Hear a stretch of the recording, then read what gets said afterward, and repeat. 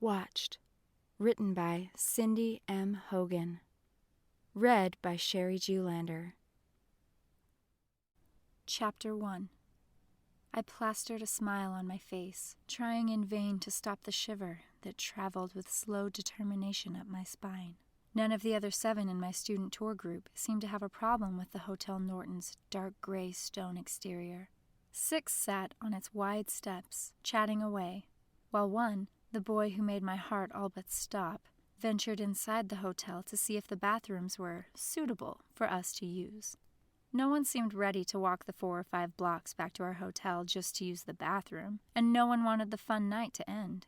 "Get over here, Christy," Mary Beth called from the steps, her extra long brown hair blowing lightly in the cool breeze as she patted the empty spot next to her. "In a minute," I said, unsure if I would be able to keep that promise, and hoping Alex would come out and tell us the bathrooms in that hotel had dripping faucets, doors that didn't close, and those awful cloth towels that went round and round in the dispenser, getting dirtier and dirtier with each pull. At least then we'd have to go to another hotel, and maybe, just maybe, the hot rock in my stomach would go away. I kept my eyes fixed on the hotel door, wanting Alex to appear so I could feel the soft tingles he always gave me. It had been 5 long minutes since he'd gone inside, and the sprinkling of goosebumps on my arms seemed to grow with each passing one. It didn't make any sense, but something felt wrong. Sneaking out of our safe, inviting hotel at 10 at night to explore Washington, D.C. had been the scariest thing I'd ever done. I may have come from a small town, but I still knew that D.C. boasted one of the highest crime rates in the U.S., Unfortunately, I had this maddening drive to be accepted by this group of kids, and I wasn't going to let a few statistics prevent it. So, I had ignored the warning voice in my head and snuck out with them, down the back stairs of the hotel and into the cool, sticky night D.C. air. I had no interest in politics. I had come to get away from home to change who I was. Was I asking too much of a high school student political trip? Could my life change in 2 short weeks? I was counting on it, praying for it. Nothing bad had happened to us as we roamed around the last 2 hours, but that little voice, not so little now, screamed at me to head back to our hotel. It felt like that voice had the power to root me to my spot. I couldn't even go over to my new friends a mere 20 steps away. Instead, I leaned against a no parking sign in the grassy strip next to the street. An eternity seemed to pass before Alex slinked back out the massive, dark wooden doors of the hotel. Right on cue, my heart started pounding. "This place is perfect," he called out, walking toward the others, a roguish look dominating his face and sending a speeding freight train barreling through my chest. "It's a bit creepy inside, too," he said, flashing a perfect set of teeth. I hadn't met anyone who could resist Alex's charm, and all 6 on the steps stood as if in a trance to follow him inside. I, on the other hand, despite the butterfly wings tickling my stomach, still couldn't seem to move. Book after book I'd read told this exact story. Unsuspecting girl loses her brain when perfect boy enters her life. I always considered the girls in those stories weak or silly. Until Alex happened to me. Heck, my heart skipped a few beats just looking at him, and my mind turned to jelly. There was no rational explanation. After only a few days in D.C., I'd already learned that feelings could easily control the mind if you let them. I felt helpless, and an unknown part of me liked it. A lot. To get my feet to move, I tried to convince myself it was the Ritz inside that dark, foreboding hotel. It didn't help. A desperate panic filled my gut as all 7 went in without me. Any hope I'd dredged up the last 4 days of becoming a new person, accepted and liked, drowned in a flood of horrible memories.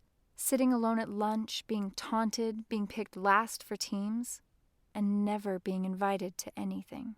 None of the others even noticed I hadn't gone in with them. I tried to slow my frantic heart by taking deep, long breaths, leaving my mouth dry.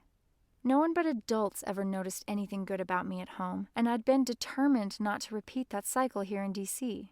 Yet here I stood, the forgotten one, in front of a horrible hotel.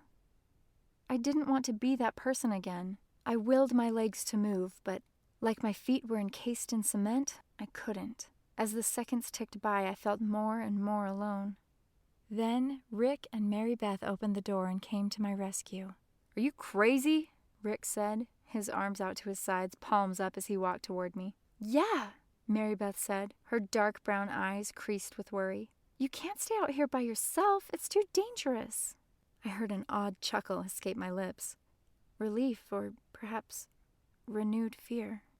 I felt liked, but not safe. I sighed, glad that I hadn't looked like a total loser. Rick and Mary Beth had this insane idea that I was being brave, just waiting outside for everyone to get back. Were they out of their minds? Who would do that in this city? They each looped an arm through mine and led me to the door, my legs no longer protesting. Inside, the large foyer split into 2 wide sets of stairs that wound around a huge center column that housed an elevator in the middle. I couldn't see where the stairs ended. They seemed to go on forever. Dark wood and stone lined the walls from floor to ceiling, reinforcing the ominous feel of an old medieval castle. "Alex said to hug the wall while going up the stairs," Mary Beth whispered. "The girls' bathroom is on the left at the top. Once you reach the last step, peek around the corner. If no one's looking, go on in. Just follow me, okay?" "Yeah, but why are we sneaking in anyway?" I whispered, touching her arm. "Why can't we just ask to use the bathrooms?" "Alex thinks it's more fun this way, I guess," Rick said, rolling his eyes, a tone of disbelief in his voice. "I'd rather just ask," Mary Beth said. "All this sneaking around gives me the creeps." "Me too," I said. It had escaped my lips, even though, deep down, I knew Alex's adventurous side was a large part of what attracted me to him. I felt a bit hypocritical, but still said, "I can't wait for this to be over." I watched Rick's sandy blonde hair disappear around the curve of the stairs. Mary Beth followed him, and I followed her. All the while, that voice in my head screamed for me to stop. I took a deep breath, focusing on Rick and Mary Beth coming out to get me, and how great that had felt. Besides, I couldn't turn back now. Not after they'd come back out after me. I had to watch my breathing. It seemed too loud. I felt warm, the chill from outside melting away. The pungent smell in the air, however, made me want to hold my breath. Mary Beth rounded the corner and disappeared. I was certain that if she could make it to the restroom, I could as well. I took the last step up the stairs, taking one last deep breath, and peered around the corner. A shallow gasp escaped my lips looking at the scene before me. Shiny black barrels of large guns poked below the dark leather coats of 2 men standing next to the front desk. They seemed relaxed, talking to the tall, wickedly pretty receptionist. They weren't like regular guards with handguns and holsters on their hips, though. They had serious firepower. Were they the reason Alex had such a mischievous look on his face? Or was it just the medieval feel of the hotel that attracted him? I suspected both. I felt a tension in the air that wouldn't allow me to quickly draw my eyes away. Maybe some important people were staying here and needed protection. On the other hand, maybe all hotels in D.C. had similar armed guards. I hadn't seen any at our hotel, but then again, I'd never been in the lobby past 8 o'clock at night either. Why hadn't the guards or receptionists noticed 8 high school kids dashing for their restroom? Perhaps most or all of their guests would take one look at the long staircase and take the elevator instead. I would have. If they didn't hear the ding announcing the arrival of the elevator, they wouldn't pay attention to what was going on around them. Or maybe they were simply distracting each other and we had been lucky. My heart thudded against my ribcage, urging me to move. Despite the massive twinge of fear I felt, I headed for the door marked ladies. Wow, this was one elegant bathroom. Alex had chosen well. No wonder they didn't want just anyone to use it. Real towels and miscellaneous personal products like cologne and powder sat neatly on the marble counter next to the old-fashioned looking faucet. There were 2 large stalls inside, kind of like office cubicles with walls of marble that didn't go all the way up to the ceiling, but with real doors. No peeking sides like stalls in normal public bathrooms. I waited my turn with Mary Beth, playing with the products on the counter until both Summer and Kira came out. As I was about to use the toilet, I heard muffled voices above me. Remembering that some guy had been caught taking pictures of girls in bathrooms near my hometown, I glanced up to see if I could find an offending camera. I couldn't see any, but I still heard voices. That's when I noticed a large vent just below the ceiling on the wall. I couldn't even think of using the toilet until I'd taken a look, just to ease my mind. My heart started to pound again as I climbed onto the back of the toilet, prepared to catch some pervert on the other side of the vent. I stood on tiptoe, straining to keep myself up high enough to see through the vent. I looked down onto some sort of large ballroom, the glossy wooden floor shining up at me, although the scene below had nothing to do with dancing. The same type of guns the men in the lobby carried were in the hands of 6 men, whose bodies and heads were draped in flowing robes like Middle Easterners. They surrounded a rectangular table where 4 other men sat. The 2 facing me wore the same type of robes as the guards that surrounded them, but the other 2 looked like American businessmen, with suits and short-cropped hair, their backs turned toward me. These people were way below me, at street level, I guessed. We had climbed all those stairs to get to the bathroom. I was concentrating so hard trying to make out what was happening down there that I almost fell when Mary Beth asked, "Are you almost ready? 'Cause I don't want to go out there alone." "You startled me," I whispered back down at her. "What are you doing up there?" she asked, brushing strands of light brown hair over her shoulder, her soft, pretty face looking up at me in surprise. "I heard voices and wanted to make sure some perv wasn't trying to look at us or take pictures of us while we're in here," I whispered. "Perv?" she asked, crinkling her perfectly shaped nose. "I guessed in Iowa there weren't any pervs." I climbed down and opened the stall door. "Take a look. Something weird's happening." "No, that's okay." "No, really, you've got to see this." I pushed her toward the toilet until she relented and climbed up to look. "What's going on?" she whispered after looking. "You've got me." "Let's get out of here," she said. "Wait," I said as I climbed up next to her. "Let's just find out what they're saying. Can you hear them?" My stomach flipped. We both looked through the vent, squished against each other, trying not to fall off the back of the toilet. Not 1 minute had passed before Mary Beth whispered, "I know that voice. It's Senator Randolph, on the right." "Senator Randolph? He's one of Iowa's senators," she explained. "My dad says he's going to save the farmers in our state and is a blessing from heaven. We listen to his every last word every time he speaks." "He doesn't look like he's in heaven right now," I said, my stomach now a rolling ocean. "Shh, I can't hear," she urged me to silence. This was the most forceful I'd ever seen Mary Beth, and so I listened as hard as I could. Slowly, the words started to make sense. "You failed, Senator," the robed man on the right, who appeared to be the leader, said. "What? To impress on you the absolute, the favorable result in this matter. The news tell only of death of the bill. Told you had the votes." I had to concentrate on their mouths to help make out the heavily accented words, and the man's large, crooked nose kept distracting me, twitching every time he started a new sentence. "We do," the senator said. "Them.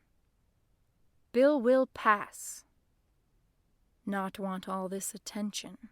It late," the robed man on the right continued. "No, no," stammered the man next to the senator, louder than the others. "You'll see, we have won." "Nothing," the robed man on the right said. With those words, another guard standing behind the senator raised his arms into the air. Only then did I realize that instead of a gun, his hands were wrapped around a long, thick, shiny sword. The light reflected harshly off it. With a loud, "Arr!" the robed man whipped the sword through the air and through the neck of the man sitting next to Senator Randolph. His arms moved like lightning as his body made a complete circle. The man's head now lay beside him on the floor. Blood spurted everywhere, like a geyser. I couldn't believe how far it flew. I jumped back and partially fell onto the seat of the toilet and had to grab the stall wall in order to stop myself from falling all the way to the floor. In a rush, I climbed back up to see if I had really seen what I thought I had. My stomach lurched, and I covered my mouth to keep a gasp from escaping as I looked down on the carnage. Even though the action only took a few seconds, it felt like it happened in slow motion. Blood sprayed through the air and soaked the senator's face and side. As the first few drops hit him, he leaned down to try to avoid the flood, which only allowed the blood to spray all over his back, too. No one there escaped the volcano of blood. Unconsciously, I wiped the side of my face and looked for Mary Beth. She no longer stood beside me. I found her in front of the toilet, eyes wide, mouth open, no sound escaping. Then, her eyes rolled up in her head, her knees gave out, and her head and back hit the stall door, forcing it open as she crashed to the floor. Had they heard? For a few seconds I was frozen in place, my mind wanting me to climb back up and see if the people in the ballroom had heard Mary Beth fall, while my heart wanted me to help Mary Beth. My mind won out. I figured we would be in greater danger if they had heard. I climbed back up and looked through the vent, and for a split second, I thought I saw the crooked-nosed guy look right at me. I ducked. Had he seen me, or was he really only looking at the guard with the sword? Ice spread through my veins as I dared one last look through the vent. No one had moved from their spot except the senator, who stood behind his beheaded friend, pacing and moaning. Maybe his loud moaning had covered the sounds of Mary Beth's fall. I looked back at her. She lay there, out cold. Chapter 2. Mary Beth! Mary Beth!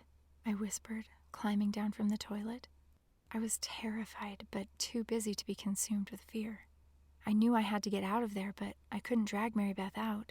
What if someone saw us, like those guards at the desk?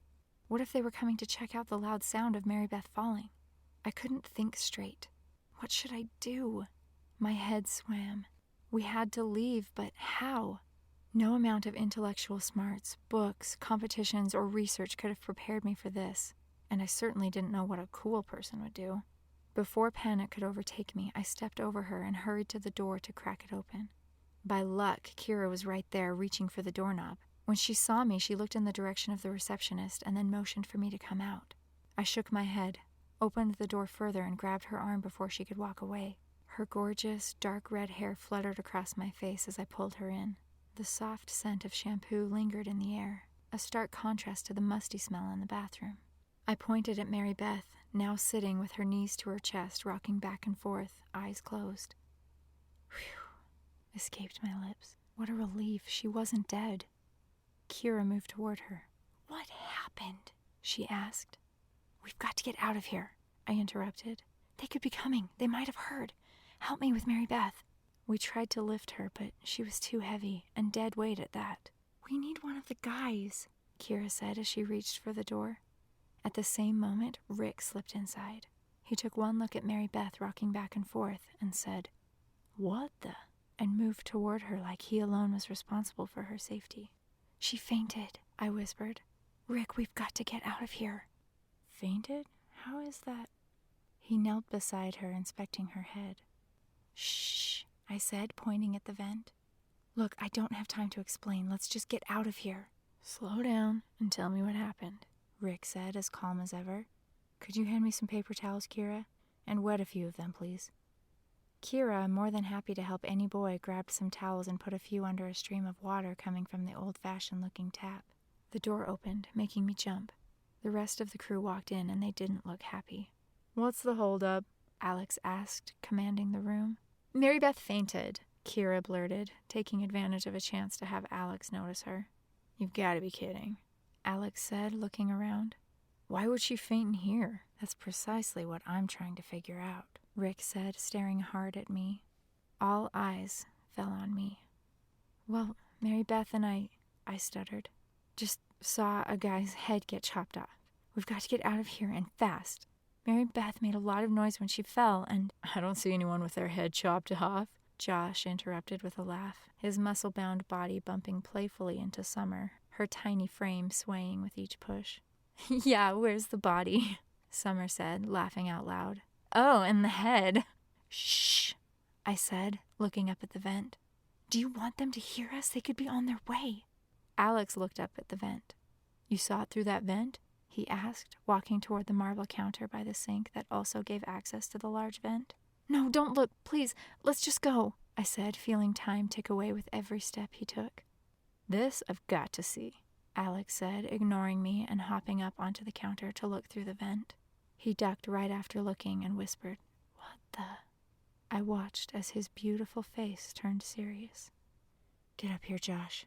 You won't believe this, he whispered. I wondered if the counter could hold his weight. Josh climbed up next to Alex. The counter creaked, but didn't give in. And only a mere second after looking through the vent, he jumped back down, his face white as a sheet. Seeing such a big guy get sick at the sight of blood seemed odd. Summer hurried over to him and rubbed his arm. Was it bad? She asked, showing him her best pouty lips. He didn't answer. Instead, he leaned over the sink, hands clutching the counter, and took deep breaths. "No way," Rick said, and then mumbled, "Could you hold this, Kira?" He handed her the paper towels he held to Mary Beth's head and climbed up next to Alex, who had pulled out his cell and was snapping pictures of the gruesome scene below. "We better get out of here," Rick whispered after his brief look down at the ballroom. He jumped off the counter without a sound, and his face paled. He put a hand up to his mouth and heaved a few times. "Yeah," I whispered. "Let's get out of here." I moved toward the door. "Wait," Alex whispered down to us. "I want to get more pictures. Evidence, you know?" The thought of the details of the gruesome incident being frozen in time on his phone gave me some relief. Maybe justice could be served. Why I did it, I'll never know. But I walked back into that stall and climbed back up on the back of the toilet. Only the quiet click-click of Alex's camera phone disturbed the silence.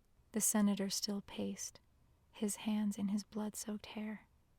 The two robed men were seated, and the guards stood as if stone, even though the man's blood completely surrounded their shoes. They must not have heard. "Come on, Alex," Josh said. "I'm out of here." "Don't leave yet," Eugene said, his voice whiny. "I want to see." He climbed up next to Alex, pushing him against the stall divider. As he clumsily struggled for position, he bumped Alex, and his phone fell over the stall wall and into the toilet below me. My shoes got spattered. "You idiot," Alex whispered as he jumped down to get his phone. It sat at the bottom of the toilet, and Alex cursed as he reached in for it. I watched his every move. He shook it hard, trying to get as much water out of it as possible as Summer handed him a bunch of paper towels. Leave it to Eugene to do stuff that reinforced his social awkwardness. Loud voices drew me back to the horror scene in the ballroom. The two robed men who had been sitting stood talking to the senator. My heart drummed unevenly, listening to the spotty conversation below me. "Let this be a warning. Make it happen, Senator." "Mistake!" the senator cried. "Don't you see he will be missed? I thought, not want attention." "Jonathan, no," the senator sobbed, his eyes fixed on his beheaded partner. "Jonathan?" I thought. His name is Jonathan. I could hear somewhere in the back of my mind others leaving the bathroom, calling to me, but I was frozen somehow. I had to hear the rest, despite the fact that I could feel the time disappearing. The fear that welled up inside me held me still as a mountain, and knowing the dead man had a name made my insides buzz. Surely he had a family. Would they ever know what really happened tonight? The execution was so swift, so why was it replaying so slowly in my mind?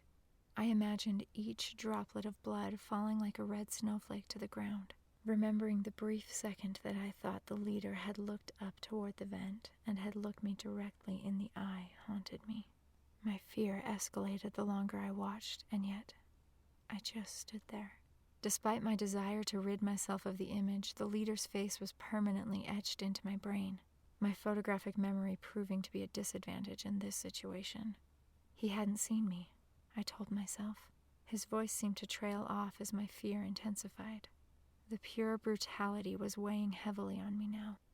I started to shake as I witnessed the leader and the senator slip robes over their blood-stained clothes, and one of the guards wrapped cloth over his head before they headed for the doors.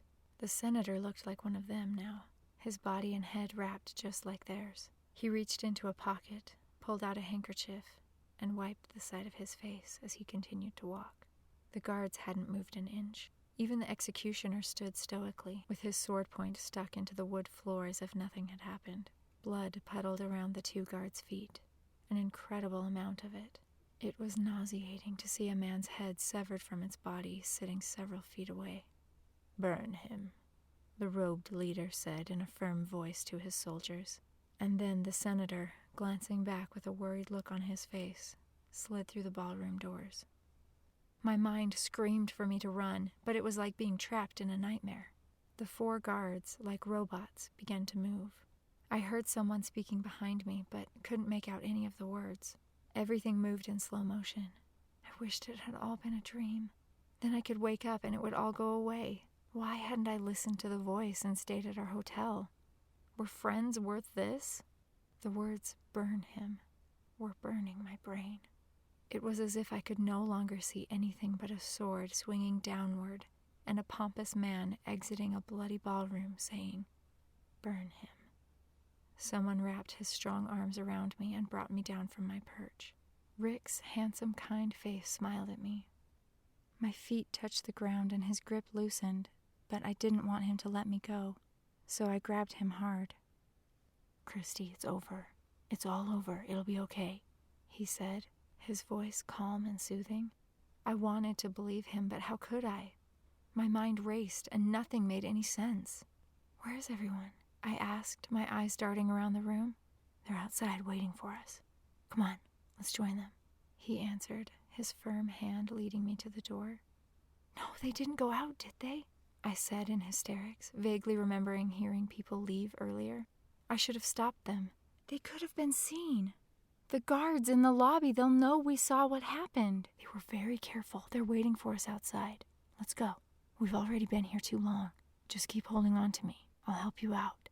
It's going to be okay," he said, trying to assure me.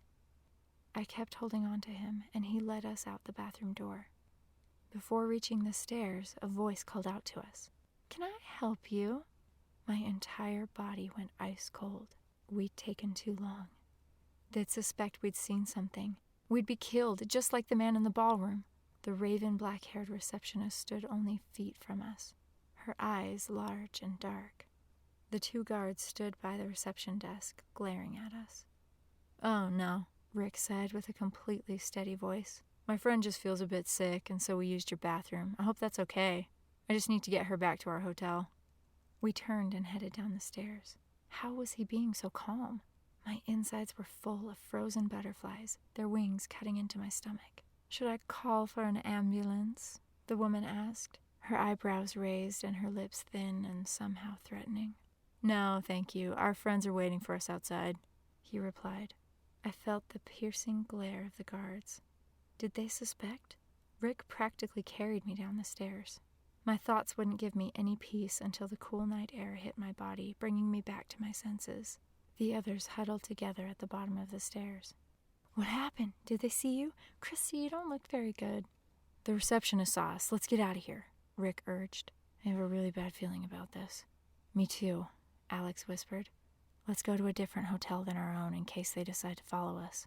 Let's go this way. I know a hotel we can go into." Rick tugged at my hand to follow the others, but as terrified as I was of finding those guards behind us, I had to look. No guards, only the receptionist stood just outside the door, arms crossed in front of her chest. I was glad I couldn't make out the expression on her face. I grabbed Rick's arm. "Oh my gosh, that lady's watching us." Rick looked back. "You sure you don't want an ambulance?" she called out with a voice that sounded like deep bells chiming. No, Rick said. "She's doing better already, thanks though." As I turned to follow the others, I thought I did see some black cloth peek out from the corner of the hotel we had just escaped. I quickly turned my head back to take a better look. It was gone. Only the receptionist stood there, staring after us. Once we rounded the corner, out of eyeshot of anyone at the hotel, Alex took off running, and we all followed, guilt lacing our steps. We hadn't gone far before he led us into another hotel's lobby.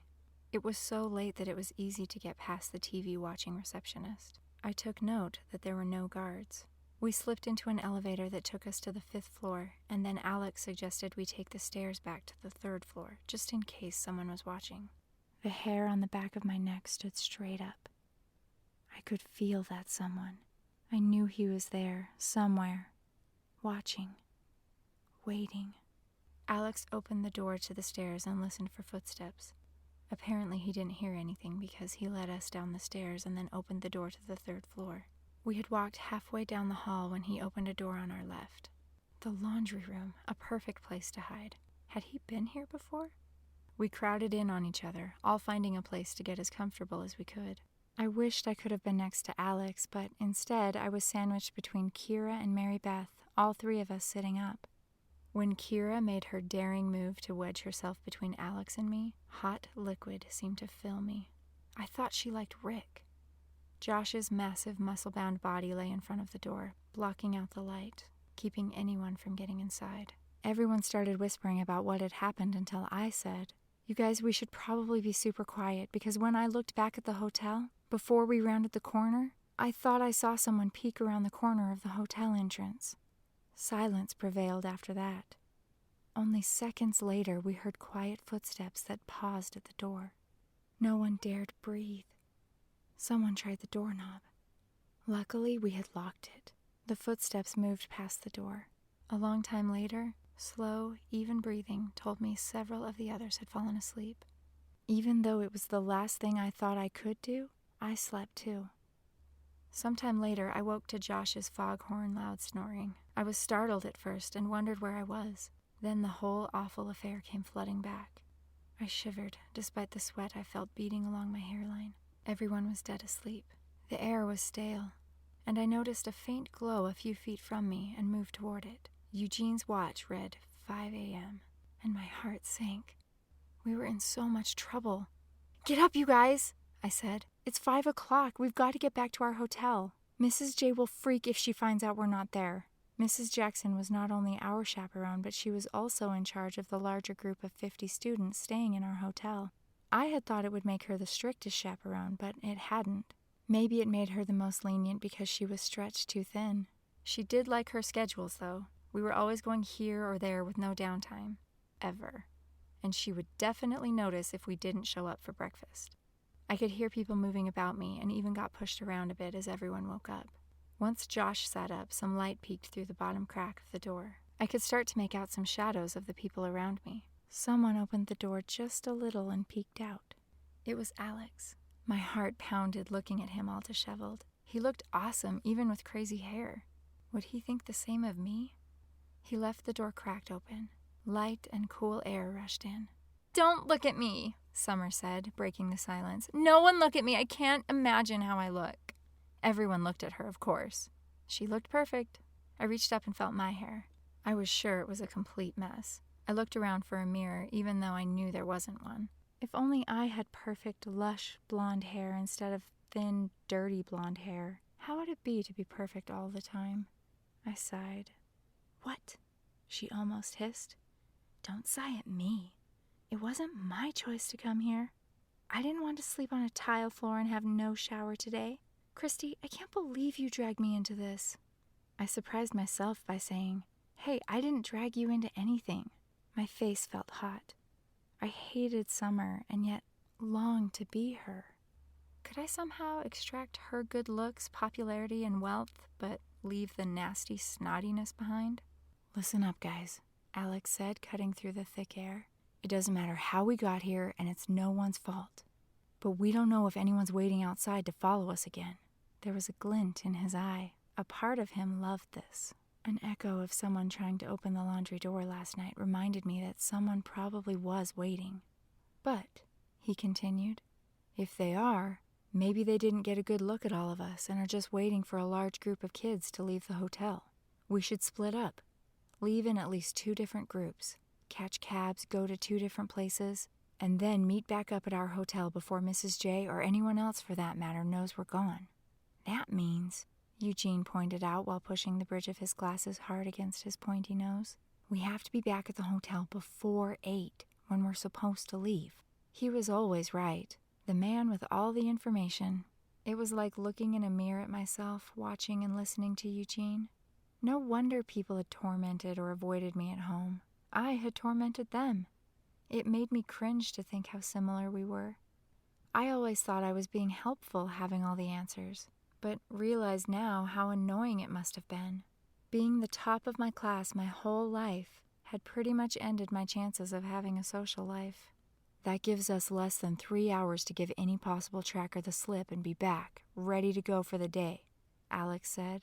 "Just act like you're sightseeing or something, okay?" Everyone agreed. For a split second, I thought about having no money for the cab, but then reminded myself that everyone, except Mary Beth and I, was loaded. And even Mary Beth was a millionaire compared to me. Money was no object for any of them. The first group would go east in their taxi, and the second would go west. I was in the second group. Chapter 3. Big, old, majestic buildings that screamed tradition surrounded me at Georgetown University. Somehow the towering trees and green grass brought a stillness that settled softly over me. I took in a deep breath of the clean, fresh air. Dawn had arrived, bringing a glow to the campus. The 4 of us were not alone, but almost. I saw a few people walking purposefully past us. The bench I sat on was heavy with dew, but I didn't care. I wanted nature to somehow gently wash me with peace and comfort. With each deep breath, my mind slowed, and I was able to concentrate on nothing for a while. More than anything, I didn't want to think about last night's bloody ballroom. I could barely hear Kira and Rick's footfalls as they walked along the path in front of me, her arm linked in his. Mary Beth lay on the edge of a large fountain, her hair draping over the edge and her eyes closed. She hadn't spoken since she fell to the bathroom floor. I started wondering what it would be like to go to school here. I hadn't even considered attending Georgetown before now. It would be a long 2 years before I could escape high school, though. If only my parents had listened to my counselors last year, explaining that I could easily leave high school and go to any university I wanted, I would already be studying somewhere instead of staying in a high school that offered me nothing but torture. Maybe I would have fit in. I only fit in here because of Mary Beth's magic. She had saved me from social suicide my second day in D.C. We'd arrived on Sunday, but it had been so late we'd gone straight to bed once we got to our hotel. Monday morning, I'd pulled my hair into a tight ponytail and had my most comfy bright pink sweats on, ready for a long day of touring. As I left the room, Mary Beth had called out to me. "Christy?" I had stopped, holding the door open. "Yeah? We don't have time to work out." "Oh," I said, looking down at my clothes. "I wasn't planning on it." "You're not going to wear that all day, are you?" Her tone was not mocking, but concerned. "Huh?" I said, looking down at my clothes again, feeling my face burn despite feeling her sincerity. What was wrong with my clothes? They were my most comfy ones ever. "They're sweats!" she almost yelled, exasperation lining her words. "And your hair's in a ponytail." "Yeah, we're going to be on the bus a lot of the day, touring, and I want it to be comfy." "Comfy? Since when was being a hot girl comfy? You need to shine, not wilt away." Did she just call me a hot girl? Look at yourself. With a little bit of effort, you'll look amazing. "What other clothes do you have?" she had asked as she walked over to my closet. Then she had taken over. With the little she had to work with, she did amazing things for me. Not only did she get me to be as fashionable as possible, using a lot of her own things too, she had also put my hair down and straightened it with the coolest iron I'd ever seen. I'm sure Kira never would have given me the time of day at breakfast that first day if I'd arrived in my bright pink sweats. I had been resistant to some of the things she wanted to do, like putting makeup all over my face. "That's okay, Mary Beth," I'd said. "We'll be late." "You know, Christy, you have the longest, most fabulous eyelashes I've ever seen." "Thanks. The only problem is that I had to be 2 inches from your face to know they were there. You have to at least wear mascara. You'll love it, I promise. And so will the guys." That was all she had to say. If mascara would make Alex notice me, I was in. When we had come down for breakfast after she had performed her magic, I couldn't help but notice that everyone had dressed perfectly. Most of the girls wore high heels and skirts and fancy jewelry. No one had worn anything remotely like sweats. They'd looked like mannequins in expensive store windows. Shoes matched purses, and everyone's faces were flawless. Kira waved us over to the table where the rest of the 6 from our group sat. No one had mocked me or made me feel dumb. Could the change I so desperately wanted come from something as simple as changing my appearance? It sure seemed like it. The last 3 days, she had loaned me a belt here, shoes there, jewelry here. Every day, at least one thing I had worn had come from her. "That makes the outfit," she had said as she had put the finishing touches on me each day. And every day as I had looked into the mirror to see the final product, I had had the same thought. I look so different. Watching Mary Beth lie there on the fountain made me wish I could do something for her. Maybe I should tell Mrs. J what happened.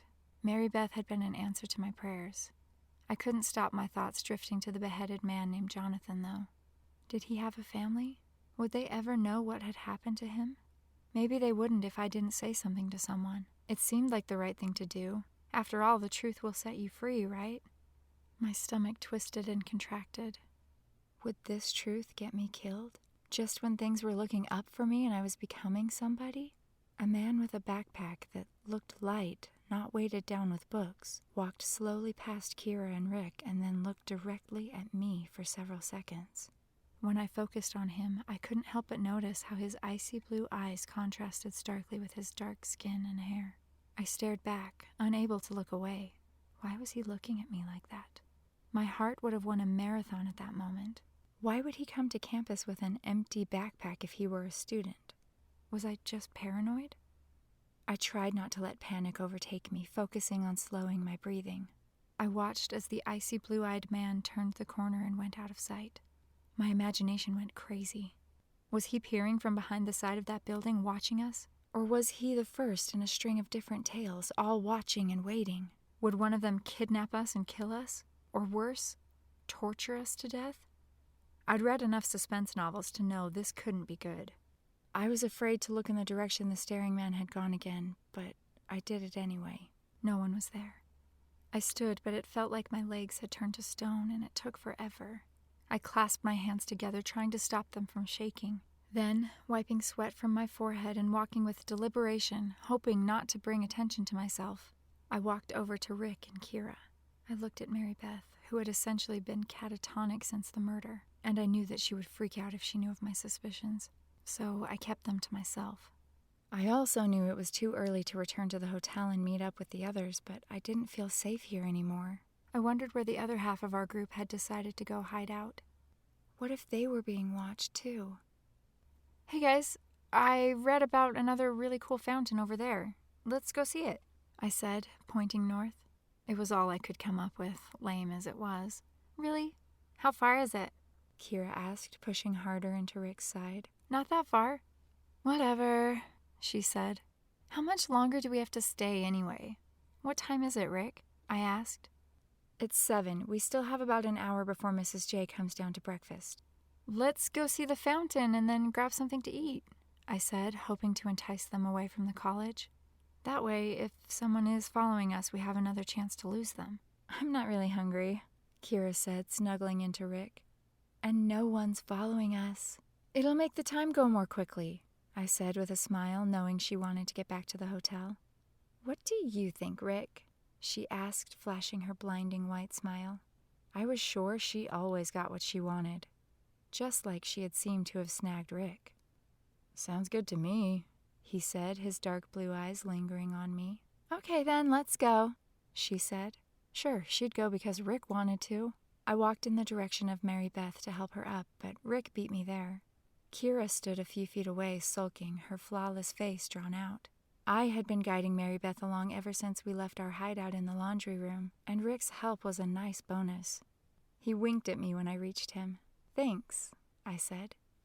"No problem," he said, helping her up. Mary Beth didn't seem to be able to do anything on her own ever since the murder. She never said anything, or even showed any facial expressions for that matter. Would she ever be herself again? I couldn't help but selfishly wonder if I could get myself ready every day and not make a fool of myself without her help. We walked in the direction of the made-up fountain. If the icy blue-eyed guy popped up anywhere else today, I would for sure know he was following us. I shivered involuntarily. There wasn't a fountain. Big surprise. At least we'd made it to a main street where it would be easier to catch a taxi. We hadn't waited more than 10 minutes when one dropped off 2 professor-type men in suits. We asked to be taken to a deli on Connecticut Avenue by DuPont Circle. It was sad to leave Georgetown University. I would have liked to have stayed longer. It was like a piece of heaven, until that guy cast his shadow over it. I kept looking behind us to see if we were being followed. The streets were packed with cars and taxis, but there was no sign of him. I guess I was just being paranoid, like Kira said. But the feeling of being watched wouldn't leave me. The cab driver let us off at a small, packed deli not far from our hotel. Rick held on to Mary Beth, and Kira stood in line to buy some food. I took a table as soon as it became available and looked out the window, searching for the man with icy blue eyes. I felt pretty lucky to have snagged the table I did because it was stuffed into a cozy corner at the front of the deli. I didn't think anyone could see me from outside, but I still had a great view of the sidewalk. The smell of bacon tempted me to eat. Watching the masses of people on the sidewalk push along, my thoughts drifted back to the horrors of last night. I kept seeing the leader in the ballroom with the crooked nose. I pushed away the thought that he had looked me straight in the eyes. I shook my head for all I was worth and forced the image out of my mind. I wasn't being rational. There was no way he could have seen me through that grate. We were way too far away, up that high. There was something so cold about his dark eyes, though, and I shivered, despite the warm, stuffy air in the cafe and my suddenly hot face. I hoped the other three would hurry and get their food and join me. There was definitely a greater sense of safety in numbers. In books and movies, though, people were brave when alone. I wanted to be brave. Someone with a bright yellow jacket walking by the cafe caught my attention, reminding me of what I wanted to be doing, looking for the guy I had seen at Georgetown. I forced myself to watch each person. They were all so different. Tall, short, white, black, tan, dark hair, blonde hair, and red hair. I didn't want to miss him in the crowds, so I started to focus on people with blue eyes and dark hair. I questioned my ability to spot him. Everyone with blue eyes and dark hair looked alike. Did I really remember exactly what the guy in Georgetown looked like? For that matter, could I get that leader's crooked nose out of my mind long enough to identify the staring man?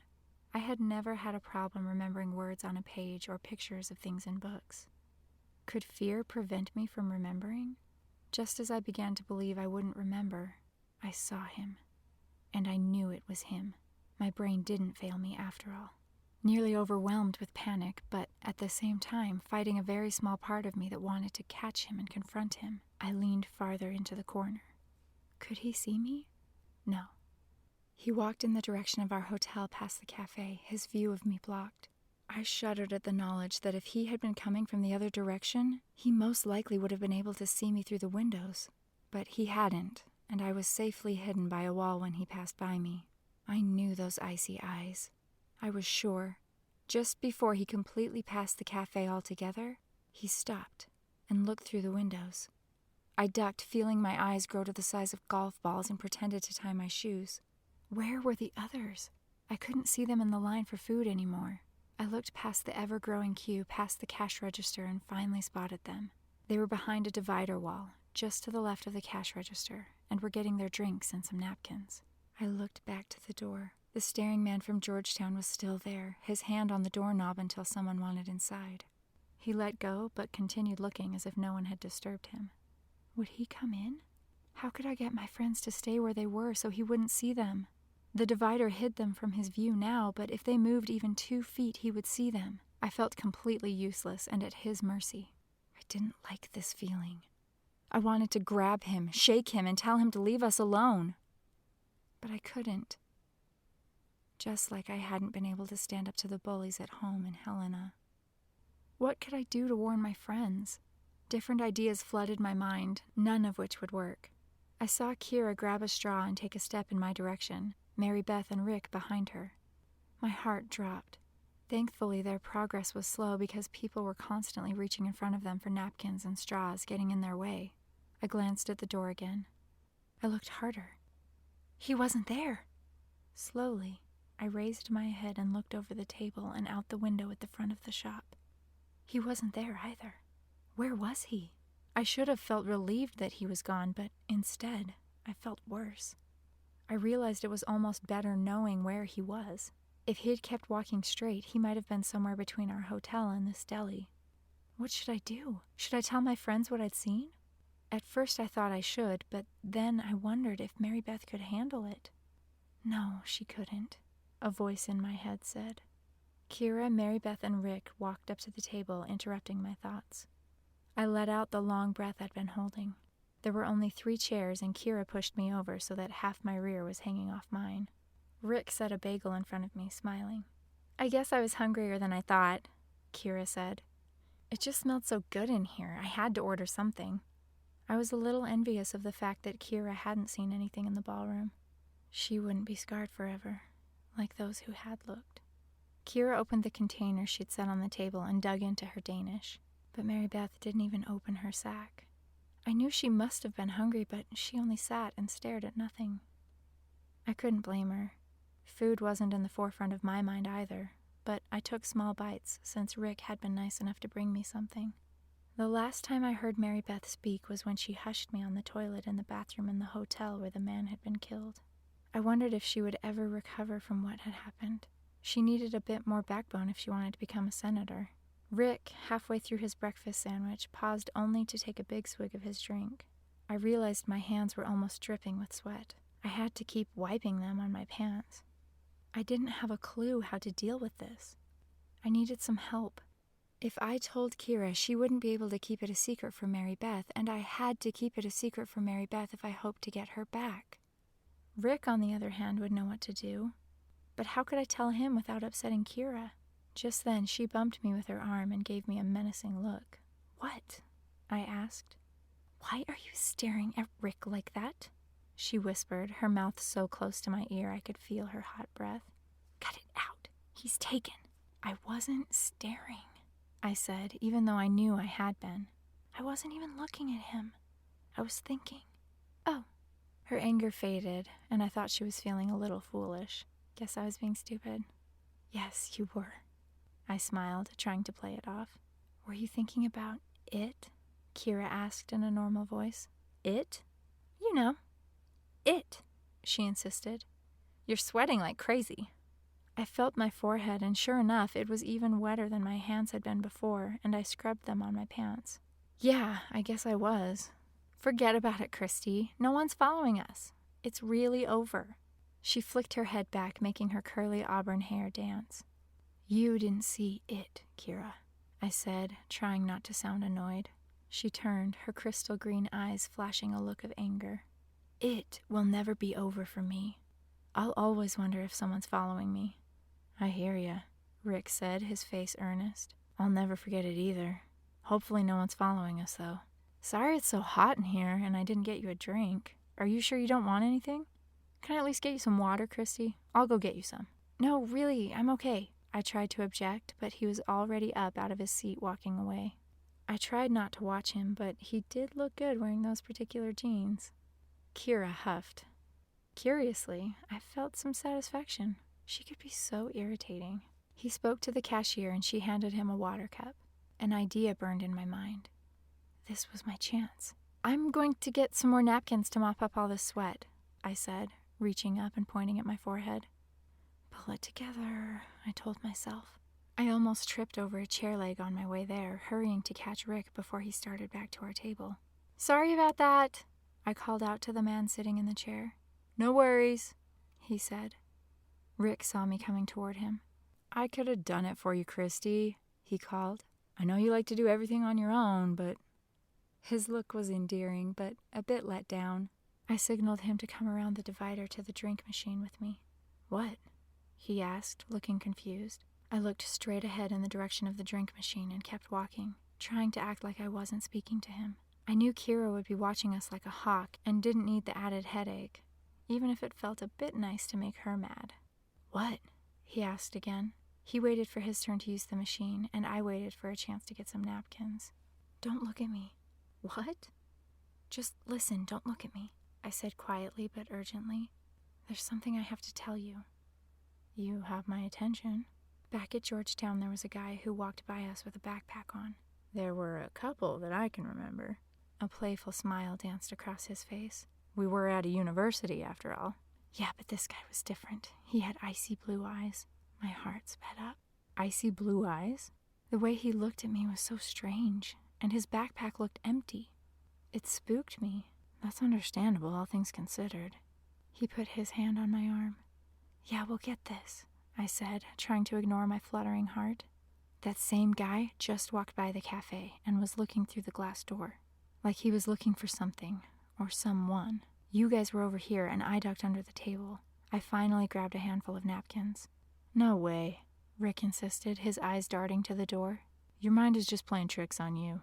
"No," I said, mopping my forehead and deciding to hold nothing back. It was him. I'll never forget those eyes, and I never forget a face. I wanted to get us out of there without freaking Mary Beth out any more than she already is. I just said there was a fountain to the north of where we were, but I didn't know if there really was one or not. I needed to see if he would follow us. I'm telling you, he's looking for us right now. He was heading in the direction of the hotel. You're serious, aren't you? If this Iceman really is following us, we are in some deep...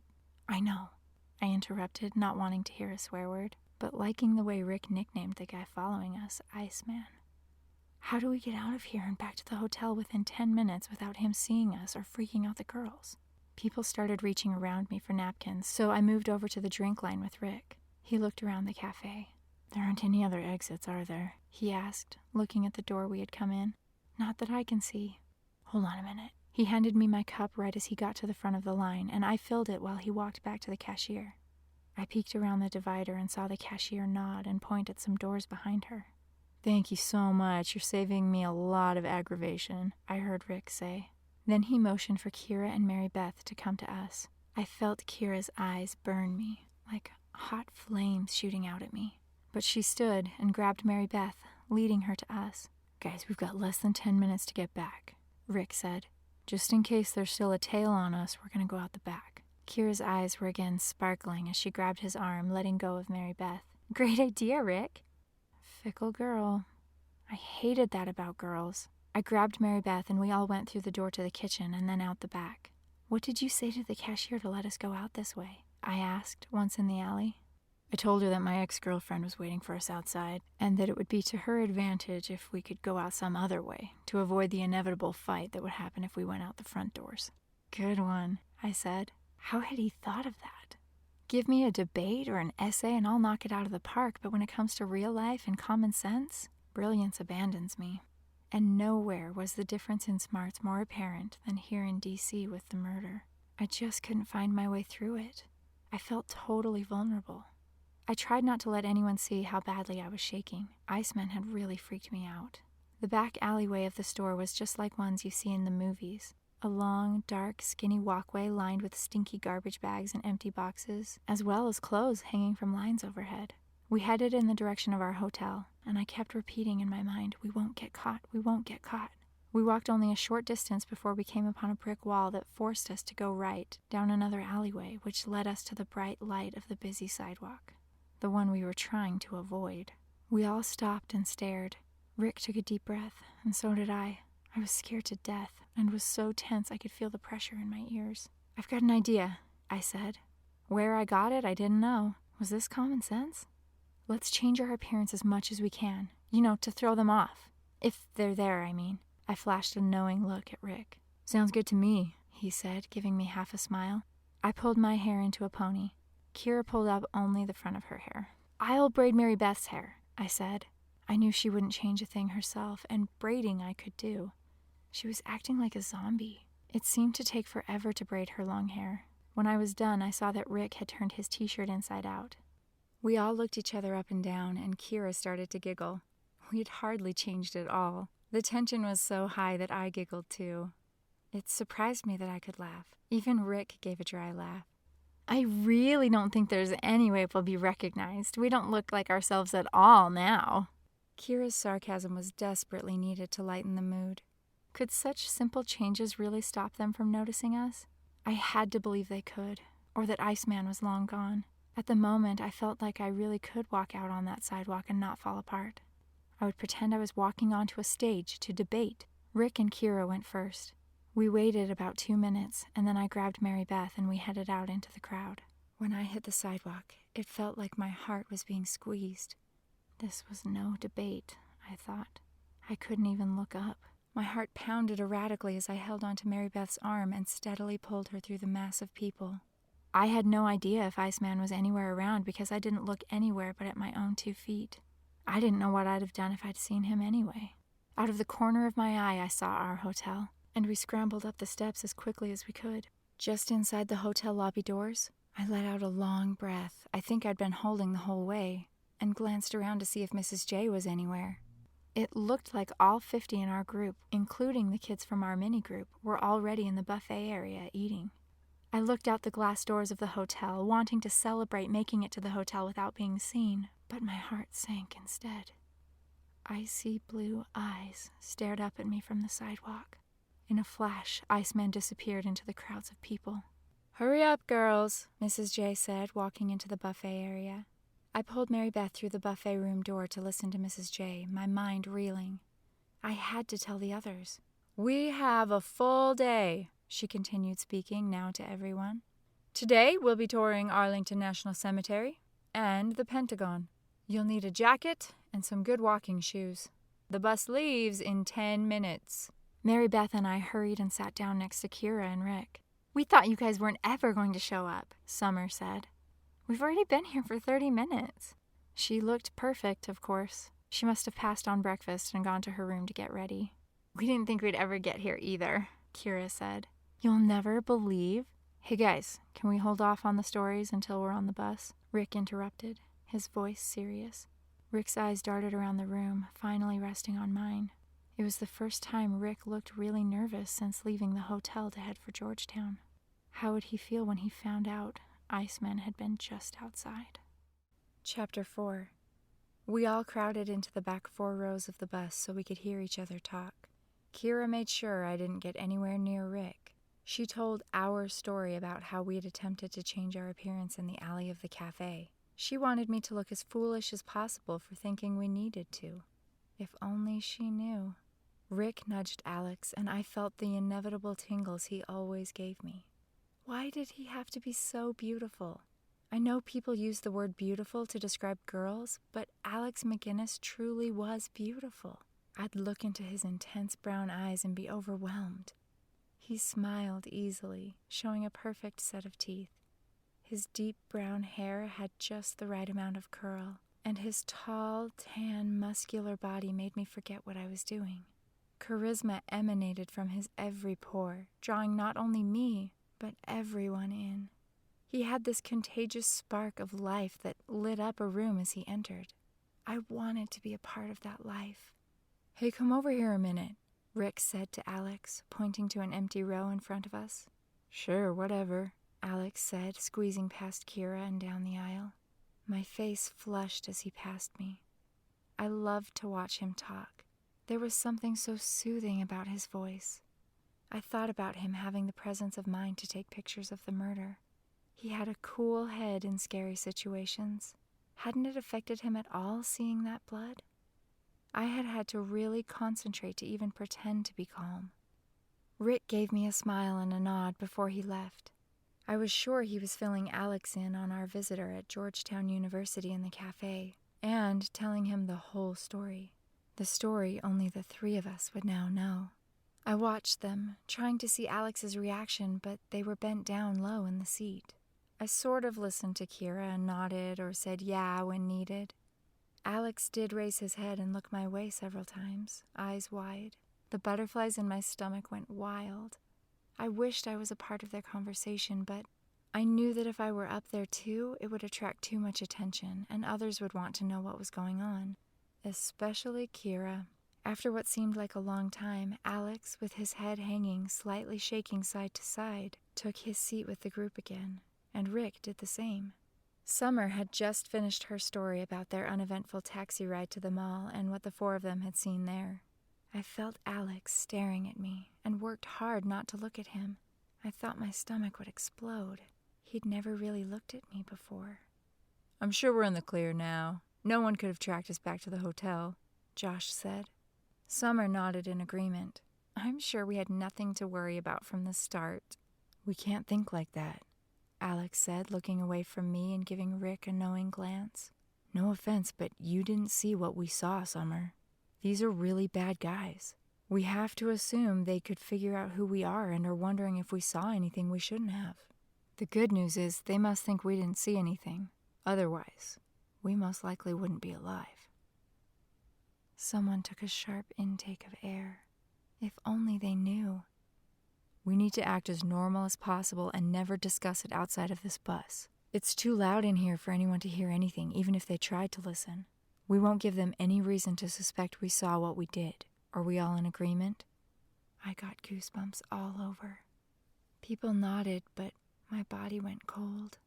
I didn't know if I could commit to it. Maybe I needed to tell. Maybe for the dead man's sake. Or maybe just out of common decency. I felt guilt coming over me, even though I was sure I hadn't done anything wrong. Guys, we can't make that promise, Eugene said.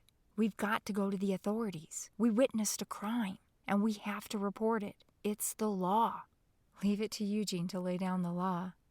He pressed his glasses hard against his nose as everyone stared at him. I let out a deep breath of relief, glad I hadn't been the one who spoke up first. At home, I would have been eager to debate whether to tell or not to tell, but here, I didn't want anyone to know I was smart or really cared. It had become apparent to me that there were many reasons to use your smarts, but making friends was not one of them. All my smarts at home had given me was a miserable social existence. It hadn't bothered me to be alone with my books, projects, and research until social dance class, way out of my comfort zone, by the way, had started second semester. There had been nothing more rewarding to me than perfect scores and winning competitions, but school had gotten old and, frankly, easy. Social dance was my way to break free of the monotony. The first day of class, everyone but 3 of us had partners. The other 2 without partners were boys.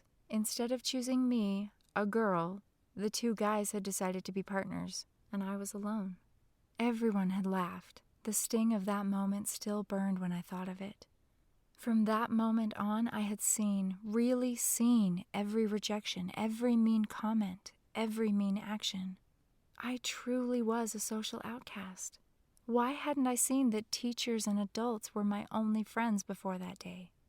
I was determined, however, to change people's perceptions of me.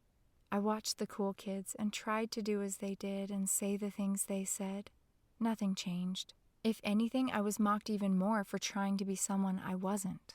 For the first time in my life, depressed and alone, I tried to soften the blow by telling myself that I couldn't just decide to be someone different one day and expect everyone around me to forget what I'd said, done, and been the last 15 years and accept the new me immediately. It occurred to me that it must not be in our nature to do so, especially in a small town. I didn't want to believe that it was impossible to escape, though, and this trip gave me hope. I had friends here. I could change things. To my surprise, no one immediately objected to Eugene. In fact, silence hung in the air for several minutes. Heads bowed, fingers fidgeted, and the sound of bodies shifting on vinyl seats grew louder. I had to assume everyone felt what I felt, and I couldn't stop myself from blurting out, "I agree." Everyone's eyes turned to me. I was the one shifting in my seat now, the vinyl protesting loudly. Besides, if they really knew we were being followed, they'd want the police involved too. "I didn't see anything," Summer said. "And Josh only peeked for a second. We don't need to report anything. Right, Josh?" "Right," he said. His face had returned to the sickly white it held in the hotel bathroom after he had looked down on the bloody scene. "We were all there," Eugene said. "We all need to go in. I mean, some guy is dead. Let the authorities decide what to do after that." I could feel the tension in the group pressing down on me, and I wondered how I would make it through this, too. The fact that we were being followed was pressure enough. "Who would we tell?" Josh raved. "The police? Ha! They'd never believe us. We have no proof. That body is long gone, and if I'm not mistaken, burning someone at a high enough temperature leaves no evidence behind." "We have pictures," Eugene said, looking hopefully at Alex. "You mean the ones on my toilet phone?" Alex asked. His stare could have sliced Eugene in half. Eugene appeared not to notice. "Maybe someone with a high-tech machine can still get something off your phone. You know, like they do on CSI?" Summer suggested. "That's a stupid TV show," Alex retorted. "It's all fake."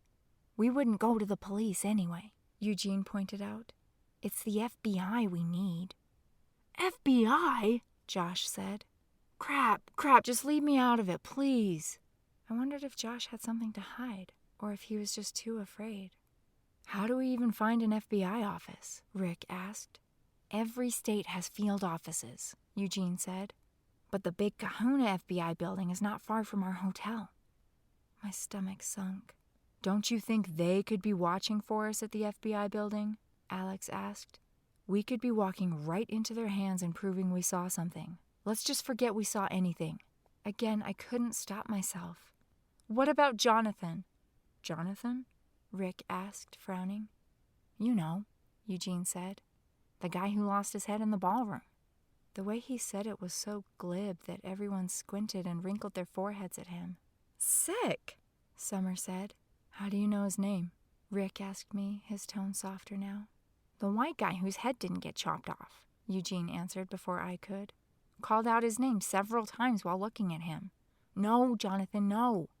He said it several times. Just the facts to Eugene. Ugh. Look, guys, I said. I know it seems crazy to tell, but I just can't let it go. Maybe the feds can catch these guys. I couldn't stop myself from talking. They said something about a bill passing Congress or the Senate or something, and Mary Beth said the guy in that ballroom who's still alive is her state senator. Maybe we can find out which bill it is they're trying to get passed and stop it. It must be really important to those creeps, and that can't be good. It'll probably cause some terrible thing to happen to this country. I couldn't live with myself if that happened. Look at Mary Beth. She needs some serious help. I can go on my own, but at least Mary Beth needs to go with me. Everyone looked at the back of Mary Beth's head. She hadn't moved. Despite the roar of the bus, a silence fell over us that seemed to last an eternity. We really should tell someone what we saw, Rick said, quickly becoming my hero in all of this. Wouldn't you want to know if your son or brother or friend was murdered? It would be awful to be left to wonder forever what happened to him. Christy's right. We owe it to the people in Jonathan's life, as well as to our own country. Then he leaned into me and whispered, Besides, they don't know about Iceman. He raised his eyebrows and then turned to listen to Alex. I wanted to tell him I saw Iceman again, but I let the chance pass. This is why I hate politicians and politics, Alex said, adding a few colorful swear words. Things like this happen all the time in politics. Behind those trustworthy-looking faces are lies, death, hatred, and more lies. We should tell someone just so that we can blow the lid off this thing, whatever it is. They'll be exposed, and maybe we'll have made a tiny difference in politics in America. This trip might turn into something of value after all. He paused for a moment. The real question is, how do we tell and not get caught by the bad guys? Several minutes more of silence passed. I wanted to yell out that we were already caught, but knew it would only create panic. Well, we're on a tour, Eugene finally offered. Maybe we could tour the FBI building. Isn't the FBI building already on our itinerary? Alex asked. No one seemed to know, and I wasn't about to tell them I knew it wasn't, so Alex stood and walked past all the other students and chaperones to the front of the bus where Mrs. J sat. We watched her shake her head at Alex. Then they talked for a couple of minutes more, and both started nodding. He came back, his look triumphant. We may have just changed our itinerary to include the FBI building, he said smugly. How did you do that? Eugene asked. Do you always get what you want? A look of awe crossed his face. Yes, Alex answered, his smile mischievous. Now, there's no guarantee that we will get to go tour it, but Mrs. J is pretty resourceful, so I'm betting on her. We should probably all write down what we saw from that hotel bathroom last night. We could just hand what we write to someone in the FBI building when we go. And if we don't get in, we could always mail it. Then this thing will be over. I don't think we should try and figure out what's going on, though. We'll leave it to the FBI to figure that out. I wanted to clap for him, the man with all the answers. Everyone agreed to write a statement about what they had seen in the ballroom before going to bed. I usually like to write, but what I had to write about would be painful and scary. The fact that it could impact so many lives beyond my own made me even more afraid. I felt a bit sick. Arlington Cemetery took on a whole new meaning. I couldn't help but think about dying, getting my head chopped off to be more exact, and being buried there. And yet the graves of the soldiers also made me grateful to them for giving their lives for me in this country. It made me think of all 8 of us dying a slow, painful death at the hands of the bad guys. I was freaked, but hid it from everyone. With everyone's silence, an eerie feeling wandered amid the graves. I felt totally unprotected, even though it was midday, with the rows and rows of death all around us. I almost suffocated. We all gawked at the slightly different shade of white brick on the section of newly restored Pentagon exterior as we drove to it.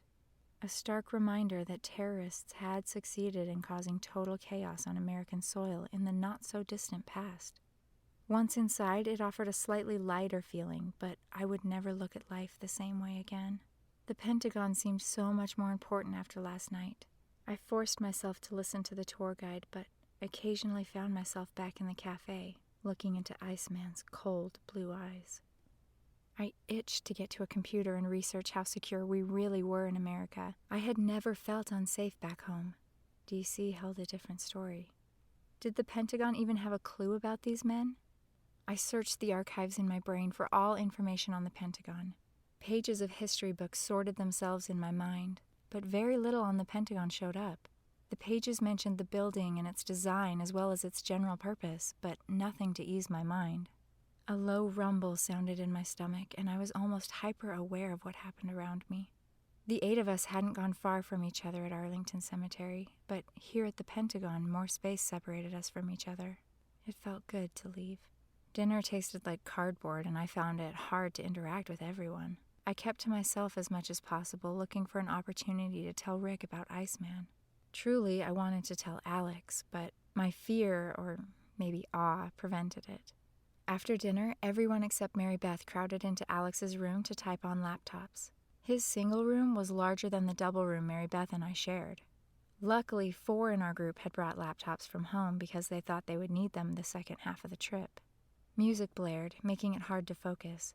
I tried to detach myself from what had happened. I kept having to stop typing while I let the vivid pictures of the murder play across my mind. After typing the last word, I'd had enough. I never wanted to revisit the ballroom again. I would push the memory into a far corner in my mind and keep it there. I had told, and that had to be enough. I slipped out the door after handing Eugene's computer back to him. "Hey, Christy!" Did Alex just call me? No, keep walking, it's just my imagination. "Christy!" he said, gently grabbing my arm. I turned slowly, feeling my insides buzz. "This guy you saw, you really did see him, right?" "Yeah." I could feel my cheeks burning. This was my chance to tell him I'd seen Iceman again, but I couldn't get my mouth to tell him. "Freaky. Let me know if you see him again, okay?" "Uh-huh," I grunted. I stood there staring into his deep brown eyes, unable to turn and walk away. "Okay," he said again, grinning. "Move, Christy, move," I screamed at myself, but I couldn't. "If you can't tell him about Iceman, get out of here." He chuckled, probably used to this reaction, and then turned to go back into Summer's room. I just stood there, watching him walk away. Then he turned and looked at me when he opened the door to go in. He paused and grinned again before going inside. He probably thought I was an idiot for still standing there. I did too, especially knowing that the door had been shut behind him for several minutes before I could turn and head for my room. He had talked to me. Really talked to me. Sure, I was totally embarrassed at my reaction to him, but at the same time so excited that he had talked to me. Having had almost no sleep in the laundry room of that other hotel caught up to me, and I desperately wanted to get some sleep. Tomorrow was another day, a day that Alex could choose to talk to me again. And yes, I'd tell Rick about Iceman tomorrow. My neck killed me. I could feel a horrible headache coming on. The room was pitch black, and I could hear Mary Beth's even breathing. Thankfully, sleep came quickly. At 7, the dreaded wake-up call shocked me out of a fitful night's sleep. I'd never had a hard time getting out of bed, and always beat my alarm clock at home. But that morning, making my legs slide out of bed was hard. I was beat, like I'd been running all night. The curtains on the sliding glass door to our tiny balcony stood open about 3 inches, letting in the bright sunlight. In a flash, I covered my eyes. A headache came on full bore. I had a lot of headaches, so I always came prepared with prescription meds, but chose to take ibuprofen instead. Heading for the sink in the bathroom to get a drink, I passed Mary Beth, who was still in bed sleeping. I thought about nudging her awake, but thought she could probably benefit from a few extra minutes' sleep. A lot of the tension in my neck that I was sure triggered my headache started to dissolve once I climbed into the warm shower. The water felt so good flowing over my head and body, I didn't want to get out and simply stood under the delicious hot stream of water until all the stiffness disappeared. Coming out of the bathroom, I noticed Mary Beth was gone. Even though the curtains lit up the room a bit, I quickly turned on the lights to have a closer look. Definitely not there. I opened the door to the hallway and looked out, but couldn't see her anywhere. I couldn't leave the room to look for her in my towel, so I headed for my tiny closet to get some clothes. Her bed was made. Had she gone down to breakfast without me? I'd just taken too long in the shower. I was sure she was safe. Maybe she was back to her old self. I couldn't wait to talk to her. sliding into my most comfortable jeans and a light blue t-shirt that I'd spent a full 4 months of my allowance on felt sweet. I hoped Mary Beth would approve. I stared at myself for several minutes, wishing Mary Beth stood next to me to help me and say, "Perfect." Returning to the bathroom to brush my hair, I heard a faint voice. I stopped and, totally still, focused all my attention on the voice. My heart stuttered and fear crept up my spine. Was someone in the room? Watching? Waiting for the right moment to grab me? Had they already taken Mary Beth? I looked toward the room. No one could be in there. I was just in there, for heaven's sakes. I tried to zero in on the sound, but the drumming beat in my ears made it difficult. Despite the fact that I had already ruled out the possibility that she hid under the bed, I scanned under it again. No Mary Beth. Still hearing the voice, I moved toward the fluttering curtains. Faint but louder now, the voice sounded like it came from outside, so I peeked around the balcony curtains and saw her. Despite myself, I jumped slightly at the sight of her. Mary Beth sat alone on the floor of the balcony, her back facing me, sobbing. My heart dropped. I reached to pull the window open and join her when I noticed a phone in her hand. Wait, she didn't own a phone. Did she? She hadn't been on it 24/7 like the others, texting away. I leaned back into the room and put my ear up to the crack in the sliding door. Yes, Mary Beth whimpered, but the sobs made it difficult to understand her. I will try harder. I just miss you so much. I love you too. She breathed in deeply and then cried all the harder. Apparently, I wasn't as alone as I'd thought. I wanted to reach out to her and cry with her. We were all alone in our pain, and she had found a way to release some of hers. Guilt swept over me for making her look down into the ballroom. I caused this pain. She saw the murder because I made her. My heart ached. Friends made me feel more deeply than I'd ever felt. The horrible hurt I'd felt from the rejection of my peers and Helena was nothing compared to this. It had been 2 days since a single word had come out of her mouth, and I was glad to hear her voice, even cracked up and sobbing. I reached for the window again, but hesitated at the last moment and pulled my hand back. I had to allow her to have her own private moment. To intrude seemed like the wrong thing to do. We'd been through a lot, and to keep it all bottled up for someone like Mary Beth must have been incredibly difficult. Besides, I certainly didn't want to send her back into silence. I decided to wait for her. My first real friend. She didn't want anything from me either. No answers, no help, nothing. She only wanted to help me. She wasn't on the phone anymore, and I was sure she would come in any minute. Maybe I could give her a hug? But 15 minutes later, she still sobbed on the balcony. Breakfast would pass us by, and Mrs. J would freak if we didn't get downstairs soon, so I came up with a plan. I slammed the door to the bathroom and started talking loudly. "Mary Beth? Are you already gone? That's weird, she always waits for me." I pretended to talk to myself. "Oh man, no wonder she left. We only have 10 minutes till breakfast is over." I grabbed a ponytail holder. "Sorry, Mary Beth," I mumbled, looking at the holder, wishing I felt confident using Mary Beth's flat iron by myself. I grabbed my bag and headed out, slamming the door behind me. I hoped she would hear and follow. She did. 5 minutes later, with a swollen red face, Mary Beth sat next to me, a bagel in her hand. Amazingly, she looked perfect, despite her swollen face. "Morning, Mary Beth," I said, hoping she would respond. "Good morning," she said, staring at my hair, raising her eyebrows. I bit my lip and gave her a weak smile, pretending not to notice her tear-stained face. I reached back and touched my ponytail and said, "Sorry you were gone, and I wasn't sure if I should use your flat iron without you."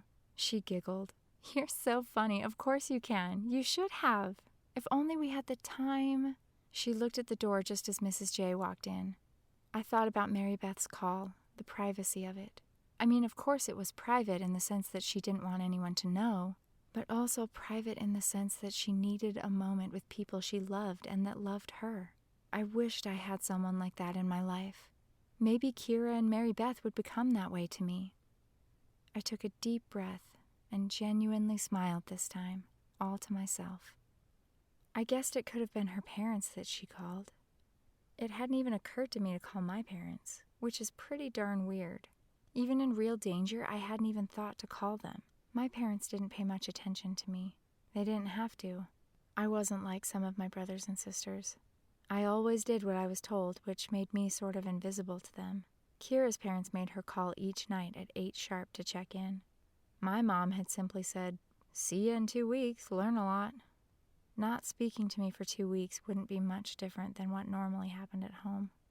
I wondered how many of the others had thought about telling their parents and wished they could. How many of them had called their parents and had their own private moment. I searched all of my group's faces. Josh's square face was mostly hidden behind his large hands shoveling food into his mouth. Surely he had no intention of mentioning the murder to his parents. It would make him look like a coward. Alex ate just like I expected someone so beautiful to eat. No shoveling or disgusting noises. I paused for a few seconds to admire his perfect nose and face. I couldn't think of anyone who had a more handsome face. I looked a second too long, and he looked up to catch me staring at him. I turned back to Mary Beth, my face hot. Please, I thought. Let him think I was simply turning my head to Mary Beth.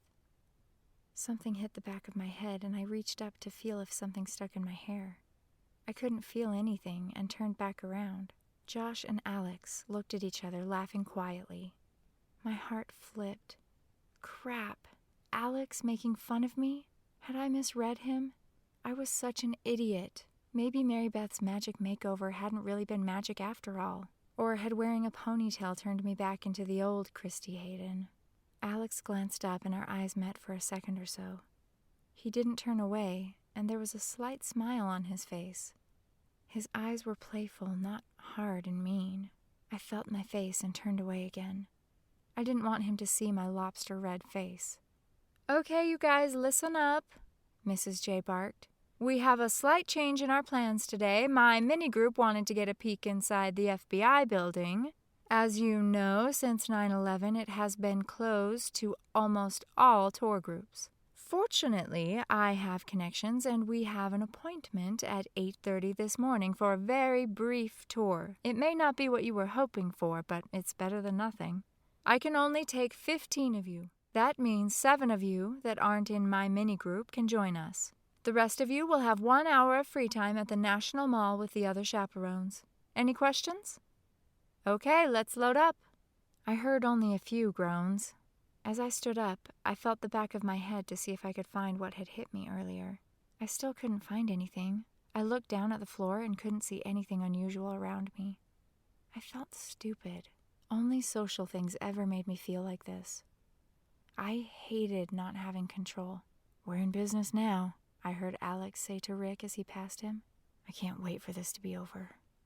I kept my head down, sure he'd hit me with something. The question was, had he done it to make fun of me, or did he simply want my attention?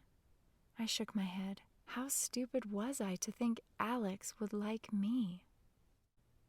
Chapter 5. It had been a full day since I'd seen Iceman outside our hotel's doors. I had to tell Rick, and soon. I pushed my way to the back of the bus, but Kira had already sat next to him, so I planted myself next to Eugene. It would have to wait, again. I thought about the way Alex had looked at me when our eyes met a few minutes ago at the table, and I somehow felt he wasn't being mean. I didn't know what the look meant, but his eyes weren't taunting me. They gave me tingles. Maybe Alex and Josh were just playing around with me, like they did with Summer and Kira.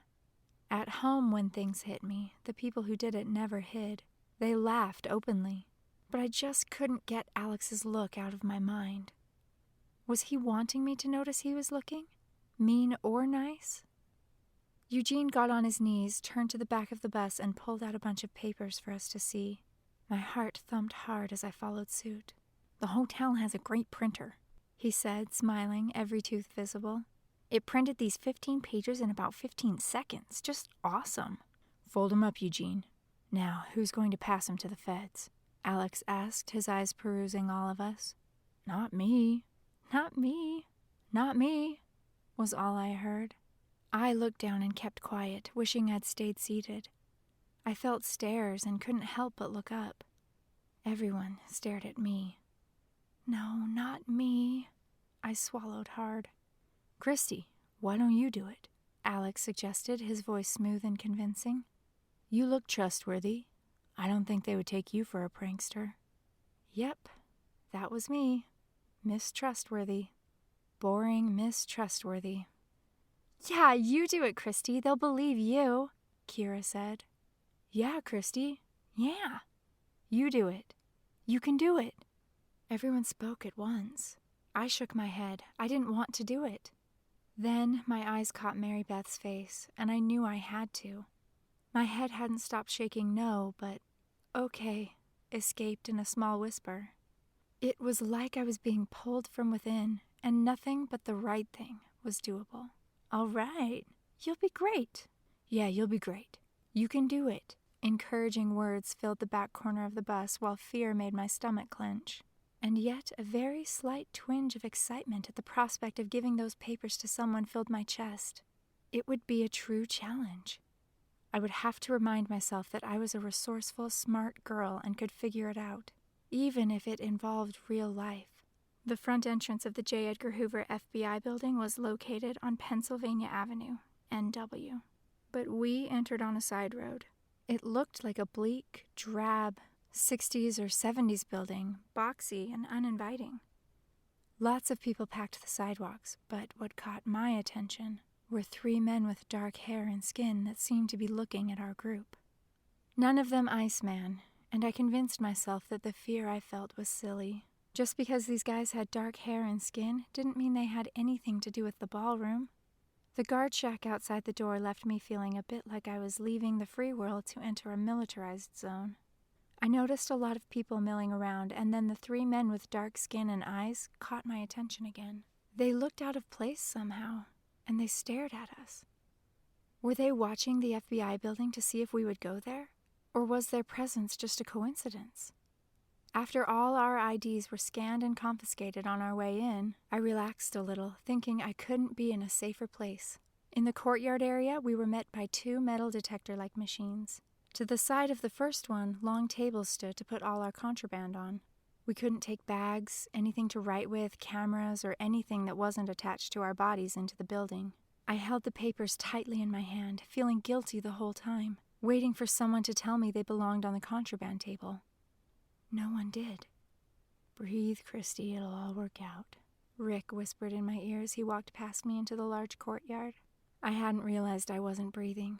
My nerves got the better of me. I didn't want to be nervous. I wanted to be confident and in control, just by telling myself to be, like before debates and academic competitions. It wasn't working. I had no idea who to give the papers to, or when. I searched the courtyard for anyone that struck me. No one did. In fact, there weren't many people around us at all. A tall, thick man with short, jet-black hair wearing a gun on his hip walked up to Mrs. J and shook her hand. They talked for a moment, and then she asked for everyone's attention. "This is Special Agent Landis," Mrs. J said. "He's a good friend of mine, and he's the one you have to thank for this tour today. Follow his directions carefully so that he doesn't regret his decision to let us come. Welcome to the FBI building," he said. His voice boomed in the almost deserted courtyard. "We are under construction and haven't been allowing group tours." I couldn't see any evidence of construction as I looked around. "It's very important for you to follow the directions I give you, just like Mrs. Jackson said. There will be absolutely no talking until I ask for questions at the end of the tour. Do not leave the group. Stay together. This will be a short tour, and no bathrooms will be available for you to use, so don't ask. Now please follow me." We entered the actual building and could see long, narrow hallways with door after door jutting off them. He gave us the general history of the building's odd bi-level construction in about 3 minutes. Buildings along Pennsylvania Avenue could only be 7 stories high when the building was built, but along the backside, on E Street, they could be 11. Odd. I had to find someone to give our letter to, and no one was anywhere. We were in the shorter side of the building at the moment, and we walked past a bunch of full classrooms and entered a large amphitheater. It was quite the spectacle, beautiful even. We all sat down while Special Agent Landis went over what the FBI was all about and what it did. Public corruption, espionage, terrorism. I wondered which category our little adventure would fall into. I scanned the room and saw that our group was alone with Special Agent Landis. No one new had entered the picture. My pulse quickened and I felt my muscles tense. My mind couldn't focus on his words anymore. I needed to find someone or some place to leave this letter. After he rambled on and on, everyone stood up to leave. "The other floors are all offices and interrogation rooms," Agent Landis informed us as we filed out of the amphitheater. "Now we will go see the forensic lab and a firearms demo." We walked back the way we entered but continued to some elevators. I was a bit disturbed to see how clean the building was, like it had been sanitized just before we got there. It made me feel like I was under a microscope, and I shivered. The longer we were there, the more uncomfortable I got. If only I could turn invisible. The elevator opened, and with a little bumping and jostling, we all fit. My heart jumped when we descended. I had prepared myself to go up, not down. When the doors opened, I understood. It was a firing range, buried deep in the earth, almost like the architects wanted it hidden, knowing what horrible powers could be unleashed from its walls. I searched for a new face, anyone to give the papers to, but caged in glass, I could only see a place for one shooter to stand and practice firing. A door opened and a young man with short cropped hair and sound protection entered the range. He demonstrated several different weapons with accuracy and finesse. He made it look easy, and his comfort with the various weapons heightened my anxiety. Why hadn't the bad guys just used a gun? The sword was so barbaric. I found myself humming a song, drowning out my thoughts. Since the shooter stood behind the glass, I had no access to him. I couldn't give him our letters. We got back in the elevator and went up this time. No more surprises. We got out and walked into another glass cage to look in on the forensic lab. Everything looked very sterile, all white and silver. Again, there was no one to pass the letter to. Panic crept in steadily now. 50 minutes of our hour tour had passed. My breathing sped up. I felt dizzy. How would I get this to someone when there was no one? I frowned hard, trying to concentrate and not fall over. National debate championships had never made me so nervous.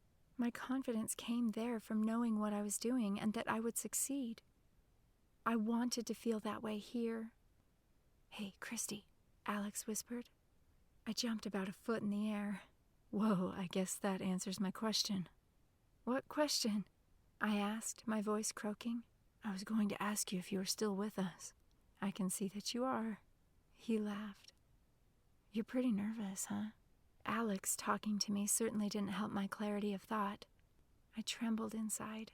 "Yes," I whispered, trying to keep my wits about me. "There's no one to hand this off to." "There will be, don't worry. You'll know when the time is right. Be patient." His words always seemed to soothe me, and my desperation faded a bit. "One last stop," Agent Landis called out. "We'll see the Hall of Directors." One? Only one left? I hoped he meant we would be seeing several directors, surrounded by support staff who would be anxious to take the letter from me. We climbed in the elevator once more, and when we stepped out, we found ourselves in a clean, narrow, white-walled hall. Hanging on the walls were nicely framed photographs of lots of different men. My heart dropped. "These are all the past directors of the FBI," Agent Landis said. "This one here is the first director, and it goes down this way until you hit the current director, Mr. Whitmore." He said all of this while sweeping his arm down the hall. "Go ahead and check them out. Please do not open any doors. Thank you."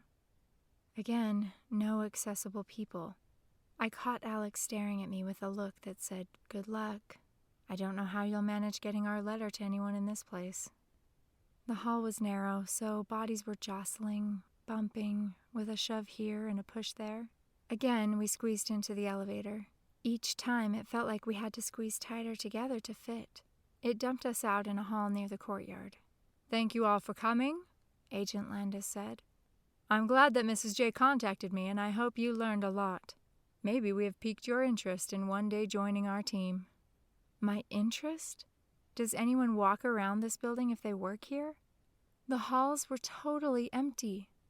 Do you have any questions? A few kids asked some questions, but the pounding behind my ears kept me from hearing almost anything. He paused for a good 3 minutes, which seemed like forever, and then continued. Go ahead through the courtyard here and gather up your belongings from the tables. We were done. I had failed. I certainly couldn't be blamed for not getting it to anyone. There truly was no one. Besides, I needed more time. Mrs. J was right. There wasn't much to this tour. I couldn't count it as an enthralling experience. Please, please, I prayed in my head. Give me someone to give this to. Our group headed for the exit with all their contraband in hand, and Mrs. J talked to Agent Landis. Then it came to me. He was my last resort. I slowly walked up to Agent Landis, trying to give Mrs. J enough time to finish up with him. I had to get him the papers. He was my only hope. I stood silently to the side of them, waiting. Mrs. J turned around and headed for the door, seeing me out of the corner of her eye. Christy, get your things. We've got to go, she said. With my eyes focused on Agent Landis, I pretended not to hear. I'd been repeating what to say to him over and over again, and I was afraid I would mess up if I talked to anyone else. Agent Landis, some of us got together last night and made you a thank you card for all your trouble. We are really grateful. It was a fantastic experience to get to come in here. I lied. The ease with which it flowed out scared me, but it was necessary. Wow, he said. Thank you, that sure is nice. No problem, I replied as I handed the folded pages to him. Mrs. J looked surprised at the gesture, raising her shoulders and lifting her eyebrows, telling Agent Landis she knew nothing about it. Of course she didn't. Okay, Christy, let's go, she said, pushing me along. I can't even remember what happened between releasing the letter into Agent Landis's hands and clambering onto the bus. I was out of breath, even though I was sure I hadn't run, and went straight to the back of the bus and plopped into an empty seat. All 7 sets of eyes were again on me. As soon as the bus began to move, it felt like the invisible noose around my neck had vanished. I quickly looked out the window, thinking that Agent Landis or some of his buddies would come after the bus, trying to stop it. But no one came. Only I seemed to notice the 3 dark men watching the bus drive away. What was odd was that the 3 men I had seen earlier were still there, just in different spots on the sidewalk. Was I just being paranoid? I turned back around and leaned my head against the seat back and exhaled loudly, closing my eyes and rubbing my face roughly. Only then did I realize that my shirt stuck to me. I must have sweated a whole day's worth in that 1 hour. When I dropped my hands and opened my eyes, I found I was still surrounded by anxious eyes. The unspoken question in them made my throat thick. I gave it to Agent Landis, I told them hoarsely. I told him it was a thank you note from our group. Their eyes got even bigger. Good thinking, Josh said, putting his hand in the air for me to give him a high five. Yeah, wow, how did you think of that? Kira questioned. I was so scared, I said. It's crazy, but I said a quick prayer and then it came to me. I just know we did the right thing. I felt proud with the group cheering me. It had been exciting now that I looked back on it. It was nerve-wracking, but in an odd way, fun. I had done it. Now it's over, guys. We never have to think or speak of it again, Alex said, giving me a big smile and a nod. My insides buzzed. No one said anything the rest of the way to the White House. I felt a deep chill in my bones as the air conditioning in the White House hit the sweat that had drenched my body, and I shivered. I tried not to think about what would happen when Agent Landis read that letter. Was it all over like Alex said? The 3 men on the sidewalk gave me a sinking feeling that this was just the beginning. Chapter 6. One bad thing about Mrs. J was that she didn't want us to miss anything about DC, so we ended up missing everything. After incessant touring each day, we returned to our hotel at 7 for dinner. Today was no exception. What I thought would be another drab night in the rec room turned out to be just the opposite. I had a lot of fun. All 8 of us stuck together. I needed that more than I'd realized. Even though giving the letter to the FBI left me lighter, I still felt Iceman's murderous eyes pushing hard on my soul. Maybe I'd have a chance to tell Rick about seeing him again. Maybe I'd even tell him about the guys at the FBI building. We'd all bunched into the wide-open space between the couch and the humongous TV. Summer wanted to play a game again. My first thought was of Find It, the last game she'd suggested, the one that had led us to the bathroom vent and a bloody ballroom. This time she wanted to play I've Never. It sounded like fun, except for the fact that I would probably win. Typically, I liked to win, but in this case, I wanted to lose. Despite our recent adventure, I wanted to be the most adventurous, not the least, and winning this game labeled you the least adventurous person. We all had 10 of something, paper pieces, jelly beans, coins, anything we could find to hold in our hands. One person would say something he or she had never done. If you had done it, you had to throw an item into the center of the circle. The last person holding an item won the game, and was labeled the least adventurous person there. Summer started, of course. "I've never broken a bone," she said. Alex, Josh, Eugene, and Kira all threw something in the circle. "I bet I've broken the most," Josh said. "Count 'em, 4 big uns." Mr. Jock was a shoo-in. "Well, then I've broken the most," Eugene said. "I've got 5 breaks to my name." 5? No way, Josh said. "I can't believe you beat me, geek. What were you doing to break bones? Playing war on the computer?" I couldn't help thinking that it was more likely his clumsiness that caused his breaks. He didn't have a chance to respond before Kira broke in. "What did you break, Alex?" She spoke in her most sensitive voice. "My nose." Everyone laughed. I thought people who broke their noses had large, misshapen ones. Alex's was perfect, and I stared, my heart fluttering.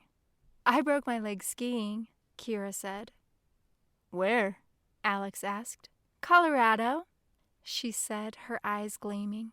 She always seemed to sparkle when she got attention from a good-looking guy. "I love skiing in Colorado. It's the best," Alex said. Everyone but me and Mary Beth nodded and agreed. They were all loaded. I shouldn't be surprised that they would travel all over to ski. Josh was next. "I've never worn a bra." His look was smug. "Ah!" all the girls said in unison before throwing something in. And then Rick did too. "What the heck?" Josh said, throwing his head back in cackling laughter. We all looked at Rick for an explanation. "Look, I was a cheerleader for Halloween last year. I looked great," he said, not the least bit embarrassed. "Whatever, dude," Josh said. Totally cool. Any guy who still dressed up for Halloween was one of my heroes. I bet he'd be a ton of fun to have as a friend. Lost in thought, I found myself staring at him until he winked at me. My face burned. Eugene, of all people, when it was his turn, said proudly, "I've never kissed anyone outside of my family." I watched in horror as everyone threw something down except for Eugene and me. Faking the movement of throwing something in crossed my mind, but I'd be lying if I did. So I just couldn't fake it. I didn't want to look like a bigger geek than I was, though. Even Mary Beth had thrown something in. I stayed stone still, trying not to bring attention to myself. "Never?" Alex asked, looking directly at me. His shocked look made me want to disappear. I tried to think of something funny or cool to say, but thought of nothing. I wasn't funny or cool. So I held my head high and said, "Never," as proudly as a wounded person could. "How old are you anyway?" Summer asked, her face lighting up in a mean way. "Great. Everyone is going to know that I was the youngest one here, too." 15, I said, feeling my back slump. I wasn't able to fake proud much longer. "You're just a baby then," Summer snickered. "You've got some time." "But I got my first kiss when I was 12. I wanted to wipe that taunting smile off her fake face. Being kissed at 12 was nothing to brag about. "I thought you had to be a junior to come on this trip," Eugene said. "Did you lie about your age or what?" "No," I answered quickly, indignant at the suggestion. "I just wrote the essay and won." I didn't know there was an age limit. You won? Mary Beth asked. Won what? You know, the scholarship to come on this trip, Eugene said. Everyone stared at me with squinted eyes and turned down mouths. I didn't know there was a contest, Mary Beth said. There was, Eugene reported. It was tough to get, too. Out of the 50 kids on this tour, they only gave out one scholarship. You not only had to be a total brain, but you had to show financial need. Total brain? Financial need? Kill me now. I couldn't look anyone in the face. I was mortified. I was a freak. Everyone knew now what a loser I was. The murder and being followed seemed almost insignificant at that moment. Once again, I was the social outcast. A brainiac, huh? Alex said, pausing with his mouth open. Surprised to hear my own voice, I said, I thought it might be fun. Besides, it was a free trip, and I knew I could win. Did I say free? Crap. You actually wanted to go on this trip? Alex asked. I thought this was something that pompous political parents forced on their kids. I would never have come if my parents hadn't made me. I wish I'd known about the contest, Mary Beth said bitterly, shaking her head. I saved for 2 years to be able to come. 2 years? It would have taken me a lifetime to earn that much money, but still, I felt a twinge of guilt, thinking that I might have taken the place of someone like Mary Beth, someone who really wanted to be a politician someday, and had worked hard to get there. That's awesome, Christy. Only 1 out of 50? Good job, Rick said, staring at me, his eyes shining. A warm feeling flooded my body. Did both Alex and Rick like that I was smart? No way. They must just want something from me. You didn't have to pay anything? Mary Beth asked, looking like she might get sick. Everyone still stared at me. I felt hot and uncomfortable, like a leper. Maybe they thought everyone on the trip was rich and privileged. Loserville claimed me again. Never kissed, poor, and smart. A typical combination that defined a nerd at my age. I wanted to die, my stomach twisted in knots. I would never escape my box. It all makes sense now, Summer finally said. She had a wicked glint in her eyes. What's that supposed to mean? Kira asked, scowling. Nothing, I'm just saying. She tilted her head and raised her eyebrows. Kira was trying to stick up for me, and although slightly comforting, it was like putting a small Band-Aid on a gushing stab wound. I also didn't understand how she could be so mean to me 1 minute and then turn around and act like I was her best buddy the next. There's more to you than meets the eye, Alex added, his stare searching my face. My heart stuttered, and I felt a bit overwhelmed. I wondered what he meant by that. Was it mean? I had always interpreted comments like that as nice, but now I didn't. If only I'd dared ask him. I could feel that my face was on fire, tomato red without a doubt. Alex still stared at me with a crooked smile. My heart stuttered again as I looked away. Christy, Kira whispered, look behind you. 2 hot guys played foosball near the door. They looked great, I had to admit. Summer looked too, and became more animated and loud the longer she looked at them. After a few more minutes, she interrupted the game and said, Hey, I'll be right back. I've got to go to the ladies' room. Wouldn't you know it? The ladies' room was just outside the rec room doors, and she would have to pass the poor schmucks playing foosball. They had no idea what was about to hit them. We all turned and listened. Hey guys, having fun? Summer asked, flipping her thick, shiny blonde hair over her shoulder. Yeah, sure, said the taller of the 2. Their voices lowered, and we could no longer hear their responses. I couldn't tell how old they were. I thought college age, even though their faces looked very young. Maybe it was the way they held themselves, really confident, that made me think they weren't in high school. Let's get back to the game, guys, Eugene said. We can't without Summer, Josh said, his eyes glued to the new guys and Summer. I imagine his self-esteem was taking a hit. She returned to the group with the two guys trailing her, without going to the bathroom, of course. "These guys are from New York," she said. "This is Jeremy, and he's Nathan. Is it okay if they play too?" What could we say? After a few moments, "sure" came from a few mouths, and "whatever" came from a few others. Josh didn't say a word. He just looked at the floor. "Who has the most things left?" Summer asked, not skipping a beat, her huge, brilliant smile blinding me. Everyone looked at me, hello, so I counted my pieces of paper. 8, I said, my face hot with renewed embarrassment. 8? Man, Christy, you really haven't ever done anything, Alex said. No wonder you wanted to come here. He chuckled along with Josh and Summer. I even saw a smile break on Kira's lips. Alex, I wanted to cry. There was no doubt what he thought about me now. Stupidly, I looked up at him. He looked back at me. Even though I knew someone like him would never be interested in me, it hurt to have the slight glimmer of hope I'd had dashed. Get 8 things, Summer told the new guys. The game didn't last much longer. I won, of course, my humiliation underscored. The new guys were interesting. Even Josh ended up playing nice. They talked sports with him and he jumped on board. It was getting late. Eugene and Mary Beth headed up to their rooms. Despite how tired I felt, I knew what awaited me when I closed my eyes. A sword, a bloody head, and people chasing me. So I was in no hurry. I sat and listened to the others talk until I didn't hear any more. When I opened my eyes, I was thrashing side to side trying to get out from someone's grip when I realized who it was.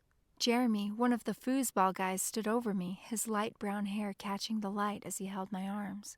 "Wake up," he said. "Wake up, it isn't real. It's a dream." His voice gradually grew softer the more alert I became. I noticed that Rick, Kira, and Alex were standing right behind him. They all looked really concerned. No one laughed. "What?" I said. "Was I dreaming?" "Dreaming? No, you were having a wicked nightmare," Jeremy said. "Do you remember it?" "Not really," I hedged. "Guess I better go to bed." I didn't really want to go, or answer any more questions, and was terrified of closing my eyes again. "I'll go with you," Kira said. No, you stay here. I'll be all right." "Mary Beth's already there, isn't she? You stay, I'll be fine."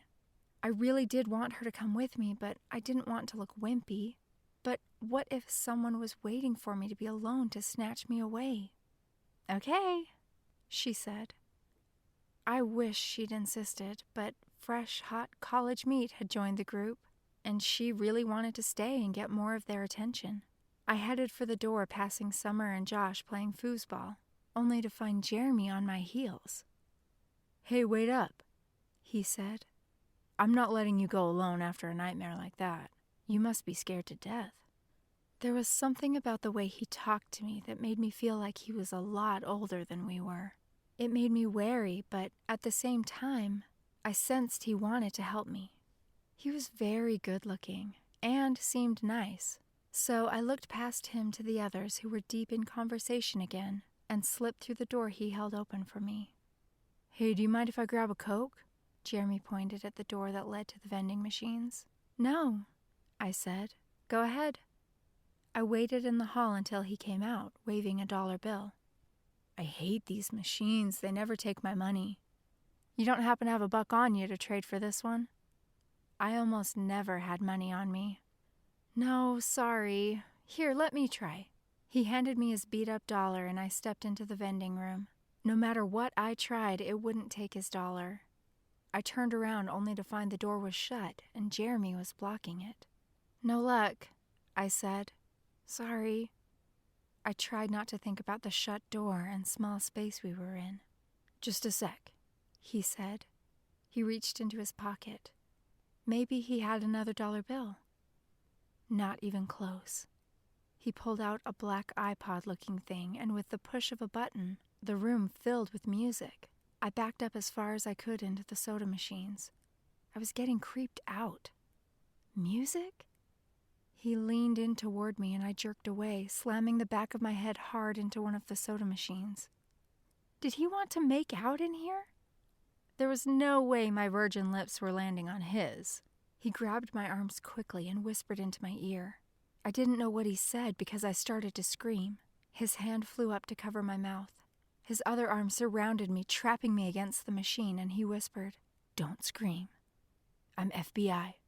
I'm here to protect you, not hurt you." FBI? I stopped trying to scream. It was useless anyway. His hand held so tight against my mouth that only a muffled escaped, and parts of my lips pinched against my teeth. I opened my eyes to look at the side of his head. He whispered, "It's okay, just relax." After what I'd seen in the ballroom, it was hard to relax, but I was trying to. My lips hurt so badly, I squirmed to get his hand away from my mouth. It made him press harder, which increased the pain. I finally gave up, and the pressure of his hand started to lessen. I wanted to move my mouth and check for damage, but his body and other hand held my arm down tight. It did feel good to be able to slide my lips over my teeth and close my mouth. "Good, Christy, good. Take a deep breath." I did breathe, but it wasn't deep. He still leaned into me, and it was hard to breathe quick, shallow breaths, let alone deep ones. He still leaned into me. "I can't," I pushed out. I guess he realized he was still squishing me, and he backed up a bit. I breathed in deeply a few times, my pulse still in stampede mode. I desperately needed some water. The blaring music made me feel even more odd. "Sorry about that. I meant for this to go differently. I didn't mean to freak you out," he whispered, still right in my ear. "We can't have anyone hear us. Do you understand that?" "Yes," I said. "Are you all right?" "Yes," I answered, gasping. "Good. Now listen. Ever since you gave us the letter, we've been following you. Other agents have been gathering information about you kids and the things you wrote. You did actually see what you wrote, didn't you? You were telling the truth?" The letter. He knew about the letter. He must really be FBI. I felt myself relax a bit more and said, "Yes." "It really was smart the way you got the letter to us. You were very brave, and Christy, we need you to be brave. We need to get you to our office so we can get your statement." "Statement? I already wrote everything down. What else can I tell you?" I lost my calm again. I didn't want to rehash the murder again. There were a few things we're unclear about. Sometimes talking it through brings out new things. We need all the information we can get to catch these guys. I'm sure you can understand that. I started to think about the FBI following us and Jeremy talking to me. What if they had been seen by the bad guys? What if they were good but were giving us away to the bad guys on accident? "No, you said you were here to protect us." My whisper got louder by the second. "You're going to give us away. They'll see you. They're not stupid, and they probably already know that you're following us. That means they know we told." Anger was taking over any fear I had. "You can't protect us, not from them. They're following us. I saw a man with—" "Shh, calm down. You have to keep your voice low. There are bugs all over this hotel." My ear got hot and started to feel a bit wet from him whispering into it. I wanted him to go away. I wanted it to all go away. I certainly didn't want to answer a bunch of questions at the office. "Why don't you just pick up the people following us?" "They haven't done anything yet." "They killed somebody." "We need proof." "They're following us and freaking us out," I persisted. "Don't let them. Act normal. They're probably just trying to figure out what you know. Look, I'll answer all your questions tomorrow. We've been in here too long. Just understand that we'll be pulling you into the office tomorrow. Don't be scared. You are protected everywhere you go. And Christy, do not tell the others about us or this meeting. You'll have to continue to act normal, and you can't discuss the murder anymore." "Are there really bugs all over the hotel?" Yes, be careful what you say, but also know that we have them under surveillance too. What if they spot you? We'll be dead, won't we? It was hard to keep my cool. You won't be dead and they won't spot us. We're trained to be invisible. You're safe, despite what you might be feeling right now. He said, I wanted to make contact with you tonight so that tomorrow would be easier for you. It might have been the wrong choice, but can you help us catch these guys? I wanted to shout out no, but didn't. Those bad men needed to be put away. So I squeaked out a weak, I think so. Look, from what we've heard, they don't know anyone actually saw the murder yet. Really, you're safe. Just follow my lead when we get to your room, okay?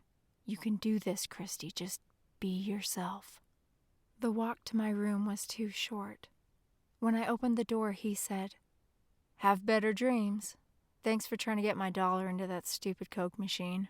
I guess the stars didn't want me to have a Coke tonight.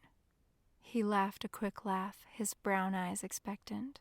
I stared at him for a few seconds, and he nodded at me, turning his head slightly to the left and opening his eyes wide. I guess that was my cue to reply. Oh, yeah, no problem. I'm just sorry I wasn't any help. I can't wait to crawl into bed. Thanks for walking me to my room. It was really nice of you. See ya. Bye, I said. Thanks again. My bed wasn't as inviting as I'd wished. I still needed to talk to Rick about Iceman, and I tossed and turned, afraid to sleep. Terrorists, guns, the FBI, swords, running and screaming all dominated my thoughts.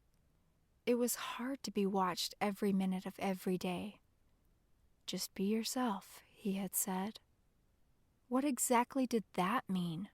I didn't even have a clear picture of who I was. How could I be the person he wanted me to be? I was both anxious and scared for morning to come. Chapter 7. I kept looking at the clock. 1 o'clock, 2:15, 3:50, 5:23. Would morning ever come? I could see a slight glow around the curtains.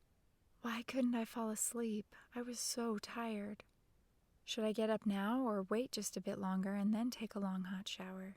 I closed my eyes, choosing the latter. Please, please let me see something peaceful and beautiful, or nothing at all, I prayed. I woke to the sound of the shower. I had slept. 6:45. Thank you, I whispered into the air, hoping someone important would hear it. With the glow around the curtains brighter now, I got out of bed and opened them, quickly closing my eyes to the bright morning light. I smiled and prayed for more dreamless sleep tonight. Morning, Christy, Mary Beth said, walking from the bathroom. She had a slight smile on her face. I was still getting used to her speaking again. Morning, I said with as much enthusiasm as I could muster. I wondered how she would feel if she knew about what had happened last night with Jeremy. I took a quick shower, dried my hair straight, then used Mary Beth's flat iron with her help to make it completely smooth. I could actually do it. If the sun was shining, my hair would stay straight for at least half the day, maybe longer. It was all dependent on the crazy humidity factor. Humidity made my hair curly and frizzy. If only I had naturally straight, sleek hair. I grabbed a ponytail holder just in case it did turn out to be a normal, humid DC day. Mary Beth wouldn't like it, but frizzy hair wouldn't do either. Mary Beth had waited for me and put the final touches on my outfit before we headed down to breakfast. All my avoidance of food had finally caught up with me. I loaded my plate and headed for the juice. I stopped short when Jeremy, the handsome FBI guy, walked in front of me. I turned as fast as I could to get away from him. I couldn't deal with him again so early in the morning. I wasn't ready to give my statement yet, but the more I thought of it, it was kind of cool to go give a statement to the FBI. Just not right now. Hey, Christy, you hungry? Alex asked, eyeing the overflowing plate I had just set down on the table.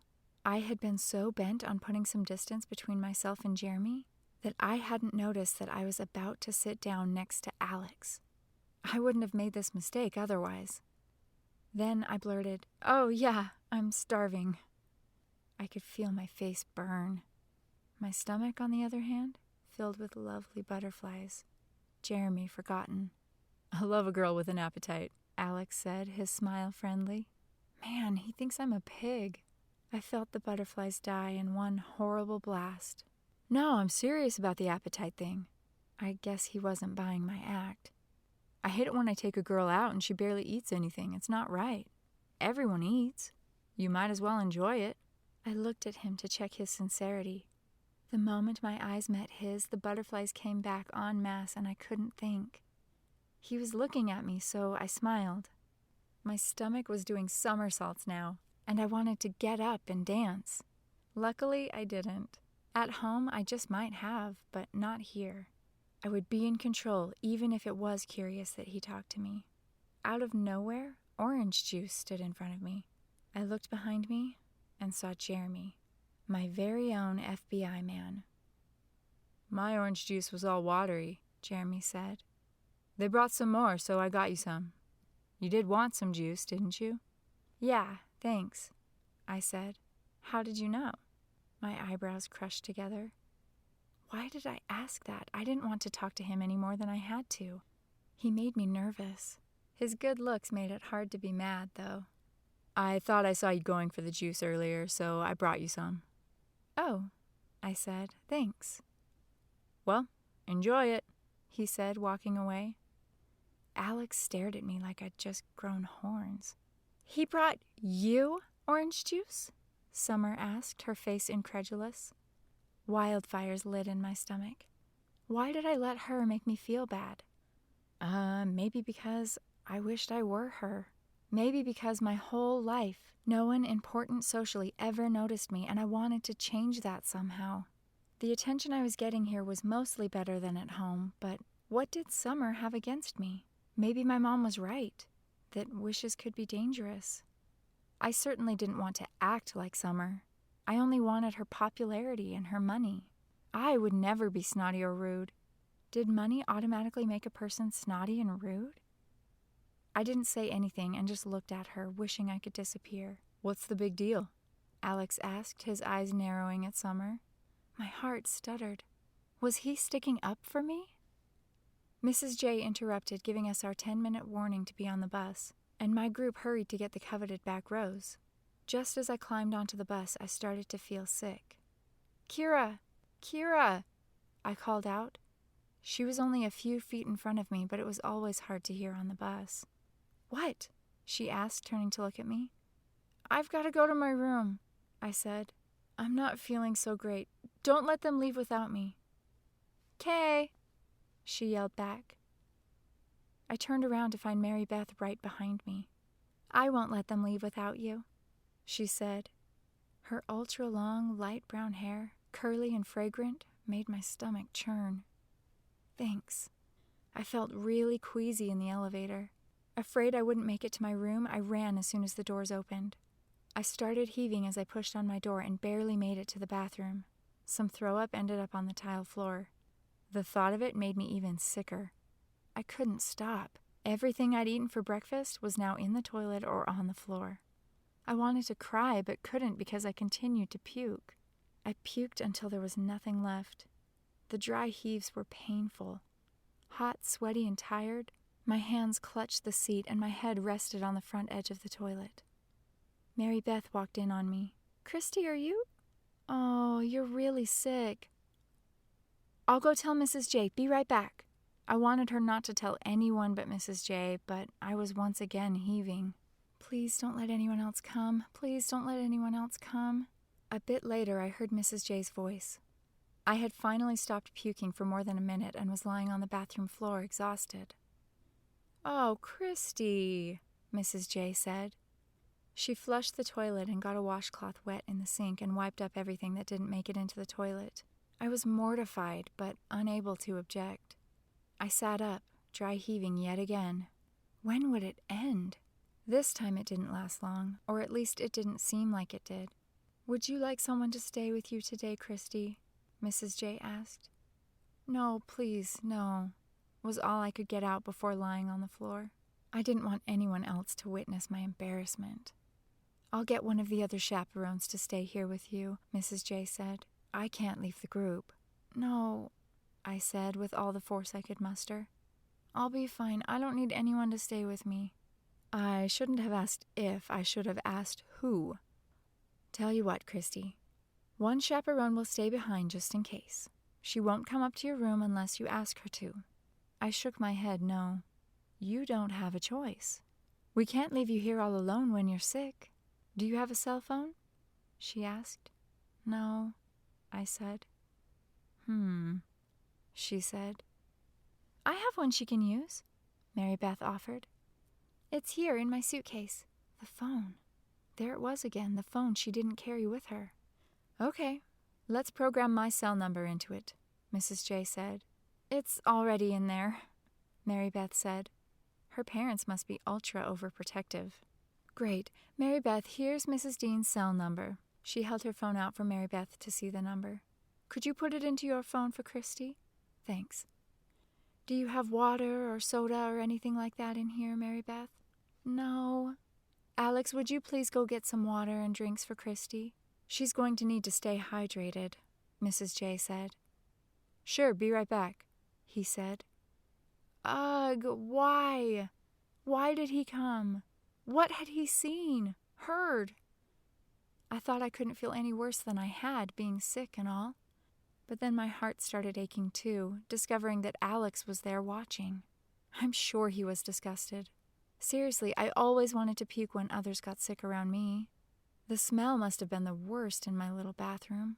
Mrs. J laid down the law. I was to stay in the room, drink lots of fluids, and call Mrs. Dean with any troubles. At least she wouldn't be in my room. There was no way I was going to call her. I started heaving again. It felt like my head was going to explode.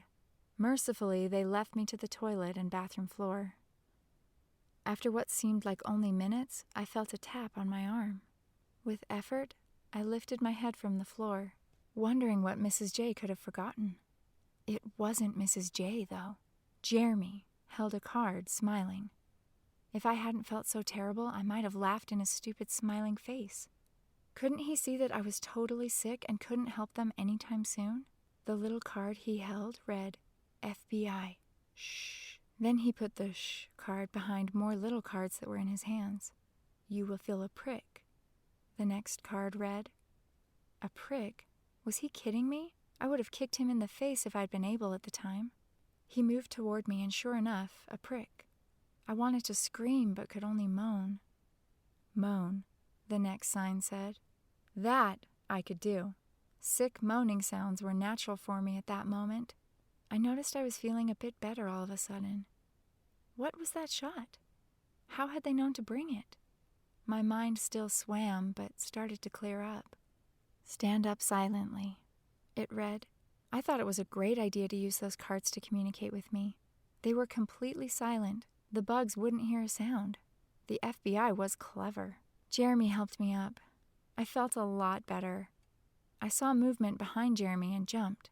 Standing next to my bed, a woman about my height, fair-skinned with blue eyes, looked at me. I guess she was part of this whole thing. Jeremy looked at her and then held up the next card. Walk to your bed, it read. I did, eyeing the lady as I went, my stomach muscles aching and feeling lightheaded. She'll help you dress, and then while we're gone, she'll pretend to be you, the sign said. I nodded. Quietly, please, the sign continued. The lady pointed to some clothes laid out on the bed, and I moved toward them, reluctant to look away from her. Realizing I would have to take the clothes off that I already had on, I turned to look at Jeremy. He gave me a knowing look and turned around to face the opposite direction. Dressed in my new clothes, the woman walked toward me and put makeup on my face and then a wig over my hair. She smiled at me when she was done. It gave me a weird sensation, like she was my mom sending me off to Sunday school all clean and pretty. Instead, I was headed for questioning. Without a sound, she tried to get Jeremy's attention, but happily he still faced away from us. I tapped him on the shoulder and gave a little sick moan. He turned and smiled at me, leading me to the door and pulling it open without a sound. He held up the last sign. Go with the man in the hall. I peeked out and saw a tall, massive, blonde-headed guy looking at me, smiling. What was up with all the smiling? I couldn't make myself smile. Maybe they thought it would help put me at ease, but it didn't. It was creepy.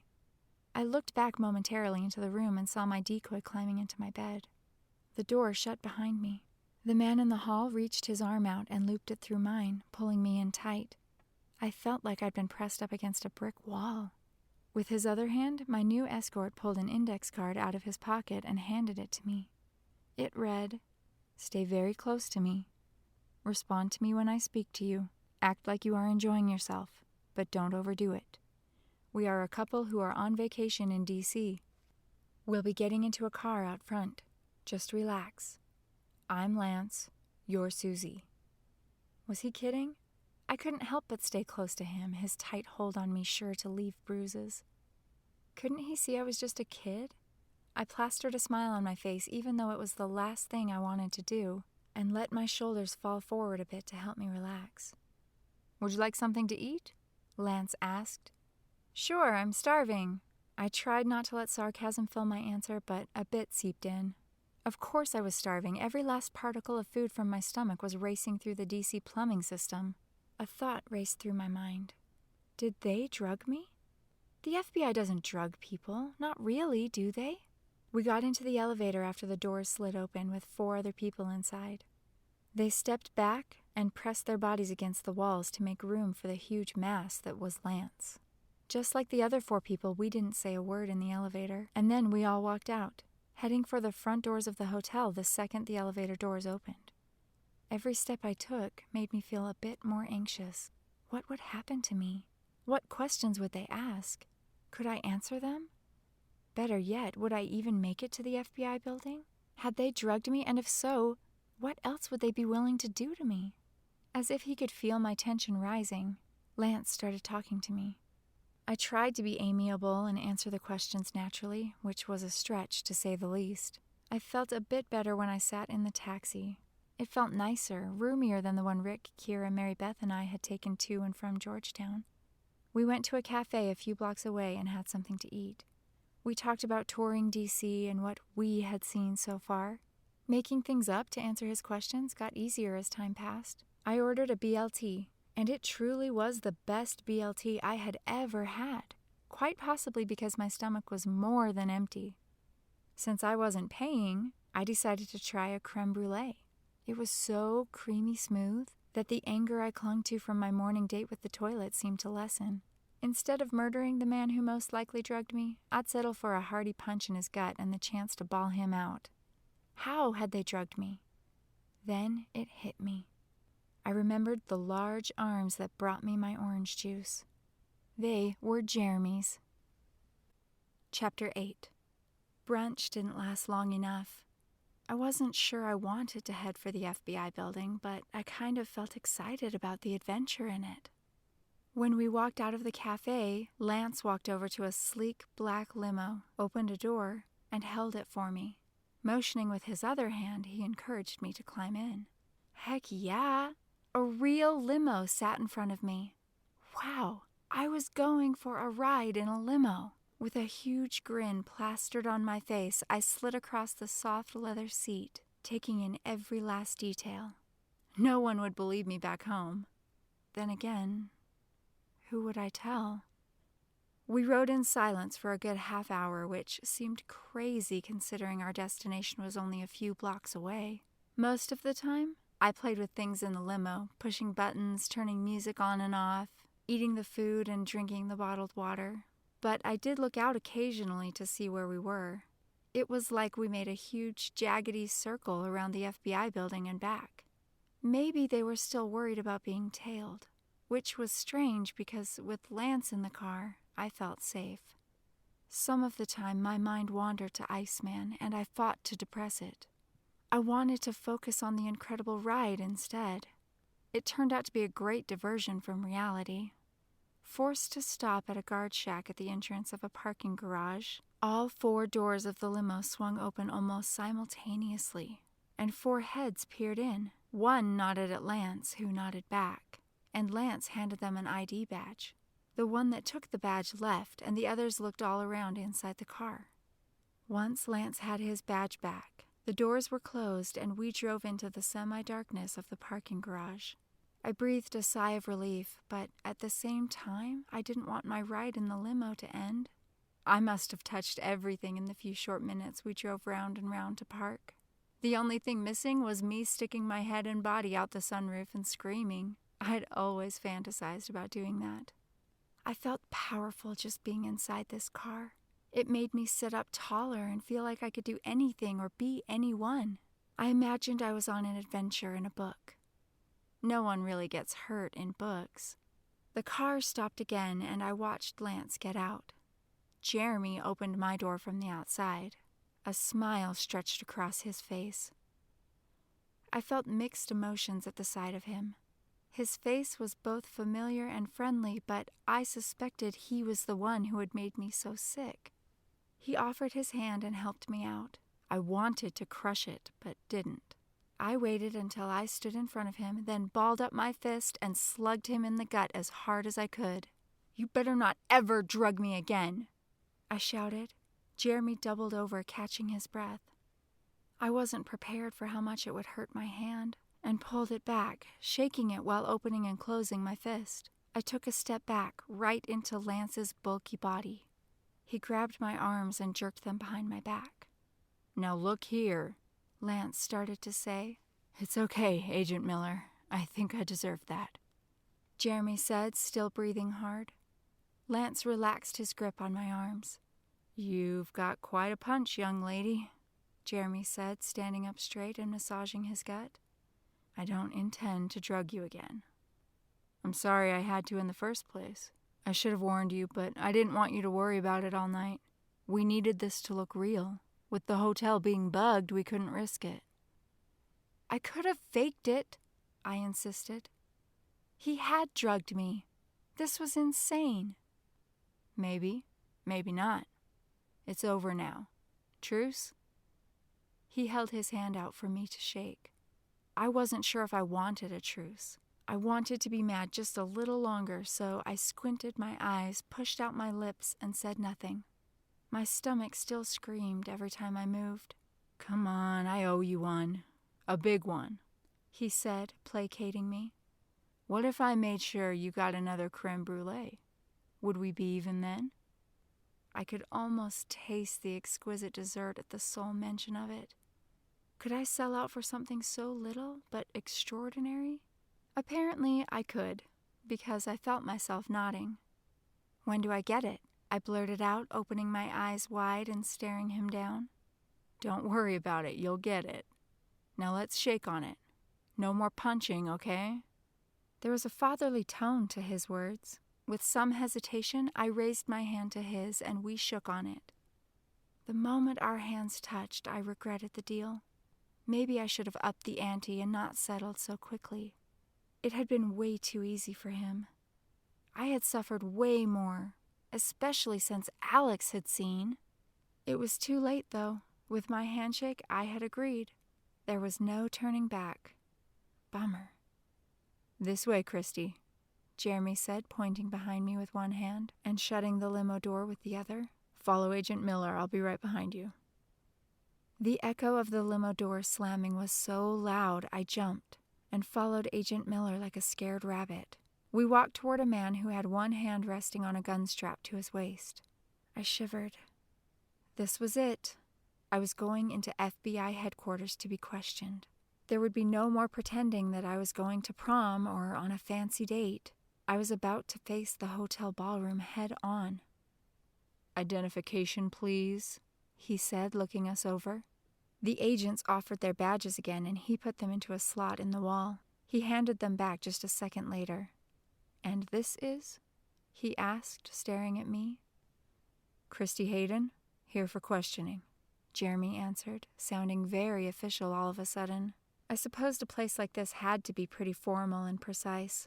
He handed Jeremy a new ID badge and he clipped it to my shirt. Next to the guard and to his right, a green light came on. The wall opened up to reveal an elevator. We stepped inside, but nobody turned around to face the doors we had just walked through, like people usually do. Instead, we all stood with our backs to them. Weird. My stomach jumped as we started our ascent, and my heart pounded faster and faster every level we climbed. When we stopped, the whole wall we'd been staring at moved to its left, revealing a hallway. I'd never seen an elevator open like that before.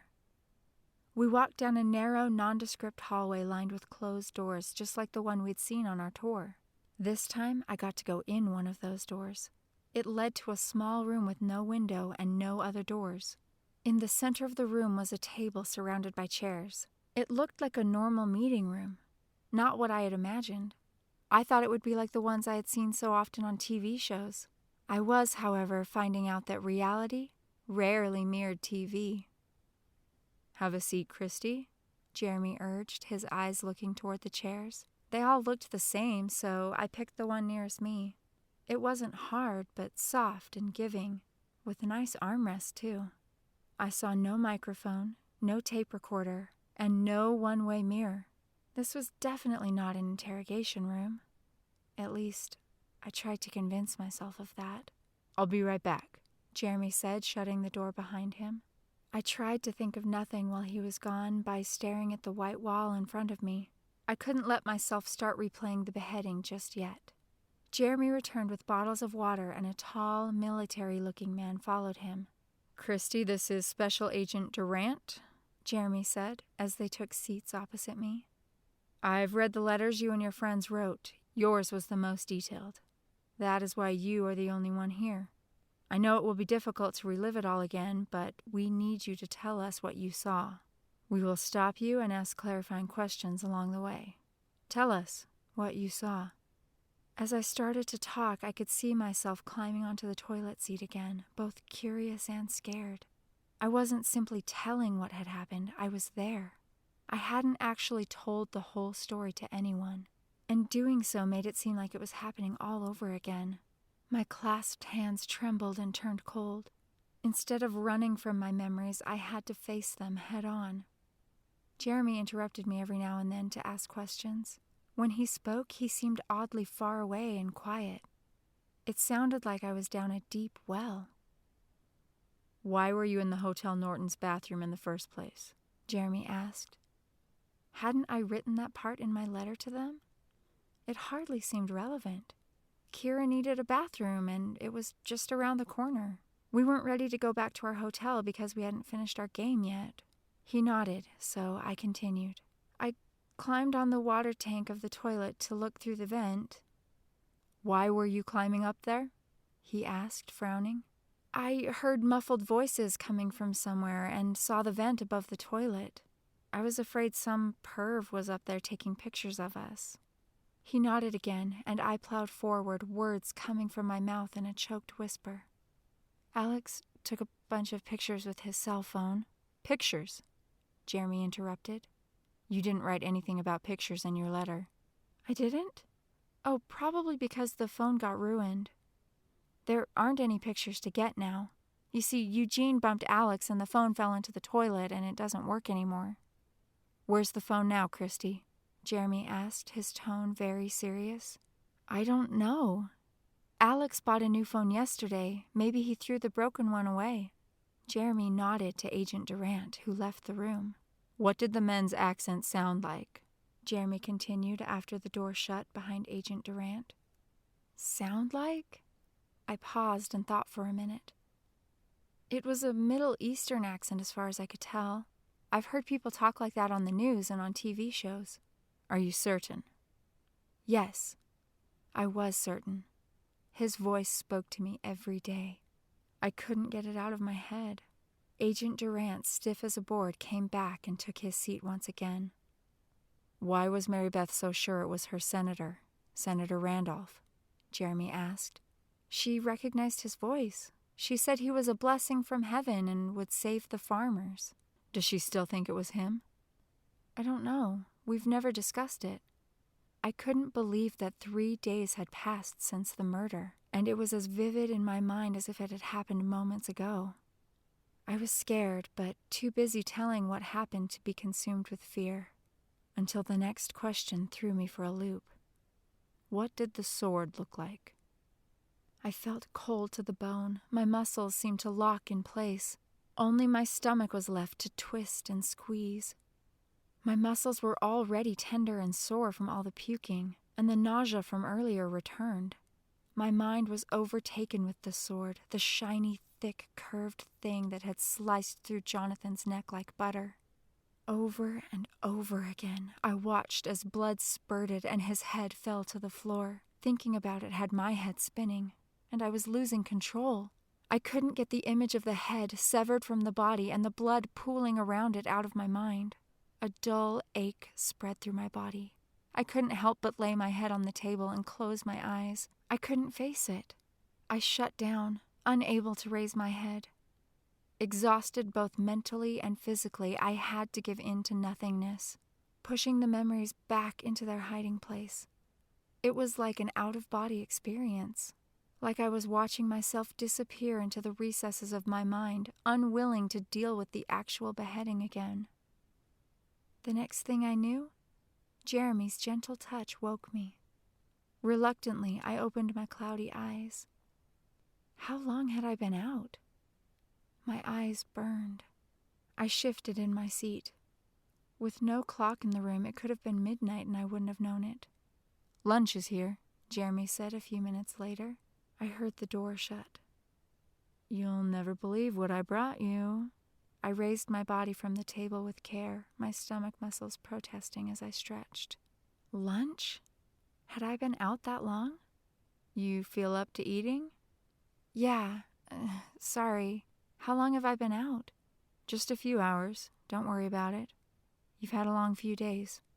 I smiled, wondering what was in the bag he held. I saw Special Agent Durant directly across from me. He appeared rough and mean. The contrast of his black hair against his pale skin made him even more ominous. He never smiled, the corners of his mouth always down, and there was always a glint behind his eyes that was unsettling. He sat straight in his chair, with his arms folded over his chest, scowling the entire time. He hadn't spoken the whole morning, and I couldn't help but wonder why he was there. Special Agent Jeremy McGinnis was just the opposite. Smooth and inviting. His voice calm and his skin tan paired with his light brown hair made him very attractive. He sat relaxed in his chair, holding a legal pad that he scribbled on every now and then. Despite the drugging incident, I could actually say that I trusted him for some reason. "Check this out," Jeremy said, a giant grin on his face. He slid a carton with the logo of the cafe on it where Lance and I had brunched earlier that day. In front of me sat my creme brulee. I ate it first, savoring each bite. I still felt a bit cheated, not demanding 10 more of them, but the creaminess of the sweet dessert softened the blow, if only a little. On further reflection, I decided it was pretty smart to drug me. I just needed to be honest with myself. I took my time eating the sandwich, and Jeremy and I talked about nothing in particular. While drinking my lemonade, I finally heard Agent Durant's voice for the first time. "Let's get on with it, McGinnis," he sneered, his irritation obvious. "We wasted 3 hours letting her sleep, and we only have about 2.5 hours left." Agent McGinnis shot him a look that could kill. I wanted to kiss him for it, figuratively, of course. I mean, he was hot, but he must be a lot older than he looks if he's an FBI agent. Agent Durant didn't even acknowledge the look. He just turned his head and stared at me. It felt like he was boring holes right through me, and I started to sweat. I quickly looked away and found Jeremy's reassuring face. "In the ballroom, how far away would you say the table was from the vent you were looking through?" Jeremy asked. "How far away?" I repeated, thinking. I could see the table, the men sitting at it, along with the guards all surrounding it. Once again, it felt like it was happening right in front of me, and I tried in vain to look straight down from the vent and measure the distance mentally. My view was fixed. I couldn't alter it. "I don't know. I'm so bad with distances," I admitted. "Just try," Jeremy said. "Let's take her there," Agent Durant suggested, sneering like only he could. "Then she can show us exactly where they were." The nausea came back, and the entire event flashed before my eyes, repeating over and over again. My throat closed, and I couldn't swallow or breathe normally. I closed my eyes and pleaded in my head, "Show me, please, show me the distance." I couldn't go back there. A bead of sweat dripped down one side of my face, and then my stomach rolled. Darkness loomed again. By sheer grit, I rallied and managed to slow the images flying through my mind. I was determined not to go back to the hotel where Jonathan had been murdered. I watched the leader with the crooked nose and the senator walk from the table and go out the ballroom doors into the hallway beyond. Over and over they walked. Why did I keep seeing that? I needed answers. It didn't make any sense. Then, as if some unseen power whispered softly to me, I knew why. The table was straight out from the vent, I croaked in a voice that didn't seem to be mine. I looked straight ahead, and the table was in line with the doors that led to the hallway, the ones the senator and the leader exited after the beheading. I paused and closed my eyes, thanking the unseen power that had just helped me. My throat loosened, and I took a deep breath and smiled. A real smile, too. Someone was watching over me. I looked at Agent Durant, and his eyes narrowed to slits. I shivered. I wondered why he wanted me to go to the hotel. Great, Jeremy said, I'm sure thinking hard. So, if I were to walk straight out from where the vent is on the wall, and Agent Durant was to walk straight into the ballroom from the northernmost doors, we would intersect at the spot where the table stood. Yes, I said, triumphant. This next part might be hard for you, but it's essential. I'll do my best, I said, trying to take courage. A sketch artist will be joining us in about 2 minutes, Jeremy said, consulting his watch. We need a sketch of the leader. Can you help us with that? I told him I could do it. I could clearly see the leader's twitching, crooked nose. I felt reassured and capable, like when I handed in perfect work at school. Exactly as predicted, a short, skinny man with friendly eyes entered the room, carrying a sketch pad and pencils. The sketch was done in no time. I was shocked to see the leader's face looking back at me from the paper. What talent! I shuddered, and the hair on my arms stood up. That's him, huh? Jeremy asked, looking at the picture. Yeah. Jeremy left the room with the sketch artist, murmuring to him, and then came back to the table. We discussed a few other items, but thankfully he didn't ask about the sword again. There was a knock on the door, and Jeremy stood to open it while Agent Durant, eyes still narrowed, continued to scowl at me. Jeremy brought a photo to the table. Is this the man? He asked.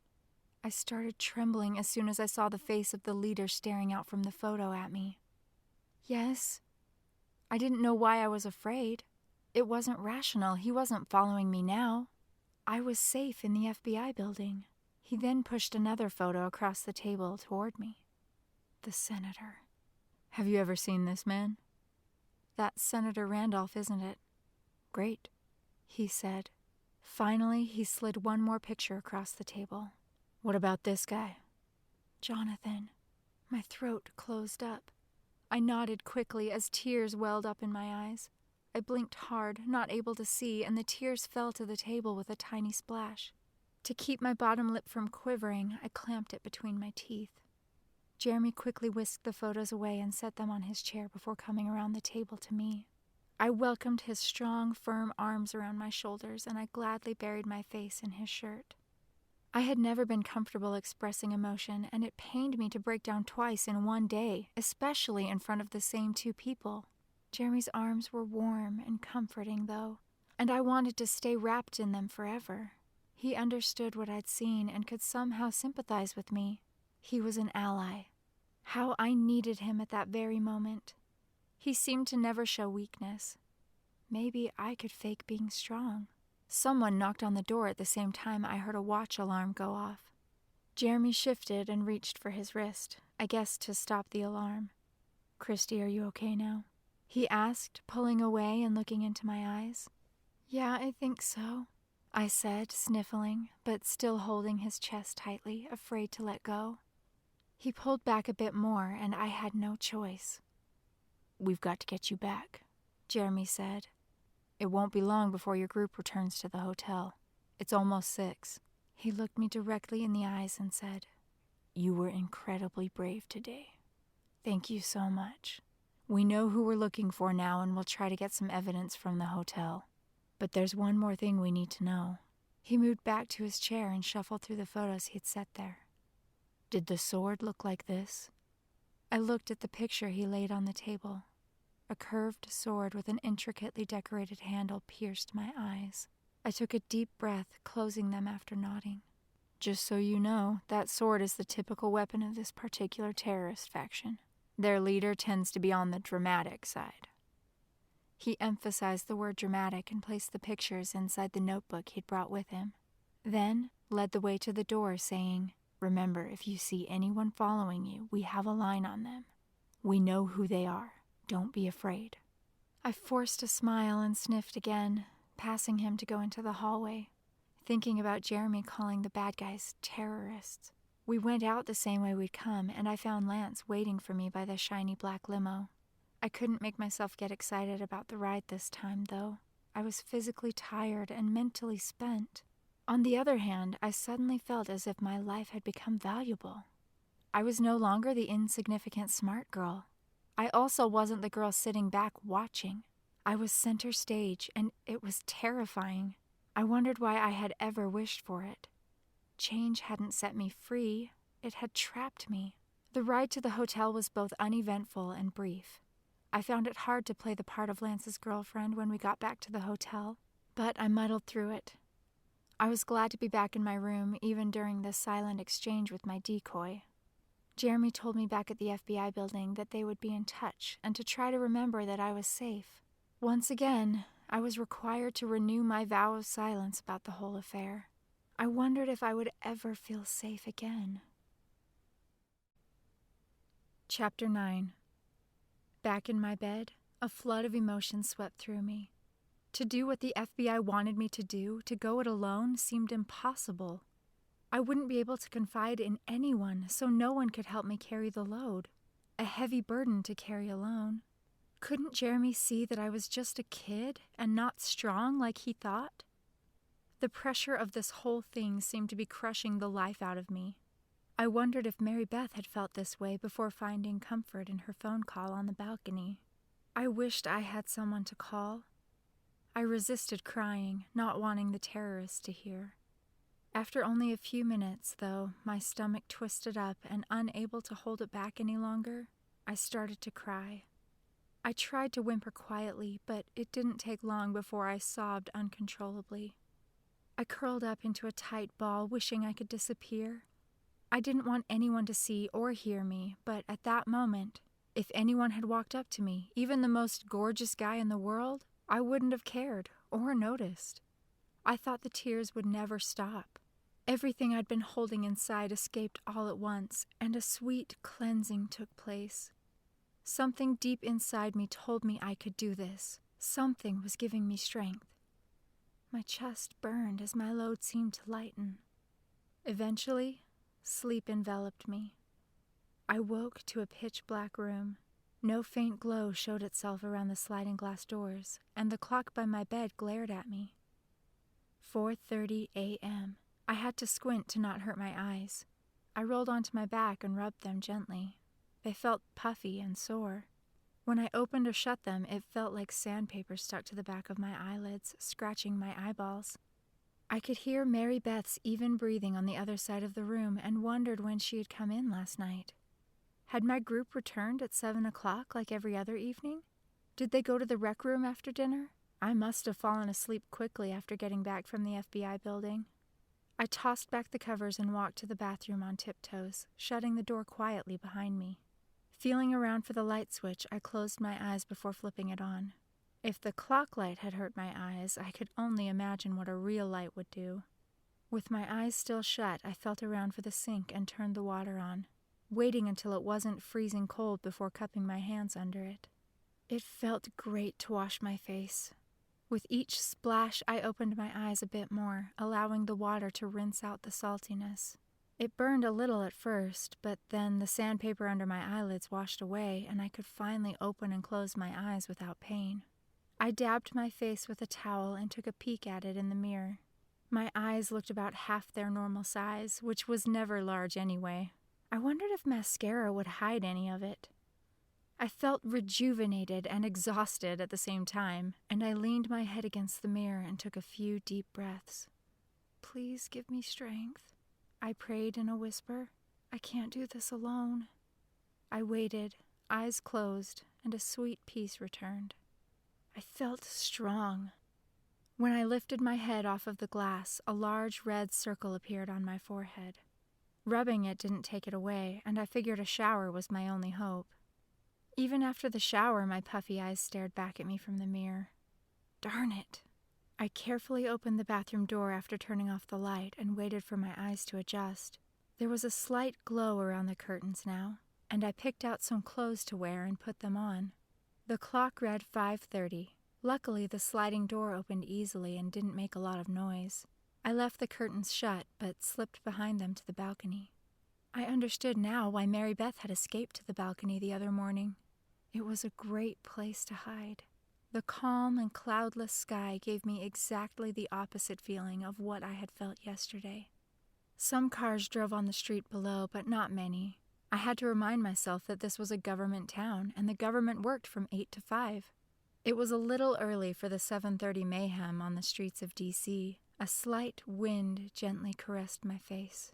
Tall buildings surrounded me. At home, we only had a few slightly tall buildings with hills looming over us. Instead of street after street of hotels and businesses like I saw here, most of our streets had homes on them, even downtown. Thinking of its beauty made me long to return. I missed home in an odd way. I wanted to escape it because of the people at school, not the glorious landscape. What would happen to me when I got back home? Would I have time to change enough for anyone to notice? I hoped any further change I experienced would be minus the pain. I wondered what my family had been doing. Had they thought about me at all? What would they think if they knew what had happened to me these last few days? Not much, probably. They thought I could handle anything and wouldn't worry. I'd been in D.C. a week now. I couldn't remember what we had planned for today, our last real day of sightseeing. What could we do on a Sunday? Maybe we would relax a bit before the real work of the trip began tomorrow. I kind of wish we'd worked the first week of the trip and played the second. It was odd to do it the other way around. Don't all moms tell kids to work first, then play? If only we had done that. We wouldn't have run into the trouble in the ballroom. I really didn't have any interest in politics, and it would have been nice just to continue to explore D.C. and not have to worry about our political careers. I heard some noise behind me as Mary Beth climbed out onto the balcony with me. "Hey," she said. "Hey," I said. "What are you doing?" "Couldn't sleep, and it's just so nice out here." "It really is." "Mary Beth, I'm sorry you didn't know about the scholarship." "That's okay. I probably wouldn't have qualified anyway. My parents make too much." "Why did you want to go on this particular trip?" I asked. "Why not choose a cheaper one? I saw a lot of cheaper ones advertised on the internet." "This trip is the best one. The 50 kids in this particular group get special treatment. The ones in all the other groups that combine with us at the last debate, the day before we leave, don't get half of what we do. Look at where we're staying, for instance. All the other groups are in dive hotels, eat crappy food, and only get to see the things that every other sightseer who comes to D.C. gets to see. Even our bus is cush. This particular group was developed to give political hopefuls the chance to see firsthand the inner workings of politics in D.C. without getting their hands dirty. This is for the elite. This is partly how they protect their inner circles of power and keep that power within the same few hands. We get to spend the day with a page, shadow a lobbyist and congressman's aide or a senator's aide. We get to be with Mrs. J, who is infamous for setting up future politicians. The people you see eating with us every day will be the ones leading this country in the years to come. It's all about power and connections. I'm surprised you didn't know all this." I wanted to tell her that I wasn't interested in politics at all, and I was only here to create a new me, but I figured it would be too big of a pill to swallow, considering the scholarship and all. It's not like they spelled it out like that on the internet. I just picked the one that had a scholarship. My stomach growled so loud that I thought it would wake everyone in D.C. We laughed and climbed back into our room. Mary Beth told me to go down to breakfast before my stomach disappeared, and she would meet me there as soon as she got ready. I didn't argue. I grabbed my things and took off for the elevator. Being the only one from our group in the breakfast room felt odd, but I was too hungry to worry about it. Like always, the buffet had everything possible on it. A perk of this tour, I guess. Would our future leaders really come from this group of 50 kids? I loaded my plate high, sat down, and dug in. Next thing I knew, Rick sat next to me. "Wow," he said, looking at my overflowing plate. He rocked into me, his shoulders touching mine, and then his entire arm snuggled up next to mine. I looked up at his grinning face, only inches from me. "Very funny," I said. "You beat me, you know. I've been the first one down here every day until today." "Slept in, did ya?" I said, turning my back to my food, his arm still pressed against mine. "No, you just got here early. I guess you feel better now, huh? I mean, you're eating and everything." "Yeah," I said. "I thought I was going to die yesterday. I must have eaten something bad." I laughed, but what I really wanted to do was cry thinking about puking my guts out. Not to mention having to relive the worst moments of my life with the FBI agents. "When we checked on you last night, you were sleeping like a baby," he said. "You checked on me?" I clenched my hands together. "Yeah, we were all so worried. We checked on you as soon as we got back." "We?" I hoped against hope that "we" did not include Alex. "Mary Beth, Mrs. J, and I." "Oh." I was relieved that Alex hadn't come, but at the same time, I wished he had. I looked at my plate and decided I wasn't as hungry as I thought. When I reached for my glass of water, Rick was still touching me. I looked around him as casually as I could. Yep, no one there. I looked in the other direction. No one there either. There we were at this large table, elbow to elbow, while there was room enough for us to be 10 feet apart. At that precise moment, Kira walked in. Our eyes met. Her eyes narrowed and the corners of her mouth dropped. She started stomping our way. I suddenly felt guilty. I hadn't done anything wrong, though, and didn't need to feel guilty. Sure, Rick was sitting with me, touching me, but I hadn't invited it. "Hey, Kira!" I shot out as the gap between us narrowed. "Hey, Kira," Rick said casually. "I was just about to tell Christy about yesterday and everything we did." "Really?" she said through clenched teeth. I finished my water with one big gulp. "I'll be right back," I said as I stood up, waving my glass in the air to indicate I needed a refill. After filling my glass with ice, I pressed my cup to the water dispenser and got bumped from behind.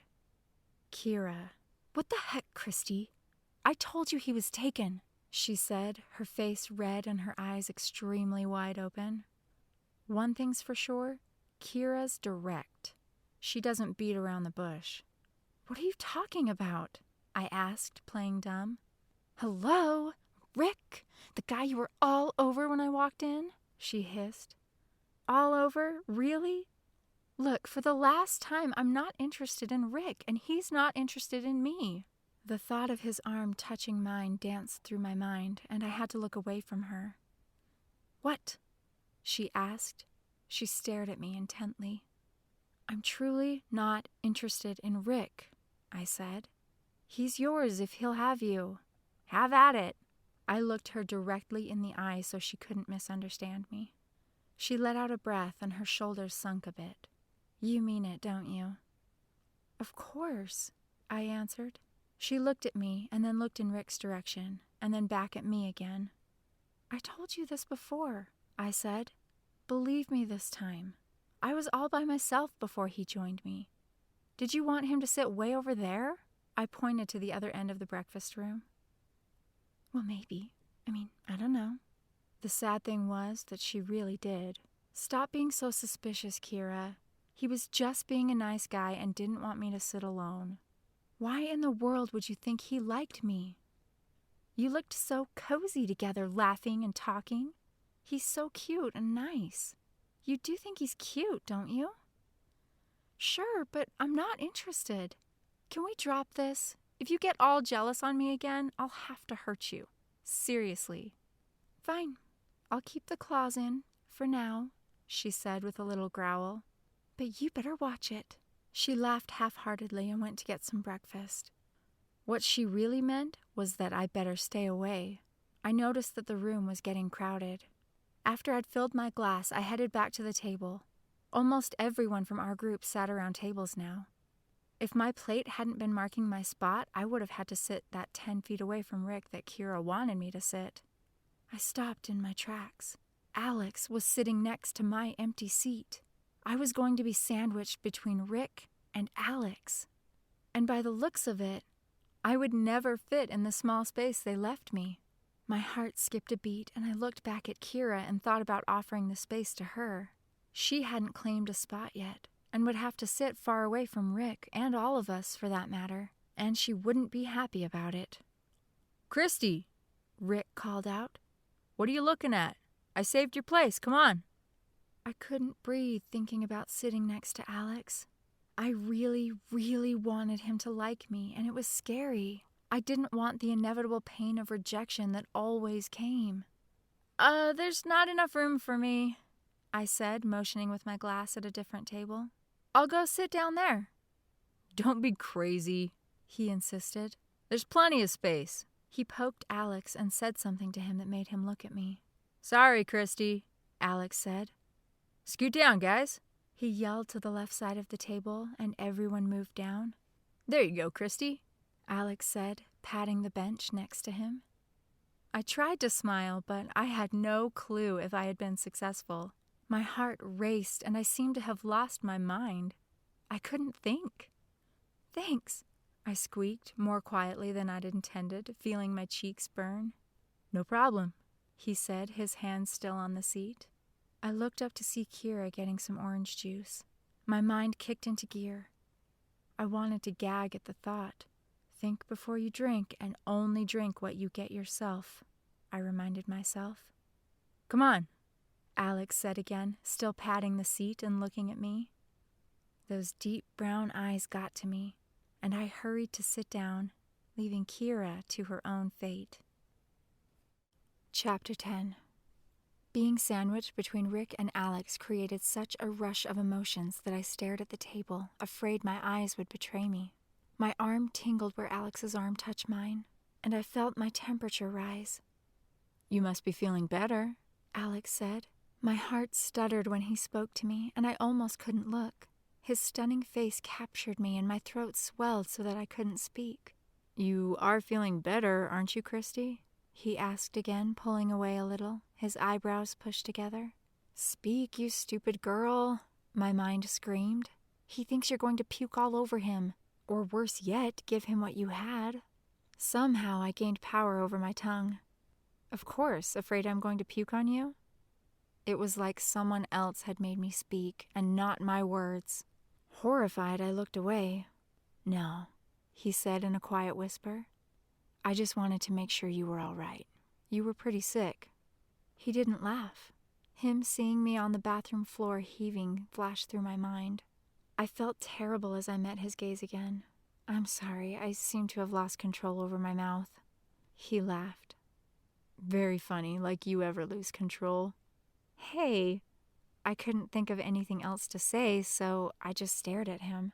He stared back, smiling. My heart ran a relay race in my chest. Why was he talking to me? Hadn't the game I've never sealed my fate as a total loser? "I was a bit worried you got sick because of all the stress, you know." He worried about me? No way. Nope, I'm okay. I mean, it has been stressful, but it must have just been something I ate or drank. "Well, you didn't miss much yesterday," he volunteered. "We saw the embassies and mansion houses, but once you see one big stuffy house, you've seen them all. Rock Creek Park was pretty cool, but we couldn't wander, so where's the fun in that? A mass of 50 people moving through a forest kind of defeats its purpose, if you ask me." He touched my arm for emphasis, burning me with his fingertips.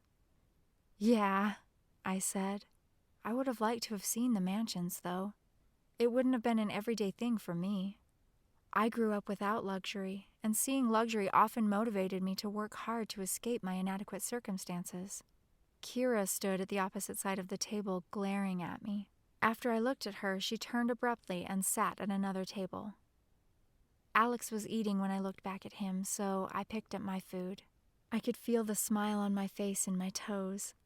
Alex and I had a conversation. Christy, I'll fill you in on what we did yesterday.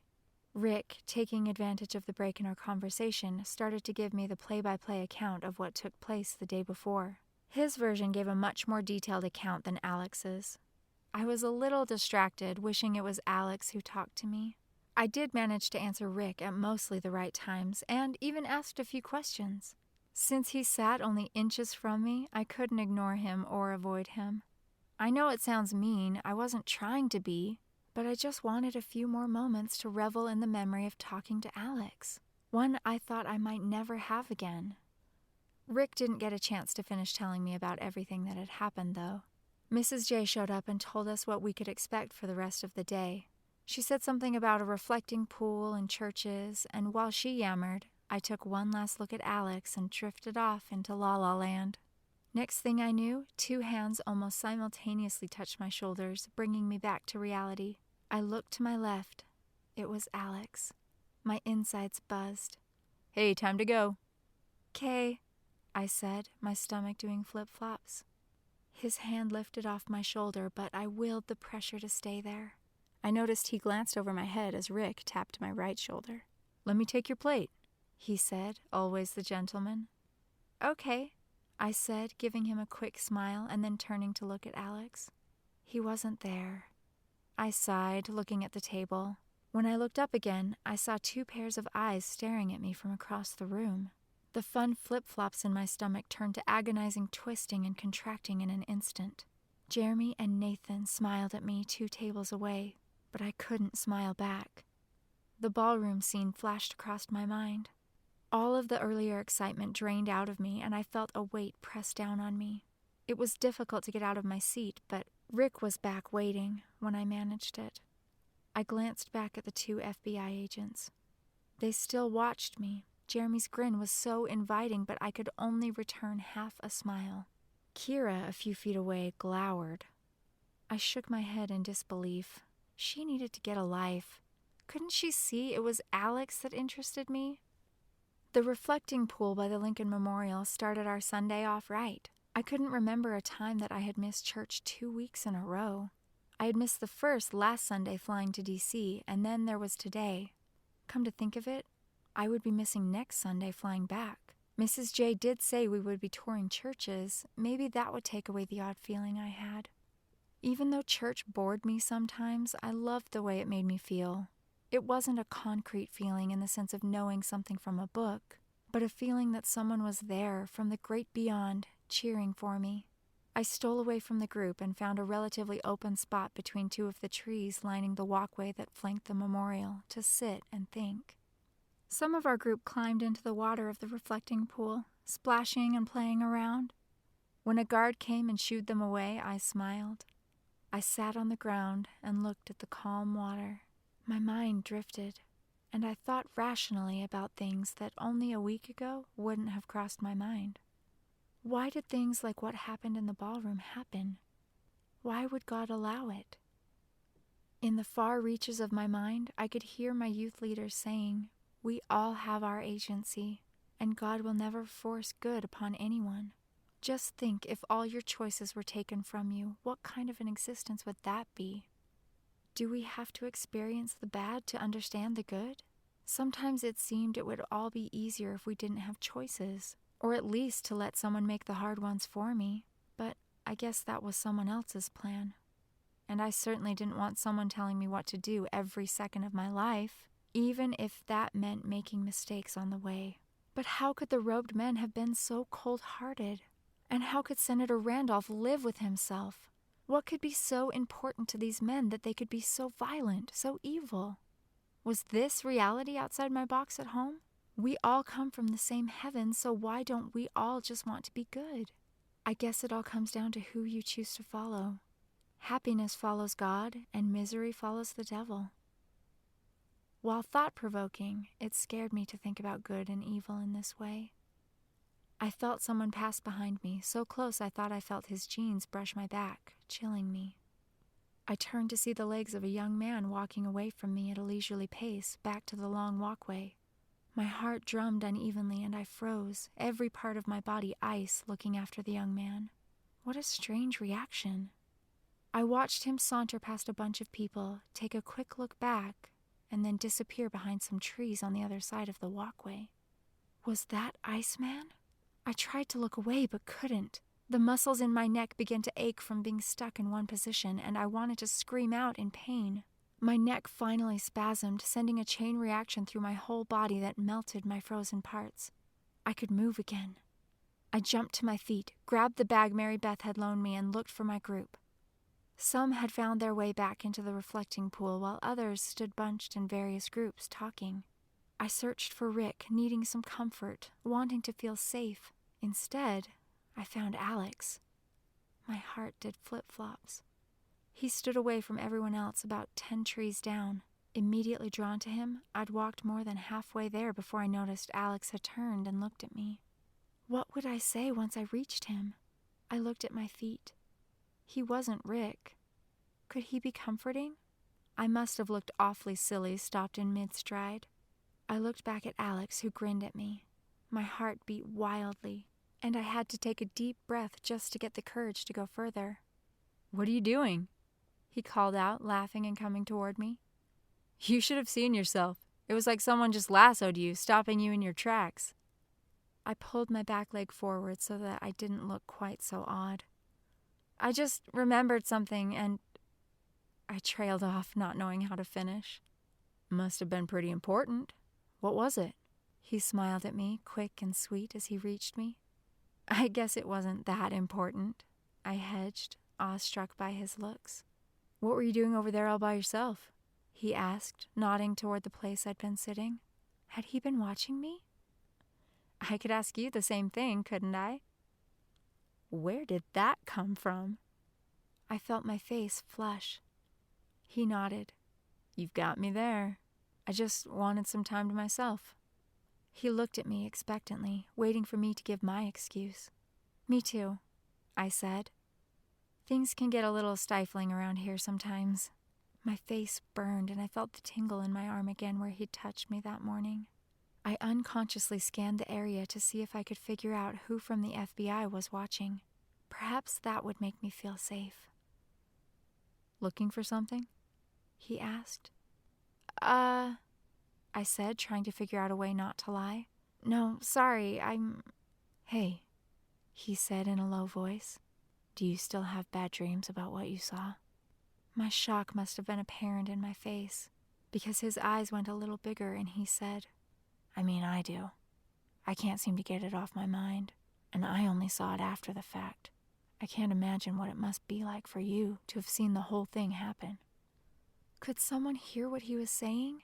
With my breathing shallow and rapid, my mouth felt like sandpaper. I looked all around, trying to pick out possible bad guys. "Christy, I'm sorry. I shouldn't have brought it up." With gentle but firm hands, he grabbed my wrists and moved in closer. A mix of emotions pulsed through me, a thrill of excitement from his touch and a horrible anguish that someone listened to us. His gaze probed with an amazing intensity that I felt all through my body. I felt a radiating warmth spreading from his hands up my arms. I wanted to reach around him and pull him in tight, telling him everything, but a different kind of fear prevented it. I didn't know if I could trust him with my heart.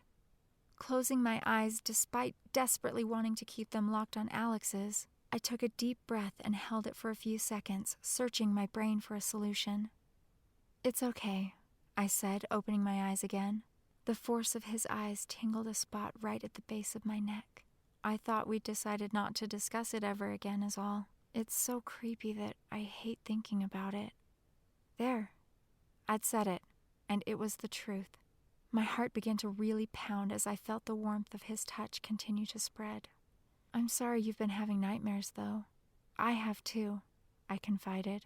I really did feel bad about it. It was my fault he had nightmares after all. "I won't bring it up again," he said, his face apprehensive. "Sorry." One thing, though. Do you think the FBI believed the letter? My hands shook and his hold on my arms tightened. I'm sure of it, I said weakly, hardly hearing my own voice. If the terrorists were listening, we were sunk. They now knew for sure that I'd seen everything and that we'd told the FBI. You're probably right. I'm surprised the FBI hasn't contacted us about it, though. He stared at me like he wanted more. All I could do was stare back and nod. I really want those murderers to pay for what they did. Me too. He looked in the direction of the rest of our group and said, "Looks like we're about to leave." He let go of me, his hands falling to his sides. I wondered if he knew how his touch affected me. Did he feel anything when he touched me? I turned to follow the group when Alex called out to me. "Hey, what's this?" He moved in front of me holding a small piece of paper. "I don't know. Where'd you find it?" I asked, reaching for it. He turned it toward me, grinning. "It fell out of your bag?" It was a photo of the 8 of us eating breakfast. I gasped, my breath suspended. Iceman. He hadn't only brushed up against me, he had put that picture there. "Who took this picture?" His eyes searched my face. I had no idea what to tell him. I just stared, unable to move. Could I tell him I thought Iceman had done it? My fears multiplied, and I didn't know if I could deal with them alone. "Christy?" I needed to slow my racing pulse, and it seemed I had no way out of the situation telling the truth. Could I lie? It would be protecting him. It would be for the greater good, and surely it wouldn't be called a lie when I had such justification. "Someone took it the other day," I stammered. I wanted a picture of all of us together. Both statements were true, but misleading. A feeling of guilt swept over me, and my shoulders drooped slightly. I had such conflicting emotions. I wanted to go hide somewhere. I had never outright lied, but now I couldn't say that anymore. I hadn't even been in a situation where I needed to lie before. The guilt wrapped around me, threatening to suffocate me. It's a pretty good shot. Could I get a copy?" he asked. "Sure," I squeaked, still feeling horrible. Man, it was Sunday, and I had lied on Sunday. I bet that was worse than lying on any other day. We headed in the direction of our group, who walked toward the bus. I stayed as far away from the reflecting pool as I could because I couldn't bear looking at myself at the moment. Frustration hit me. Why couldn't I tell him my suspicions? I didn't have to tell him about meeting with the FBI. I could leave that out. Alex walked beside me without a sound. I looked at the picture and then turned it over. On the back was written, "We know who you are, all of you." I panicked, and my insides were so twisted up from the lie I had told and the fear I felt from Iceman's warning that I reached out and grabbed Alex's arm. "Look," I said, "I didn't really ask someone to take the picture. Sorry, I lied." Then I leaned in close to him and whispered, "I'm so afraid that someone is listening and—" "Hold on, you lied? You didn't ask someone to take the picture?" He smiled like a Cheshire cat. "Yes, I'm really sorry." He chuckled like I was ridiculous to be sorry. "Listen," I said, trying to clue him in on the seriousness of the situation. "I'm listening." He covered his mouth with his hand, staring at me, trying to keep a straight face.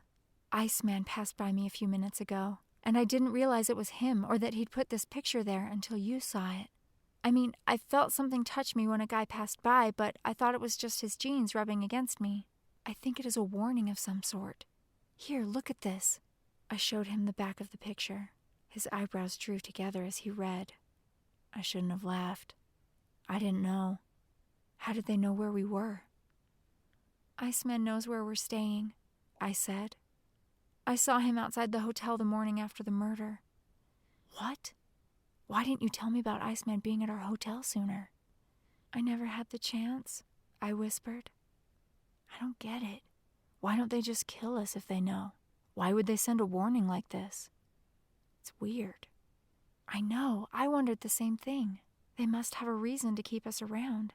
I hoped beyond hope our discussion hadn't given them what they needed to decide.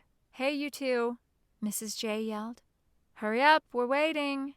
Just before getting to the bus, Alex grabbed my arm and whispered, "Let's keep this between you and me for now, okay?" "Okay," I said before climbing on the bus. I pocketed the picture, my heart thudding furiously, and not because of the threat. We had a secret now, just between the two of us. Chapter 11. The Washington National Cathedral made us all feel like little ants once inside. The tour lasted about half an hour, and we learned all about its history. Patterned after the 14th century Gothic-style cathedrals in Europe, with its intricately carved wood and stone and its detailed and vivid paintings, it tantalized the imagination. How they could build a place like this today, let alone in the 14th century, boggled the mind. We went up to the observation gallery and looked out at downtown D.C. The beautiful view lifted me. It was so different from what I was used to, especially with the little shops inside it.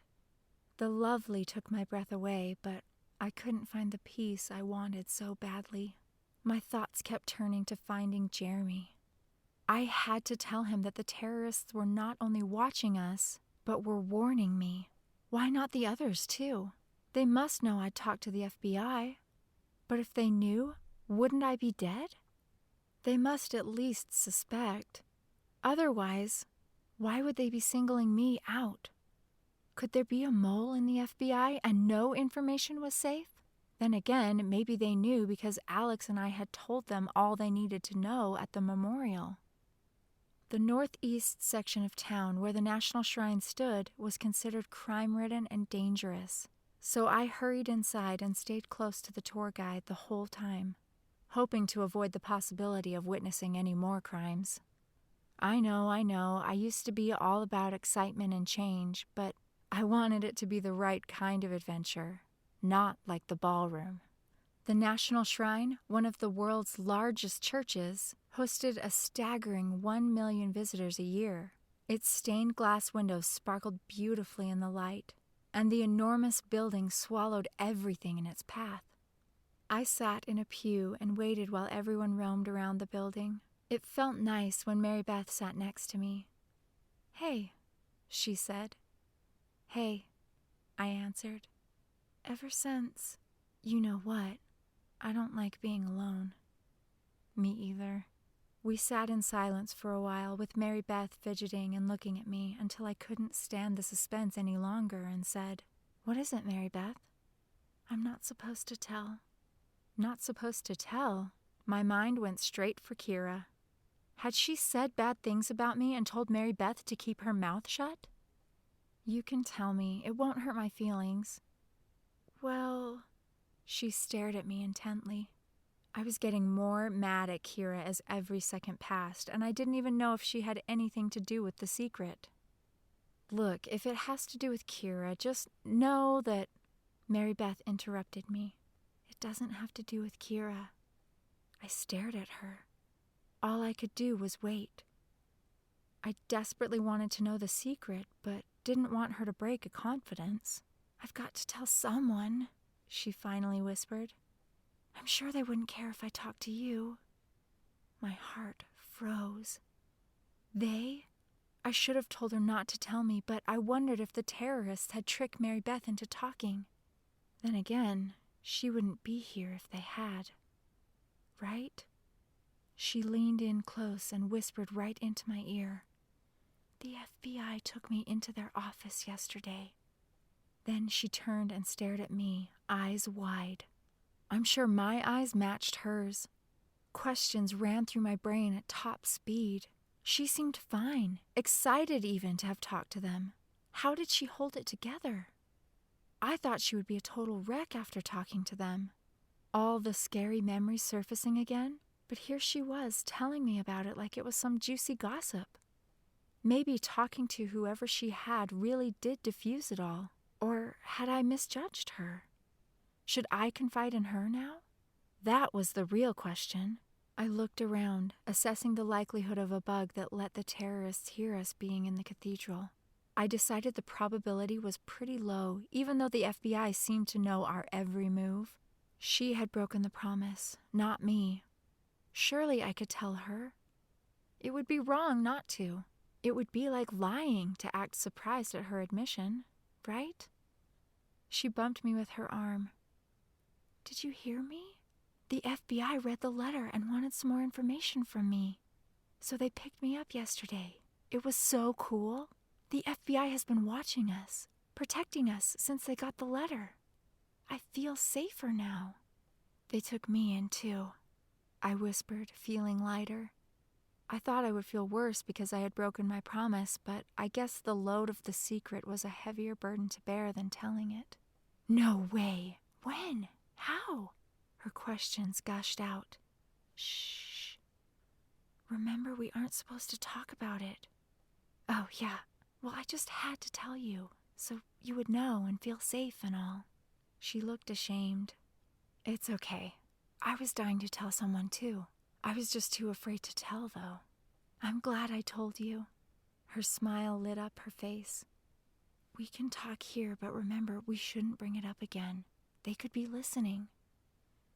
I smiled back. Right, but they know who the bad guys are, and they are going to get them. They have a lot of evidence against them. Good.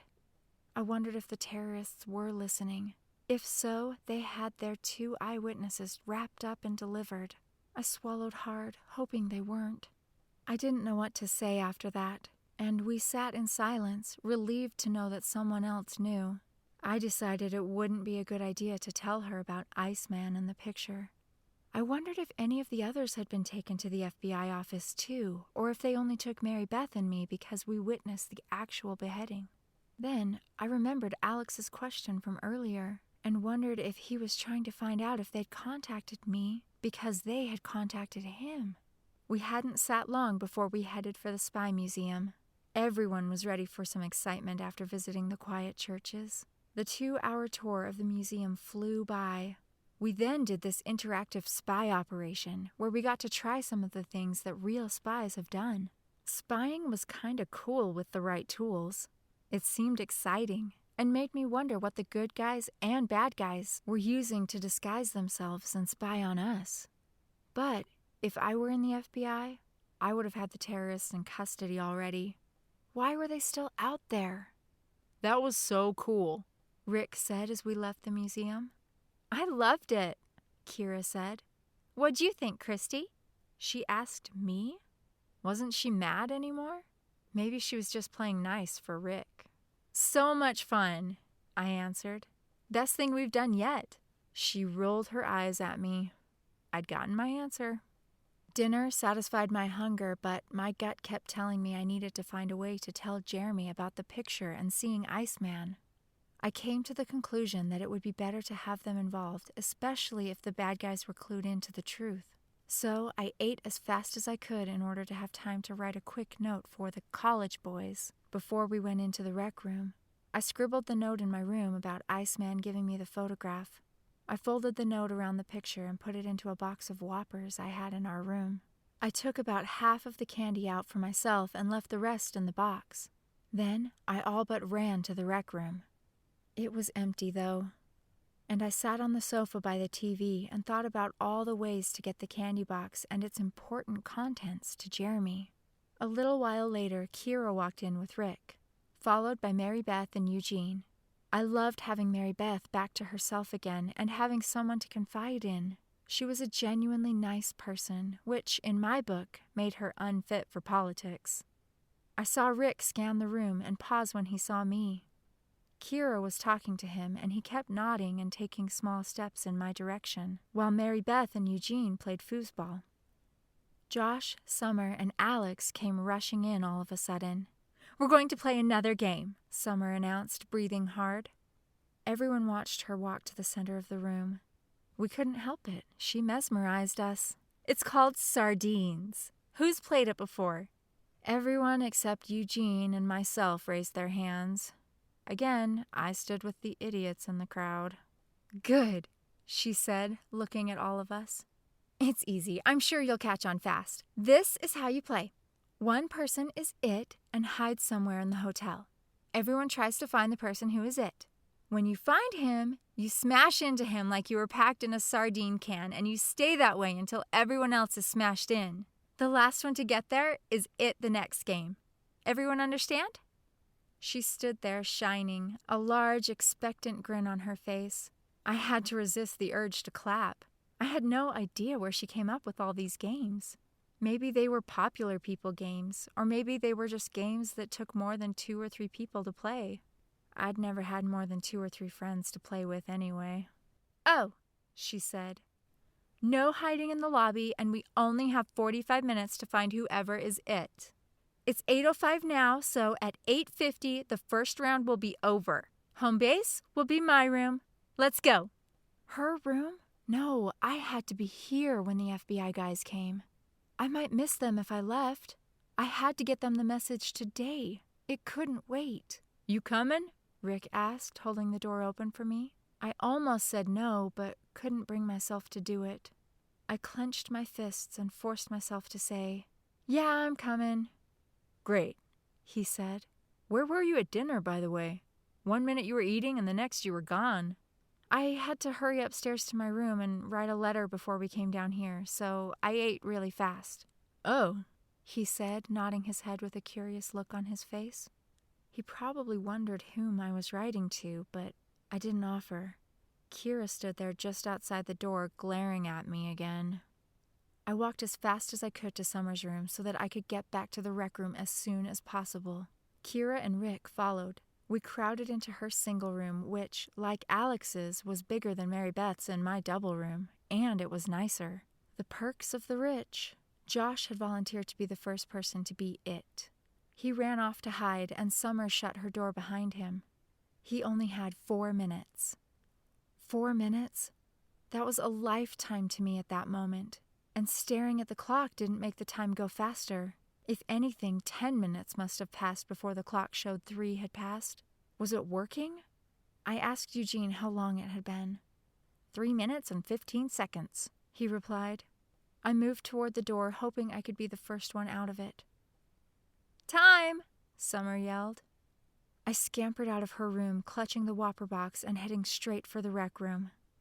"Please, please," I pleaded. "Don't let Jeremy and Nathan be gone."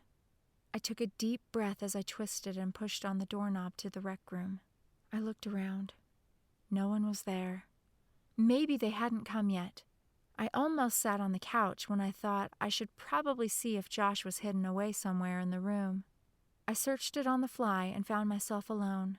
I plopped down on the sofa in front of the TV. I sunk down into the soft couch. It felt like I was sitting on a feather bed. I tried to relax but couldn't keep my eyes from being stuck on the door. Seeing the door move a hair, I sat upright. Rick peeked in. "No one here, huh?" he said lamely, still holding on to the door. "Nope, just me." "Well, I didn't mean no one. I meant—" "I know what you meant," I interrupted. "It's okay." Was it my imagination, or did he seem out of sorts? He was never like this. Rick let the door swing shut and moved in my direction. I half expected Kira to follow him in, but she didn't. I started to stand up, but then he sat beside me, taking away my momentum. So I stayed seated. He was touching me again. Could he like me? No one had ever liked me. No one had ever liked me. Is this how guys act when they like someone? Was Kira right to be jealous? His hand curled in his lap and he fidgeted. Awkward. I looked at him, then he looked at me. I looked away and so did he. I wanted the silly, uncomfortable game to end. I just didn't know how to end it. I didn't want to hurt his feelings if he did like me. And I didn't want him to think I thought he liked me when he didn't. What a mess. "Christy?" He broke the miserable silence. He looked vulnerable somehow. "Yeah," I said, eager to move on. I was wondering. Whatever he wanted to say, I wasn't going to hear it, because 2 handsome college boys entered the room. Just the guys I had hoped for and needed. The FBI. I heard the Whoppers move around in their box and looked down to see that my hand trembled, making the Whoppers jump. "Where's everyone?" Nathan asked. "Playing a game," I said. "Do you want to play?" "Depends. What game?" "It's called Sardines." "Sardines." Nathan snickered and looked at Jeremy. They both looked at Rick and me and said, "Oh." Was there a joke I'd missed? I didn't get it. "Well," I finally said. "Sure, we'll play," Nathan said, all smiles. "Great! Have you ever played before?" I stood and walked toward them. "Oh, yeah," Nathan said. His voice was funny, like he knew something I didn't. It bugged me. "Great," I said, ignoring his tone, still heading in their direction. Summer set the rules, of course. They both let out a small laugh. "No hiding in the lobby, and each round ends at 45 minutes. 45 minutes, Nathan said, his mischievous smile broadened. "Wow, that's the longest I've ever heard of a round going." "Am I missing something?" I finally asked, looking up at them. Neither one answered. They just smiled, shaking their heads back and forth. I raised the Whopper box and looked at Jeremy with wide eyes, and then looked at the box of Whoppers. He looked at me and squinted slightly. I repeated my eye movements. "Whoppers? I haven't had Whoppers in years," Jeremy said. "Here, have some," I said. He held out his hand and I poured some in. "You too, Nathan?" "Sure." "Me too," Rick said. I'd almost forgotten he was there because I was so focused on getting the box into Jeremy's hands. I gave Rick a few Whoppers, and I saw that Jeremy had finished his. He held out his hand for some more, and I handed him the box, giving him the look once more. "There's only a few left. You can have the rest," I said as calmly as possible. The fact was, my insides jumped up and down. I'd finally gotten the info to Jeremy. This spy stuff was fun. "Guess we'd better go look for the others," Nathan suggested. "Yeah," I said, feeling much better now. I watched Jeremy shake the last few Whoppers into his hand and then shake the box as I walked through the door behind Nathan. Then I heard a clunk. What? Did he throw the box away? My head whipped around and I looked at Jeremy. His hands were empty. Oh no, this was not happening. Hadn't he seen my signals? All that hard work for nothing? Maybe I should have been more obvious. I felt like I was walking in quicksand, but Jeremy gently pushed me forward. Eugene walked toward us from the opposite end of the hall. "No one in the rec room, huh?" "Nope," Nathan said. "Bummer," Eugene said. "Guess I'll keep looking. I've cleared all the floors below this one, so go up, guys." He turned around and headed back to the stairs. We went for the elevator, Nathan pushing the up button on the wall. I felt Rick's arm against mine. My arm heated up. I forced myself not to look at him. When the doors to the elevator opened, we all laughed. Alex pressed against Josh. Summer pushed up against both Josh and Alex, and only after searching did I see Mary Beth squished between Josh and Alex. Nathan rammed himself against Alex. Jeremy piled on Nathan, and Rick grabbed my arm and pulled me into the mix. Rick's arms surrounded me, and his body pressed hard against mine. I could hardly breathe, but I sputtered out a laugh anyway.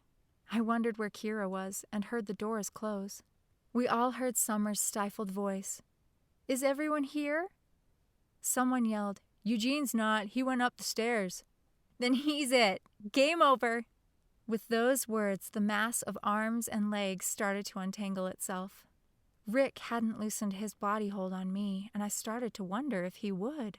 He leaned his chin on my shoulder. Pressure came from behind me, and like a bomb exploded, we were shoved against the closed doors. I pried myself loose, turning around, meeting Alex's gaze, which had traveled from my face to Rick's and back again. I turned my head and looked at Rick, who looked past me at Alex, a grin on his face. When I looked back at Alex, he turned and moved away.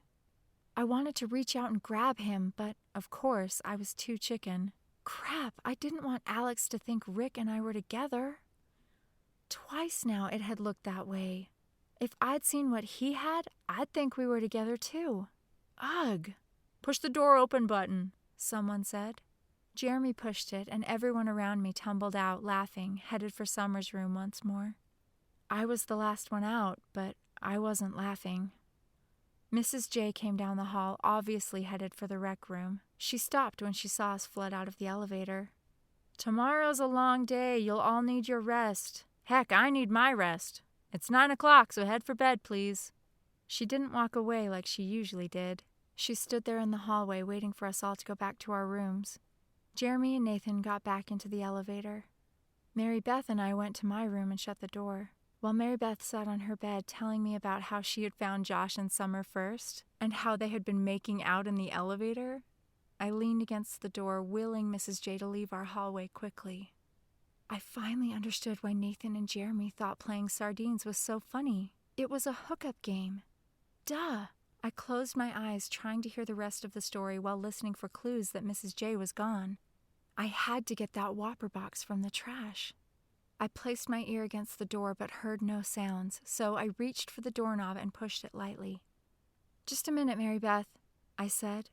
Peeking out the open door, I could see no one. Whew. I pulled the door all the way open and walked out.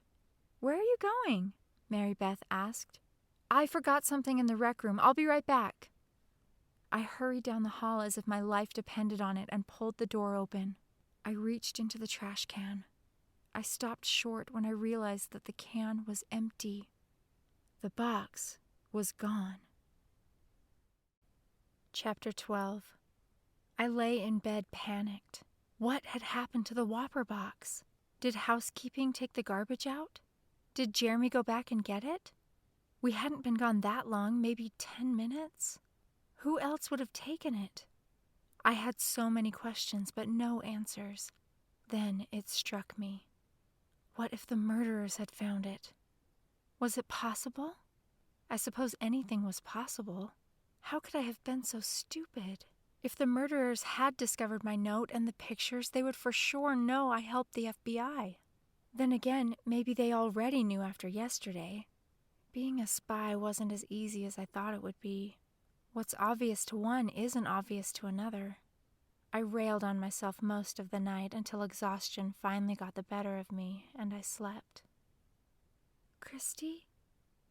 Christy?" Mary Beth's face was only inches from mine and it startled me. Panicked, I moved my head forward with a jerk and smacked my forehead into Mary Beth's nose. "Owie!" she yelled.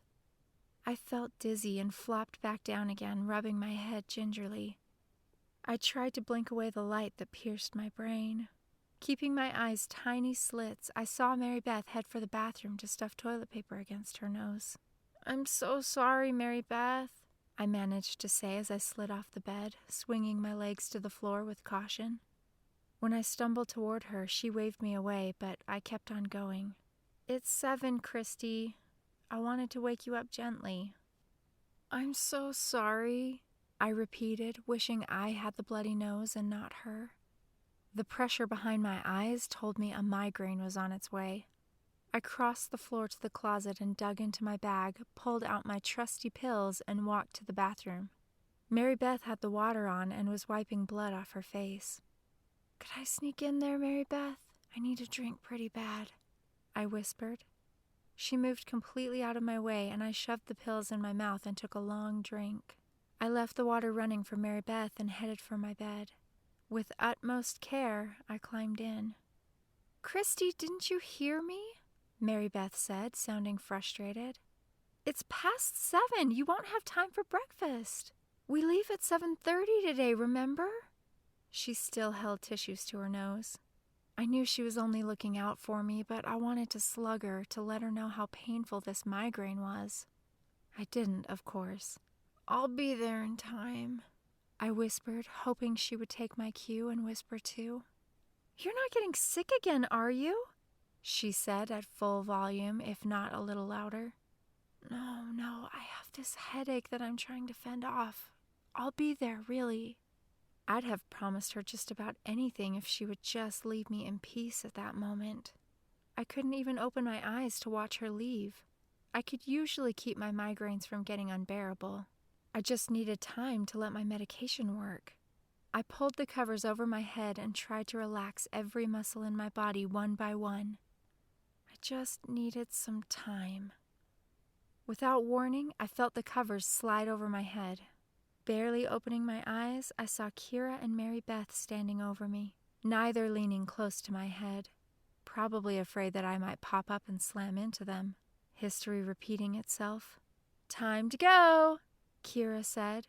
"Where are her clothes?" she asked Mary Beth. Mary Beth rushed to my closet and pulled out jeans and a t-shirt, then opened her closet to get something else. "I don't know how I let you talk me into this," Kira said, irritation etched in her voice. "Hurry, Christy, get dressed." Mary Beth's voice echoed in my head, and the light seared my eyes. I tried hard to keep them closed. "I just need some more time," I said, so quiet I almost didn't hear myself. "You don't have it," Kira said in a pretty mean way. I didn't move. I couldn't. Then I felt them stripping my PJs from my body. I tried to pretend it wasn't happening until someone pulled my t-shirt over my head, and it felt like my head was being ground down to dust. I clamped my mouth shut. Kira yanked my arms through the shirt sleeves as Mary Beth slid my jeans on. Then they sat me up. "Look at your hair," Mary Beth said, panicked. "Get a brush and a pony, would you, Kira?" "I think she looks just fine," Kira said, chuckling. "Oh, brother, I'll get him. Hold her, please," Mary Beth said, a bit too loud for my aching head. "Let me do it," Kira said. Brushing my hair felt like someone scraping nails along my scalp. I wanted to die. I couldn't help but moan. "Be more gentle, Kira," Mary Beth said. "You're hurting her. Just pull up the front and sides. It's still pretty straight from yesterday. No ponytail." She spoke in a whisper, which I appreciated. "I've got makeup in my bag. We'll finish on the bus." Mary Beth brushed my teeth, forcing me to drink some water afterwards before they stood me up and wrapped my arms around their necks, lifting me up. My head throbbed and my stomach turned queasy. I had to keep telling myself that I would be okay, that I was okay. "We forgot our shoes," Mary Beth said. They moved me back to the bed. "I'll hold her up, you grab 'em," Kira said. "Hurry and put them on, Mary Beth. She's heavier than she looks." "Okay, let's go," Mary Beth said after slipping my shoes on. They dragged me out of the room and down the hall. The ding of the elevator sent sharp pains through my skull, and I gasped. Mary Beth and Kira held me tighter, dragging me into the elevator. They were kind enough to press their free hands against my ears when we got to the lobby, so that I barely heard the ding this time. As they shuttled me out into the lobby, I heard distant whispers, and then someone pulled me out of Mary Beth and Kira's hands and lifted me into their arms. I didn't dare peek to see who was carrying me so effortlessly. The light would definitely bring on the puke. I hoped it was Alex. Could I be so lucky? Truthfully, though, all I really wanted was for the pain to go away. When they finally set me down on the bus bench, I focused again on each muscle, starting with my head and going all the way to my toes, willing them to relax. The jarring and pounding in my head slowed until I could barely feel anything anymore. The meds had finally kicked in. Even the jostling of the bus and getting makeup on my face didn't bother me. The bus stopped. I could hear whispers that seemed far above me. I tried to make out the words, but they were too hushed.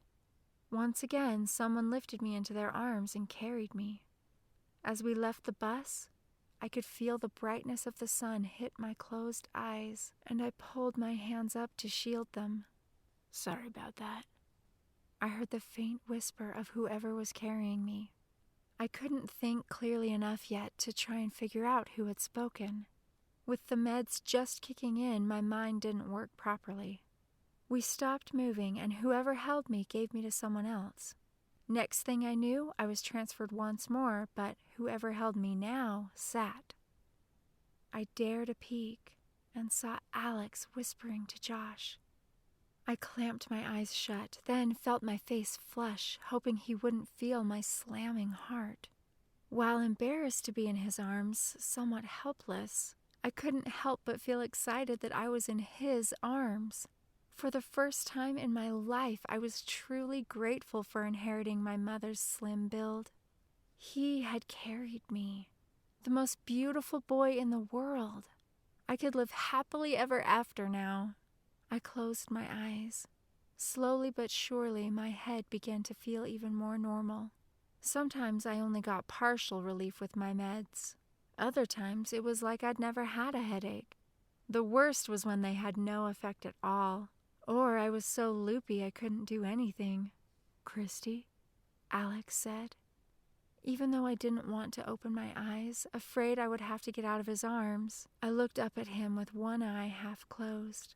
I tried to speak, but my mouth wouldn't move. Maybe I was more loopy than I thought. "How are you feeling?" Only inches from my face, he talked in a whisper. I felt a thrill go through me. He smelled so good. He made me feel alive. "Do you think you can stand? We're about to go into the Capitol, and I don't think they'll let me carry you in." Both of my eyes locked onto his. I couldn't help it. "Christy?" "Yeah, I think so," I said, pulling myself together. "Migraine, huh?" he said. "My mom gets them pretty bad. You're lucky your meds worked." "They don't always," I said. "It would have been a long day if they hadn't." He sat me up on his lap. My heart pounded so fast and hard, I was afraid he could feel it. It felt weird to look at him now, our faces so close together. So I looked away, afraid it would turn out to be a dream. Alex sat on a bench, and Josh sat next to him. Summer stood next to Josh. A bunch of kids stood in a line not far from us that led to the Capitol building. I could see our group far ahead, almost ready to go into the building. I could make out Rick near the front of the line, waving for us to come. "We're going to have to hurry," Summer said, her eyes piercing mine. "Ready?" Alex asked. "Ready," I said, even though I wasn't. I didn't want him to let me go. My legs gave a little when I tried to stand, so Alex put his arm around me and helped me walk. I wouldn't have to let him go just yet. We met up with our group right before going through the metal detectors. We were herded into a room where we were separated to meet the pages we'd be working with in the Capitol building. Mine was Jackson Knight. His angular face and body emphasized his small frame, and the short tuft of black hair on his head made him look cartoonish. Although nice, he talked a mile a minute and ran around just as fast. Time flashed by. We ran from here to there, made copies, got signatures, and even picked up lunch for some people. Between the meds and his speed, it was all a blur. Happy to get to the cafeteria at 1 o'clock for lunch, I looked for anyone in our group. Men in suits filled most tables, and I could only see a few kids from our larger group of 50 kids sprinkled about. Jackson talked on his cell even while he ate. When I finished, he still talked, so I didn't feel bad resting my head on the table for a quick nap. When I woke up, only a few people sat scattered here and there. I squeezed my eyes shut and opened them again, trying to get my bearings. Where was I anyway? As it all came back to me, I looked for a clock. 4 o'clock? No way! Why didn't Jackson wake me up? I rubbed my eyes and then found a note on the table in front of me. It read, "Call me at 345-375-7869 when you wake up. I'll come and get you. You can't leave the cafeteria without me." Call him? How? I didn't have a phone. 2 men sat together at a table not far from me. Did I dare ask them? At least with them, I would get twice the chance to use a phone. I took a deep breath and walked toward them, praying they would be nice and help me. "Excuse me?" I said. "Do either of you have a cell phone I could borrow? I seem to have lost my page." The guy on the right with the big red nose and glasses grinned at me, while the guy on the left openly laughed. They both reached for their phones and held them out for me to use. I took the phone from the guy on the left. I didn't want to get sick. I dialed the number, but he didn't answer. I left a message. Hey, Jackson, it's Christy. Sorry I fell asleep on you. I'm awake now. Could you come and get me? Then I hung up, handed the phone back, and walked to my table. While walking back, I noticed a man by a far wall hurry behind a pillar. I could have sworn it was that mean FBI guy that scowled at me while I was in the FBI building. I felt a chill go down my back. But then the thought occurred to me that he was probably there to protect me. I waited and I waited. Jackson didn't come and get me until 5. I had read every piece of literature in the place, which included the ingredients on all the packaged items in the cafeteria. I had time to think about Alex and how unbelievable it was that I kept my cool being so close to him for so long. People filed in for dinner or a snack or something, and the room got noisy again. Nothing like lunch, but still crazy. "Man, you must have been pretty tired," he said when he arrived.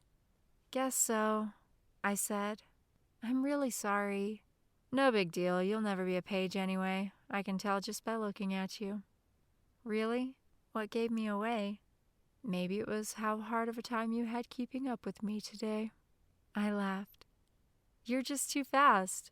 It was quite amazing watching you work. It was like you could be in 2 places at once." I didn't mention being on drugs. Now he laughed.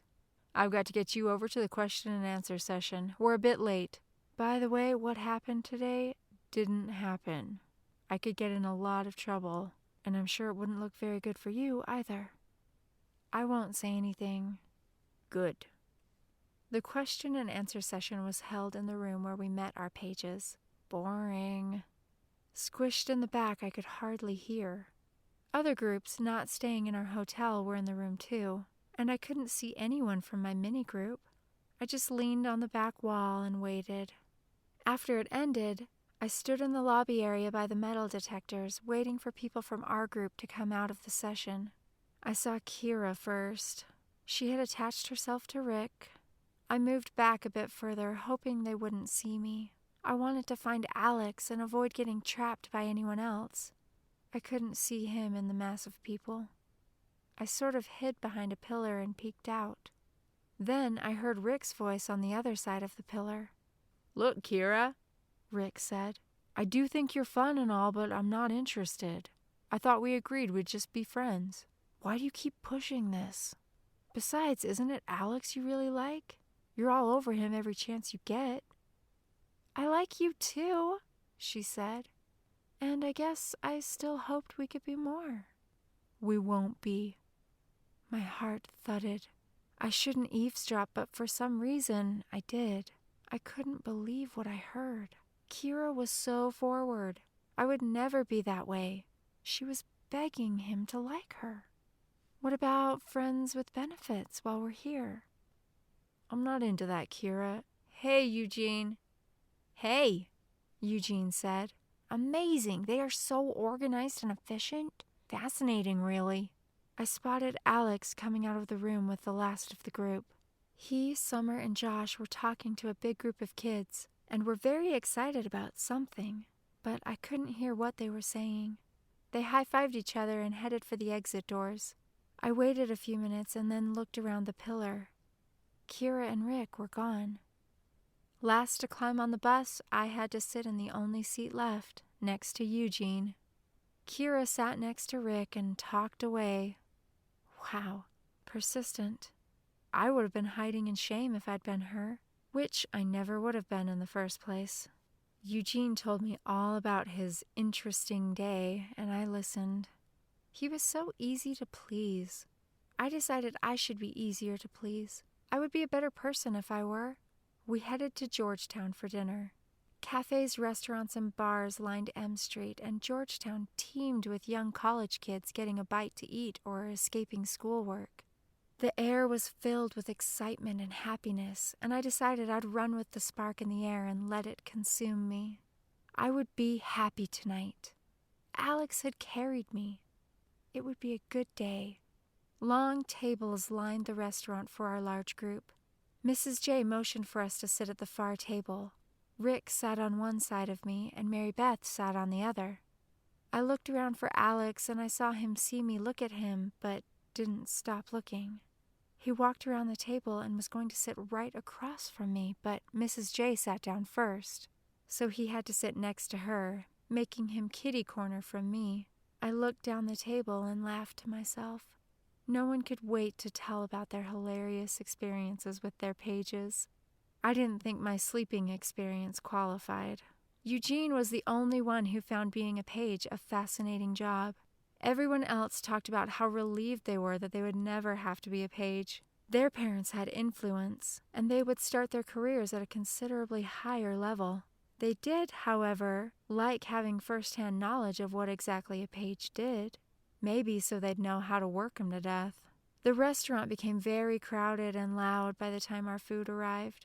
I inhaled my chicken parmesan, my own breadsticks, and everyone else's breadsticks. I was amazed at Kira's ability to monopolize Rick at dinner.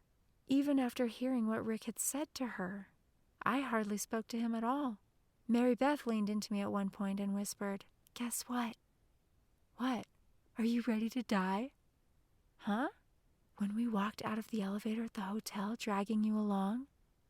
"Yeah?" "Alex was waiting just inside the lobby. When he saw us supporting you, he hurried over and insisted on carrying you." "Insisted, Christy." Her eyes bugged out of her head. I glanced at Alex. He talked to Josh, who sat next to him. I had crazy butterflies in my stomach. Could he really like me, or was he just being nice when he carried me to the bus? Thinking about it tied my stomach in knots. No one ever liked me, especially not someone like Alex. Beautiful Alex. My history had taught me that thoughts like these only led me to pain. The waitress brought around a dessert platter for all of us to check out.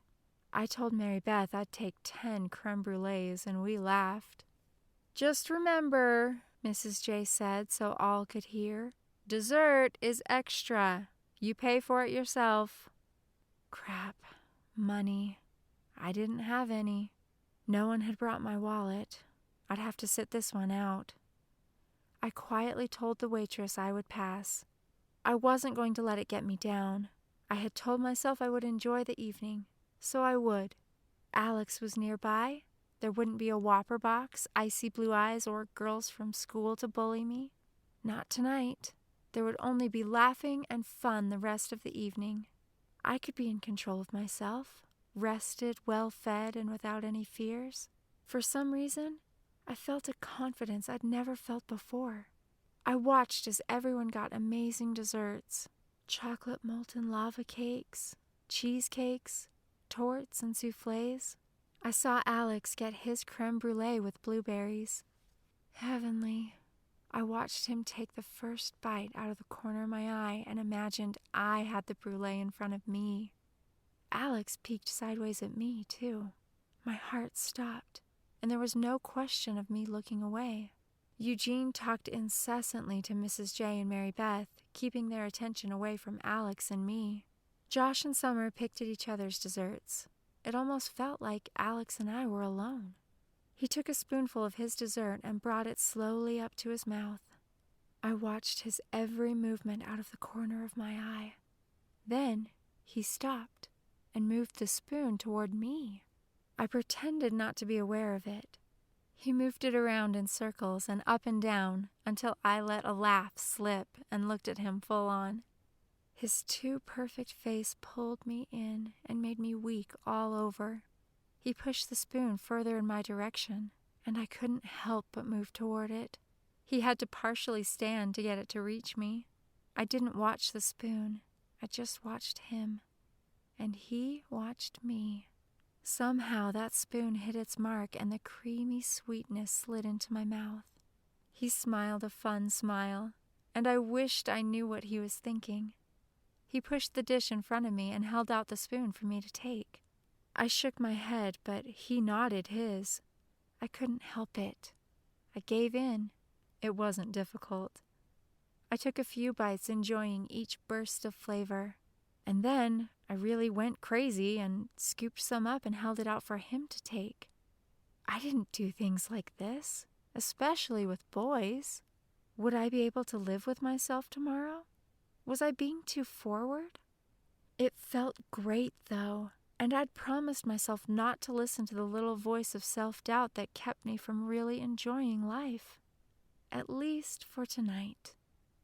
Could something really happen between us? "It's 7:30, Mrs. J said. "You have until 8:30 to be back on the bus. Don't be late."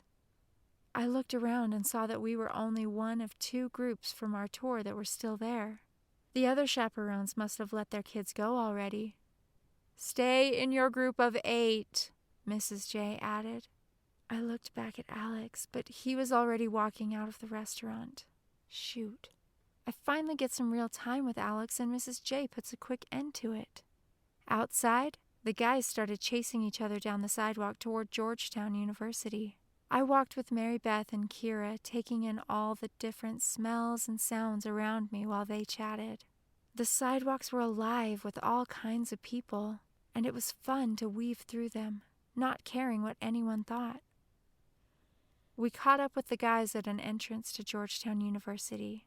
I looked around. Not wanting to give in to my fear, I started humming songs from my children's classes at church, looking at all the stars, trying to wipe Iceman's stare from my mind, when suddenly I realized I stood alone. Clouds moved in and hid the stars. It got dark. Hundreds of newly leafing trees cast eerie shadows in all directions. I felt a drop of cold sweat creep down my spine. Standing alone made it hard to ignore the cold. I took a deep breath and tried not to become frantic. Where had everyone gone so quickly? My legs felt like rubber, so I just stayed still. I didn't want to worry, but I couldn't help it. I wasn't in control after all. Things controlled me. Had the terrorists taken them, and were they about to take me? My insides felt like jelly. To my left, I thought I saw movement and took a sharp breath in. I wanted to call out, but my throat was too dry. I couldn't shake the feeling that someone watched me. Then, over my shoulder, I saw Josh and Summer. They sat together, partially hidden behind a big tree, making out. From where I stood, I could just tell who it was. I had to chuckle softly after taking a deep breath. I hated that I'd become so paranoid, afraid to be alone, and raised my head to look at the stars again. A breeze flitted past as a hand grabbed mine. I screamed out, blood pumping through my veins. Rick bent over laughing and said, "Strung a little tight?" Without a thought, I drew my eyebrows together and said, "Rick, you scared the crap out of me." "Sorry, I didn't mean to." He frowned. My heart still thundered. "I just wanted to show you something." He beamed now, unable to hide his excitement. He put on a pouty face and reached for my other hand and said, "Will you come with me? I really didn't mean to scare you." He breathed hard, smiling again. I snorted, flicked my head to the side, and said, "Okay." His warm hands clasped mine tight, sending a thrill through me. We walked away from Josh and Summer, and my heart skipped a beat. I wasn't the only one nervous. Rick's hand was sweaty, and I wanted to wipe my own. "Close your eyes," he said, letting go of one of my hands. "Why, it's dark," I said. "I know, but you can still see. Just close them." I did, and wondered if I'd done the right thing. He pulled me forward, and I could hear a rushing sound in front of us that got louder and louder, drowning out the sound of my shuffling feet. I wanted to peek, but closed my eyes tighter to avoid the temptation. "Almost there," he said into my ear. We hadn't gone very far when I felt a light mist hit my face and arms. "Okay, open your eyes," he whispered. We stood right next to a large fountain, the water tumbling with such force that it created a halo of mist illuminated by the lights shining up from under the water. "Wow," I said. "This is breathtaking." "I thought so too, and I wanted to show it to you." He stood close behind me. I could feel his breath on the back of my neck as he gently grabbed my hands in his and drew them up in front of me, wrapping his arms around me in a warm and solid hug. He brought his head down so that his chin rested on my shoulder and his cheek pressed against mine. Something fluttered low in my stomach. We watched the water rush in silence, the flutter turning to a warmth that spread through my body. I'd never been hugged like that before. My heart not only pounded, it crashed over and over into my ribcage. One part of me wanted to push him away, but it felt so good to have someone hold me. Even at home, I was almost never hugged. People just didn't notice me because I always did what I was supposed to. I felt safe and secure with his arms wrapped around me. All the stiffness in my body disappeared, and I let my back press snugly against his chest. The smell of his cologne, mixed with the mist in the air, settled lightly over me. It felt so right to have him hold me. "Moments like this are rare," he said. "They are," I said, not realizing how he might take it. After a long time, he brought my arms to my sides in a slow, even movement and let go of them for a few seconds as he moved around to face me. Then he took my hands back into his and drew me close. It seemed like my heart would soon crack my ribs, and I almost looked away from his intense gaze when he spoke. "I really like you, Christy. I was hoping we could maybe hang out the rest of this trip and see where things go." He waited, his eyes intent on mine. My mind raced, and I couldn't think of anything to say. I hadn't expected this, especially after overhearing his conversation with Kira. The pause was a bit uncomfortable, but his eyes never left mine. "You knew I liked you, didn't you?" "No," I said in a small whisper. I scrunched up my face in embarrassment, not knowing whether to be happy or sad. He laughed and stepped back to look up at the darkened sky. "What about Kira?" I asked, grasping for straws. "What about her?" he asked. "She really likes you." "She only likes me when there isn't a better offer on the table. She smothers me."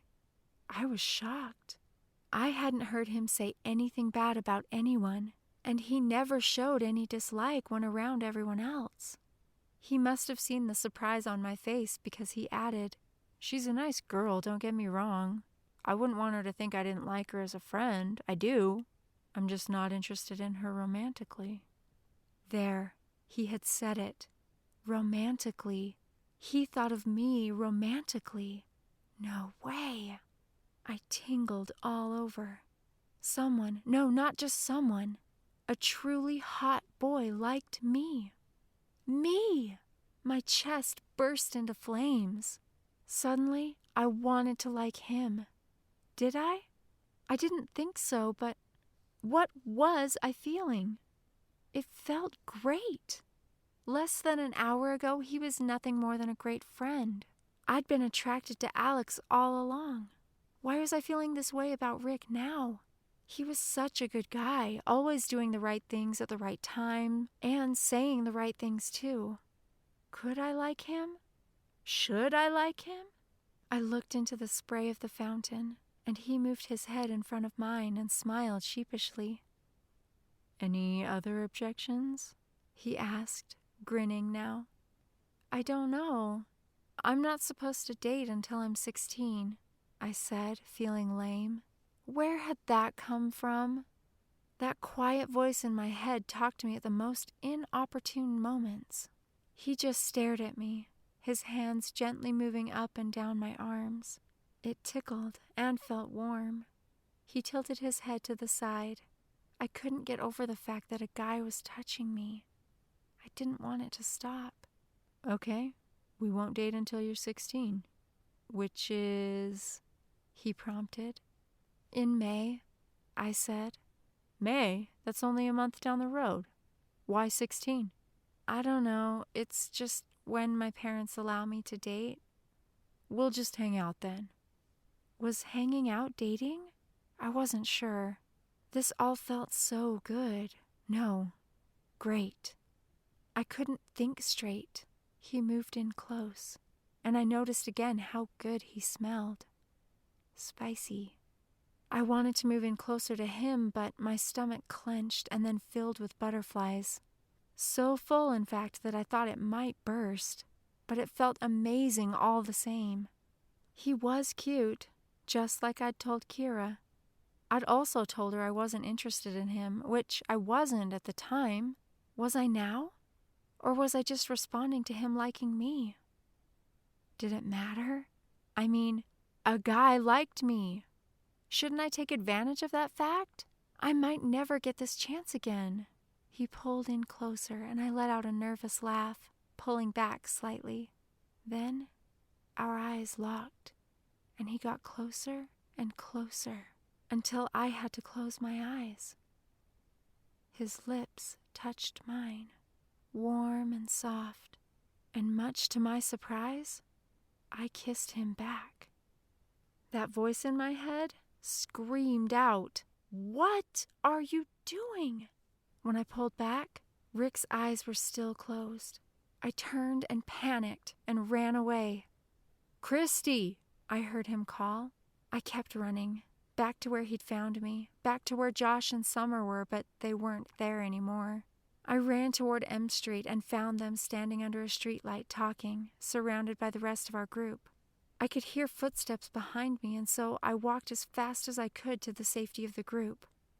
I couldn't face Rick right now. What had I done? I bent over, trying to catch my breath. Alex stood there, and he looked at me and then past me. Rick slowed to a walk before he joined us. His eyes were set on me, questioning. Alex's eyes narrowed as he watched. "Please," I thought, looking at Alex. "Please don't let Alex think I like Rick." Yet, at the same time, the softness of Rick's kiss lingered on my lips. The pleasure of it surrounding me, urging me to turn to him and gather him in my arms and accept him. I pulled myself together and, using Kira's trick, I wedged between her and Mary Beth the whole way to the bus, locking my arms through theirs, and that Mary Beth sat next to me on the aisle. I was safe for the moment, left to feel guilty for my thoughts and actions. My parents would die if they knew. "What's up, Christy?" Mary Beth asked. "You look like you've seen a ghost." "I kind of feel that way," I whispered. "Why? What happened?" I debated whether or not I should tell Mary Beth. Could I trust her not to tell anyone, including Kira? I had trusted her in the church. Maybe I could trust her now. Rick just kissed me. I let the words burst out of my mouth in a small whisper. I left out the part about me kissing him. "What?" She screamed it so loud that I cupped my hand over her mouth and immediately regretted my decision to tell her. "Shh, you can't tell a soul. Swear to me, Mary Beth." I looked around to find Kira. She sat several seats behind us with Alex. Mary Beth grinned and looked at me wide-eyed. "Swear, Mary Beth." "I swear. Now tell me all about it." "I knew he liked you. Kira will just freak out." "No, she won't freak out because she'll never know. Now will she?" "Okay, no. I just can't believe it. Tell me everything." I told her a shortened version and left out all feelings. I felt weird talking about them to her for some reason. "Unbelievable, Christy. Unbelievable. You're so lucky." I felt exposed and stupid and wished I hadn't told her. For some reason, even the Whopper box dug itself out of the corner of my mind and started harassing me too. "You idiot," it said. "You should have been more obvious. No one could have known what you were hinting at with your eyes. Even a trained FBI agent had no clue what you meant." The beating continued, and I suffered once again for all my mistakes of this week. By the time the bus reached our hotel, which was only about 15 minutes away, I was emotionally stretched, like a bug splattered on a windshield. I dragged myself off the bus and into the lobby, thinking about the possible consequences of telling Mary Beth about the kiss, when I was accosted by a conservation group handing out reusable water bottles and encouraging everyone not to buy bottled water. I had lost Mary Beth. She said she wouldn't tell. I guess I'd just have to believe her. I pushed my way through, trying to make the first elevator ride, and an equally pushy conservationist put a bottle into my hand and said, "Use this tonight and you'll feel great in the morning." I took the bottle, giving him a pursed smile, and got into the elevator with others from our tour group. When I got to my room, I threw off my clothes, brushed my teeth, and climbed into bed. Reaching up to turn my lamp off, I hit the stupid water bottle, knocking it to the floor.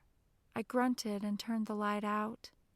I was holding back the tears when I started thinking, what if Mary Beth doesn't see your water bottle lying on the floor and trips over it and breaks her neck? I turned the lamp back on. "You better leave me alone after this," I shouted into thin air.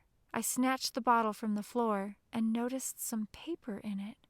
I shook it out of anger, trying to teach it a lesson somehow. I thought it was probably activist literature, until I saw the initials CH, handwritten on one corner. I unscrewed the cap as fast as I could and turned the bottle upside down. What had that activist said? "Use this tonight and you'll feel great in the morning?" My hands were shaking so badly that I almost couldn't unfold the note. It read, "Got it. Relax. You're safe. 11 o'clock. I slept well." Chapter 13. Ping. 5 a.m. My internal alarm clock seemed to be working again.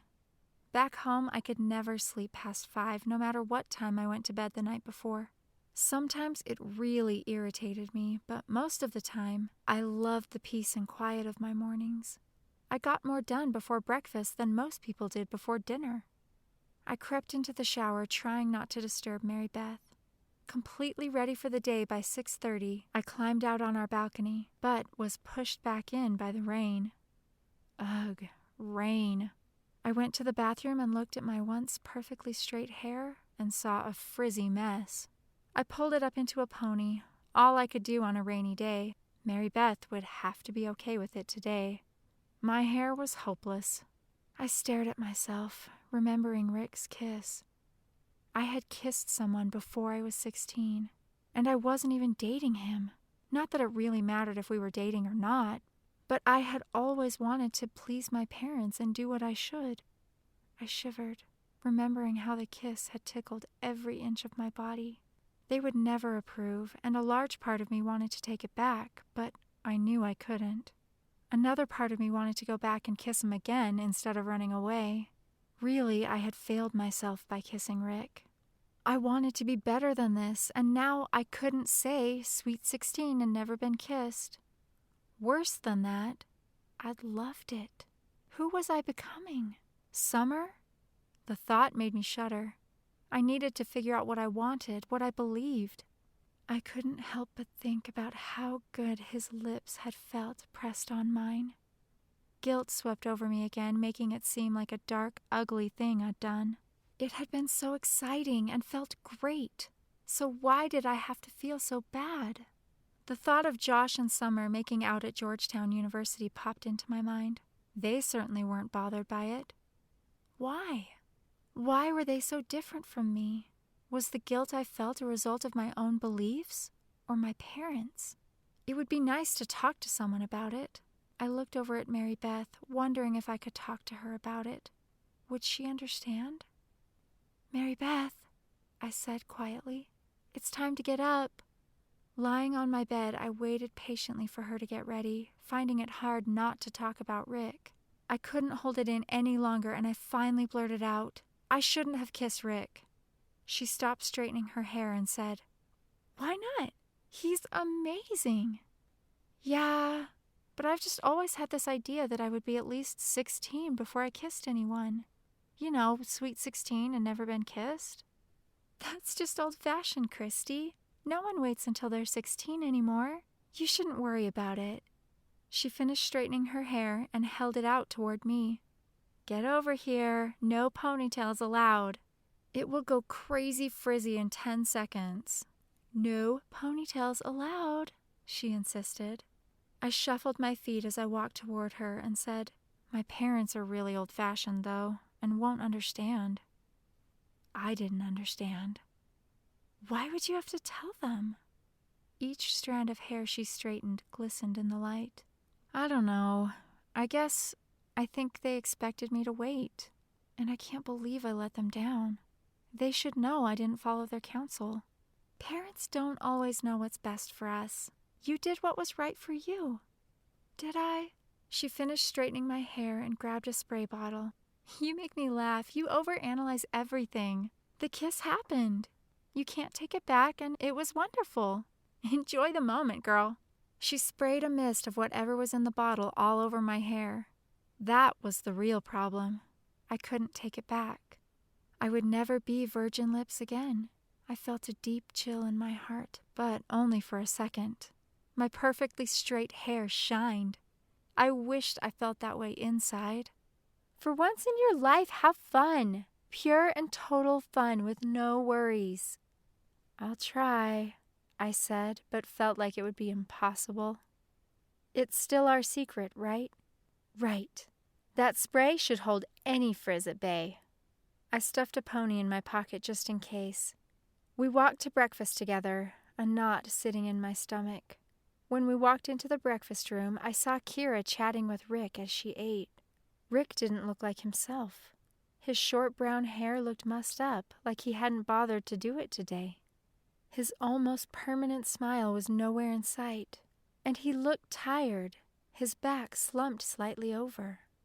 Mary Beth and I had timed it just right. There weren't any seats left at our usual table.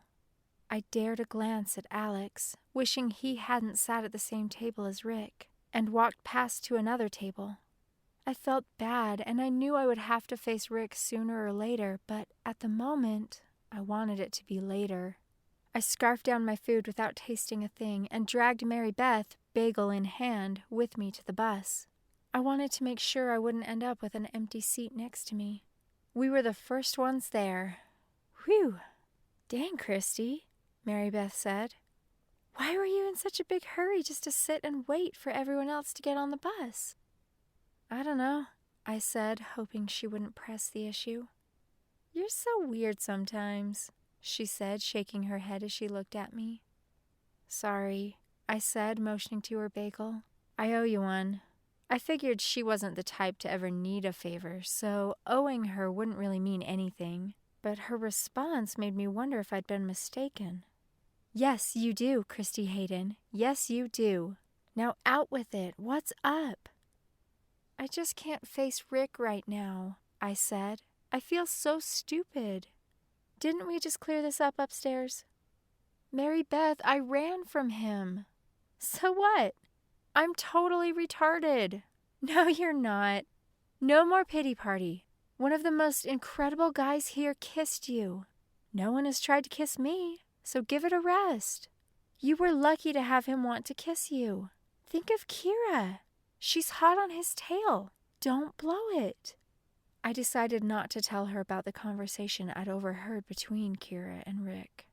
Rick finally ambled onto the bus, one of the last ones to get on, head hanging, no light in his eyes as he looked at me. I had to look away to ease the pain welling up in my heart. His unhappiness was becoming my unhappiness. I'd have to take care of this tonight, whether I wanted to or not. Don't look away from him, Christy, Mary Beth whispered. Go over and sit by him. Just talk to him. It'll all be okay. Oh, he's so sad. Look at him. You've got to go talk to him. I pushed myself against the window and said, No way. I'm not ready. I don't know what to say. My brain worked overtime trying to find a solution, trying to find a way to put an end to my guilt and to Rick's unhappiness, without deceit or looking like the idiot loser I felt like. It seemed brains couldn't help problems with the heart. At a loss, instead of continuing to think about it, I focused on the note from the FBI. At 11, something would happen, and I wondered what it would be. I tried to convince myself that it wouldn't involve a toilet or drugs, but I couldn't be absolutely sure. My thoughts kept getting all muddled up with the kiss by the fountain, the note from the FBI, and what I should say to Rick. When leaving the bus, I turned to look at Rick, and he was looking at me. My stomach churned. He didn't smile. He just looked at me for a second longer and then turned his head and looked out the window. I hurried off the bus. The buildings that housed the offices of the senators and some of their staff weren't typical ugly government buildings. They looked more like stately mansions. I had always imagined that senators and congressmen had offices right in the Capitol building, but they didn't. These buildings stood next to it and were connected to the Capitol by underground tunnels. How exciting would it be to explore those tunnels? Would we get the chance? I dreaded the day shadowing an intern. Following someone around all day watching them work seemed ultra boring. I hoped that whatever happened at 11 would excuse me from the rest of the day with my intern. I couldn't have imagined having a worse intern. He had a pinched face, light blonde hair, and muddy brown eyes. He never spoke to or acknowledged me. I learned quickly to keep a safe distance from him. In a half an hour, he had already backed up into me 3 times, and my toes ached. I had to stay so far back or to the side of him that I couldn't even hear what he said to people. It was going to be a very long 2 hours with him, so I started watching everything else and ignoring what he did. Time passed quickly once I did. With everything so new and interesting, I couldn't help but soak it all in. Amazed at the amount of work that needed to be done for a senator, I focused on the most interesting. The mass of cubicles buzzed with telephone calls, conversations, research, flying papers, and note-taking. It was a bit chaotic in my mind, and I wanted to set it in order. Shocked at some of the inefficiencies, I wanted to fix them, but I knew I couldn't. Before I realized it, 11 o'clock rolled around. My heart skipped a beat as I wondered what crazy thing was about to happen. Nothing did. 15 minutes later, I started to wonder if the note had meant 11 at night when a man came and shuttled my intern away. Before he left, he introduced me to Ryan, a bulky, handsome man whose dark eyes were lightly framed by almost invisible glasses. Ryan appeared to be just like the FBI men on TV. But was he FBI? I decided he couldn't be when he told me what I would be doing. He took me into a room made of glass that looked out on everything going on in the large rooms surrounding it. Ryan had me start researching immigration and taking brief, concise notes on what I found on one of the computers that lined the glass walls. I sighed and resigned myself to the fact that the note from the FBI must have meant 11 p.m. Ryan couldn't be FBI. Bummer. He sat at one of the 4 computers in the room and worked furiously. If it weren't for the fact that the room was made out of glass, I would have felt trapped in a small claustrophobic box. The good thing about working with Ryan was that I loved to research. At first, however, all I could think about was my kiss with Rick and what I could possibly say to such a good guy. Why wasn't there the same spark with him that I always felt for Alex? When I forced myself to look at the computer screen, though, I immediately immersed myself in another world. Buzzing through my 3rd website, Ryan asked to see my work. I handed him my notes, and he read for several minutes. "Wow, this is great work," he said, handing them back to me with a smile. That I already knew, but it was nice to have it verified from someone in the know. I glanced at my stack of papers and saw someone else's handwriting. I reached for it and started to hand it back to Ryan, saying, "I think you," when I noticed it was meant for me. A note from the FBI. He was FBI after all. The note said that I had to pretend to keep researching, but instead of taking notes, I needed to answer the questions on the papers he'd given me. I pretended to read the monitor and take notes when I was really just answering his written questions. My heart pounded, and it was hard not to act suspicious in that room. Anyone could have walked by our glass enclosure and seen what we were doing if they'd only wanted to. I had to work hard not to freak out. A bit sad to think that I wouldn't be talking to Jeremy. All the pain and fear I'd released with my bawling session the night before stared me in the face once again. Most of the questions were very specific, and about Iceman and what happened after the ballroom and at the memorial. The easy questions didn't take me long to answer, but it would have been faster if I didn't have to play like I was researching. Some questions had nothing to do with Iceman, though. They addressed my tour group and how we were holding up. I only wrote one question. Why haven't the terrorists killed us yet? I really wanted an answer. It seemed it would all be so much easier if they did just that. "Could I take a look at your work again?" Ryan asked. It had only been a few minutes since I'd finished, and I wondered how he'd known to ask me for it. "Great again," he said with enthusiasm after reading my responses. "Maybe we could change just a few things?" He wrote some follow-up questions, which he handed me to answer. He also added a few comments, his writing plain and easy to read. They had located Iceman, who gave me the photo. He only worked for the head guy that had ordered the kill of the senator's aide. I shouldn't fear him. He was a little guy in the scheme of things. I would anyway. He scared me. Also, they'd gathered some evidence from the ballroom and had rescued the pictures from Alex's toilet phone, and were building a strong case against the leader of the terrorists and the senator. The FBI would wait until we left D.C. to take them all into custody. Everything was going along as planned. They knew what they were doing. I should forget about the photo and go about the rest of the trip like nothing had happened. I was being protected. The note ended. He hadn't answered my question. I turned and looked at him until he turned to me. I raised my eyebrows and said, "What about this one right here?" I pointed at my question. He said, taking the paper from me. He wrote a simple sentence. "We don't know." Great. Just great. They didn't know why they kept us alive? I also couldn't forget the photo. Its personal nature felt like a serious warning to all 8 in my group, not only Mary Beth and me. The danger loomed over us all. I wished I could have talked to Jeremy to calm my fears. He made me feel safe somehow. Time flew by.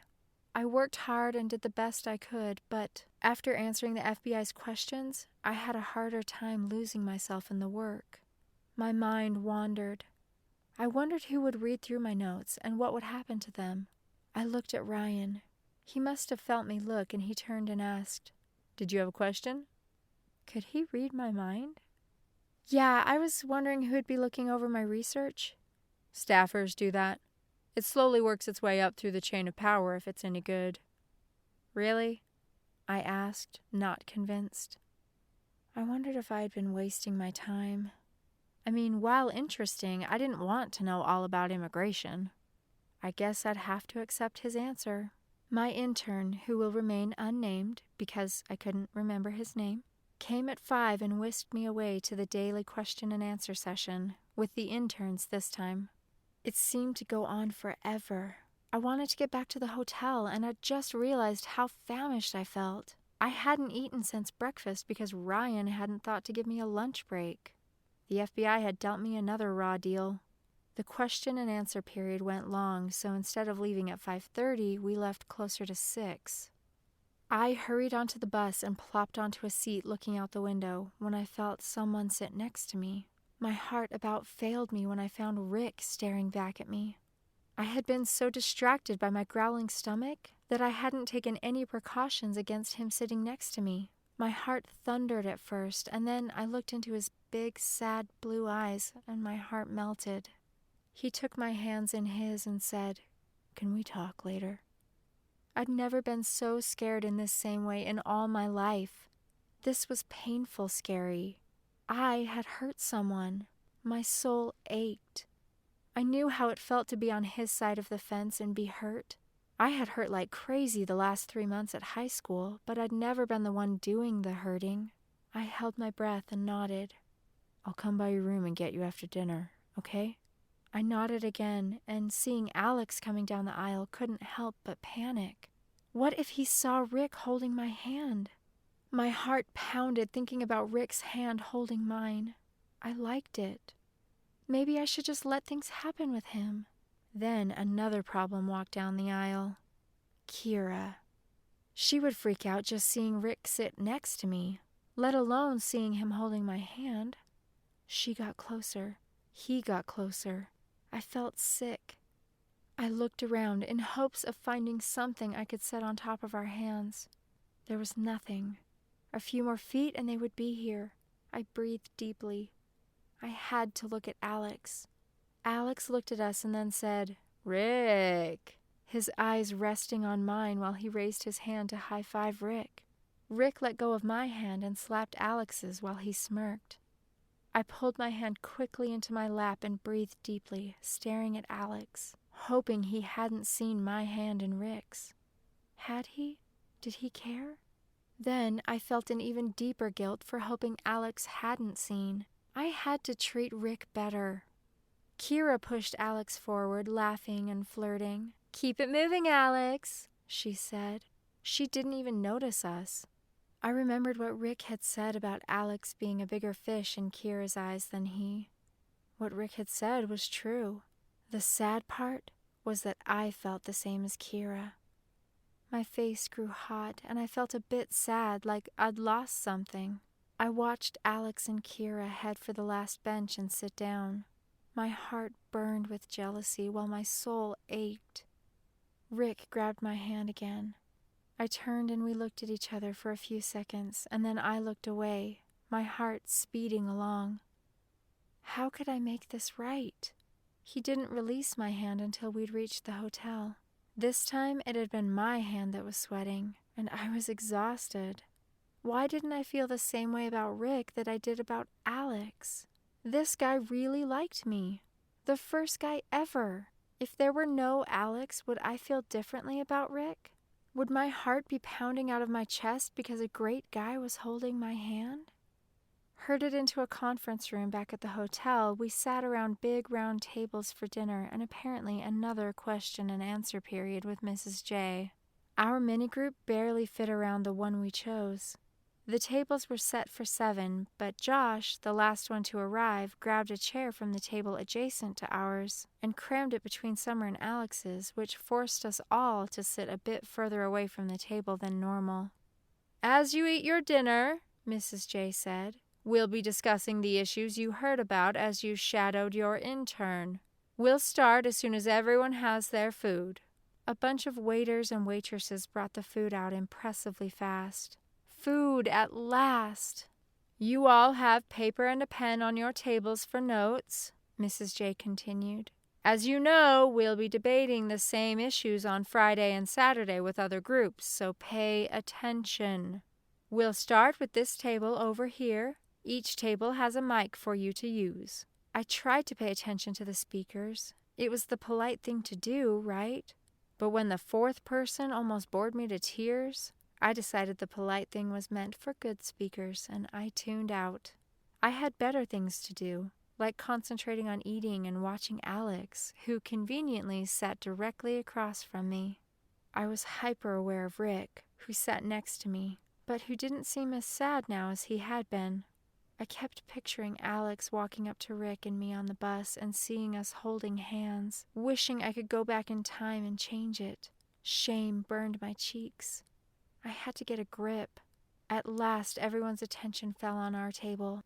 I looked at the clock. 8. It seemed like the waiters had cleared our tables hours ago. Josh started to tell us about the issues he heard about and was about as interesting as a blade of grass. So I turned off again. I felt a nudge on my arm and looked at Mary Beth. "You're up, Christy," she said. Caught off guard, escaped my lips. Alex smiled at me, raising his eyebrows.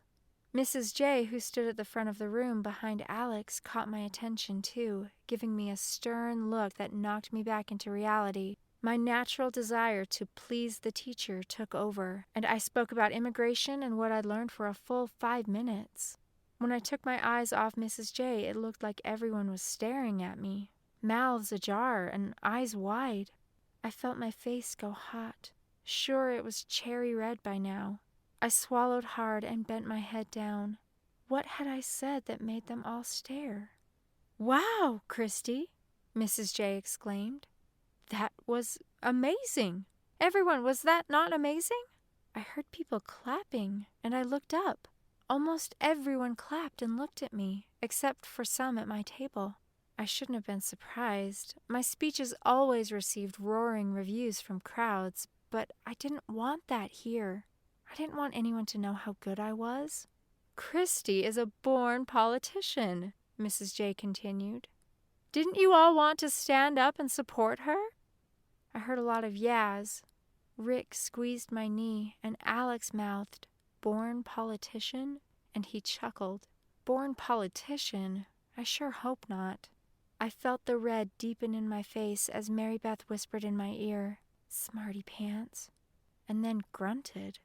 It did feel good to get all the positive attention, but the negative sat like a rock in my stomach, and it seemed to drown out the positive. I wished I'd done a boring presentation like everyone else. No one would have noticed me, and everything would have been normal. Why did I have to be such a great speaker? I didn't want everyone to know I was smart. I just couldn't help myself. A horrible habit. "If we'd known she'd be so excellent, we would have had her go first," Mrs. J said, putting the final nail in my coffin. Mary Beth huffed this time and turned her body away from me. It seemed like the past few days I had been on an emotional roller coaster that took me soaring, only to drop me crashing below where I had begun. I had no time to relish the good because the bad lurked only seconds behind, ready to pounce if I felt any happiness at all. Rick's hand still sat on my knee, and he pressed it again. I turned and gave him a weak smile. His returned smile genuinely comforted me. Maybe he understood what I was going through. A part of me really wanted to like him and let him make me tingle again with another kiss. The rest of the table finished their presentations, and they weren't half bad. Of course, Alex's was the best, but everyone was anxious to get out of there by the time we were done. 3 hours dissecting political issues with this crowd dragged on too long. "Tomorrow you'll be with the lobbyists," Mrs. J said. "You're dismissed to get some rest. Christy, could I see you a minute?" I was already out of my chair and heading for the door when she called me. "Teacher's pet," Josh snickered. I felt so stupid, like I was back home and a total dork. I walked as slow as molasses to meet her. "I repeat, wow," Mrs. J said. "You truly are a natural. You packed so much feeling and information into your presentation. Enthralling. I think I'll put you with someone special tomorrow if that's okay." I figured it really wasn't a question and just nodded. "Great. Go get some rest. Tomorrow will be an amazing day for you." In no hurry, I walked down the hall toward the lobby, but felt a hand on my arm before making it out of the hall and into the lobby.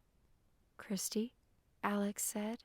Apparently, he had been down the hall in the opposite direction of the lobby. Great. Now he could ridicule me some more. I met his stare. He looked excited. My heart pounded. "A bunch of us are going to a club tonight. You want to come?" I expelled a puff of air that showed how unbelievable his offer sounded to me. "A club? Don't you have to be 21 to get into clubs?" I asked before thinking. I let my goody-goody side talk. "Usually," he said with a smile. "But a guy in another mini-group has a connection and can get us all into a club in Georgetown. What do you think?" His look was intense, and his brown eyes melted into mine. My whole body felt like it shook, but I don't think it did. How could I refuse? Alex asked me out. I stood there staring, still in shock. He reached out and took one of my hands in his, which gave me goosebumps all over, and said, "You have to come." I wanted to die. Was this really happening? "'Kay," I finally sputtered, while a voice in my head screamed for me to refuse. I did need my sleep, and I knew bad things could happen at clubs, but I would be with Alex, and he would protect me, and everything would be okay. I couldn't refuse. "Cool. Sneak out front at 11, he said. "It'll be fun. You won't regret it." He paused, his eyes amazingly soft. Then he shouted, "Race you to the elevator." He flew down the hall. After a second of pulling it together, I took off and almost caught him. "You can run. You almost beat me." He seemed to complain, although his eyes shone. I laughed, trying to catch my breath as we walked into the elevator. It was only 9 when I got to my room, and it hit me. He said to sneak out. I took a deep breath, wondering if I could work up the courage. Was Alex worth it? What if something bad happened again? That little voice in my head told me to forget about it and to go to bed when I heard a slight rap on my door. Crap! Rick! I'd forgotten. I pulled the door open a crack, hiding my body behind the door. "I'll be right out." He nodded, and I shut the door with a soft click, trying not to disturb Mary Beth. I couldn't even hear her breathe. Already steaming mad at me for getting the scholarship and Mrs. J's praise, I didn't want to make it worse by waking her. I got dressed and slipped through the door. The moment I saw him, the feelings of the kiss under the spray of the fountain took over my entire mind, and I stood there gawking. His face looked so soft and flawless. He grabbed my hand and led me down the hall, his blue eyes piercing my soul. "Where are we going?" Trying to ignore the fact that he could feel me shake. "To my room, where we can have some privacy." I stopped in my tracks, and the shaking stopped as I pulled him to a halt. He swung around to face me. "I'd rather go somewhere else," I said. "Oh, okay." He was quiet, probably thinking about where to go. "Maybe a conference room is open. Let's go grab the elevator." Some strange, hunched-over old man stood in the elevator.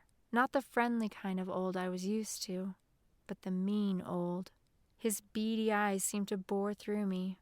When we hit the lobby, I hurried out.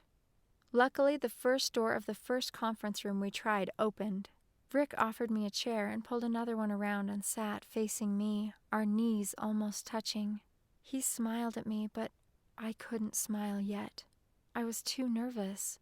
My heart pounded so hard I was sure it bruised my ribs.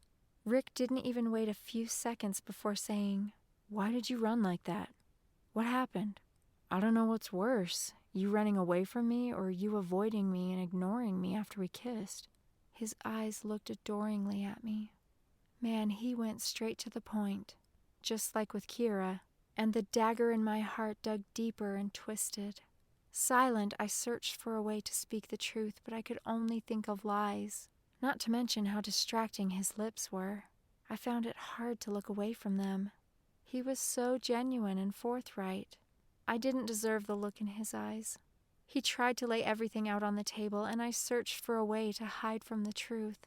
"Stop looking at his lips," I kept telling myself. He deserved an answer, but my mouth was so dry now that I couldn't imagine talking. It felt like an hour had passed since he asked me why I had run, and yet he still sat across from me, silent. He didn't break eye contact. I felt exposed and wondered if he knew how much I wanted his soft lips to touch mine again. I had no right to them, no claim, but I still wanted them. Nervous, my mouth felt full of cotton. I turned my head to try to hide from his searching eyes, but he reached up and with a firm gentleness turned my face back to his. How could such soft hands be so strong? I guess I couldn't hide. He moved his fingers gently over mine, glancing down at our hands. "Christy, talk to me, please." Every time I looked at him, my lips tingled and my heart raced. I tried to pull it together, to give him the answers he deserved, but instead, I started to lean ever so slightly into him. Luckily, he was far enough away that my leaning was not enough to bridge the gap between our lips. Somehow I pulled back, the voice in my head screaming that I wasn't being fair to him. He hadn't been my first choice, but it felt so good to be with him, and I wanted more of it. He did look good, and I loved the way he cared for people. His kindness seemed unshakable. At that precise moment, he was the one for me. I felt tingles deep inside. My chest burned. I opened my mouth, but nothing came out. Rick straightened up in his chair, expectant. "Christy, just tell me. Talk to me." I closed my mouth and swallowed, hoping to bring moisture back so that I could speak. I smiled. "I don't remember the question." I squeezed his hand. He let out a big sigh. "Christy." "I'm sorry," I tried to explain. "I've had so much on my mind, I'm not thinking clearly. I'm so nervous." "All true statements." "Why did you run?" he repeated. He looked so vulnerable, and my heart broke, and yet thoughts of Alex jumped back into my head. Why was I still thinking of Alex? I looked at my knees and just started talking. I've just never kissed anyone before, and I freaked out. I didn't know if I should be kissing you or not. When he didn't respond right away, I dared a glance up. He leaned back, laughing softly. I crinkled up my nose and scrunched my eyebrows together, pulling my hands from his. He looked at me, and I looked away. There I was, telling the truth, and he was laughing at me. It couldn't have been worse. No, Christy, stop, he said. It bothered me that my pain pleased him so much. I started to feel small, and instead of feeling sorry for him, I started to feel sorry for myself. He reached back over to grab my hand, and I pulled it away. No, Christy, you don't understand. I'm not making fun of you. He got a very serious look on his face, all play gone. When you told me about not dating until you were 16, I should have remembered that you hadn't ever been kissed. I probably shouldn't have kissed you, but it was so perfect there for our first kiss. And you standing there, so kissable and all. My heart jumped, and I felt the kiss all over again. I like you, he continued, and I wanted to show you. It's hard for me to imagine being uncertain about that kiss because it was amazing in every way, and I can't seem to get it off my mind. His eyes wandered to my lips, and now, knowing it was your first kiss, makes it even better. I like the idea that I was your first kiss, and at this moment, all I can think about is being your last kiss. Sincerity oozed out of him, and I felt a spark and wanted to push forward and kiss him, but I held back and instead said, "But we barely know each other." My feelings were a jumbled mess. Well, we can start getting to know each other right now. I want you to feel sure, and I'm willing to wait. He stared, eyes blazing. I will wait for you, Christy. However long it takes. I want you to feel good about us. Us? There was an us? My stomach flipped at the idea. How could there be an us when he lived in upstate New York and I lived in Montana? I felt nervous and searched for a clock. It was 11:15. I had to get going. Why did I care about Alex when Rick was right here with me? What do you think, Christy? What could I say? It was all so reasonable, and I didn't have any more time. I bit my lip and looked at him. I couldn't help but wonder why this great guy wanted me. No one had ever wanted me before, so I said, "Okay, let's get out of here. If tomorrow's going to be anything like today, I'm sure we need all the sleep we can get." He could be so practical. Part of me was sad that he hadn't tried to kiss me again. As we walked back to the lobby, I looked all around, afraid of running into Alex. What would Alex think if he saw Rick and me heading for my room right then? Luckily, I didn't see anyone on our way. Rick leaned in and kissed me on the cheek, long and soft. I felt heat linger even after he left. I needed to focus. I was about to be with Alex.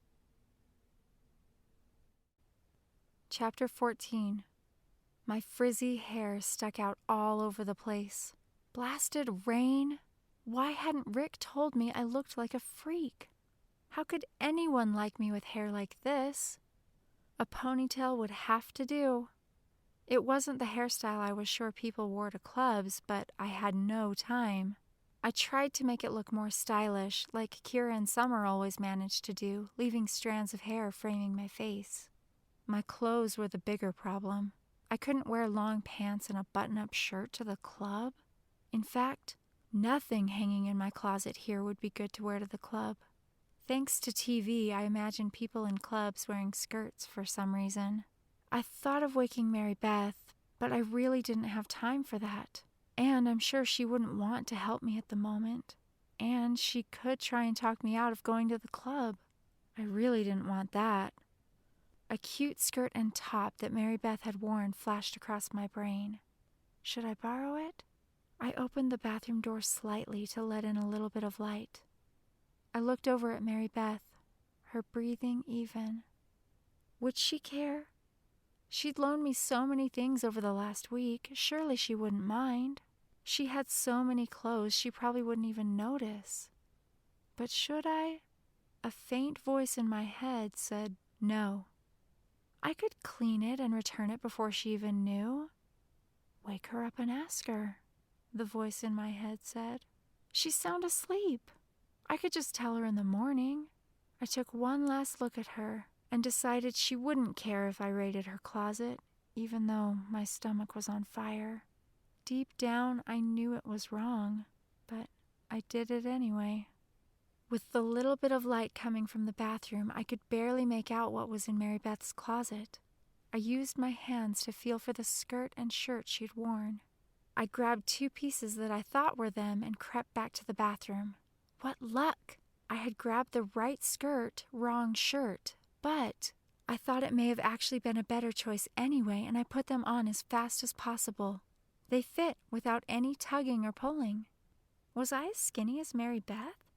No way! I couldn't stop the smile that spread across my face. I looked at Mary Beth's open closet door and felt a pang of guilt. I glanced down at Mary Beth's clothes on my body and took a deep breath. She wouldn't want me to wake her. It'll be okay. She would want me to look good for this, I convinced myself. I had left the bathroom light on and hurried to turn it off, then reached into Mary Beth's open closet and took out a pair of shoes. One more thing wouldn't matter. They'd be back before she even woke up. My face felt hot. I carefully closed the closet door while looking in Mary Beth's general direction, and with great care, opened the door to the hallway and stepped out. I slid the shoes on as I tried to run the short distance to the elevator. I don't do heels. I stumbled the entire way, hoping I wouldn't break an ankle on my lucky day. I tapped my foot impatiently during my descent to the lobby. I was late. Please let Alex be there still. I tried to look natural leaving the building, and felt that by the time I hit the doors I was walking considerably better, and had found my balance in the heels for the most part. Alex stood at the bottom of the steps, more hot than ever. His eyes sparkled when he saw me, or I imagined they did, and he walked up a few steps to meet me. I was all fluttery inside, and my mind went blank, so I simply smiled. "Christy, you made it," he said as he grabbed my hand. Shockwaves spread up my arm from his touch. The warning I'd been feeling silenced. Was this really happening? I had to ask myself over and over. Then a terrible thought crossed my mind. Was this a setup? Were they going to take me somewhere and make a fool out of me like kids at home had done? I pushed the thought out of my mind, remembering the sparkle in his eye and seeing the cab waiting for me. The back door was open, and Alex held it. I heard that voice in my head saying, "Danger, danger." "Sorry I'm late," I said, trying to look sincere while blocking out the voice in my head. "No worries, Christy," he said, leading me to the door. I climbed in, only to find I sat next to Summer.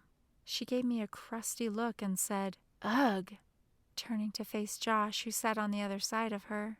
She immediately started whispering to Josh, who leaned just enough to the side to have one of his eyes peer over at me.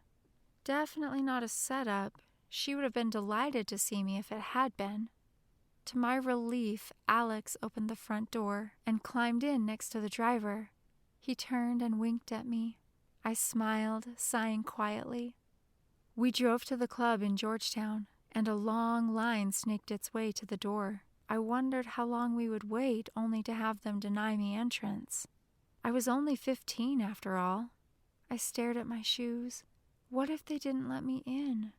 What if I was the only one they didn't let in? I felt all shaky inside. We didn't stop at the end of the long line, though. We went straight up to the steps that led to the door. A guy with spiky, sandy blonde hair and super tan skin, who was part of another mini-group at our hotel, talked to a very large man with short cropped brown hair and a stern face, who blocked the door. Josh walked right up to the guy with spiky hair and spoke with him for a minute, giving him a cool-looking handshake and then glancing at me. He waved us in. The large man stepped to the side, completely ignoring us, scowling over the ever-expanding line before him. Relief spilled over me. They didn't stop me. They didn't even look at me. Inside, the guy with the blonde hair said, "You guys are late. It's about time." Josh punched Alex as the guy waved to the cashier, who signaled for us to go through a second set of doors. The moment the second set of doors opened, deafening music crashed into my ears. I resisted the urge to cover them. What was I doing here? I couldn't believe what I saw. It was like walking onto a TV set. The large room felt a bit cramped, packed with all sorts of crazy-looking people. Don't get me wrong, they were the beautiful people, only they were contorting their bodies in such random ways. They looked almost fake as the multicolored lights passed over them, like an animated dance video. Most girls were super skinny with short skirts or dresses that had necklines that plunged to their waists in either the front or the back. I could see more skin on a lot of them than clothes. I felt way overdressed. The guys, in contrast, were mostly dressed with jeans and tight t-shirts. The dance floor itself was semi-dark with bursts of light from several spotlights moving about. Instead of going down the few steps needed to get to the dance floor, we turned left and climbed some stairs. At the top, round tables surrounded by chairs and even a few couches filled the space. Our tour friend led us to a table with a reserved sign sitting in the middle of it. He smiled at us and then moved on to the next table, joining 5 others that I recognized from our question and answer sessions with Mrs. J. Alex offered me a chair. The one couple already sitting at our table hit knuckles with Alex, while Josh leaned over to the guy and punched his arm in a playful gesture. I guess they came from the tour too, I just couldn't remember them. Alex leaned into me, putting his lips next to my ear and said, "Isn't this great?" My heart skipped a beat. I nodded, trying to convince myself that it was. I had really gotten myself into a jam. What was I thinking when I said yes to going to a club? I never thought I would ever go to a club my whole life, and here I was. Alex started talking, and my worries vanished. I couldn't help but notice how good he smelled. I breathed in to capture as much as I could. His cheek resting on mine sent tingles throughout my body. "The owner of this club is Zach's uncle," he said. "Zach's the guy who met us at the door with the spiky hair. We're pretty lucky to be here. Ensha is playing here tonight, so they'll have a packed house." I wondered who Ensha was. "Cool," I said. I felt like I had to scream for him to hear me. Then I felt him take my hand. At the feel of his touch, I had to take a quick breath in. A waitress bent over to talk to Josh and Summer and write their orders on a small piece of paper. She came over to Alex, they talked, and then she scribbled something down and walked away. I felt hot and needed something to drink. Summer leaned over to Alex, and they talked and laughed for a few minutes. He held my hand tight as he leaned into her. The next thing I knew, the waitress set everyone's drinks on the table. She placed a skinny glass filled with red liquid in front of me, and Alex had what looked like a beer. Amber-colored liquid with foam on top. It must have been fake beer or something, I told myself. What was the red stuff in my glass? It couldn't be alcohol, could it? No way. We're minors. Sure, I could see them letting us into the club, but to serve us alcohol would be going too far. Wouldn't it? I stared at my drink, not daring to ask what it was. Summer's glass was the same as mine, skinny with red liquid. She lifted her glass toward the middle of the table, and Josh and Alex brought theirs up to meet hers. Alex motioned for me to do the same. My heart raced. What should I do? I picked up the glass, trying not to visibly shake, and softly tapped my glass against theirs. My insides burned. They all took a sip from their drinks. I had never drunk before, and stared at the red liquid, still wondering if it was alcohol. The voice in my head warned me not to drink. I shouldn't have come. How could I get out of this? The others looked at me as if they were watching to see if I would drink it. Alex even nodded at me. Here's the thing. I'd promised myself that I would never drink. No one in my family drank alcohol, and it scared me. I didn't want to lose control of myself or become an alcoholic. But they were watching me. How could I not? I also knew that if I drank, my choices after that would be limited forever, just like the kiss that I could never take back. I would never be able to say that I didn't drink. I would be a drinker forever. My stomach burned. In a last-second decision, I pulled the glass to my lips, but instead of drinking, I pursed my lips against the glass and pretended to drink, tipping the glass up and pretending to swallow. I put the glass on the table, and they all smiled and took another drink. I mimicked them, except I didn't really drink any of it. It smelled sickly sweet, yet somehow fermented. Yuck! My lips were sticky, and I didn't want to lick them, but after a few minutes, I had to. They tasted sweet. Great. I'd tasted alcohol. I wished I had some water. I never should have come here, but I couldn't leave now. Summer would have a heyday with that. Everyone at our 2 tables stood, in unison it seemed, and headed for the stairs. I stood as quickly as I could, trying not to look out of place. Alex stood behind me with his hands on my waist, pushing me gently forward. It tickled and made all my nerves hyperactive. The dance floor was more than crowded, it was packed now. Alex crammed us in the middle of a bunch of people we didn't know, and we could barely move. So much for worrying about how I danced. I was being pushed and bumped on every side, and I wondered why people thought this was fun. Alex wrapped his arms around me and grinned. He loved this. I felt his whole body against mine, and I blushed. Our heads leaned together, and we just sort of swayed, like dancing to a slow dance without the slow music. I now knew why people liked this. It felt amazing to have him so close to me. Sweat dripped down my back, which intensified the fact that my mouth was incredibly dry. We danced, or moved rather, to a few more songs, and then I couldn't take it any longer. My tongue even felt dry. I didn't want to go back to the table and the alcohol, and I certainly didn't want to ask him to buy me water. I felt trapped. Then I thought of a way around it. The bathroom. I told him I needed to go to the bathroom, and he responded by grabbing my hand and leading me off the dance floor. Uber cool. He took me there like a perfect gentleman. He opened doors, ordered for me, and watched out for me. I couldn't have asked for more. I entered a stall and made myself go. I looked around while washing my hands to see if anyone from our group was in there. No one was. I cupped my hands, catching water in them, and drank until I couldn't drink any more. I patted my face dry with a towel and hurried out, feeling much better. Alex stood in all his glory looking at the dance floor, and I decided to be bold and walked straight up to him and took his hand in mine, giving him a big smile when he looked at me. He smiled back, and my heart raced faster. He pulled me back onto the floor and put his hands on my waist, holding me close. After a few minutes in that spot, he grabbed my hand and threaded me through the crowd in the direction of the stage. I had to really hold tight not to lose him.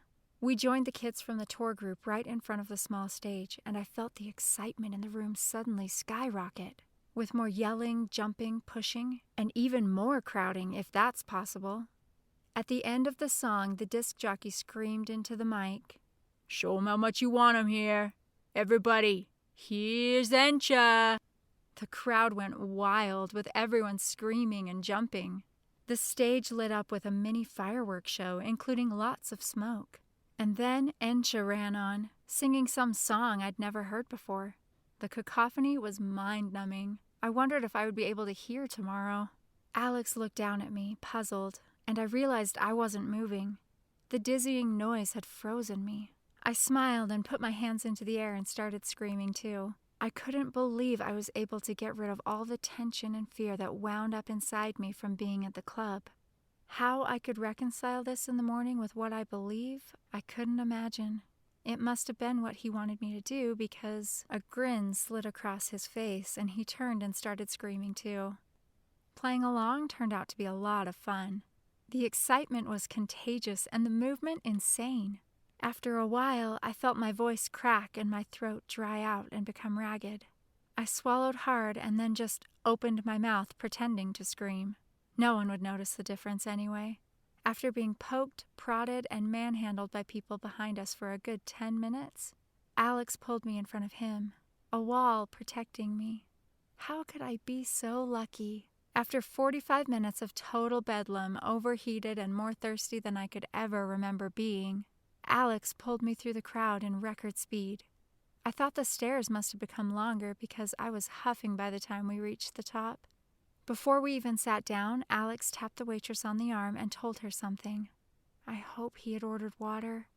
We'd barely sat down before she set another one of the slender red drinks in front of me and a foamy amber one in front of Alex. Then, to my relief, she put 2 empty glasses and a large bottle in front of us. I saw the word water on the front.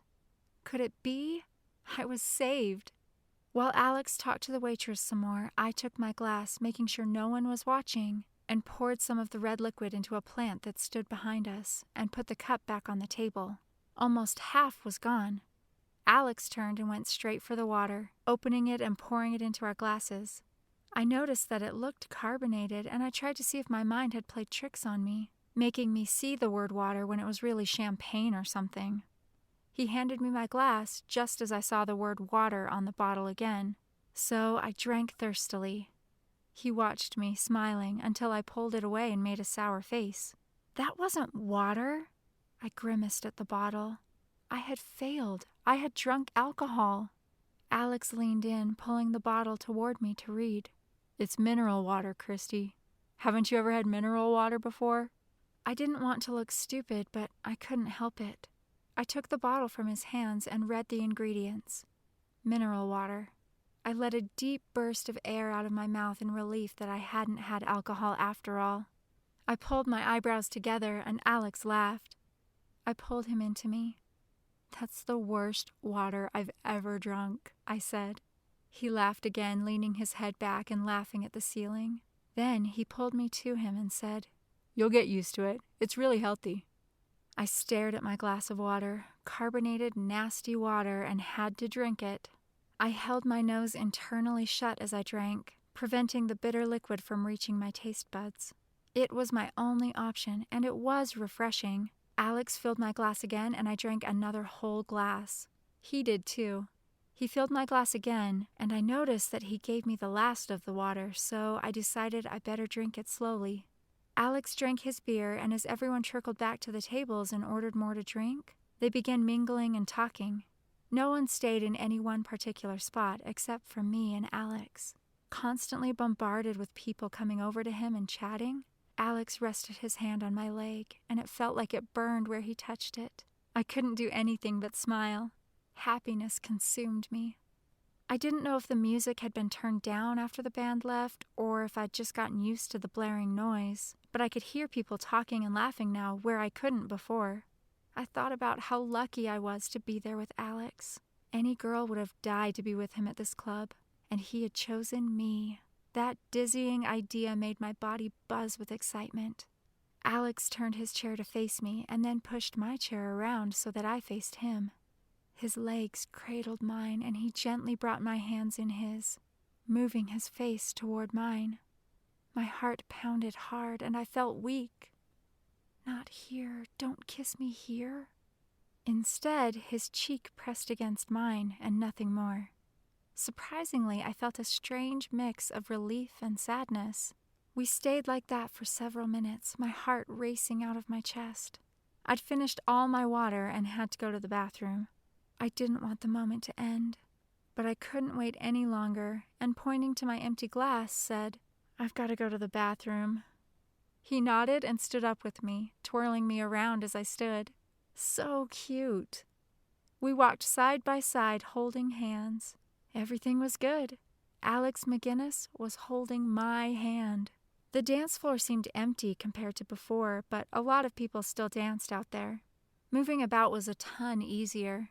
When I came out of the bathroom, Alex waited right there, his mischievous smile taunting me. He held his hand out, and I took it, saying, What? You'll see, he said, pulling me down a hall past the bathroom. It was lined with doors on one side that had signs reading "No admittance." My heart pounded. He stopped and took my other hand in his, pushing my back against the wall. A dropping feeling filled my stomach. He moved in close to me and pulled my hands and arms above my head. My heart stuttered as I watched his face come closer and closer.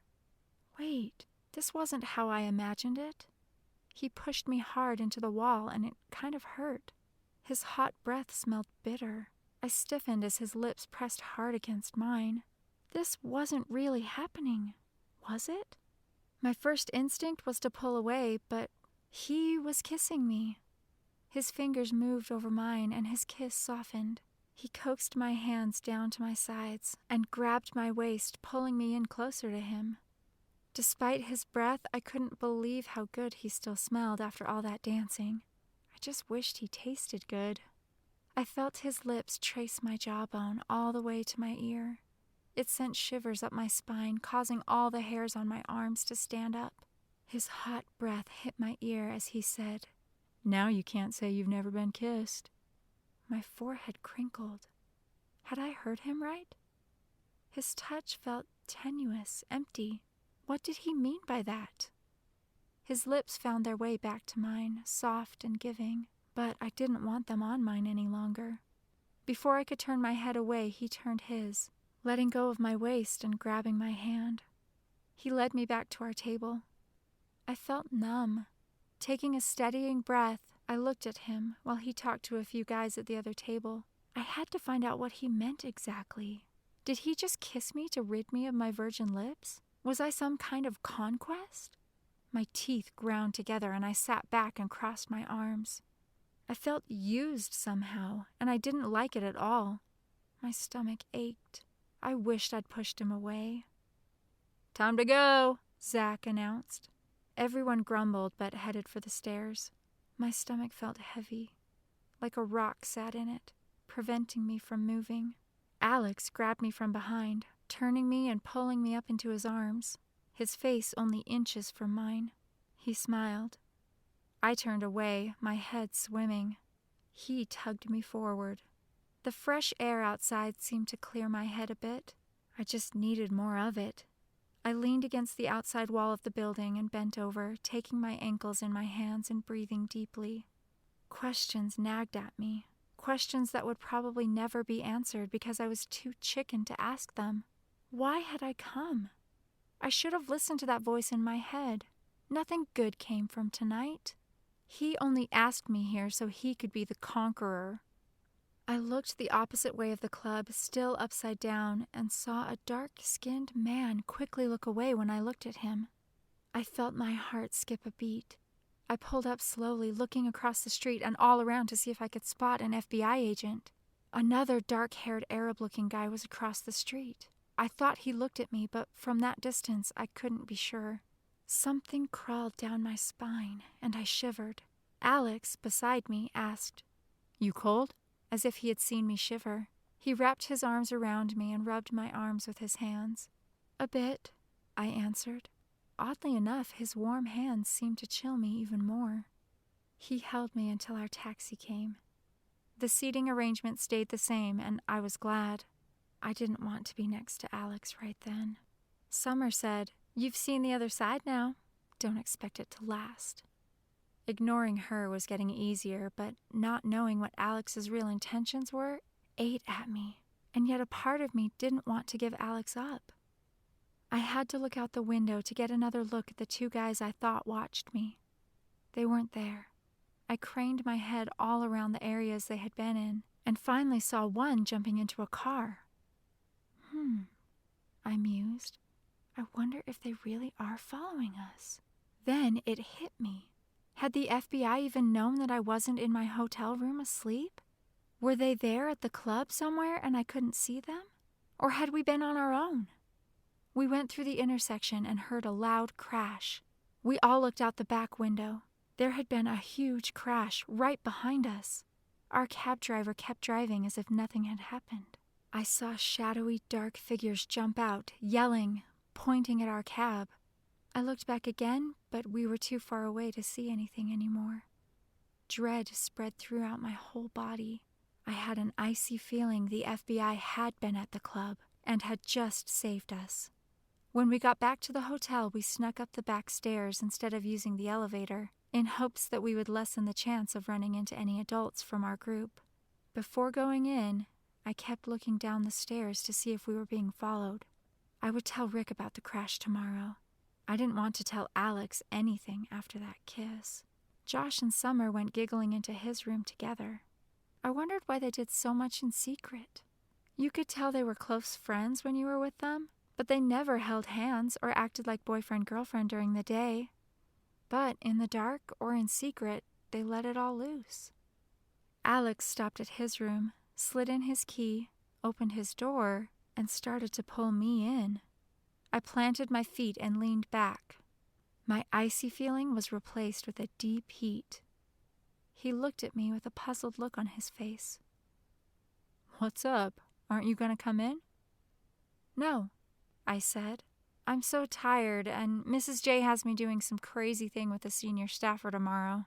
"You can sleep here." His smile was soft. I looked at my feet. "It's no big deal, Christy. Come on in."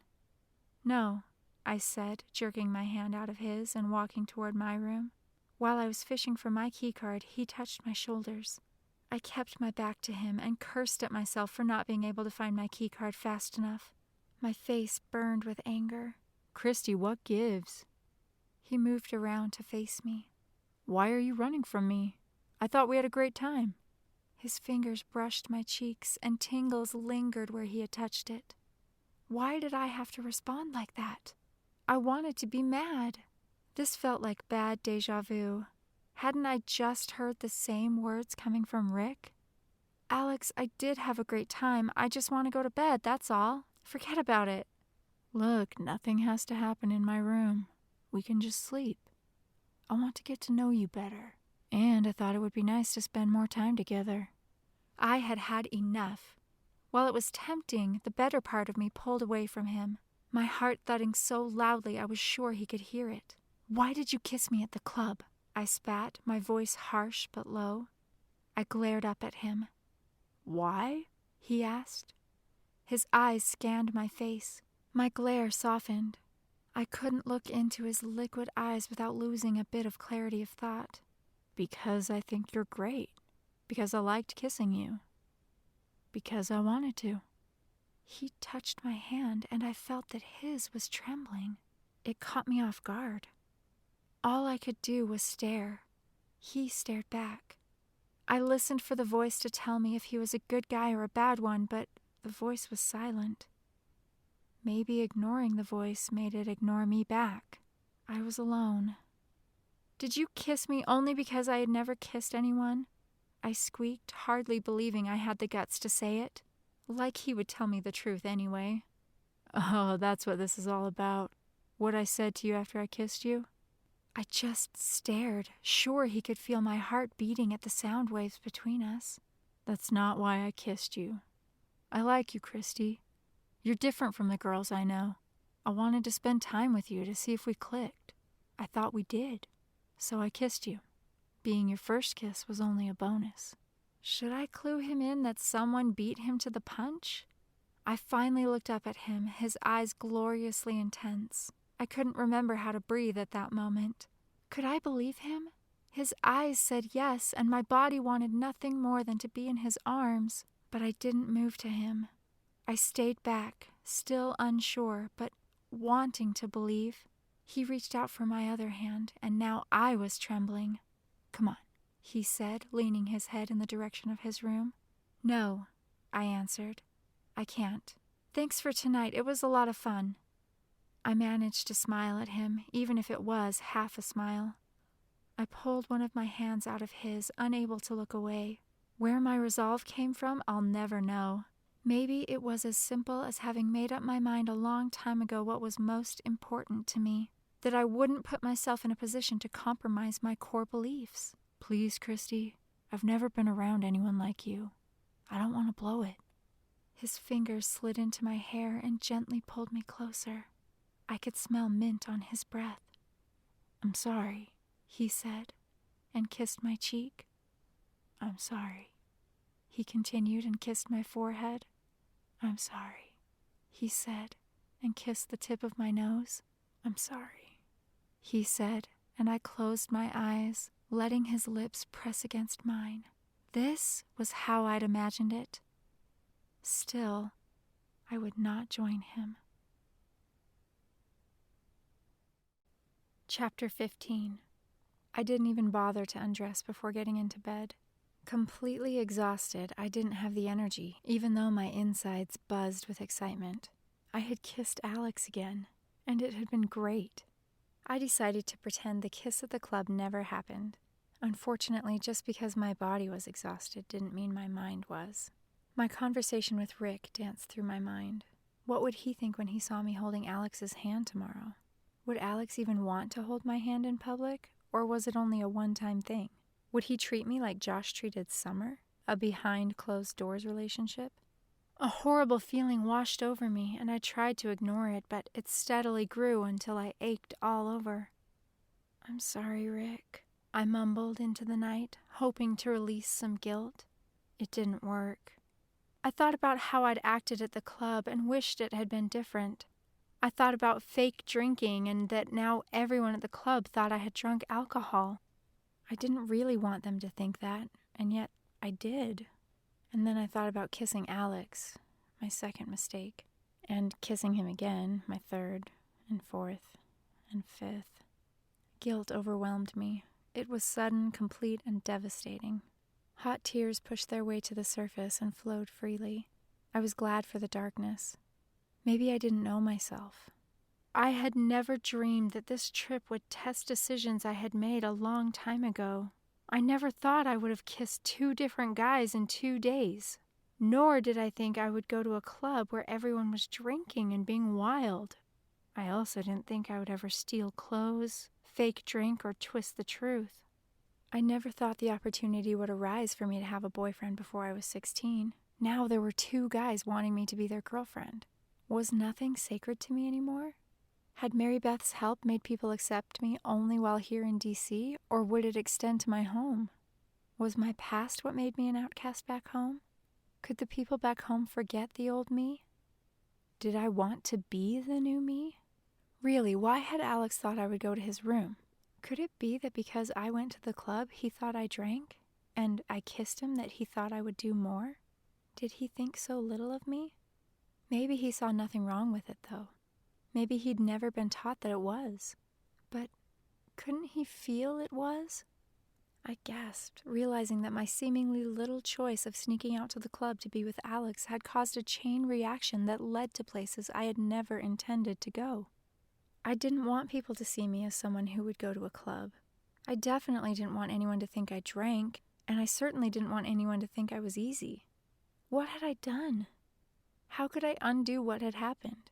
The answer was easy. I couldn't. One deception had blossomed into many with no turning back. I lay awake all night trying to find a way to ease my guilt. I decided that Alex came from another world entirely different from mine, and I didn't know how to deal with him. I would have to give him up, as hard as that would be. When I was with him, I compromised a lot of what I thought I wanted out of life and pretended to be someone I wasn't. I let the fact that he made me feel so good override my better judgment. I would also have to tell Rick that I absolutely couldn't date until I was 16. The timing with Rick was just off. I felt hot thinking of his soft lips. I really had to trust that 16 wasn't some random age my parents picked, but that something magical happened on your birthday to help you be smarter with guys. On the other hand, maybe I would just have to choose to be smarter. But smarter, I'd found, didn't always feel better, at least at first. Besides, this little world in D.C. was different from reality. Alex, Rick, and the rest of them would probably go home and in 2 minutes forget I existed. The clock read 6:30. I stretched and slid out of bed. I smelled cigarette smoke and looked down at myself. Mary Beth's clothes.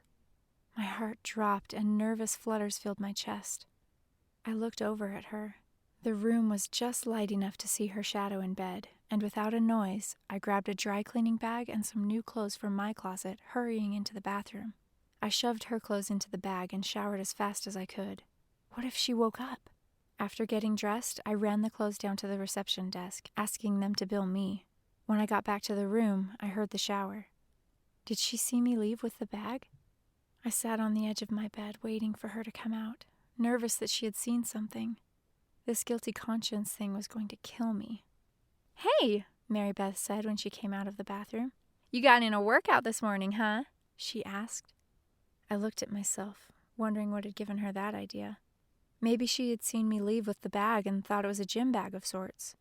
I just smiled and hurried to get ready. I had dodged a bullet, but I still had one more to dodge. I had to get her clothes back into the closet without her knowing. Why had I been so stupid?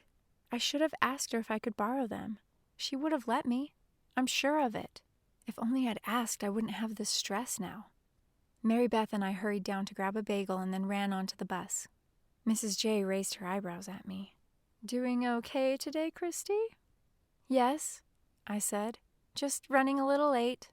I had to pull it together and give a good performance for Mrs. J with whomever she wanted to impress. I couldn't let her down. She smiled, and I made my way to the back of the bus. Both Alex and Rick had open spots next to them, and both looked at me. Acid filled my stomach. It didn't seem right to sit with either one, so when Mary Beth sat down with Kira, I squeezed onto the seat with them. "What the?" Kira called out. "Christy, what are you doing?" Mary Beth asked, looking at me.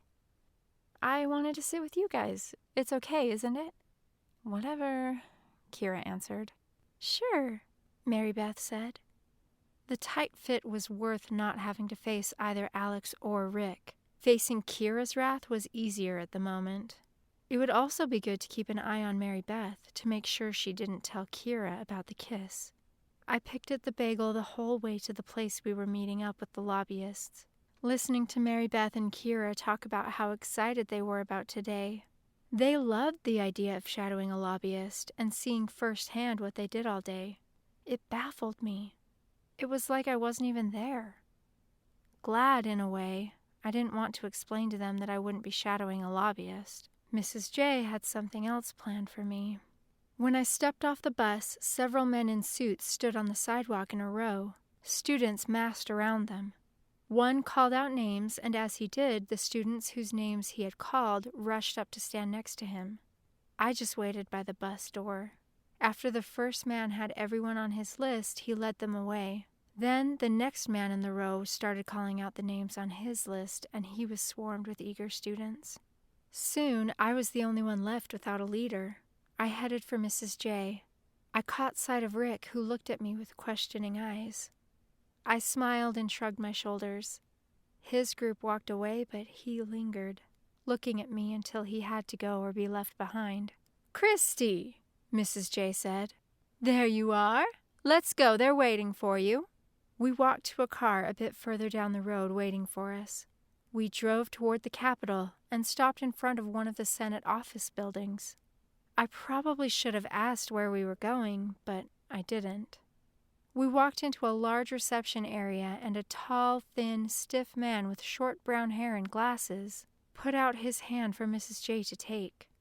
He then looked me over and decided to give me his hand too. I noticed I was slouching, so I straightened up. I had to become a performer. I had to produce for Mrs. J. She had gone out of her way to get me here, and I didn't want to let her down. My brain clicked into action. No matter what had been going on in my life, I had to be amazing in some way now. "This is Christy," Mrs. J said. "She is quite incredible, like I told you on the phone. Put her to good use, Stefan." She smiled at me and then walked back out the large glass doors. Stefan didn't answer her. He simply nodded in her direction and then put me to work, researching none other than immigration. The same thing I'd given my speech on the day before. Coincidence or not? He handed me a stack of papers to go through and then a list of websites to consult. I looked over the sites. I'd already read and summarized many of them. I wrote the highlights of those and then moved on to the stack of papers in front of me. I loved to do research. The perfect thing for me to do when I was tired. In no time at all, it was time for lunch. I didn't stay gone the hour allotted me. I would have fallen asleep at the cafeteria table. Glad to get back to work, I'd finished the stack of papers and was starting on a few new websites when the tall, stiff senior staff member, Stefan, joined me. "How's it going?" he asked. "Great, it's pretty interesting." "It's about to get more interesting," he said, grinning. "We need a 5-minute report on what you found at 3 o'clock. That gives you 1 hour. Can you do it?" "Sure," I answered. "It needs to be your best work, okay?" "Sure," I repeated, hating the tone of his voice. I wasn't a child. "I'll have it for you." In a flash, he was gone. I looked at the 15 or so websites that I hadn't gotten to yet. They stared up at me from the paper. What if I missed something important because I hadn't read through all of them? I decided to just scan them. A 5-minute presentation should only take me 15 minutes to prepare, which left me 45 minutes to research. Time passed quickly, and I only got through 10 sites. Writing the speech was the easy part. "Ready?" Stefan asked, standing in the doorway. I handed him a nicely printed copy of what I'd found, along with the speech, annotated and all. He stared at me with a crazy look on his face. "How'd you get through all that material?" he asked. "I didn't. I missed about 5 of them," I said, ashamed. He said. "Only 5? Amazing. Come on." "Huh?" I said. He held my papers out for me to retrieve, waving them a bit. "Oh, didn't I tell you?" he said in a dramatic voice, all stiffness gone. "You get to present the information to the senator." "What? Why don't you just do it?" I asked. "Your research, your presentation. Now get a move on." I stood up, nervous about the unexpected, and followed him out of the cubicle area, back to the entrance foyer. I'm sure I was supposed to be ecstatic about this opportunity, but I wasn't. Any of the people, except maybe Alex from our tour group, would be clamoring for such an opportunity. To me, it seemed silly to present what anybody could just as well read. He had me sit on a bench in the foyer and wait while he went to see if they were ready for me. Then he opened a door for me. The large room was packed with people sitting around an oval table in large, cushiony chairs. I would be presenting my report to the whole group, not a single person. I looked away from them, hoping it would calm my nerves. "It's like a debate," I kept telling myself. Speaking in public wasn't hard for me to do, but thinking that these people probably knew more about immigration than I did made me feel silly. Stefan took his place in a seat not far from me and nodded for me to start. The silence in the room slithered over me. At about the 4th sentence of my speech, my instincts turned on and I became a performer again. I felt like I was flying when I did something well. I got brave when I reached the 2nd page and looked away from my notes. I knew the talk by heart. I'd written it after all. I started making eye contact with each person in the room. I felt powerful and alive. Reaching the back of the room, my eye caught a very familiar face. I stammered and sputtered, staring into the eyes of one of the men of my nightmares, Senator Randolph. A monster sat in front of me, and I was helping him in some way. I felt my body sway, and everything went dark. I woke, my eyes slow to adjust to the bright lights shining down on me. A man with white hair started to come into focus. He talked, but it seemed in slow motion. "She's coming around," the man said. "She just fainted, locked her knees or something. She appears fit as a fiddle. It's the bump on her head I'm worried about." I tried to sit up, but the room spun. "Slow down, young lady," the white-haired man said. "Give yourself a minute or 2. I couldn't help but lay back down. I wondered how I'd gotten there. I took a few deep breaths and took in my fuzzy surroundings. I was in an office of some sort, but a large, elegant one, with books lining the walls and prominent furniture standing in exactly the right places. I decided the white-haired man must be a doctor by the way he looked me over. Then I saw Stefan standing behind him, and I remembered I'd been giving a report on immigration issues when everything went black. Where had they taken me? How long had I been out? Stefan moved around the doctor, looking stiff and awkward as always, not knowing what to say to me. He held out bottled water for me to take and said, "Drink this." I took it and almost laughed out loud. Lying there like that reminded me that I needed sleep. Like a soft blanket, I felt sleep covering me. I turned my head to snuggle into a pillow and felt a sharp pain in my head and let out a loud, "Ow!" "Be careful now," the doctor said. "You hit your head pretty hard. We need you to stay awake until your teacher gets here. Can you do that for us?" He moved in closer, looking comical, zooming down to me. I giggled. They giggled too, but it sounded like it was in stereo, like one laugh came from behind me. I tried to sit up, wanting to know who else was in the room, but decided I didn't care enough to endure the pain that stabbed my head when I moved. After what seemed like a long time, the door swung open and Mrs. J made quite the entrance. She spotted me right off and seriously ran the 10 feet to me with her arms spread out, only to bring them to her mouth when she reached me. I pushed deeper into the couch. She looked me over, her eyes lingering on my head. "Are you all right, Christy? My goodness, what else could happen to you on this trip? I may need to keep you right by me from now on." "I'm fine," I said. "Really." The idea of being right beside her from then on totally freaked me out. "You don't look fine, you look pale, and your eyes are all red." "I'm tired, that's all." "She can't sleep yet, however," the doctor said. "She needs to be watched a good 4 hours to make sure she's okay." He turned to me. "Concussions are no laughing matter, young lady. You could die if you go to sleep before we know you're okay." "Oh my," Mrs. J said, gasping. "She'll be all right," the doctor said, backpedaling. "You just need to be careful and keep her awake for a while."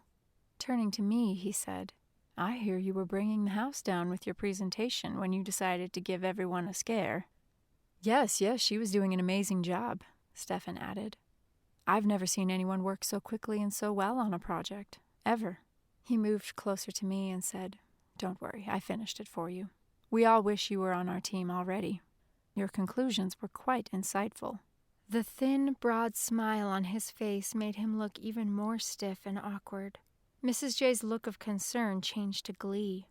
She smiled now, too. "I knew you would be impressed with her, Senator. She is quite amazing." She looked behind me. Someone was there. Did she say Senator? I craned my head around to look, ignoring the pain. A smiling, round, pudgy face looked back at me. It didn't look at all cold and cruel, but my teeth clenched, my pulse pounded in my head, and I felt a cold finger creep down my spine. Frozen, I gawked at him, wide-eyed and open-mouthed. It was an interesting thing to look at him. He didn't look at all how I imagined him. I had created a tall, fierce, bulky, powerful man who craved power. This man seemed the exact opposite. His fat fingers held a cup of coffee and suggested a calm, unassuming demeanor while his squinty eyes and friendly smile were inviting. Was he really the cold-hearted man I'd imagined? Or was he merely a good pretender? Or was he trapped by the bad men, a pawn in their plans? I couldn't even bask in the sun of my accomplishments this time. Every nerve in my body screamed for me to run, despite my new impressions. But I couldn't. I was stuck in a frozen body. He walked closer to me, and I couldn't even flinch. My jaw ached from being left open, and all I wanted to do was to close it. He reached out and patted my shoulder, making my skin crawl. Was it possible to mask a dark black soul? Or was it impossible to hide evil when it lurks within? He looked so nice. Friendly, even. "She reminds me of my daughter, Alyssa," the senator spoke. "She's top of her class and always works harder than the next guy. She, however, sees the world through rose-colored glasses. Not like this young lady. Sharp, realistic, feeling." Did I see tears in his eyes? I could feel my tongue drying out. I wished I could bring the water bottle in my hands to my lips. Somewhere at some time this man had a choice to make, and he had made the wrong one. I thought of his Alyssa. Even if they had threatened his family, wouldn't it be better to lose your family than your entire country? Your soul? Or maybe the senator was more wise than I thought. Maybe he saw that the terrorists would simply kill his family and then move on to the next until they found someone to do their bidding. Why sacrifice your family when it wouldn't change anything? Maybe he was petrified inside and looking for a way out. Maybe in his quiet, alone time he cried out in horror at what was happening. My thoughts went round and round, all too real.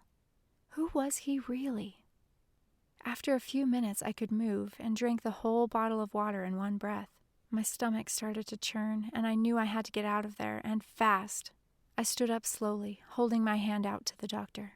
"Thank you so much for taking care of me. I didn't mean to be a bother." "You weren't a bother," he said, his eyes earnest. "Sorry to have caused you so much trouble," I said to Stefan. "Not at all, not at all. I enjoyed reading your presentation," he answered. Maybe in the near future you can become part of the team permanently. Not a chance. I moved steadily toward the door, paying particular attention to my balance. I kept my eyes on the exit and didn't dare look back. "Thanks for letting me crash in your office, Senator," I said, trying to leave any derision out of my voice. "Sorry about that." "No problem at all. Get better," he said. Then spine-freezing words tumbled out of his mouth. "I feel like I know you. Do you live in my state?" My hand stopped turning the door handle, but I didn't look back. "No, I don't. And I don't think we have ever met," I said, with all honesty, trembling inside. "Hopefully we will meet again under better circumstances, Christy." I couldn't nod. I pulled the door open and walked out, not sure if my heart would stay in my chest. I wondered how often healthy, almost 16-year-olds died of heart attacks. Where the heck was the FBI? Didn't they see me walk into the lion's den? The senator could have done anything he wanted to me in there. I had been a sitting duck in that office. Mrs. J brought me back to the hotel in a taxi. The humid, thick air seemed to choke me, intensifying my doubts and fears. This time I didn't want to be alone. I wanted someone with guns sitting with me, keeping me awake and safe. I felt completely open and vulnerable. I couldn't get rid of the constant chill I felt since leaving the Senate office building. "Let me get you a drink," Mrs. J said, starting to stand up from my bed. "No," I said, grabbing her arm. "I don't need a drink yet." I didn't let go of her arm. "Why don't we head down to the rec room, where it will be easier to keep you awake until Mrs. Henry gets here? We can grab a drink on our way down there." I realized then that she needed a drink, probably a stiff one after all the headaches I'd given her on this trip. I followed her out of the room and down the hall. It had been days since we'd been able to play in the rec room. Mrs. J and I sat watching TV for the most part, only talking occasionally. It was a little weird to be babysat, but I was glad not to be alone. Did the senator know the men he worked with were following me? Was he faking that he didn't know me, or was he letting me know he knew? Either way, it scared me. Mrs. Henry arrived, and Mrs. J darted out to meet the rest of the students back at the congressional offices. It was already 5, and she only had a half hour to get there. Mrs. Henry talked my ear off. She knew something about everything.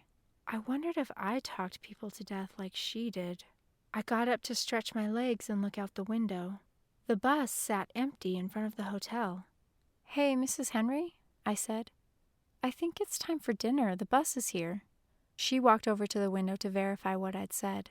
I wondered what it must be like for the kids in her mini-group. I wondered if she verified everything. I opened the door to the hallway to find both Rick and Alex heading my way. Chapter 16. Tingles covered my whole body, like little kisses as all my fear melted away. Only a small knot in my stomach tortured me. 2 awesome guys were coming to my rescue, and I had to be the luckiest girl alive. The fear of running into Senator Randolph flitted away. I felt like jumping up and down and clapping. Luckily, my body was too tired to do that, and besides, I'm sure Alex and Rick would have turned around and run away in embarrassment if I had. Geek-a-rama. I imagined splitting into 2 and running to each of them, kissing their soft lips and holding them tightly. A very strange sensation. I knew what I needed to do about the mess I found myself in with these 2 guys.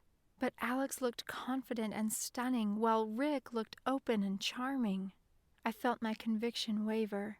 How could I let them go? Maybe it could wait. We only had a few days left together. Maybe I could just let it slide. It made me nervous, thinking about being alone with the 2 of them, though. What would happen? What would we talk about? Kira and Mary Beth surprised me by jumping out from behind the guys and running toward me. "Surprise!" they yelled in unison. I jumped, drawing in a deep breath. The guys both looked back, as if they weren't aware the girls had been there. Why were they so happy to see me? Just yesterday they were upset with me. Fickle girls. "Did you really faint in front of all those people?" Kira mocked me, her eyes darting to Rick and then back to me. My face flashed hot. I guess they weren't happy to see me after all. They just wanted to make fun of me and try to make me look bad in front of the guys. If only she knew why I'd lost it in that meeting. She wouldn't have been so smug. And she certainly wouldn't be trying to gain points with Rick by ridiculing me. Mary Beth eyed my bandaged head. Does it hurt? Her concern at least did seem genuine. I doubted she knew how to be anything but genuine anyway. I just hoped she hadn't told Kira about Rick in a weak moment. I'd have to kill myself if that happened to me, Kira continued, the sharp edge to her comments cutting like a knife. I had been teased my whole life. It wasn't anything new, but I had found something different here on this trip, and Kira was ruining it all. I knew Kira was insecure because of how Rick treated me in front of her, but I didn't realize she could be so vicious. I thought she was my friend. Then again, I guess I hadn't been the best friend to her either. Even though kissing Rick hadn't been planned, I had kissed him after I told her I was totally not interested. Maybe I deserved to be treated poorly. The spicy smell in the air told me the guys had finally reached me. Rick stood behind Mary Beth, looking at my head and then sweeping my whole body with his eyes. I kind of wanted to hide, but I loved the roller coaster sensation it gave me to have someone look at me that way. "Are you okay?" he mouthed without a sound. I nodded. My heart beat faster at thinking he cared about me. I felt fingers brush mine, and turning the other way, I saw Alex smiling, his eyes sparkling. He could be so mischievous. A waft of his cologne hung in the air. I giggled quietly, enjoying the lingering tingle in my fingertips. His attempt at being sneaky excited me. I was glad he hadn't grabbed my hand in front of everyone. It would have been extremely awkward. The logistics of being liked by two guys were complicated. Kira rambled on about her intern shadowing experiences as we got into the elevator. Rick stood next to me, and I could feel his warm arm press against mine, keeping the blood rushing through my veins. I didn't see Alex get in with us. When we stepped out of the elevator, I realized Alex's cologne wasn't in the air anymore. Where had he gone? Unfortunately, we were on our way to sit through another dry, boring question-and-answer session with Mrs. J. Just thinking about it made my whole body shift into low gear. I started feeling fuzzy, like I couldn't and didn't want to try to stay awake. I looked at the huge clock on the wall. Oh man, I couldn't sleep for another 45 minutes. This was going to be a long 45 minutes. Rick walked behind me, his gentle hand ushering me to our table. "I'll get you something to eat," he said, pulling a chair out for me. My head told me to go with him, that it wasn't a good idea for me to rest yet, but all my body wanted to do was sit. My legs felt like rubber, and I could hardly feel my hands. The few steps more I took to my seat seemed off, like I was walking on a tilted floor. I hadn't realized that not sleeping last night and hitting my head could produce such silly feelings. I wanted to bust out laughing, but chose to sit instead. As I leaned forward to rest my head, a familiar spicy smell returned. Alex. I sat as upright as I could. He carried 2 trays, stacked high with all sorts of food. I guess he had hurried downstairs to get me dinner. He was too much. He unloaded the trays onto our table and then walked away. I looked at the food and heard my stomach rumble, but I didn't know if I wanted to eat. I decided it would take too much energy and pushed my plate to the side and laid my head on the table, closing my eyes. Having no sleep last night was catching up to me. I felt strange, fuzzy all over. My body buzzed now, almost asleep. I really wanted more of Alex, but was too tired to go for it. "Hey, sleepyhead." Alex's voice sounded too far away to be important. He pulled my shoulders up and my head lolled to the side. Somewhere in my mind I heard Alex laugh. "I brought your dinner, Christy. It's time to eat," he said, trying to hold me up and sit down in his seat at the same time. Someone grabbed my face, moving it gently side to side, and said, "Wake up, Christy. You only have 40 minutes left. You can do it." I peeked and saw Mary Beth's face looking down at me. "There you go," she said. "Just open your eyes a little bit further." I didn't think I could, but then a loud slap jolted my eyes open. Kira, who laughed now, had slapped her shoes together to make the noise. She thought it was so funny. I felt dizzy, like I was about to fall off a very high mountain, and I swayed to the side. Alex slid his chair closer to me, pushing his side against mine to prop me up. He was so warm, but I tried to stay awake, like the doctor wanted me to. My eyelids weighed 100 pounds, and I didn't have the strength to lift them. Certainly 40 minutes would not make or break me. I'd never been so tired before, so out of control. But then again, I'd never been up all night before either. "Christy," Alex said in a loud voice. "Here's some chicken." He held a forkful of chicken in front of me. I moved toward it, my mouth grazing the fork carrying it. I chewed dutifully and swallowed. I could hear the distant snickers and laughs all around me, and I wanted to laugh with them, but couldn't. They soon gave up on force-feeding me, and I didn't have a care in the world. The fuzziness I'd been feeling got more intense, and it felt good. I had to laugh. It started with a quiet giggle, and it turned into a full-on loud laugh. Someone put a hand over my mouth. I tried to swat it away, but never made contact. Next thing I knew, it seemed I was flying and had to laugh some more. The flying stopped, and I felt a familiar pillow under my head. I snuggled into it and gave in to the blackness. I bolted upright and looked around the room, breathing hard like I'd been running for miles. The room was lit, and I looked around like a child who had lost her toy. The pattering of water in the shower made me look at the clock. 6:40. 5 minutes before our regular wake-up call. I lay back down, my head feeling a bit tender when it touched the pillow. I reached up and felt a bandage and sat up again, memories flooding my mind. I did see the senator, and I did fall. I was taken to his office, and there had been a doctor in his lair. It hadn't been a dream. My head spun as I tried to make sense of all the things flashing through my brain. I needed to talk to Jeremy. Why had the FBI let this happen to me? Gaping holes in their protection stared me in the face. Did they even know that I had been in the senator's office? Couldn't they have kept me from working on the bad guys' team? It had been a strange thing to see the senator again. He didn't seem like the cold-blooded killer I had pictured in my mind. He looked kind and even spoke lovingly about his children. He had objected to his friend's murder, but what was he doing with the scary Middle Eastern guys? Was he simply a pawn? He didn't seem to be pressured into passing the bill he'd mentioned. He freaked out only after his friend was beheaded. He hadn't liked the consequences of his choices. Even I knew at my age, you play with bad guys, you get bad things. I pulled out clothes to wear for the day when Mary Beth opened the bathroom door and walked toward me. "Christy, you're awake," she stated the obvious. "Yeah," I said, charging past her to the bathroom. She reached out for me. "Are you all right?" "Yeah, I'm super hungry though, and I want to hurry."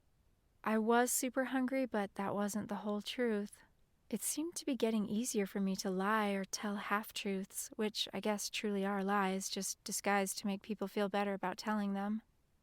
I wanted to be with Alex. "Do you remember last night?" she asked, raising her eyebrows. I stopped short, holding the bathroom door half open. "Not really." "Well," she said, sighing, "I could fill you in." I took a moment to think. Did I make a total fool out of myself, or what? Did I want to know? Mary Beth's eyebrows were still lifted, and she boasted a huge smile, convincing me I wanted to hear. I did want to hear, but I needed a shower. I made a move toward her, but thought better of it. "Focus. Hold that thought," I said. "Give me 10 minutes and I'm all yours." In my haste, I accidentally slammed the door shut. "Oops," I called out before jumping into the shower. I made it out of the bathroom, dressed, still brushing my hair, in 9 minutes flat. "Tell me," I said. "You simply won't believe it," she began. "I couldn't believe it, and I was there. What's the last thing you remember?" I was sucked into the memory of the senator that I wanted to forget. A shimmer of panic rushed through me. I decided to start at our hotel. Let's see, I was waiting for you to get back. I saw the bus outside and told my chaperone, Mrs. Whatever, that the bus was here. The 4 of you were walking down the hall when we left the rec room. We took the elevator, and then it gets sketchy after that. That's where it starts getting good, she said, moving in closer to me, her eyes sparkling. When I got to the table with my food, Alex was sitting next to you, trying to keep you awake. I tried to help too when you started laughing hysterically. I tried to cover your mouth because everyone was staring at you. The question and answer session had already started. My stomach lurched into my throat and my cheeks flamed. Why the heck had I been laughing hysterically? Mary Beth must have noticed my red cheeks because she paused and said, "Don't be embarrassed, Christy. You had a huge trauma, you know?" Which was also embarrassing in more ways than you could imagine. Was there a hole I could crawl into? She forged forward, ignoring my ever-brightening face. Mrs. J walked calmly over to our table and asked if I would watch over you in our room until a doctor could get there. She tried to remain calm. You should have seen her face. It was hilarious. She laughed lightly and continued. Alex said, and I quote, "Would you like me to carry her up to her room, Mrs. J?" My eyes almost bugged out of my head. Alex was going to carry you to our room. I was sure my eyes were bugging out of my head now, but I swallowed, trying not to show any emotion, even though inside my body every nerve was on high alert. Had he carried me again? Mrs. J said that would be great, and then she mumbled something like she only had 20 minutes to go. She walked away talking on her cell phone, I guess to the doctor. Alex carried you all the way to our room and stayed sitting next to you on your bed until the doc came, which wasn't long at all. Alex waited out in the hall while the doc checked you out. You were A-OK, by the way. He called someone on the phone, probably Mrs. J, and said you were fine and just needed to sleep it off. I couldn't help but ask, did Alex come back in? Yes, she almost shouted. He stayed for a few hours and slept, yes, slept next to you, until Josh came to get him, said he needed him for something. Just wait. She paused, making me want the information even more. I found myself leaning even closer to her, my pulse quickening. I left to get a drink, and when I came back, he was lying next to you, holding your hand. I looked at her, speechless. I trembled inside, but tried not to show it.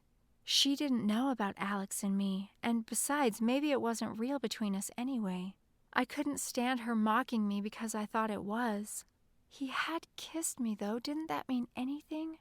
He must like you, she squealed. My mind raced, thinking about the implications of what she had said. After about 10 seconds, she added, "And that's not all." What more could there be? Alex had held my hand. How gentle. How sweet. Why did I have to be totally out of it the whole time? Like I said, Josh came about a half hour later and Alex left with him. And I gave her a so what look. Someone knocked on the door a few minutes after that. I thought it was Alex coming back, but it wasn't. She raised an eyebrow and leaned forward a little.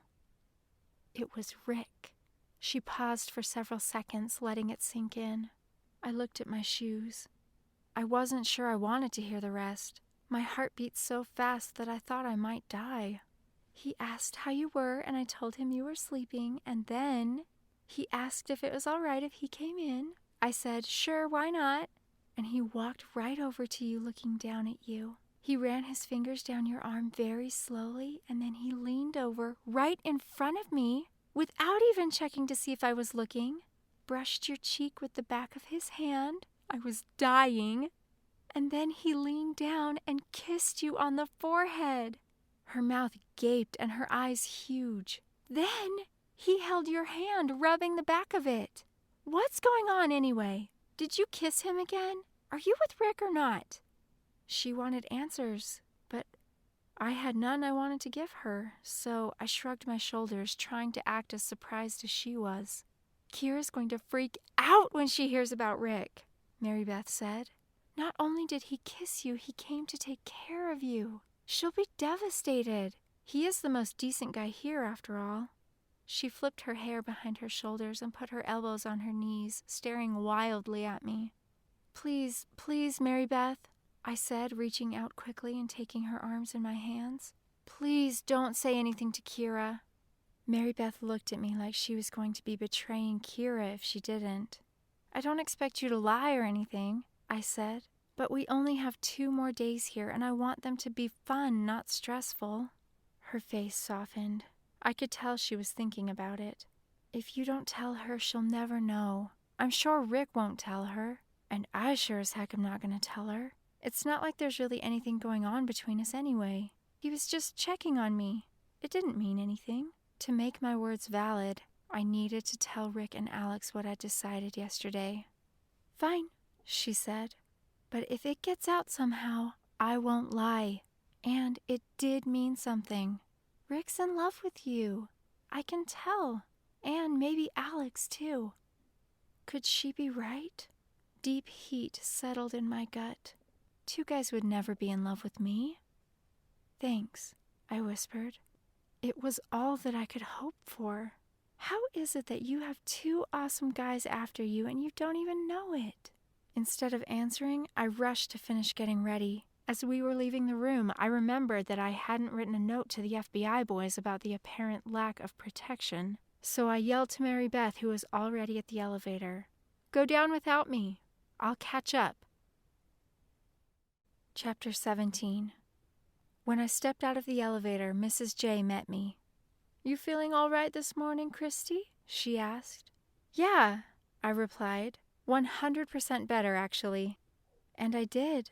I was floating above the ground and nothing could bring me down. Not today. Not after hearing how both Alex and Rick stayed with me yesterday. I smiled and walked past her toward the breakfast room. "Christy," Mrs. J called out. "We're in the conference room today. We're eating in there again. We changed our plans slightly so that we could have more time to practice debating." I looked through the breakfast room doors, wishing I could go in. "Come on, Christy, you're already late." I followed her into the conference room. I needed to talk to Jeremy, and I was stuck in the darn conference room. The 2 FBI agents seemed to come down to breakfast only minutes before we left at 8 o'clock each day. I wondered how they always had impeccable timing. Almost like they had our schedule. They probably did. I wondered who else had our schedule. A cold chill shook my body. Everyone was already seated, eating. I looked over at all the other tables and found my mini-group spread out all over the room. When I looked at Rick, I felt my lips tingle and my heart race. I pressed them together and looked away. Trying to deny the truth was a difficult thing. Everyone was talking with the people at their tables, and each table had a list of names in the center, along with the subject assigned to us for the debate. It wasn't hard to find my table. It was the last one with an empty chair. Our subject? Immigration. Surprise, surprise. It felt like a conspiracy. Only then did I notice that no sound came from anyone at my table. They all stared at me, mouths closed. "So what are we supposed to be doing?" I asked, trying to get things rolling. One girl with long, brown, curly hair answered, "We're supposed to be discussing immigration, the pros and cons, and then decide who's going to argue each side." "Oh," I said. "What have you discussed so far?" "Nothing," a red-headed boy said. "We were waiting on you." I guess my presentation the other night gave them the idea that I knew all there was to know about the subject. They all readied their pens and pencils to take notes and stared hard at me. I guess I did know a lot after all the research I'd done, but I didn't want to tell them how to think, so I said, "Well, what are some of the problems with immigration that you've all heard about? Let's make a list and dissect them." After discussing a few things, the ball was rolling, and I wasn't the center of attention anymore. They all loved to talk and argue their points. I was so glad. I glanced at the clock. 7:55. Jeremy and Nathan would probably be in the breakfast room by now. I felt the small piece of paper intended for the FBI grow heavy in my hand and decided I should take a trip to the bathroom. I went straight for the breakfast room, but there was no sign of Jeremy or Nathan. I turned back toward the door and bumped into Jeremy. Something peculiar happened the moment I saw his face. I remembered how it had felt to hug him and have him hug me, and I wanted that again. Somehow I had to feel that secure and safe feeling of comfort again. When he hugged me at the FBI office, it was like the hug I'd never received from my own dad somehow. I threw my arms around him and squeezed tight. He pulled his arms from under mine and carefully, not completely, wrapped his around me. It wasn't the same as it had been in the FBI office, but there was a glimmer of the security there in his arms. "Whoa, Jeremy, someone's missed you," Nathan said, punching Jeremy's arm. Jeremy was now trying to pry my arms from his waist. I looked up at him. Concern shadowed his face, and I felt a bit silly. I didn't know why I had done that, really. Maybe when I had most needed to feel safe, when I had to recount the murder, he was there. I guess he represented safety and comfort to me. "Do you have some of that for me, too?" Nathan asked. I played along and gave him a big hug. There was no safety, no security there. "Where is everybody?" Jeremy asked, winking at me. "We're in the conference room all day," I explained. "I don't know if we'll have any free time tonight." "Bummer," Nathan said. "You could always come and check," I offered. "Sure, Christy," Jeremy said. "Great," I said and started to walk away until I remembered the paper in my hand. Seeing Jeremy and hugging him had given me the comfort and assurance I needed and made me almost forget why I had been looking for them in the first place. I fingered the note in my pocket and decided not to give it to him. "Hope I'll get to see you." I rushed back into the conference room. After we researched and discussed for 3 hours, we ate lunch. Then the debate started. The first addressed the economy. My group looked at me expectantly and handed me the paper with pros written across the top. I guessed I would be debating today. The lack of preparation of some of the teams was almost sickening. I hated being bored, but more than that, I hated to feel like I knew more about a subject than a supposed expert speaker/debater. Most of the room was engaged during the debates, not me. I was so glad when it was finally our turn to debate. I hoped for some excitement. Unfortunately, my opponent was weak, and the debate didn't last long.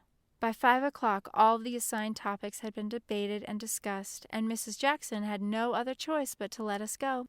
I was glad to hear that she had been as disappointed with the debates as I had been. She encouraged us to study for the final debate so we wouldn't all look silly. Heading out of the room, I ran into Alex. "Hey, we're going to grab something to eat and head over to the mall. It's really cool to watch the sunset from there. You want to come?" he asked. Butterflies filled my stomach.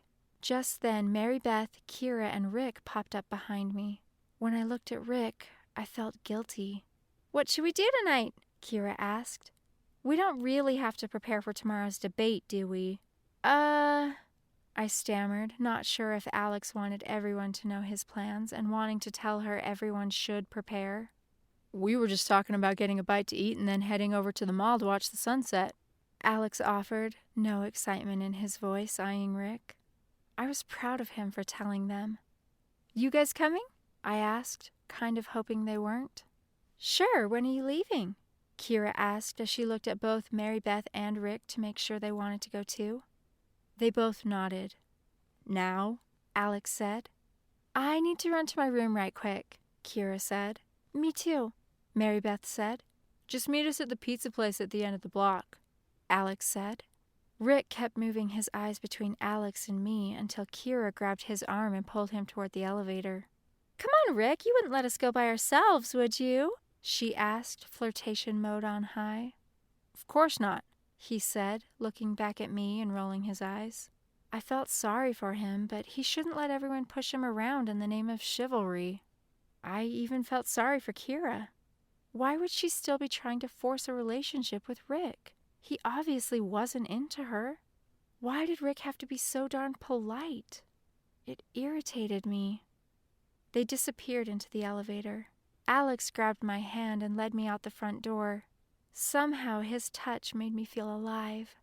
My fingers clung to his. I never wanted to let go, and yet I felt nervous because I had to tell him about the decision I had made last night.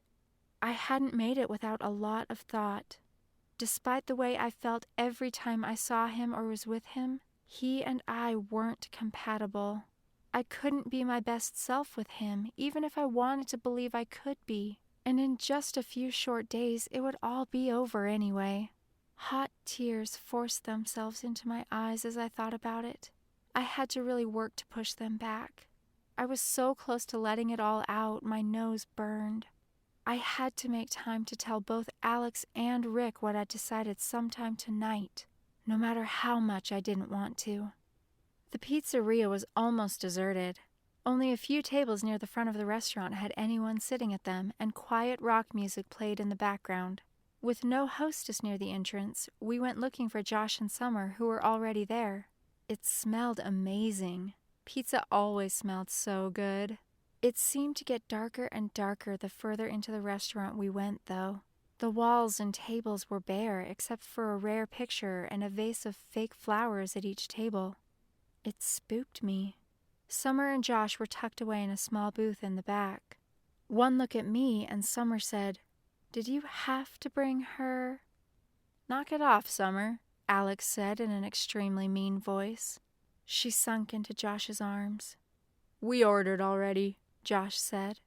"I'll order more. Our whole group is coming. And you will play nice, Summer. I mean it." Alex motioned with one arm for me to slide in next to Josh, and he walked away. I felt totally out of place and hoped he would hurry. It didn't take long at all, maybe a few minutes. When he did get back, he pulled a small table from the center of the room, pushed it up against the booth table, and brought 3 chairs to set around it. I loved it. He thought of the others. "Feel better?" he asked, letting a big grin spread across his face. "Definitely," I said, louder than was necessary. He slid all the way next to me. His warm arm sizzled against mine. The feelings he gave me were anything but ordinary, and I loved every second of it.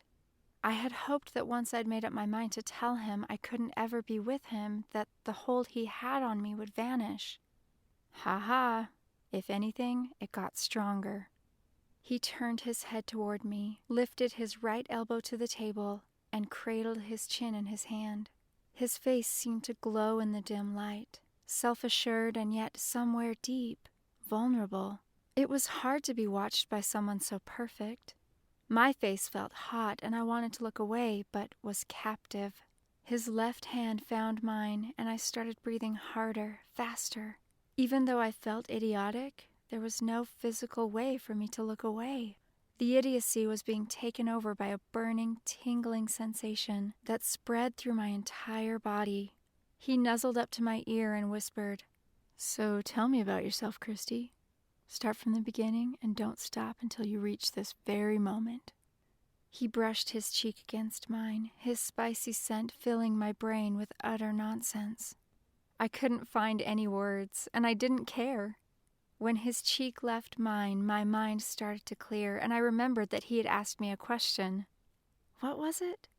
I searched my memory, relishing the tingle on my cheek. His eyes held mine with a spellbinding intensity, and I wondered if speech would ever come to me again. The decisions I'd made the night before didn't seem important anymore. They could wait. I heard loud scraping noises of chairs being moved on the tile floor that brought me quickly out of my reverie. Mary Beth, Eugene, and Rick took a seat around the little table Alex had joined to ours. Embarrassment crashed over me. What had they seen? How long had they been standing there? Kira's eyes were mega wide and her mouth gaped open, while Rick looked down at me with the look of the betrayed. All the sensations that held me bound moments earlier vanished. I had to look away from his gaze. Kira pushed her way past the chairs Alex had set around the table and sat next to Alex, pushing him against me even more. My face flushed as I caught Rick's continuous stare. I liked Alex, but it was all too apparent that I liked Rick, too. Kira immediately started talking to Alex as the others found their seats. She didn't want to believe Alex was interested in me. Rick sat kitty-corner to me, and we had a perfect view of each other. His hurt expression sawed at my heart. Back home, I would have considered Rick a 10. If I'd been 16, I wouldn't have hesitated dating him. Not that he'd have asked me. But here, he was put up against true perfection. Alex. It hardly seemed fair. "How did you find this place?" Kira asked Alex. Alex hedged. My parents used to bring me here a lot when I was younger. The pizza is awesome here. "So you did live here," Eugene said, eyebrows raised. No, Alex answered a bit tersely. We just spend a lot of time in D.C. "Oh," Eugene said, looking at the table.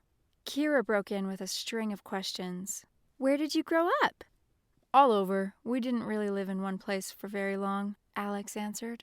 "That would totally suck to have to change schools a lot," Kira said. "I didn't go to school," he answered. That caught everyone's attention except Rick's. He looked only at me, which prevented me from joining the conversation because I couldn't think straight. "You didn't go to high school?" Summer broke in, eyebrows pressed together and her lips parted. "No," he said. "I was tutored." A huge debate about the pros and cons of high school education ensued. The best debate I'd heard the whole time I'd been in D.C. Summer and Josh couldn't imagine having a fun life without school and sports. Mary Beth felt tutoring was the way to go. Eugene felt school was a non-issue. Kira thought Alex must have been lonely his whole life, and Rick said nothing. I wished I'd been Alex and hadn't had to go to high school. How nice. Every preconceived notion I'd had of Alex no longer seemed valid. I had him pegged as the most popular kid in his school, with girls hanging all over him, having girlfriend after girlfriend with no bounds to his social life. Maybe everything I'd imagined about him was false. 2 of the biggest pizzas I'd ever seen were finally delivered to our table by a portly, smiling waitress. Pitchers of water and Coke sat in the middle of the table. I had to admit that the pizza tasted great, and it didn't take long for it to disappear. We were about to head for the National Mall when all the lights went out. Chapter 18. It was pitch black. I couldn't even see my hand in front of my face. I was scared. I heard Mary Beth scream as Alex pushed me under the table. Sitting on the hard tile floor, I brought my knees up hard against my chest, wrapping my arms around them. Alex squished up next to me. What was happening? Why did Alex push me under? Had he seen something that made him think this wasn't just a power outage? My heart pounded, and I could hear the faintest of sounds as if they were on loudspeakers. Out of nowhere, a flash of bright light, accompanied by the 2 loudest bangs I'd ever heard, echoed through the pizzeria. My ears buzzed, and I covered them. I felt but couldn't hear the others at our table push their way under it only seconds after the loud bangs. Squished on all sides with heavy breathing surrounding me, I felt cramped and hot and found it harder and harder to breathe. I kept seeing the flash of light even though my eyes were shut and my ears filled with a horrible ringing from the bang. After about a minute, the ringing diminished and stars blinded my eyes. At last I could hear the chaos that had erupted at the front of the restaurant. A huge crash, like a cabinet with glass had been thrown to the floor, assaulted my ears. Unable to see a thing, terror gripped me, listening to the sounds echoing around us. Had the terrorists come for us? Chairs and tables scraped across the floor and crashed down. Glass broke again and again. People shouted, and a roar of gunshots rang through the place. Mary Beth whimpered. I wanted to grab a hold of her, but knew it was impossible. With bedlam surrounding us, time suddenly seemed suspended as my thoughts searched for peace. Instead of peace, a horrible realization washed over me like boiling water. We could die. The men from the ballroom waited for their opportunity to take us out, and they'd found it. But who were they shooting at? Something hit the wall above us. What I assumed was a bullet whizzed past. Gasps and shouts of pain filled the air.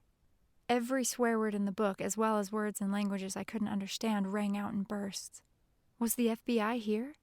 If not, we would die, or worse, get captured and tortured. A part of me wanted to stand up and turn myself in, but most of me was frozen in fear. Please don't let anybody get hurt or killed.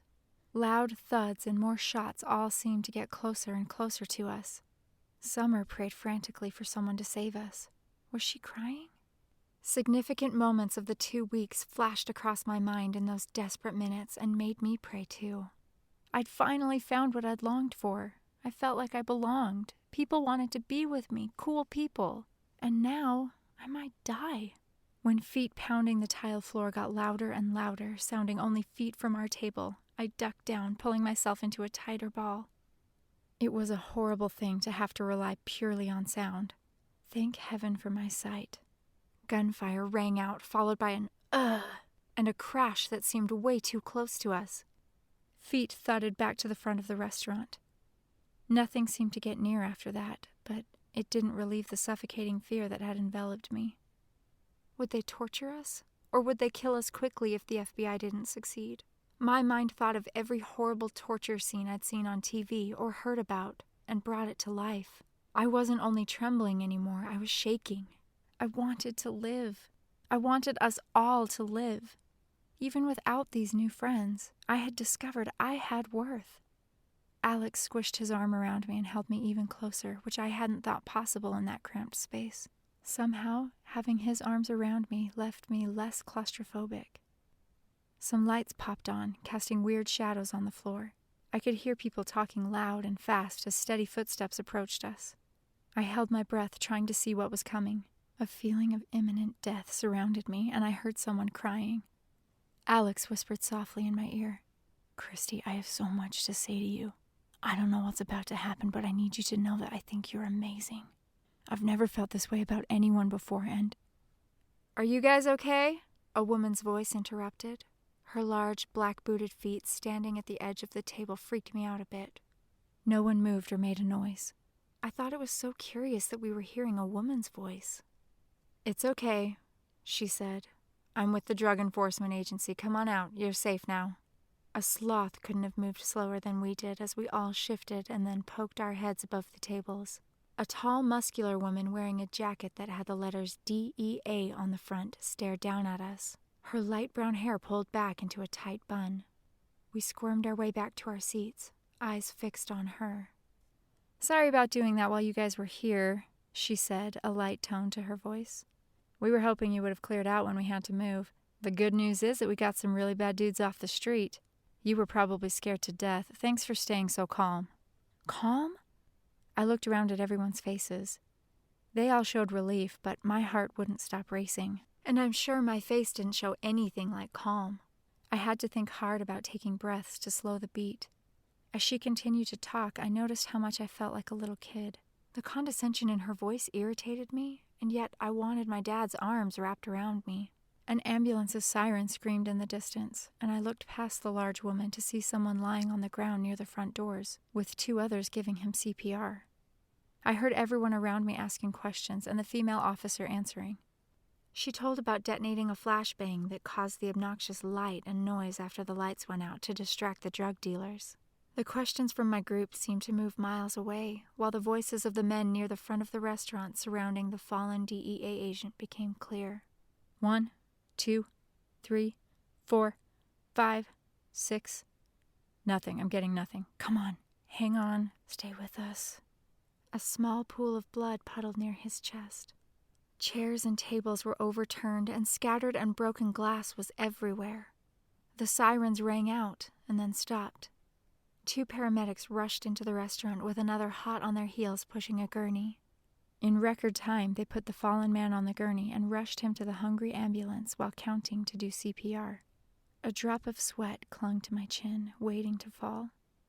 Please let him make it. I brushed the sweat away on my sleeve. Only then did I notice a man face down on the floor not 10 feet from our table. The large agent talking to us almost completely blocked him from our view. Had he been trying to hide or get away? Or had he been coming for us? Other bodies near the front of the pizzeria lay still, and no one paid them any attention. Jeremy wasn't here. Nathan wasn't here. And everyone standing around wore DEA jackets. Had the FBI just saved us? Or was this merely, as it appeared, a drug bust? Out the front window, a line of officers and agents held the arms of cuffed men. I counted 7 in all. I tried to remember if I had seen them when we walked in, but I couldn't recall. I hadn't been paying attention to anything but Alex. I heard the ambulance's renewed scream slowly soften to a whisper as it drove further away. The cuffed men were taken into a van that pulled up in front of them. After the ambulance disappeared, the doors of the van closed behind them and they were gone. A few agents still milled about the pizzeria, cameras shooting and their notebooks being filled. The medical examiner arrived. My life suddenly seemed to have meaning.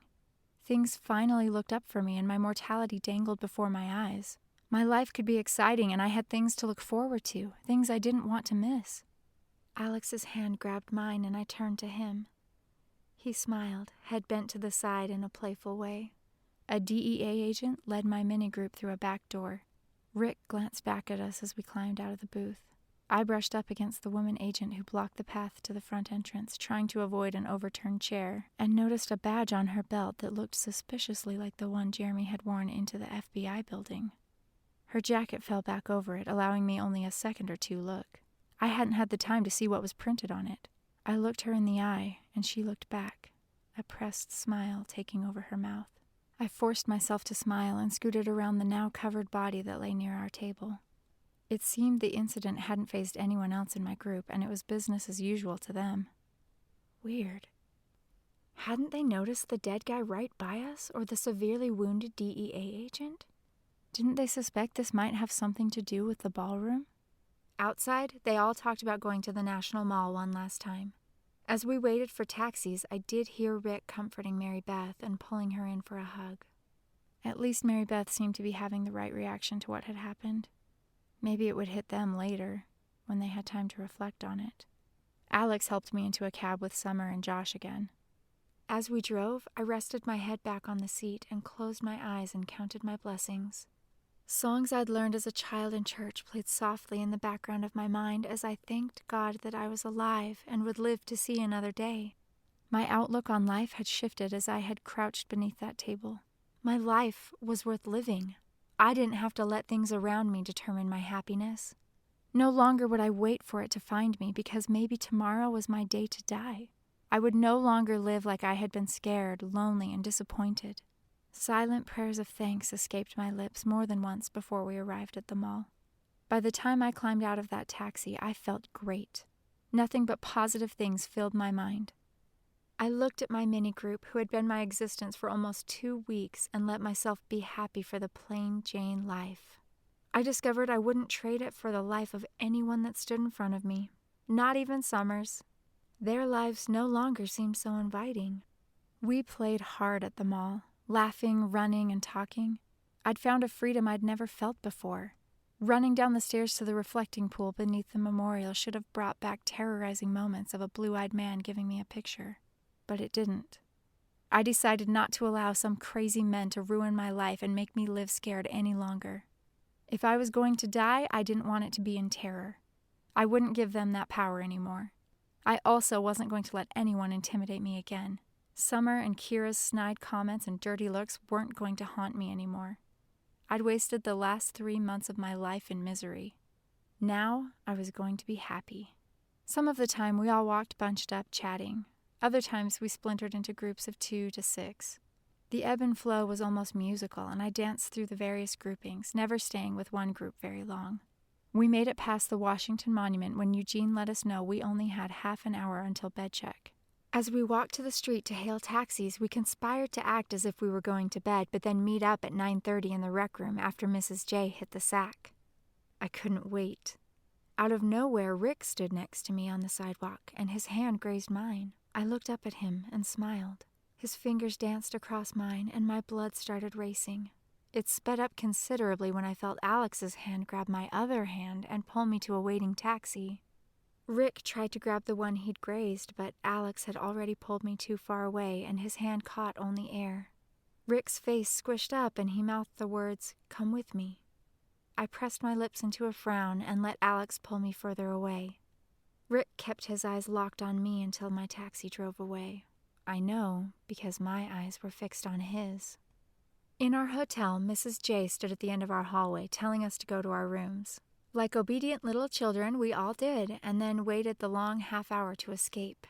Much to my chagrin, as Mary Beth and I headed out our door, Mrs. J stood at the end of the hall with a sour face. We hesitated, but only for a moment, and then I grabbed Mary Beth's arm and we headed for the vending machine room.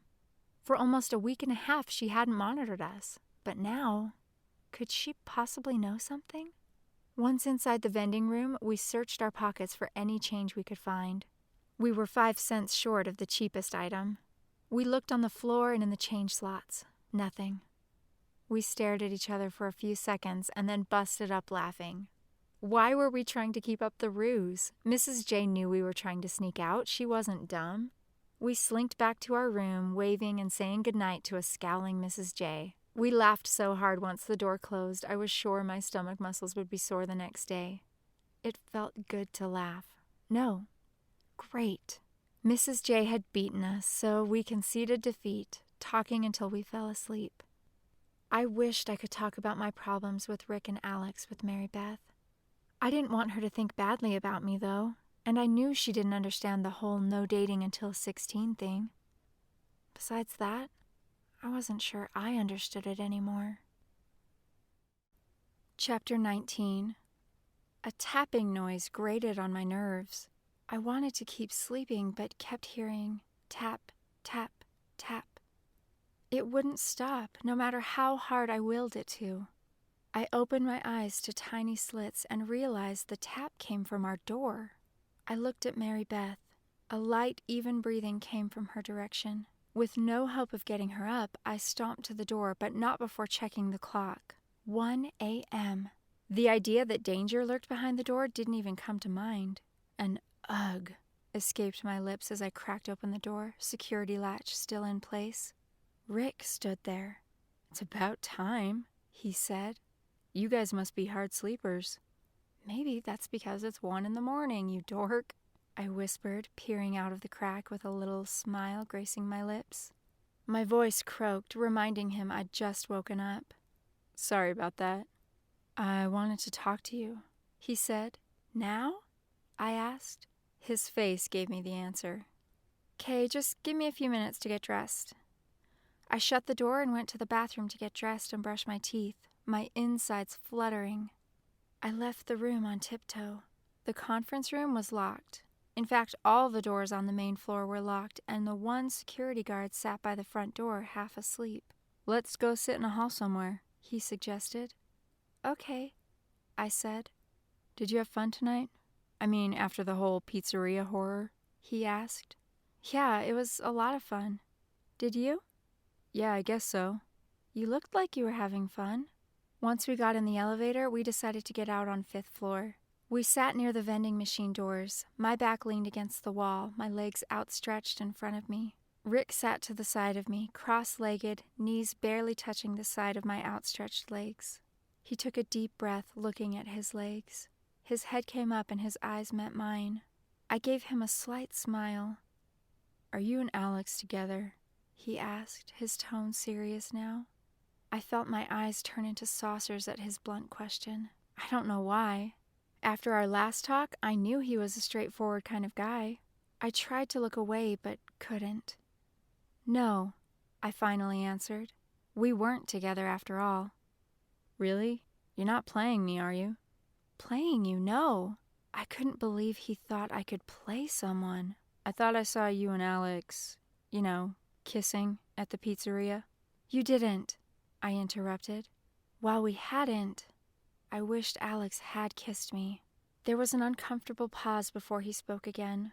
"You like him, though, don't you?" I wondered what I should say, what I could say and still be truthful and not hurt him. He was really putting himself out there, and I didn't think it was right to mislead him. "Sure, but I also like you." My stomach dropped hearing me say those words aloud. He looked so cute sitting there, totally out, exposed and honest. He got cuter by the minute. I loved the way his teeth looked, all perfectly straight and white. I couldn't help but think about our soft kiss near the fountain. I was caught up in staring at those perfect lips and forgot we were having a conversation for a moment. What was happening to me? "What do you mean you like me too? Does that mean you like him as a friend and me in a different way? Or do you like us both as friends? Or both as more than friends? What does that mean?" His gaze never left me, his look soft and earnest. I swallowed, his boldness making it hard to find the right words. How could I tell him that while he gave me tingles, Alex gave me tingles on steroids? "Look, Rick, this is all so confusing to me. I never thought I would be faced with all of this yet. I'm not even 16, so I shouldn't be dealing with it anyway. It took all my power not to look at his lips. What does 16 have to do with my question?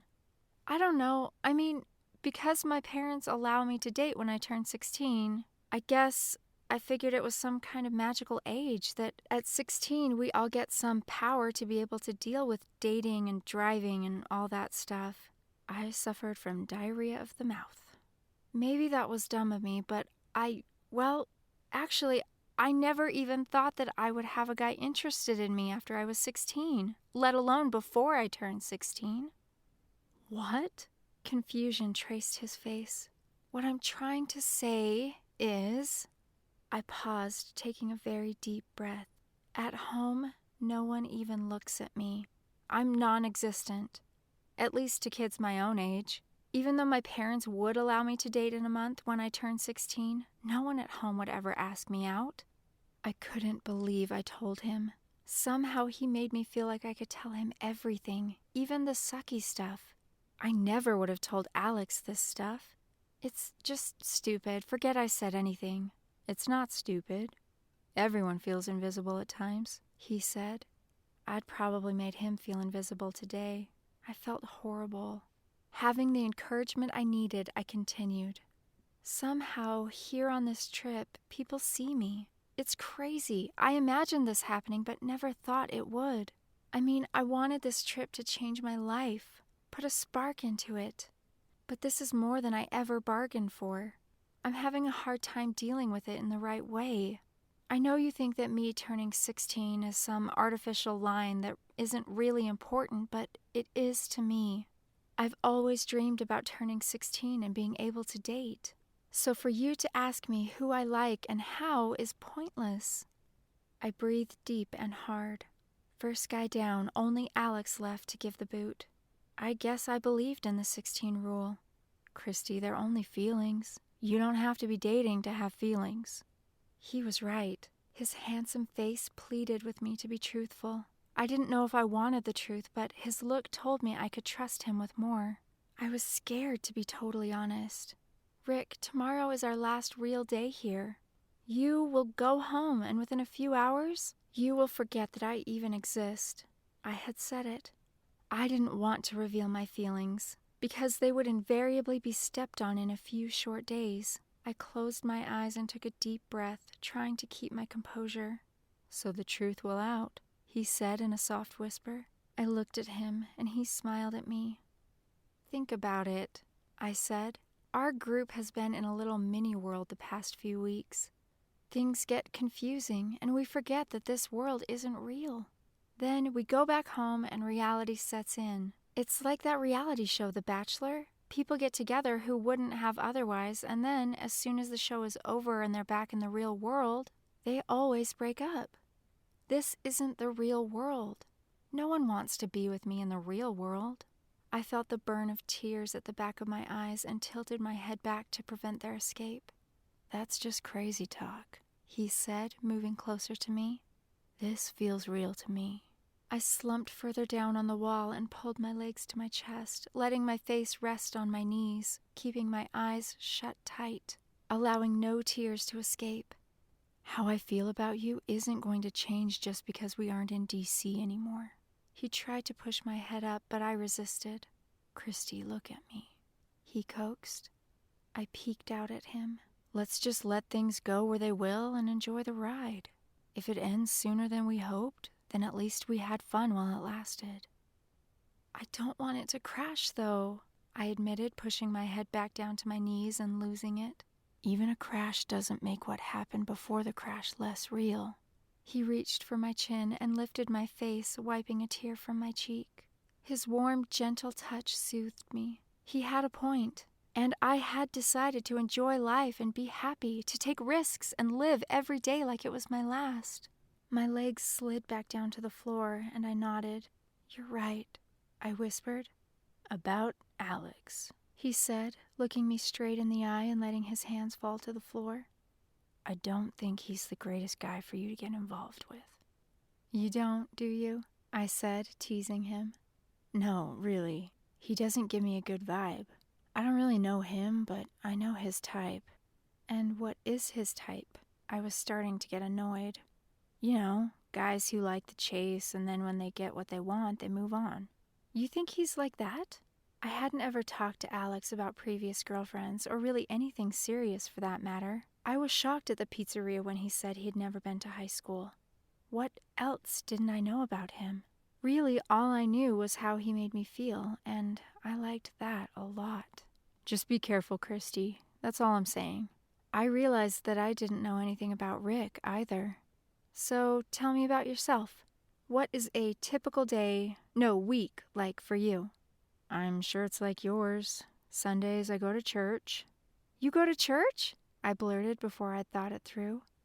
Of course, you do too, don't you?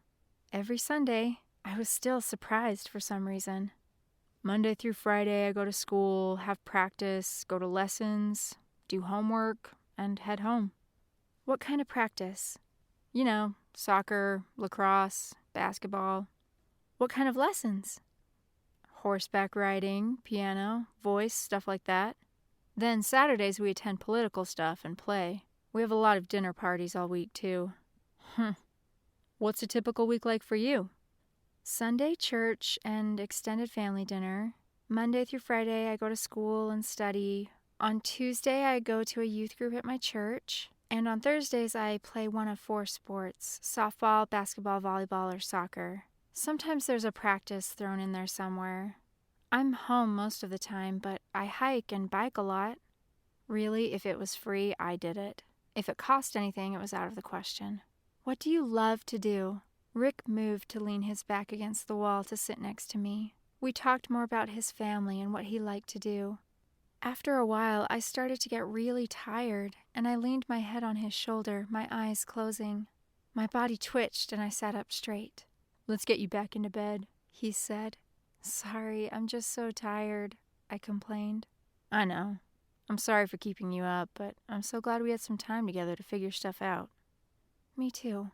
He kissed my hand at the door to my room and waited for me to shut it before walking away. He knew I was a dork back home and didn't seem to care.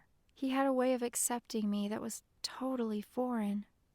So excited to have another day in D.C., my internal clock woke me before the wake-up call.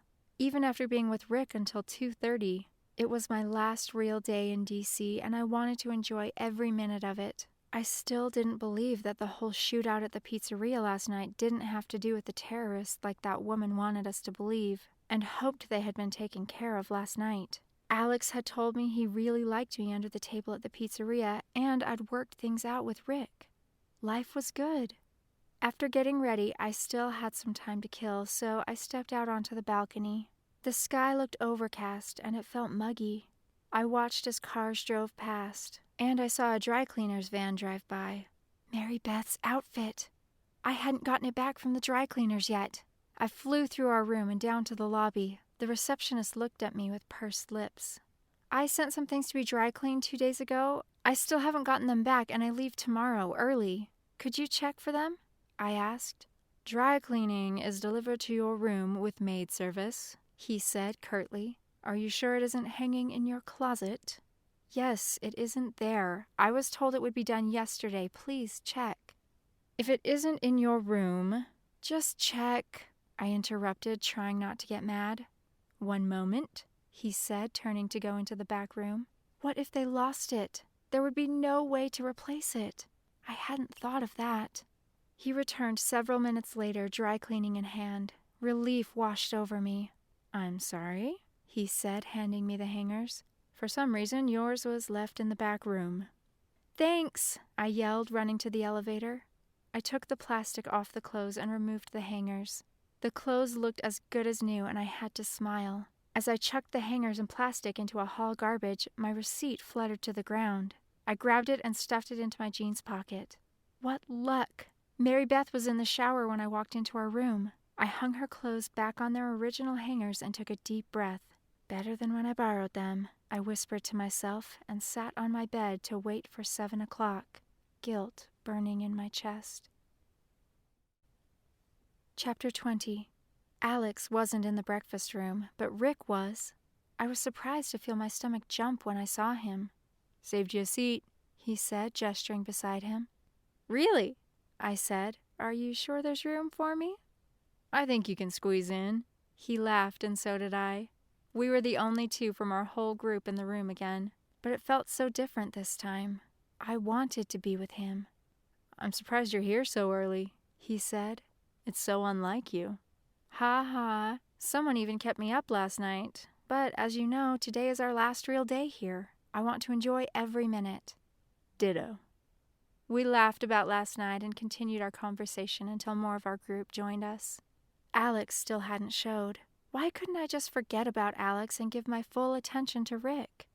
Mrs. J told us to head for the bus, and Rick took Mary Beth's, Kira's, and my trash to the garbage. I stood up, watching Rick walk away, when I felt a hand grab mine. Alex's. I grinned playfully, my stomach tingling, making me feel silly. "Hey," I said. "We missed you at breakfast."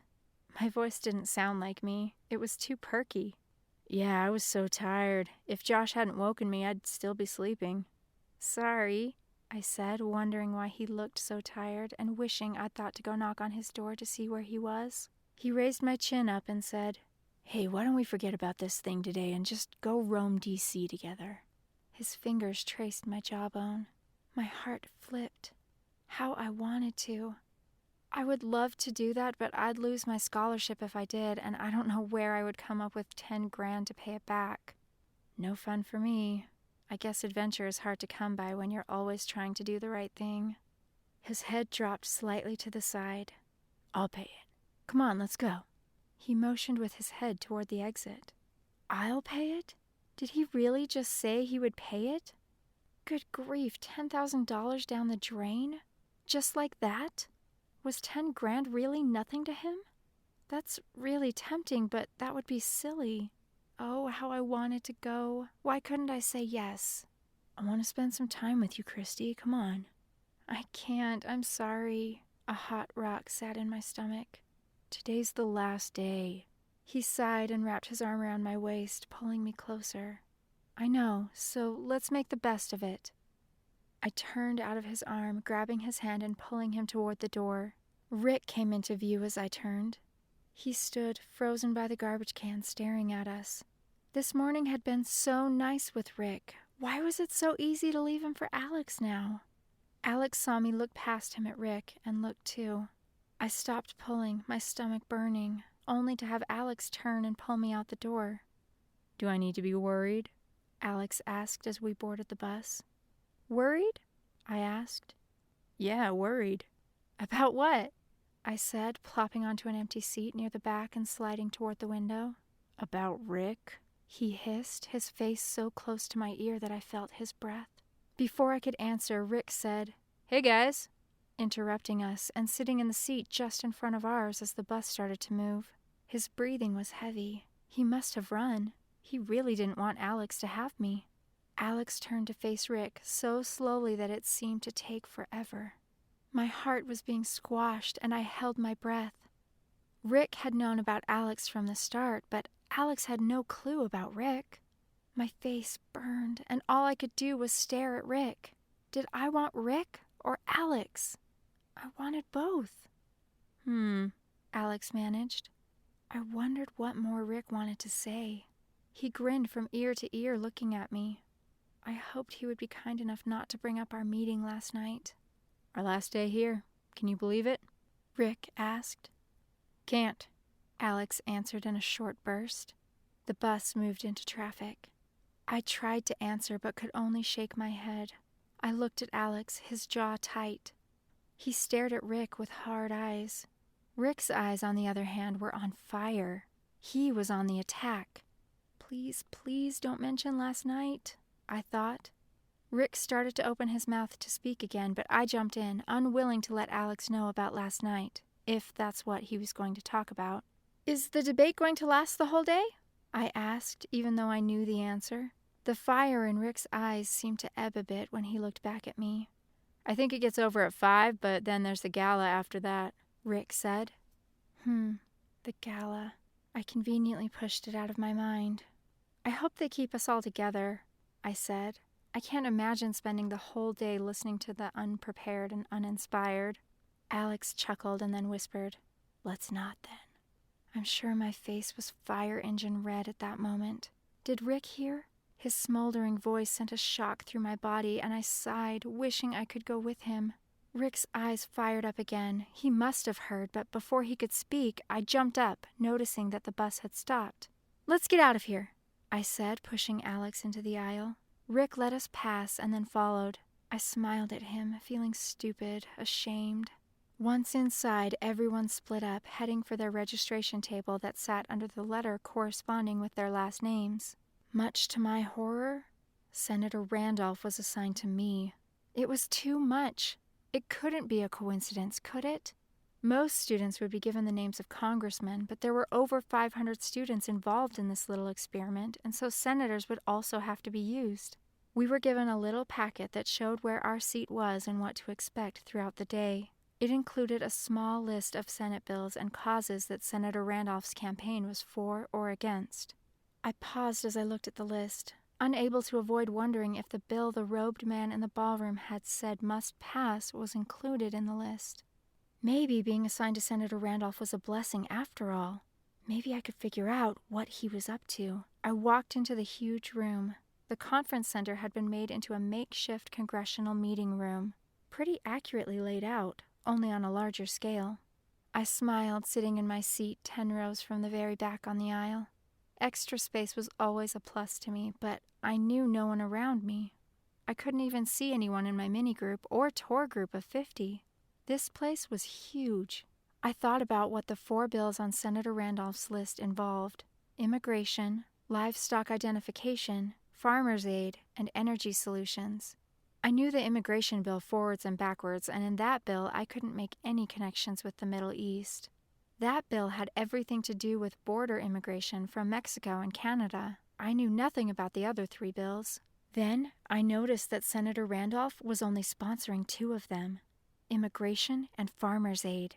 I wished I had a computer at that moment. I wanted to research this farmer's aid bill. Looking around, I noticed a lot of students had brought laptops today. A guy 3 seats down from me had one sitting closed on his desk. Did I dare ask him to use it? He'd probably think I was a kook, but I really wanted it. I took a deep breath, deciding the information about farmer's aid was more important than my discomfort. I stood up, put my hands together, and walked towards this guy, telling myself I could do it. His eyes were closed, his head tilted slightly back, hands folded in his lap. He looked harmless enough, so I reached out and tapped his shoulder. He peeked out of one eye, then sat up straight, opening both eyes wide. "Hi, I'm Christy. I was wondering, could I borrow your laptop for a few minutes, just until we start, I mean?" "Sure," he blurted, pushing the laptop toward me. It almost fell to the floor, but I caught it. His face was crimson, and his eyes almost bugged out of his head. "Great," I said. "I'm only 3 seats this way, on the aisle." I gestured with the laptop in the direction I was already walking. He nodded his head but said nothing. 20 minutes to find what I needed? I thought. Plenty of time. I was wrong. There was a ton of gibberish on this bill. Companies I'd never heard of and couldn't find information on, funding from unspecified sources, lots of nonsense woven into some real stuff. When the bell chimed, alerting everyone that we would begin in 5 minutes, I'd barely scraped the surface. I forged on, trying to skim through the slush and find the meat. I looked up and noticed the young man who'd loaned me the laptop looking at me nervously. I gave up and took it to him. "Thank you so much," I said. "Too bad I didn't have another 2 hours. I grinned. He kind of lifted his chin a bit, but said nothing. I wondered if that mess of a bill could possibly have something to do with the Middle East. Then I remembered what Mary Beth had said about Senator Randolph. He's going to save the farmers. He's heaven sent. I tossed around the information I'd seen on the computer for the next 3 hours of debate, a good distraction until lunchtime. Lunch was a la carte, so I grabbed a sandwich and looked for anyone in our group. I would have loved to have found Eugene. He was sure to have his laptop with him, but he was nowhere to be found. There were too many people in too large a space. I would even have settled for some kind of internet phone at the moment. I sat on a ledge in the corner of the massive room and ate, while cursing the fact that I needed more information and didn't know how I would get it. A shadow fell over me, and I tried not to look up, but the suspense was killing me. After about 10 seconds, I did look up. The guy I'd borrowed the laptop from earlier stood in front of me. I gave him a smile and waited for him to speak. "You could laptop use again?" He stuttered. "Huh?" I said, trying to focus on him. He held out the laptop in front of me, paler than before. "Oh," I said, figuring out what he'd said. "I'd love to use the laptop again, thanks." He managed a grin this time as he handed it over to me. He reminded me of myself at home. I could never talk to anyone my age one-on-one without sounding like an idiot. This guy was just nervous. I wanted to make him feel comfortable, so I patted the ledge beside me and he sat down. "I'm researching Senator Randolph's farmer's aid bill. Do you know anything about it?" I asked without looking at him, trying to make it easier for him to talk to me. "Nothing," he squeaked. "Darn," I said. "There's all this crazy wording in this bill and lots of different companies involved that have no web presence. The bill appears to be a good thing on the surface, but as you dig deeper, more questions appear than answers." He said. "Sounds like politics to me." "Does this say that these companies mentioned here," I said, pointing at the screen, "will own the land in Iowa with opportunity to own land in all other states?" The shy boy, still nameless, looked at the screen with interest. I read further, trying to disprove my ideas, but they were only strengthened. "Looks like it to me," the boy said. I was careful not to look at him. "How could that benefit the farmers?" I said, half to myself. "That's easy," he said. My looking away seemed to pull him out of his shell. I hoped it would. It would have for me. "If someone else owns the land, there's less risk to the farmers in case of disasters." I was already 4 pages further listening to him, but concentrating on my reading. I had to gasp at what I was reading. Then I remembered I'd been talking to him and needed to comment on what he had said. "That seems logical," I said. "But what if the landowner owned the crops, too, and the farmers only work for these companies?" "That sounds great," he said. "Then the farmer has no risk and no loss, only gain." "But they would also get none of the benefits of outright ownership. It would be a job, nothing more. Who are these companies that would have all the power to decide what and when to plant?" I mused. "There you are," a voice said, interrupting us. I knew the voice immediately. "Alex." I had to smile. I looked up and sure enough, he smiled down at me. "What could be so important on that computer," Alex said, "that would keep you from finding me during lunch?" "I looked all over for you guys," I protested. "I couldn't find you. I was all alone until—" I looked toward the unnamed guy and asked, "I never caught your name, I'm sorry." He dropped his head and said, "Thomas." "Well, Thomas here was nice enough to let me use his laptop to do some research to figure out this bill I'm supposed to defend today." "Someone helped you?" he said, sarcasm lining his words. "I didn't know anyone knew enough to help you." "Ha ha," I said. "Have you ever heard of any of these companies?" I asked, pointing to the screen again. "Never heard of any of them," he answered after looking them over. "Don't you think that's odd?" I asked. "You know this bill is sponsored by Senator Randolph." I gave him a knowing look. Alex said. He looked harder at the screen. The 5-minute bell rang, and I felt Thomas, my laptop provider, stand up. He was ready to go back to his seat. I shut the laptop, wishing I could keep it, and handed it over to him. "Thanks again," I said. "You were really helpful." He grabbed the laptop and hurried away, head down. "Alex, I think these terrorists have plans to take over our farmlands. But why?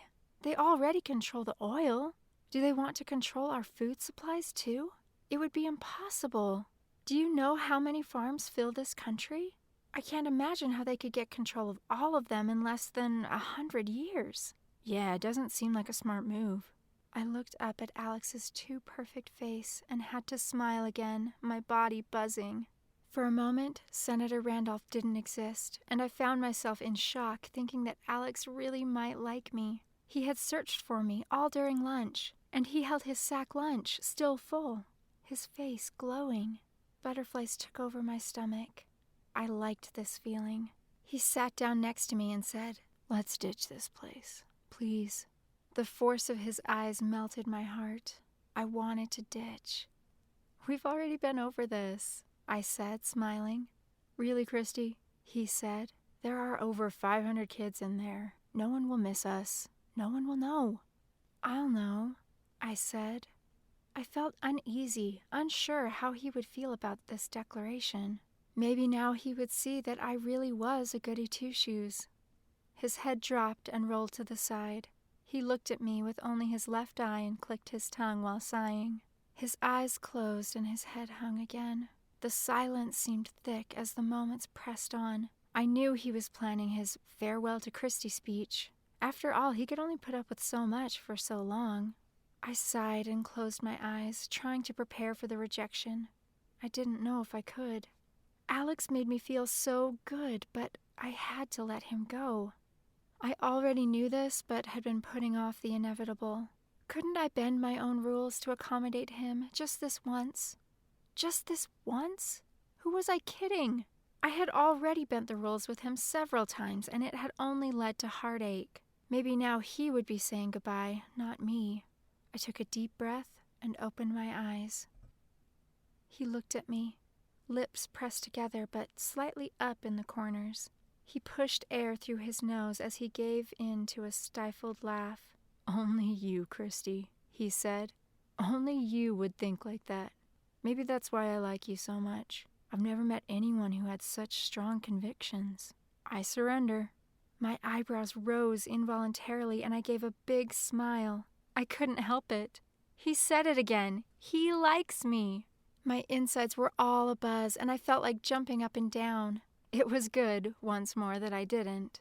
Taking my hand, he pulled me up. All thoughts of telling him goodbye disappeared, and we walked back into the debate arena. Sitting back in my seat, something tugged at my gut. I felt the weight of the murder fall back onto my shoulders like a backpack full of stones. I slumped under the imagined weight of it. Feeling that the answers were just out of reach made it even harder. I was missing something. "We'll start with Senator Randolph's bill involving farmers' aid," the MC announced. I sat upright and looked around to see if anyone had heard what I thought I'd heard. "Again, we will be starting with Senator Randolph's bill involving farmers' aid."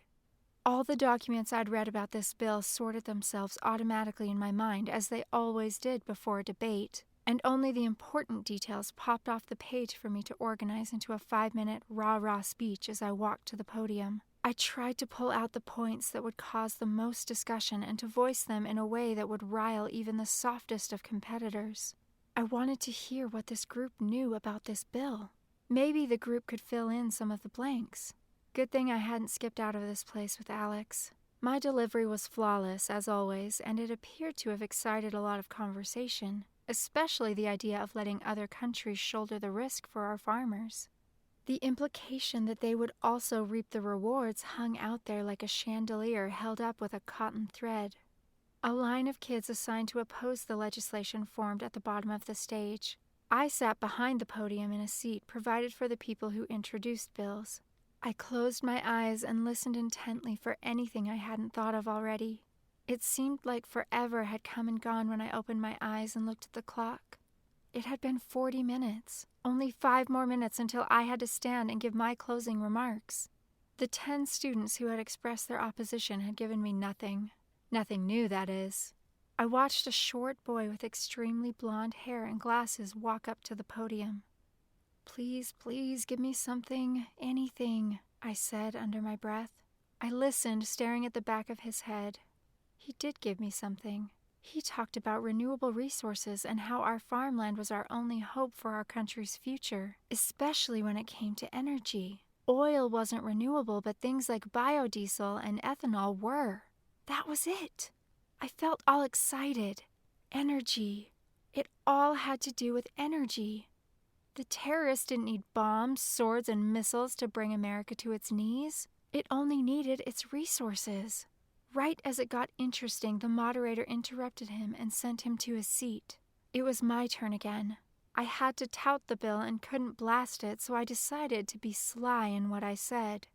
I would almost be sarcastic, pretending to sell the bill. Hopefully, the absurdity of what I would say would open the audience's mind to the danger of it. Hopefully, they would go home and discuss what I had said with their parents and friends and whoever would listen. Hopefully. My stomach fluttered as my mind finished spinning the tale I was about to put out to the 500-plus people listening. For the first time in a debate, I had an aching desire to have people really hear what I had to say, and it was late in the day. How could I make them listen? An amazing thing happened when I stood at the podium. Something incredible. It was like some powerful, unseen force gave me the words to say. Like whatever or whoever guided me didn't want the terrorists to win either. The words flowed without effort from my mouth. When I finished, I stepped away from the podium and left the stage. Descending the steps, voices rumbled all around me. It seemed everyone was talking to someone. I turned toward the audience, and 500 pairs of eyes stared at me. I smiled, despite myself. They had understood. They must have. I murmured my thanks to my unseen helper. The audience's eyes followed my every step until the MC announced the next bill. As I started up the aisle that led to my seat, I noticed a man by the doors staring down at me. After what seemed like 1,000 steps, I could finally make out his face. Iceman. The terrorists were still out there. I guess the sting at the pizzeria really didn't have to do with them at all. I passed my seat and kept climbing. I zeroed in on his face and didn't let my eyes wander. I sped up. His eyes locked on mine until I was only 10 steps from him, and he turned and ran. Something broke inside me. Fury took over. If what I suspected the whole bloody ballroom scene was about was correct, not only would the Middle East continue to tie our hands with their control of most of the oil we used in the U.S., but they would also bring us to our knees with the control of our farmland and our renewable energy sources, even though I didn't know exactly how. Iceman rushed out the door of the auditorium. I wasn't far behind. He ran fast. I blasted down the stairs, skipping as many as I could, and plowed out the doors to the sidewalk. Out of the corner of my eye, I thought I saw his black jacket turn down an alley some way down the street. I ran flat out until I turned the corner. He wasn't there. I walked full of purpose down the alley and found I could only turn left. He stood facing me at the far end of the alley. Had I trapped him? I hesitated, but only for a second. I refused to be a victim any longer. I had control of my reactions, and I would no longer be afraid. My heart stampeded out of my chest, and I pulled hard for air. Fists balled, I flew toward him anyway. At about the halfway mark, I started to shout at him. "Why are you following me and my friends? Why? Stay away from us." He didn't say anything. His face had a puzzled look on it, a curious look. And then he disappeared down another alley. He wasn't trapped after all. I picked up the pace and tried to follow him. The alley led to another sidewalk and street. He was gone. I screamed as loud as I could, head back and arms stiff at my sides. I heard doors and windows open and saw faces looking through them at me. I didn't even care. I stood there in all my indignant anger. I let it wash over me. And if people hadn't been staring, I probably would have dropped to the ground and bawled. I didn't know what I thought I'd do to him once I got to him, but I hated him for intruding on my last day in D.C. The reality that the FBI hadn't picked up the terrorists pressed on me like 1,000-pound weight, and I realized we were still in danger. I walked slowly out of the maze I had blindly run into, surprised at the distance I'd gone. It hadn't seemed so far moments ago. My pounding heart slowed as I got closer to the conference center I'd fled. I saw my reflection in the glass doors of the building. Yikes! I needed some touch-up. Bathroom, here I come. I splashed water on my face and dabbed it dry, pulled at my hair and straightened it as much as I could. The hair next to my neck curled from the sweat that wetted it. I tried to dry it with paper towels and then fixed my clothes. My thoughts went wild. I chased Iceman. He could have killed me. How could I have been so reckless? Why had he looked at me like that? Walking out the door, a familiar face met mine. Nathan's, one of the FBI guys. He swooshed his arms toward the boys' bathroom. "Do you want me to?" He nodded. I pushed the door open and went in. Jeremy stood there, shaking his head. He pushed a button on a little pen-looking thing and then railed on me. "What were you thinking just now? Running after a crazy man can't lead to anything good. He could have killed you, you know." I did know. "Sorry," I said. "I just lost it. I thought you guys got the bad guys last night at the pizzeria, and coming up those steps after discovering what the terrorists were really up to, and I saw him looking at me and lost it." "Pizzeria? What are you talking about?" Jeremy interrupted. Was he faking it, or did he really not know what happened at the pizzeria? "You know, the raid, the one you all dressed up like DEA agents to carry out?" "I don't know what you're talking about." "Really? I thought for sure it was you guys." I wasn't sure what to believe. The terrorists had me so paranoid I'd never have a moment's peace. "It wasn't." Well, figuring out why they killed that guy Jonathan made me so mad something flipped, and I had to go after him. I refused to be afraid anymore, and I wanted answers. My words made me seem braver than I was. "You figured it out, did you?" "Yes," I said. "Are you going to make me drag it out of you?" "No, sorry. This bill that the terrorists talked about in the ballroom before they killed the aide takes farmland and puts it into the hands of corporations, foreign corporations, instead of individuals. About 10 companies are mentioned by name as the only possible purchasers of the land. It doesn't seem so bad until you find out that they are companies whose owners are Middle Eastern with ties to their government. If they gain control of our lands, we would lose almost all control of our renewable resources." He said. "It's just a guess, but I bet I'm on the right track. Can you imagine what would happen?" "Christy, please don't worry about it, and don't you dare do anything so stupid again." "Okay, I'll try, but it bugs me so much. We would be impoverished and starve. It would be like going back in time to before the industrial age. America would no longer be a superpower."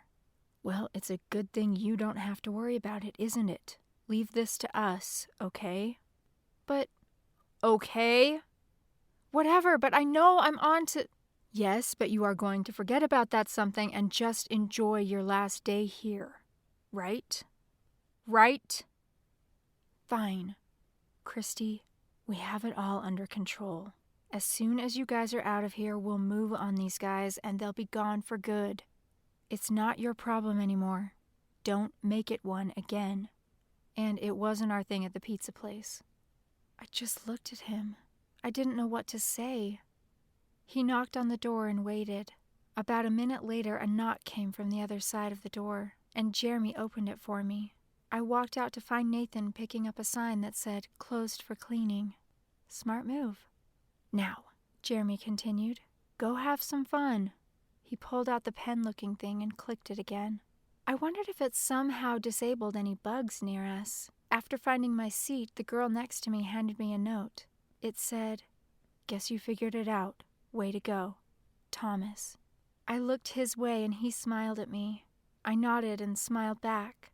After folding the note, I shoved it into my pocket. As I did, I felt some paper in there and pulled it out. Pink paper. Oh yeah, the dry cleaning receipt. How much had it cost me to clean Mary Beth's clothes? I smoothed it out on my desk. $20. Ugh, that was so much money. I had to lean back in my chair to digest the information. I guess it had been worth it. I wanted to check to make sure I hadn't read it wrong and picked it up to examine it again. Yep, $20. Unbelievable. Then I noticed something scrawled in the middle of the receipt. I had to look closely to read it with all the wrinkles in the paper. It read, "Be careful what you say and who you say it to." I gasped. Chapter 21. Everyone filed out of the auditorium once the final debate ended. The air buzzed with excitement for tonight's gala. How were they going to transform this place into a ballroom in such short time? It didn't seem feasible. I'd had almost an hour to digest and fret about the note. What had I been thinking, trying to expose the farmer's aid bill here, with 500 plus students and at least 100 adult political nuts in the audience? I should have just waited and told Jeremy. I'd definitely brought our little group into more danger now. With no way to erase the huge mistake, I wondered what might happen to us. If only I'd seen the note this morning, maybe I wouldn't have worked so hard to call out the dogs on the farmer's aid bill. I could have talked to Jeremy about it, too. When I got to the bus, I went straight for the back row. If only I'd kept my mouth shut. If. Wait a minute. He ran. Iceman ran from me. He must have heard everything I'd said in the debate, and yet he ran. Wouldn't he have done something to me in that alley if I'd crossed the line? Maybe I was overreacting. Maybe the weird look Iceman gave me in the alley came from fear. Maybe I put out enough information about them to scare them away. Rick squeezed past me to sit by the window on the back seat next to me. In a flash, he took the pink paper I still had clutched in my hand and started to open it. "Hey, that's mine. Give it back," I said. I didn't want him to read it. "Oh, the way you were holding this little pink slip made me think it was for me." He smiled broadly, teasing, holding it away from me while continuing to unfold it. "It's just my dry cleaning receipt," I insisted, pushing my way over him, my arm completely outstretched, trying to get it back. It was kind of fun to play this way, but I really didn't want him to read the note. And what if Mary Beth took notice? She thought she was safe. "Then it's no big deal if I'd take just a quick look?" He laughed a little, keeping me back easily with one hand, holding the unfolded receipt with the other, staring hard at it, eyes squinting. The arm restraining me went lax, and I snatched the receipt from his hand just as the bus started to move. He didn't resist. He merely sat upright and stared at me. He didn't really look at me, though. He looked through me until he suddenly focused and asked, "Who wrote that? Was it the FBI?" I just stared, my insides unsettled. He moved in close to me, his hot cheek pressed against mine as he talked directly into my ear. "Was it the bad guys? Have you been getting threats?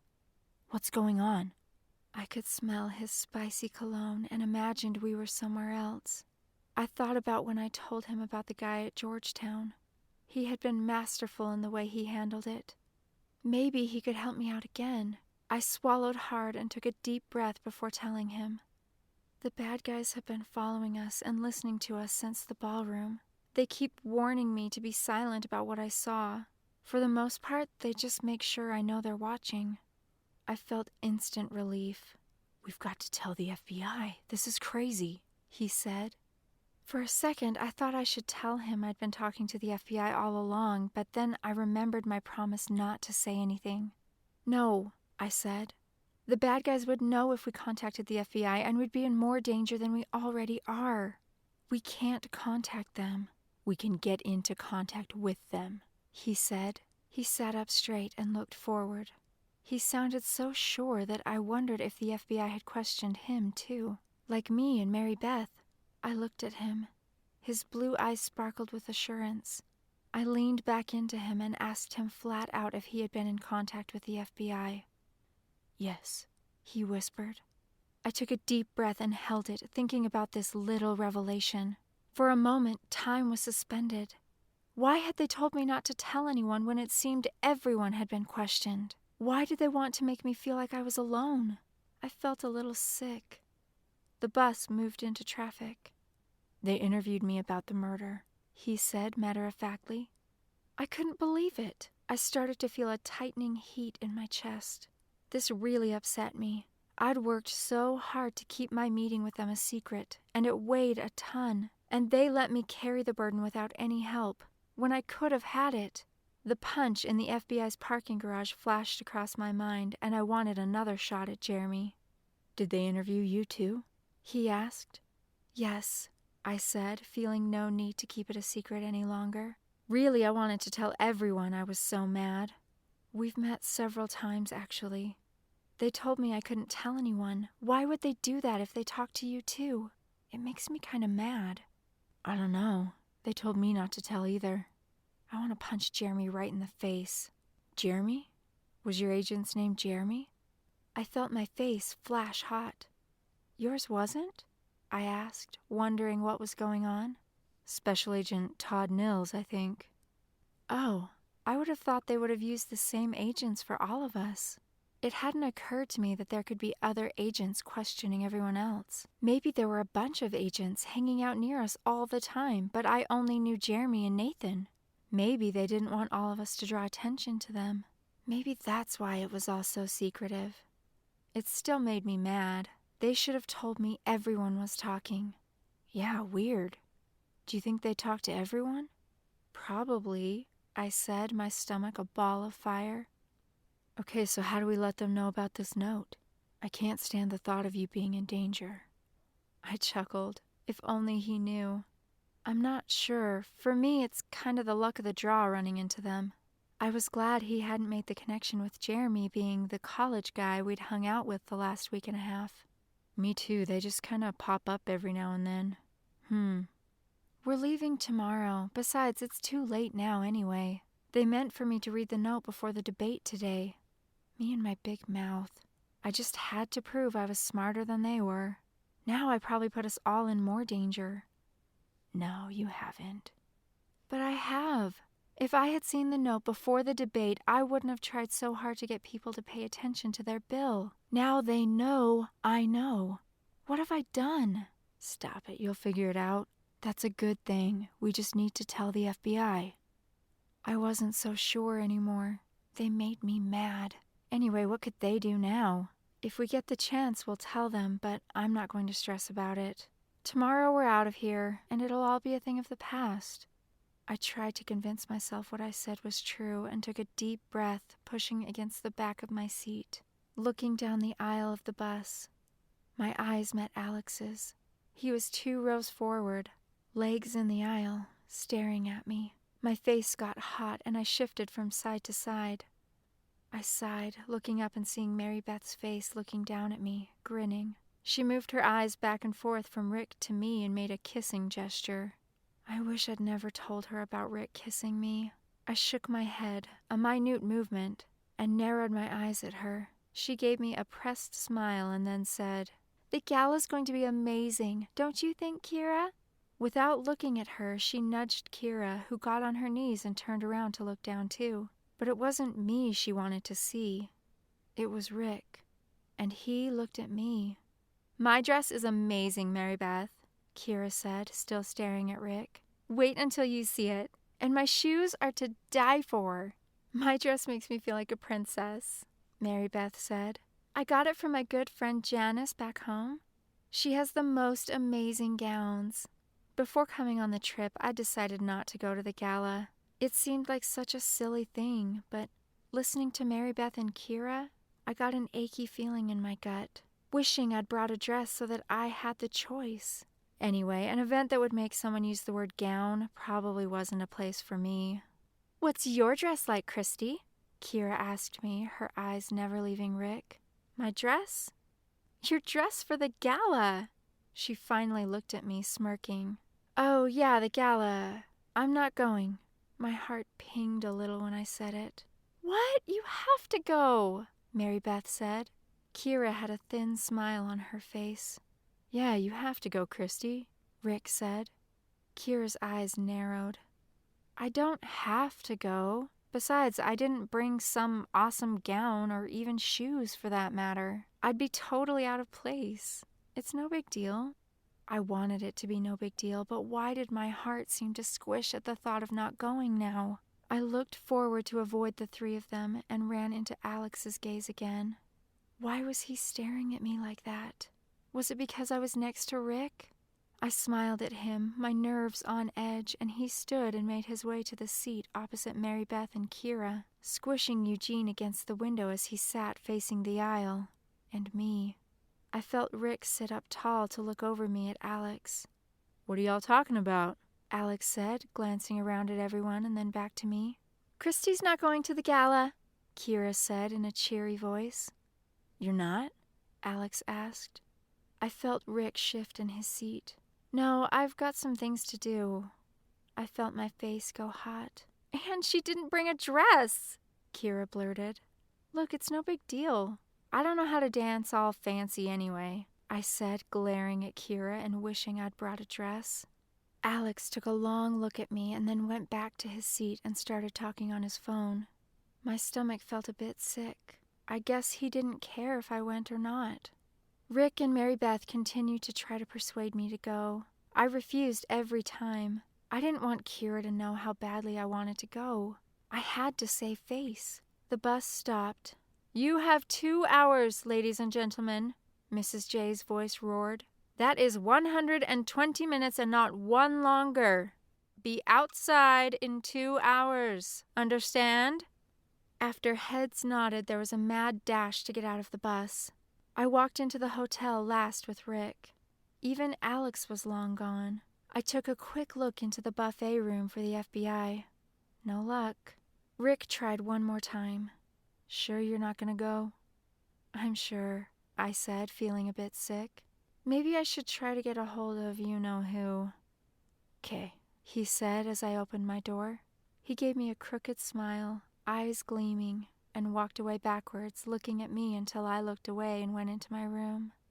Mary Beth hadn't wasted a second. She was already in the shower. I sat on my bed and tried to clear my thoughts. I'd have to make the best of my evening. Maybe I'd check the buffet room at about 7 for the guys.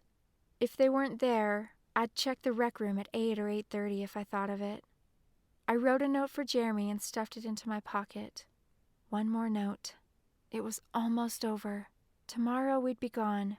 Then it would finally be over. I shivered. I heard the hairdryer and let myself doze off to the hum. When Mary Beth opened the bathroom door, I woke to a gush of sweetly perfumed air. She looked amazing in a lime green princess dress that made her eyes look even more brilliant.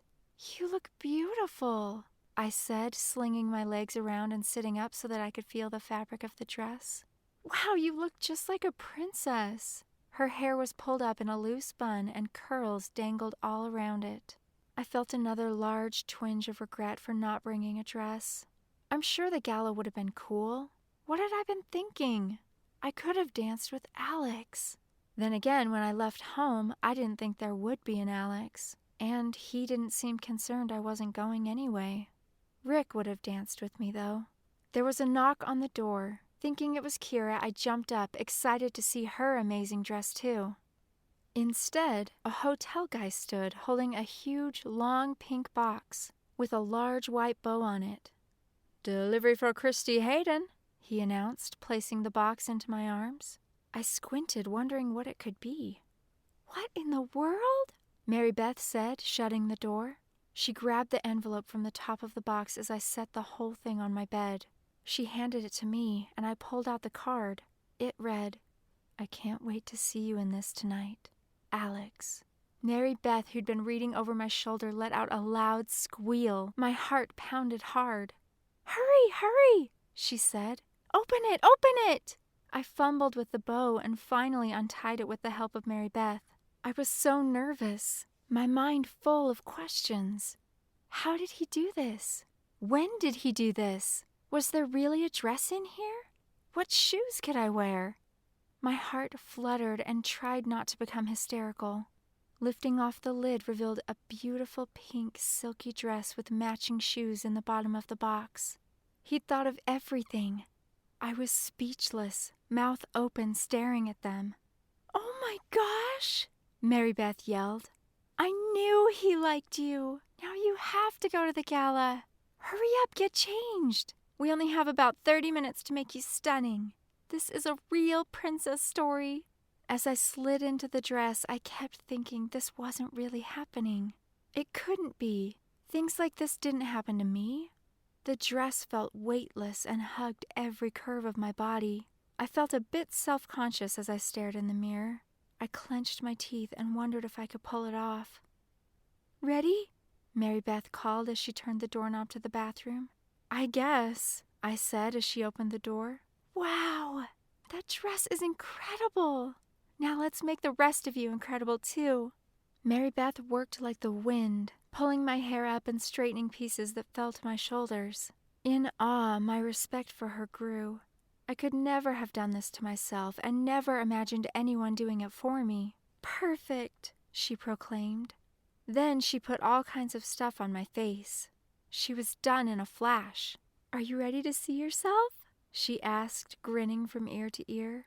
"Maybe," I said, still unsure about the clingy, sexy dress. She moved out from in front of the mirror, and I saw a different person. It wasn't me. "You look gorgeous." My face looked flawless, and my hair looked professionally done. I could only stare, my heart still pounding as I thought of the possibilities with Alex. She pushed past me and called me to come put my shoes on. In a daze, I followed her voice, sat on the bed and put the shoes on. Heels again. Yikes. Someone knocked on the door, and Mary Beth ran to it. It was Rick, in his regular clothes still. He stared at me, eyes wide and mouth slightly open. "You look stunning, but I thought you weren't going to go. I figured I'd..." Mary Beth looked at me and then back to Rick. I didn't know what to say. "Well, I was going to stay, and then, What she is trying to say is," Mary Beth said, "she got a package about half an hour ago with that dress in it, so now she's going." "Oh, who sent it?" Rick asked. Uncomfortable seconds ticked by before Mary Beth said, "Alex." I clenched my teeth and looked at my shoes. I didn't want him to see my undeniable happiness. I knew it would hurt him. It was so hard to conceal my complete excitement at having a boy buy me clothes and invite me to a gala. Smart man," Rick said. "Guess I need to hurry now. See you there." He rushed from the room, leaving the door to slam shut. I felt bad. I'm sure he was thinking he would stay behind with me. Normally, I would have been swept off my feet, but today was different. Today, I was Cinderella, and Alex was my prince. "Oh, Mary Beth," I said, "is this really real? You've made me into someone I'm not." "It's you. You just didn't know how beautiful you could be. Oh, one last thing." She reached into a see-through bag from the bathroom, pulled out a glass bottle, and sprayed me with it. Now I even smelled good. "Let's not make Alex wait any longer," Mary Beth said, pushing me out the door. Terrorist plots forgotten. Chapter 22. In front of the hotel, a row of black stretch limos lined the street. A small line had formed in front of Mrs. J, who crossed our names off a list as we climbed into a limo. It was all so exciting we had to share a giggle. Mary Beth and I were the only ones from our mini-group in this particular limo, and we were the only girls. The ride was short, and I figured now was not the time to open the sunroof and scream. Maybe on the way home. The outside of the conference center was now lit with thousands of lights, and a purple carpet flowed down to the sidewalk. Men in tuxes stood at the bottom of the stairs to take tickets and escort the ladies in. The auditorium was no longer a congressional hall. It had been magically transformed into an enormous ballroom. I couldn't believe they had completed it in only 2 hours. Tables draped in white and purple were scattered about the edges of the room, and in the middle was a huge wooden dance floor. My insides buzzed as I looked at all the luxury surrounding me. The yellow, white, and purple flowers that dotted the ballroom not only looked beautiful, they made the room smell fresh and inviting. I stopped at one large arrangement, felt the tender blossoms, marveling that they were real. This must have cost a fortune to create. An orchestra played on a stage to our left, and several adults and kids were already dancing nearby. In the very center of the room, drinks were being served. I grabbed water and Mary Beth drank a Coke. They were served in fancy glasses, not cups. We saw 2 other stages. From the looks of it, one had a rock band playing and the other, a country one, but all I could hear was the ballroom music where we stood. Between the 3 stages near the outside edges of the room were serving areas that had all kinds of food. One area served only decadent desserts, while another had an unimaginable amount of main courses to choose from, and the last had fruits and vegetables galore. Incredible! It seemed every step I took brought me to something new. Lots of people gathered in each area, the numbers growing by the minute. The room was much larger than I had thought it was during the debate. The stage for the debates must have sat where the drinks were now being served and must have blocked the other half of the room from our view. "This place is unbelievable, Christy." "No kidding," I said. "No wonder this trip cost so much." "Don't remind me," Mary Beth said. "Come on, this has to make it all worth it." "I guess you're right. It is beautiful." I was glad she smiled about it now. "I can't believe I almost didn't come. No kidding. Where's Alex, anyway?" I shrugged my shoulders and said, "I haven't seen a soul from our group yet." "Me neither. Let's go back by the door. Maybe we'll find them." We didn't have to go that far. Summer, Josh, Kira, and Alex were at the bar. I froze, staring at Alex's perfect profile as Mary Beth sailed past me toward them. He looked amazing. His tux made him appear royal. When Mary Beth reached them, Alex turned and looked at me. His eyes widened and then narrowed slightly as a gorgeous smile spread across his face. My heart raced and my stomach immediately filled with butterflies. I kind of felt sick, too. I couldn't breathe. I'd never felt less invisible than I did at that moment. I had to resist the urge to look at my feet. His eyes never left mine as he pushed past Kira and Mary Beth to get to me. He grabbed my hand and shook his head. "You look more unbelievable than I'd imagined you would," he said, looking me over head to toe. A part of me wanted to hide behind something, unsure if I could hold up under the pressure of being looked at in that way. I wasn't used to such scrutiny, and I certainly wasn't used to looking good to anybody. Never before had I felt so naked. He raised my hand above my head and twirled me around. As I spun, I saw Kira, jaw on the floor, Mary Beth grinning from ear to ear, and Josh and Summer talking excitedly as they looked at the two of us. "You're beautiful," he said, pulling my arms out to the sides like a bird in flight and looking me over again. Somehow the way he looked at me really made me feel beautiful. He pulled me into a hug that I didn't want to end and whispered, "Let's go dance." He led me to the ballroom dance floor. I tugged on his arm, panicked. I couldn't dance. Sure, I'd taken ballroom dance, but I'd been forced to dance alone, a memory I wanted to forget.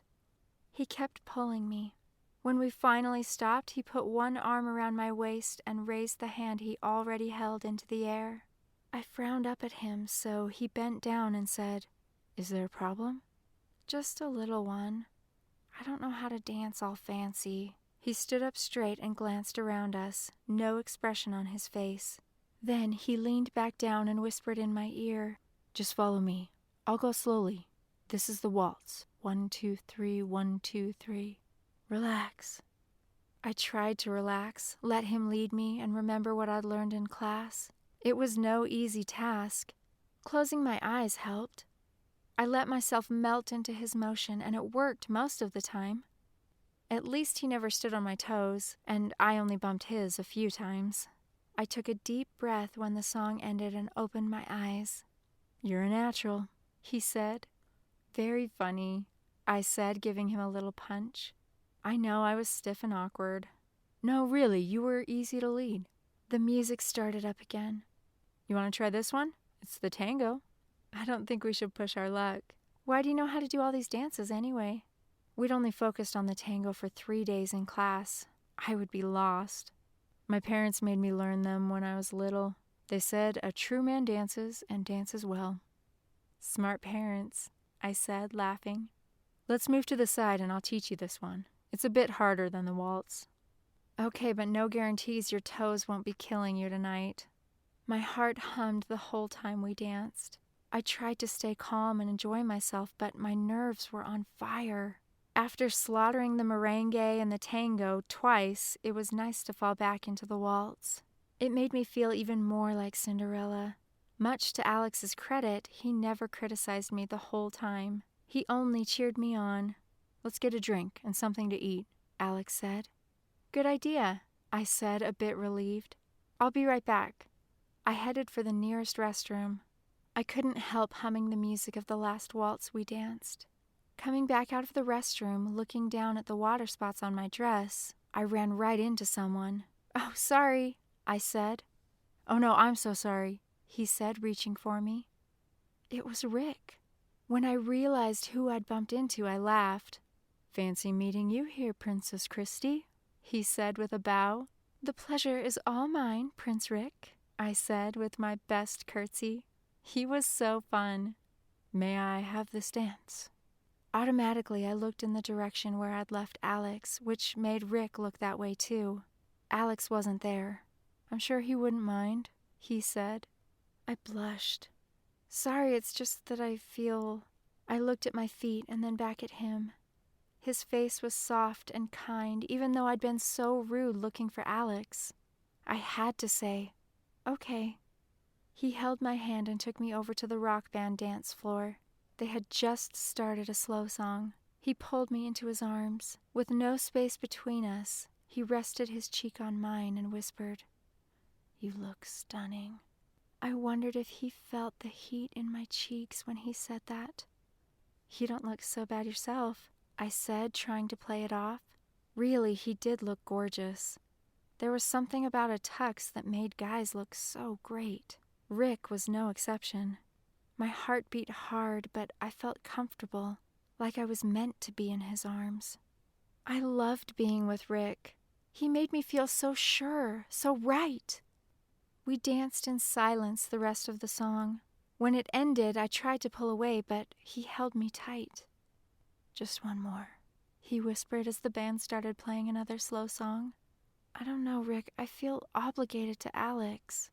"I know, but he has you all night. Can't I have you for one more song?" He moved his face right in front of mine, his eyes pleading. "Okay, one more." I gave in. It wasn't hard to do. He pulled me close again and whispered, "It feels so good to have you in my arms." I sighed, silently agreeing. When the song was over, he gave me a final squeeze and kissed my hand before leading me off the dance floor. He put his arm around my waist and said, "You know, I was going to stay at the hotel with you. I almost missed the last limo." I thought so. Sorry about that. I like Alex's idea better. I wish it had been mine. I gave him my best look of understanding when I noticed Alex not 10 feet from us, leaning back on the bar looking at us. I stopped, and Rick looked at Alex too. "Don't go, Christy." "I have to," I said, pulling away. My heart burned and my eyes fell to the floor as I walked toward Alex. "Where have you been?" he asked when I reached him. "I ran into Rick by the bathroom and he asked me to dance." "I was waiting for you." "I know, I'm sorry." "If you don't want to be with me..." I grabbed his free hand and moved in really close. Looking up at him, I said, "No, I do. I'm sorry. I guess I should have said no to Rick, but Alex, I'm all yours now. Totally and completely." "Really?" He looked past me now at Rick, who stared at us. "Yes," I said, turning back to Alex. "Yes, come on, let's dance." He set his drink on the counter and squeezed my hand. He didn't lead me to the ballroom dance floor this time, though. We went to the country one, our hunger forgotten. I was surprised. Did he like country music? The band sang a popular slow song, and Alex pulled me into him so tightly that I almost couldn't breathe. It was uncomfortable, like we were in a vice, being squished together. It reminded me of our first kiss and how uncomfortable that had been. We moved in a tiny circle. I was a bit relieved when the music changed to a fast song. His hold on me loosened slightly, and I took a deep breath looking into his eyes. "I didn't like seeing you in Rick's arms, Christy, especially when you stayed for the second song." He had watched us the whole time. "Look, Alex, he's my friend. What was I supposed to do?" "Your friend? I'm not blind. He's totally into you. And I saw you leave your room to be with him the other night." A quick burst of air escaped my lips. He had seen me go with Rick? Is that why he'd been so tired? "Can we forget about it, please?" I said, not wanting to get into it. He looked at me playfully and said, "Maybe just this once. But you better not be thinking about him tonight." He pulled me in and kissed me, long and hard. Then, his smile wicked, he looked past me. I turned and saw Rick sitting at a table not far from us, a frown on his face. Alex chuckled.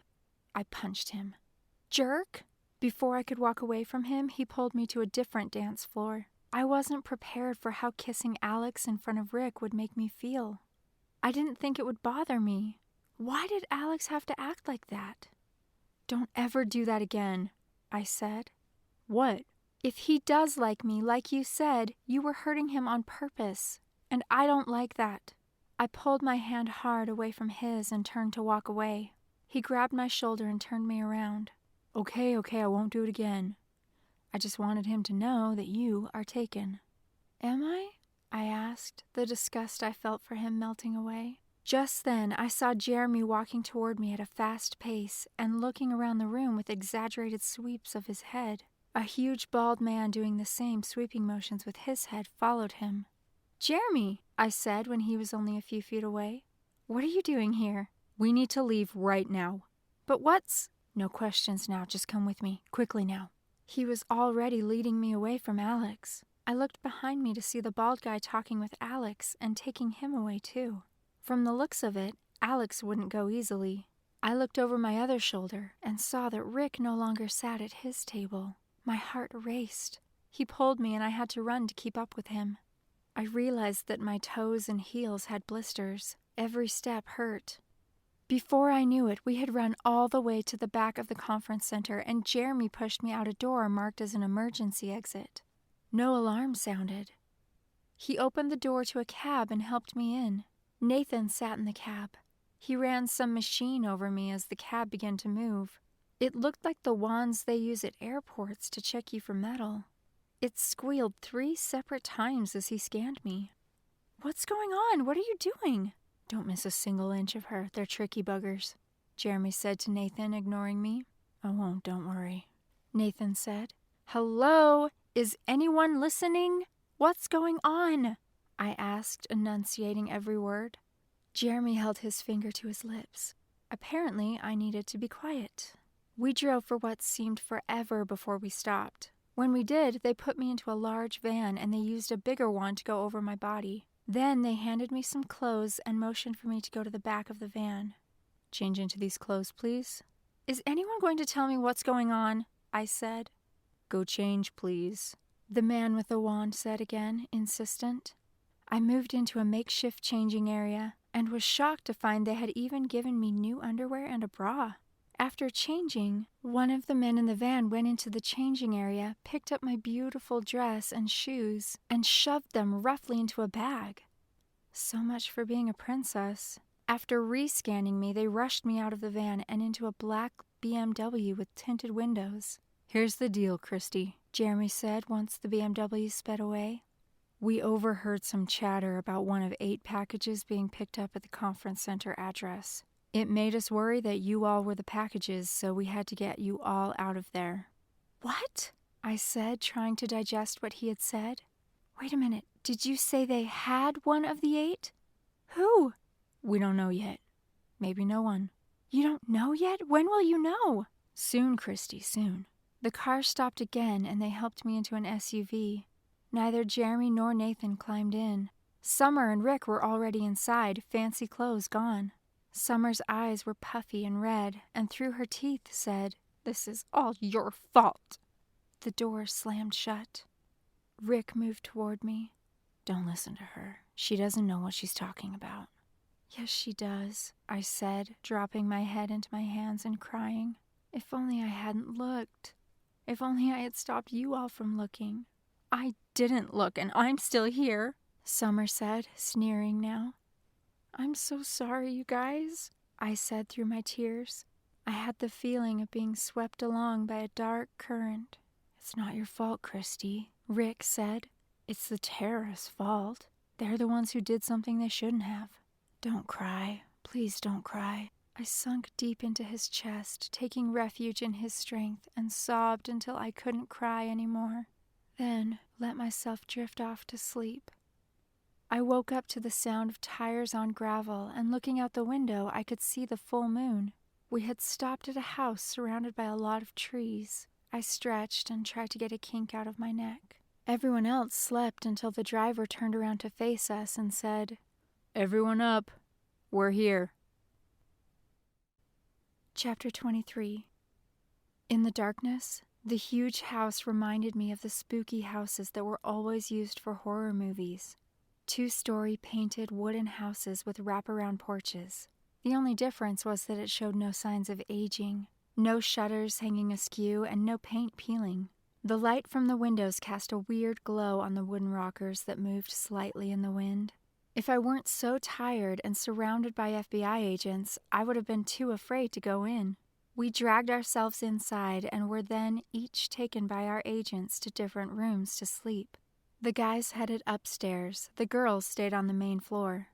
Jeremy took me down a narrow hallway just to the left of the stairs and into a small, plain bedroom with only a twin bed, a nightstand, 2 token pictures, and a dresser.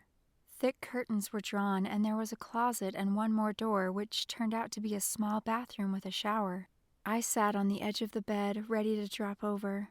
"Come here, Christy," Jeremy said, sliding the closet door open.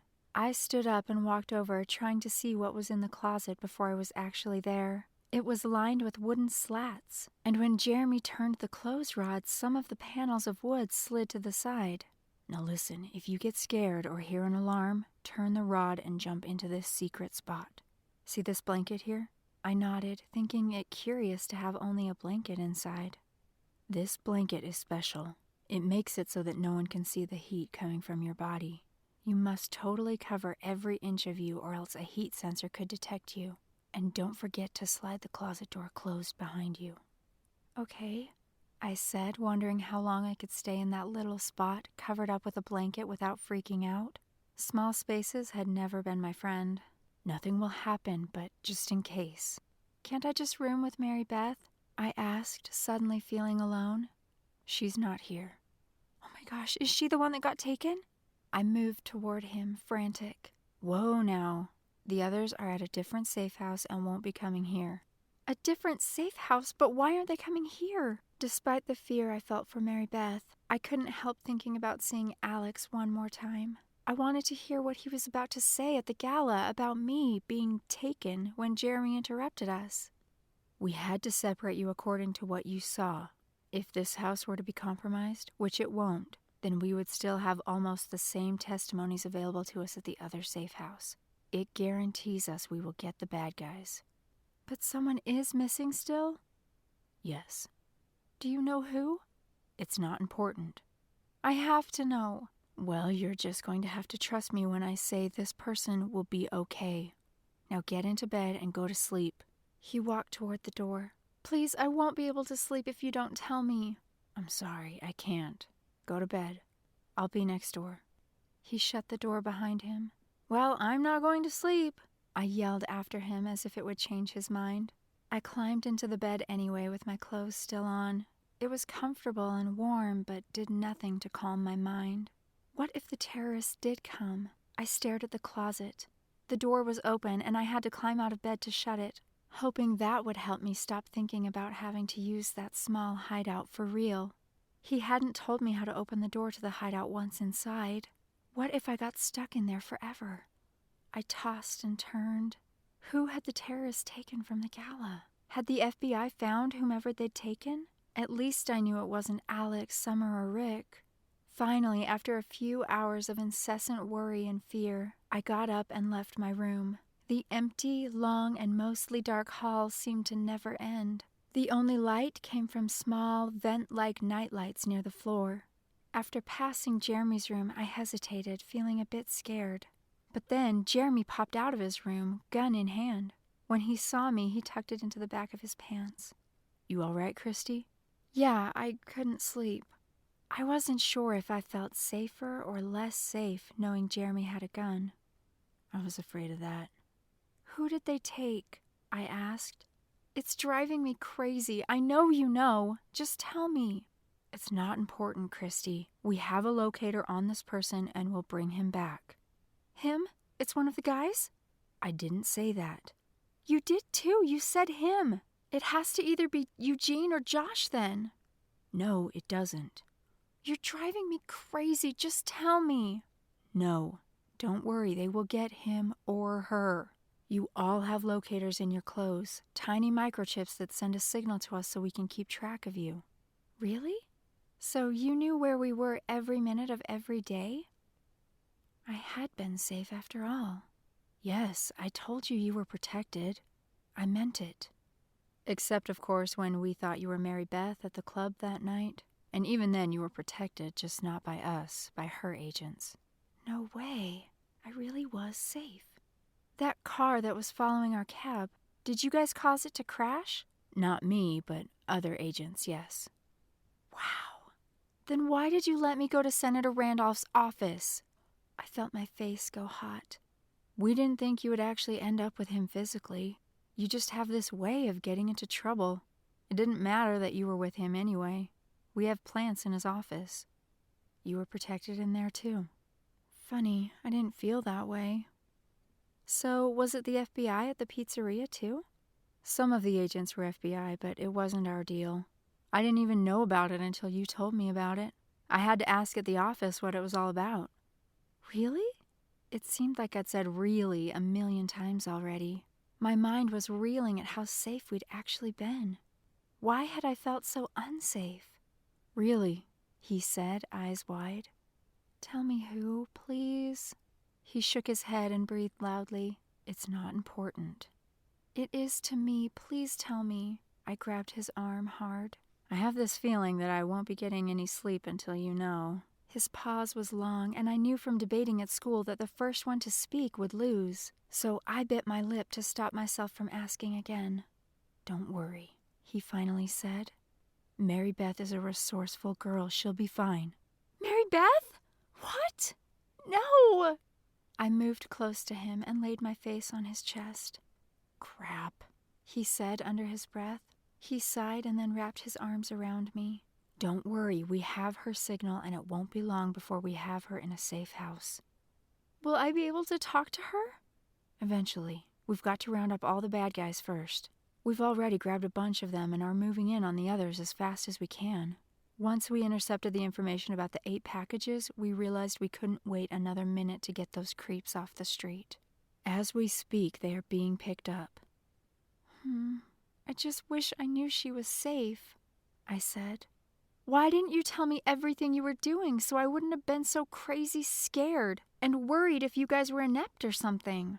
Inept? Are you kidding? We didn't want you guys tipping off the terrorists that we were there watching and protecting you. It only takes one slip of the tongue to blow an operation like this. Now go to bed and sleep tight.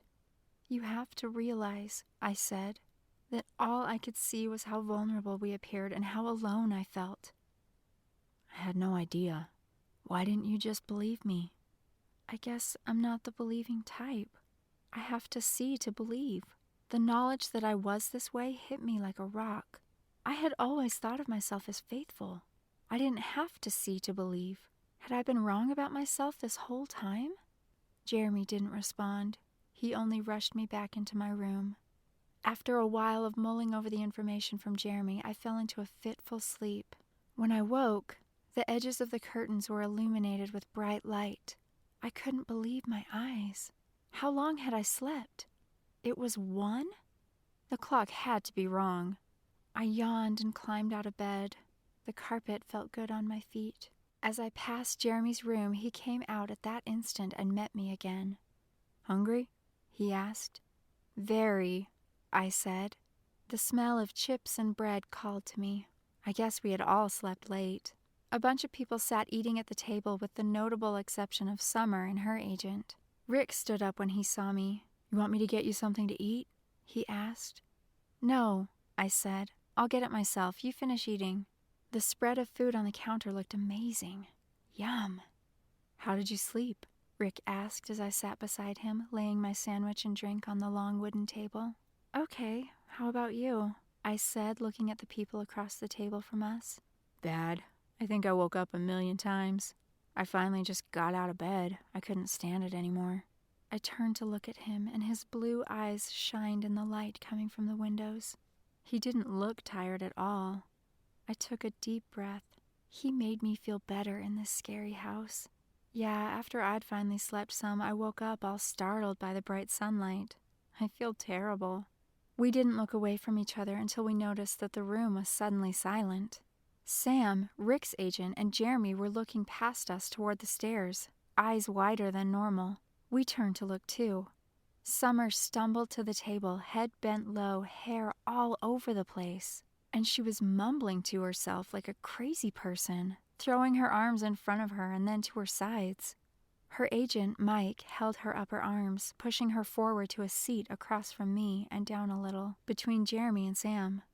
"Sit," Mike ordered, shaking his head and rolling his eyes.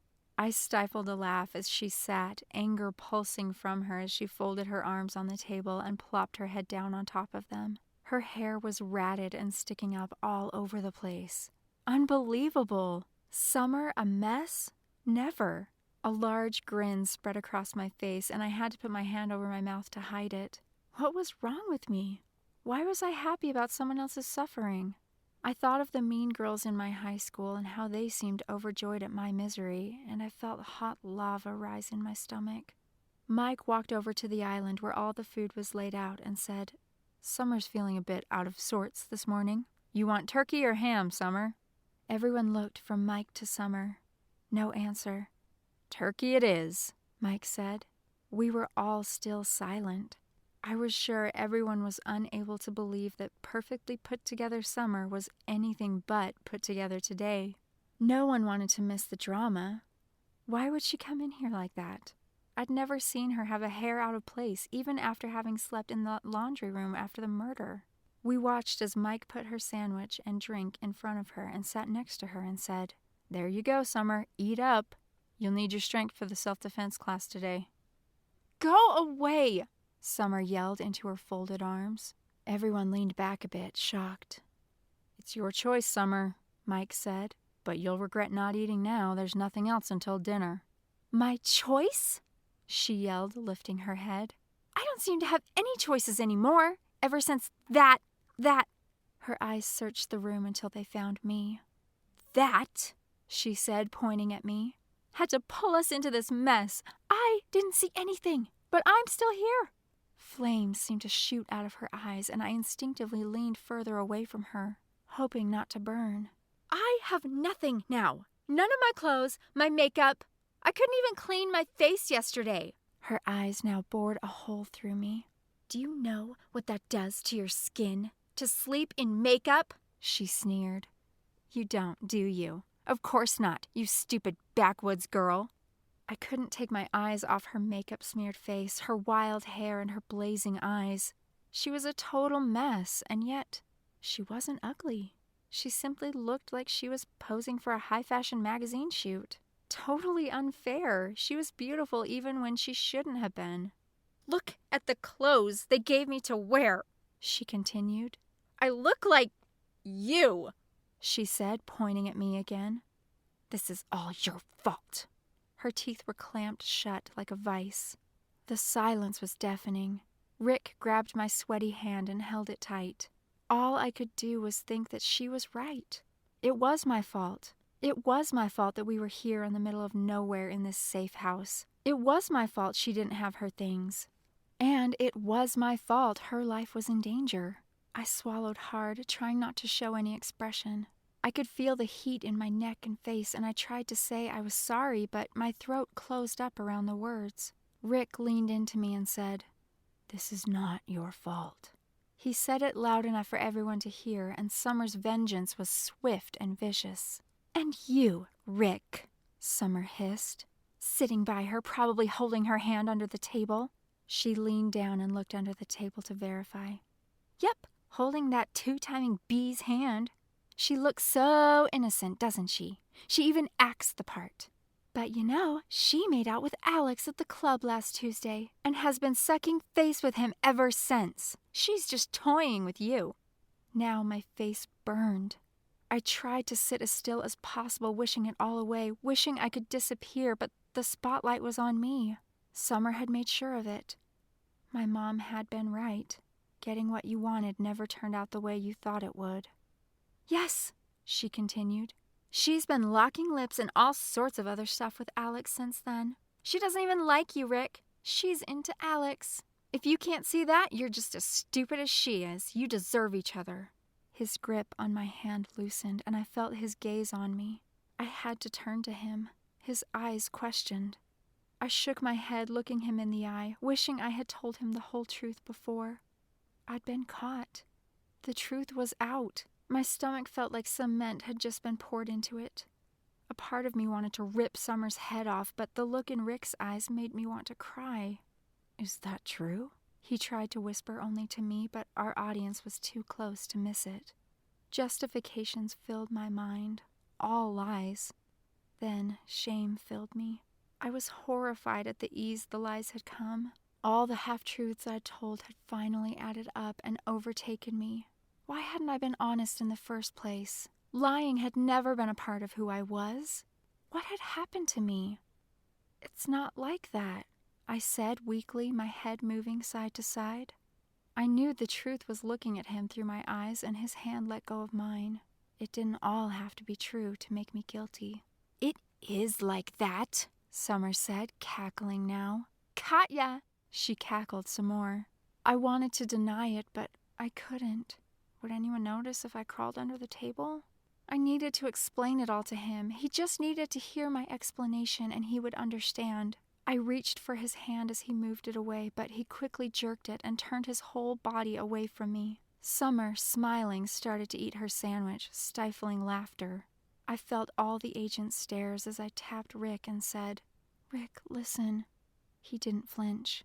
I tapped harder. "Rick, please." I felt my voice catch, but he didn't turn to me. Being caught was like being punched in the stomach. My throat burned and hot tears pushed their way out. I looked up, trying to fend them off, wrapping my arms around my waist. I wouldn't be able to stop the bawling that was to come.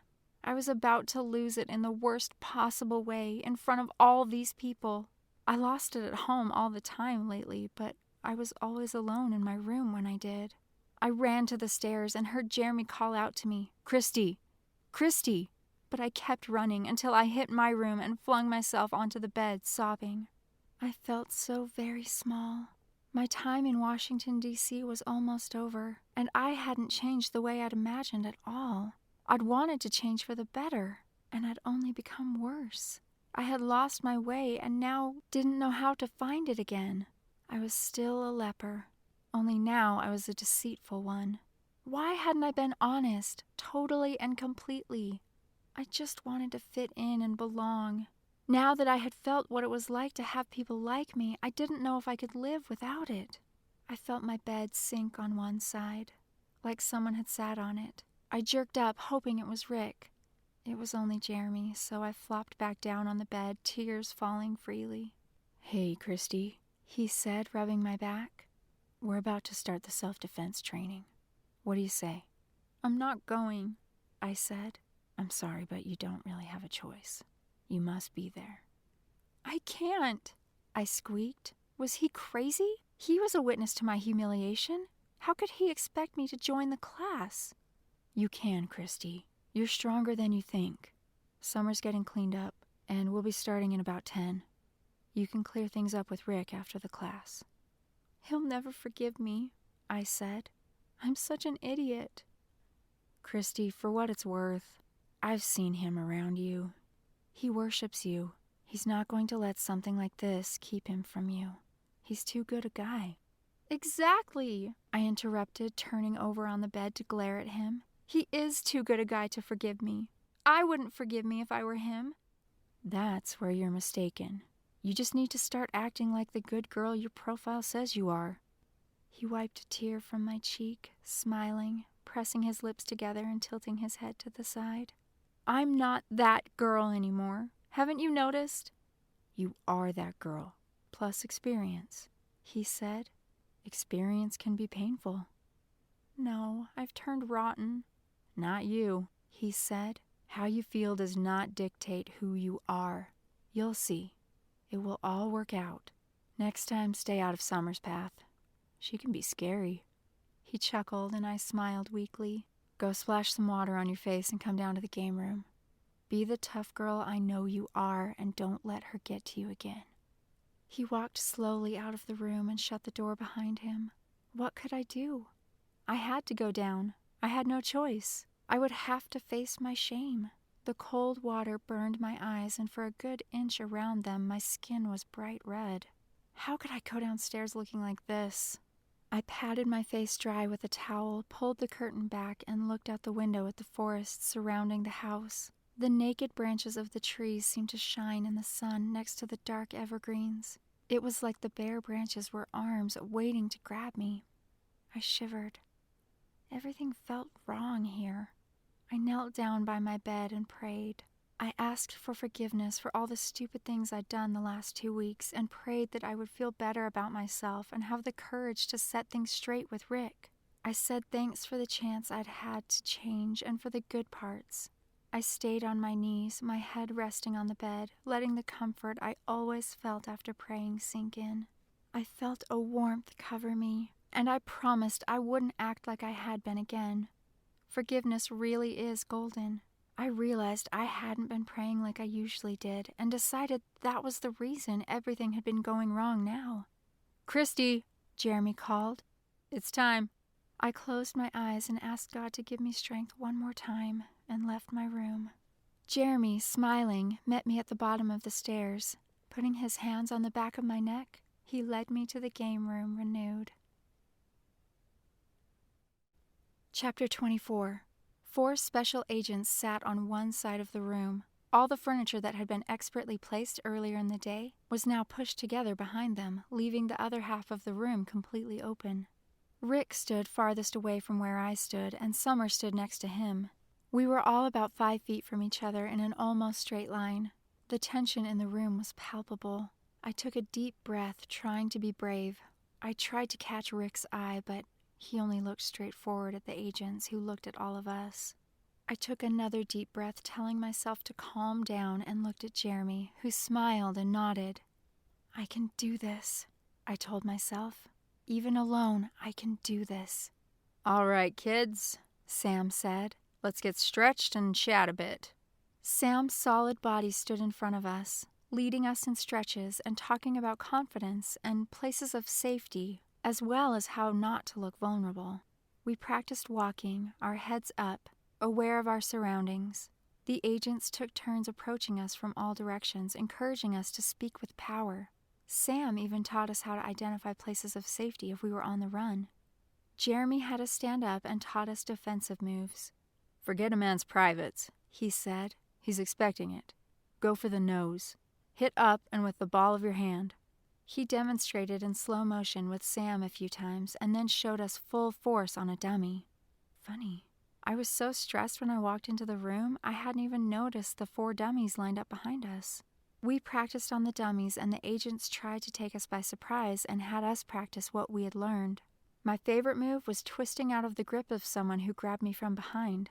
Every time I faked breaking the arch of someone else's foot, I grimaced. I also wondered how fierce the pain would be if I were to hit someone in the Adam's apple. Would it really be debilitating? Mike's lesson proved the hardest. We learned how to harness all our strength to hit and kick with power. I realized that without desperate or hateful thoughts, it was hard to be powerful. I didn't like bringing those emotions to the surface. By the time we could smell the pizza in the kitchen, I was exhausted, mentally and physically. I had no idea how hard it was to defend myself. I gobbled down 4 slices of pizza before I realized my stomach ached. "We've got some things to do," Mike said. "So why don't you guys go relax and watch a few movies before bed? We'll come get you when we're done." We found we really didn't have a choice in the matter. They all stood, ushering us back into the game room. Someone or several someones had put the room back in order. I wondered how many agents were running around this place. The curtains were drawn and the room took on the feel of a prison. "Well, let's see," Summer said as she walked toward the large TV. She fingered through a bunch of DVDs that sat on a shelf next to it. "Well, watch this," she said, taking control and sliding the DVDs she had chosen into the DVD player. She grabbed the remote, turned on the TV, and backed up into an overstuffed love seat. Rick sat in an armchair. The couch was the only place left to sit, so I sat there. Neither of them looked my way. I spent the first movie staring at Rick. How could I get him to talk to me? Would he listen to me or reject me? Maybe he would simply laugh at me. I imagined him saying, "Oh, you thought I really liked you? I just wanted someone to make out with while I was here in D.C., and you were an easy mark." But I knew that would never happen. It wasn't in Rick's nature. Was it in Alex's nature? When Rick stood up to stretch, I forgot all about Alex and grabbed the opportunity to talk to him. I took a quick breath, stood up, and walked right over to him. Our eyes locked for a mere second, and then he looked away. I almost lost all the courage I'd mustered, but before he could move away from me, I squeaked, "Could we talk, please?" It felt strange to be the pursuer, but when he didn't acknowledge me, I grabbed his arm with gentle hands and asked again. He looked at me and said, "I can't think of anything we have to talk about." Stab, stab, stab. My heart raced so fast I thought I might faint as he moved his arm away from my touch and sat back down. I looked at Summer for no particular reason, and she was busy picking the next movie, paying us no attention. Looking back at Rick, I noticed he was looking straight ahead at nothing, like he wasn't using his eyes at all. My heart pounded, bruising my ribs as I pleaded with him.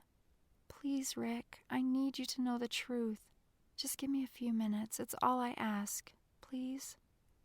He shifted and then stood. Without saying a word, he motioned with his arm for me to lead the way. I took him to the opposite side of the room to sit in the window seat. We stared at each other for what seemed forever. How should I start? I didn't know what to say. I had to say the right thing or I'd lose him forever. I just knew it. I wanted him to accept me again, but how? I cleared my throat and then forged forward, not exactly sure what was going to come out of my mouth. Some of what Summer said was true, but most was not. I did go with Alex to a club, and he did kiss me. Rick shifted ever so slightly in his seat, but kept looking down, so all I could see was the top of his head. But I never made out with him at the club, and the kiss was anything but beautiful. When I got back to the hotel, I was up almost all night thinking about what I should do about you and Alex. I've heard people say they liked two people at one time, and I always dismissed it, thinking they were lying to themselves. But the truth is, I do like both of you. I hated to see that I had become one of those people. I made some decisions that night that I only partially followed through on. I knew Alex wasn't any good for me, but I was so drawn to him. Every time I was with him, though, it seemed he made me lower my standards, or at least asked me to. I decided I would tell him I couldn't be with him. That's when I also decided I would have to tell you that we would have to wait to date until I was 16, like I told you that night you woke me up. I did get a chance to tell you that. I'm no fool anymore in thinking that something magical happens at 16 to make dating easier, especially when, for me, it's only a month away. But the fact is, a month can make a world of difference. If you knew how much I'd changed in the last 2 weeks here in D.C., you'd flip out. Maybe I'm more mature, maybe I'm just more reckless, but at least I know that I'm trying to do as my parents asked me to do. I know they are more wise than I am, and following their advice on this one thing won't kill me. Look at what a mess I've made of my friendships with both you and Alex. On second thought, maybe it does have something to do with not being 16. I just don't know. Then, things got crazy with me fainting and Alex buying me that dress for the gala and all, and I guess I figured I would only be with the two of you for 2 more days and you'd forget I existed after that. So I might as well enjoy the time I had with you. I asked myself what could possibly happen. I got sidetracked and let my racing heart lead me. When Alex showed me his real colors and kissed me at the gala, I was so mad.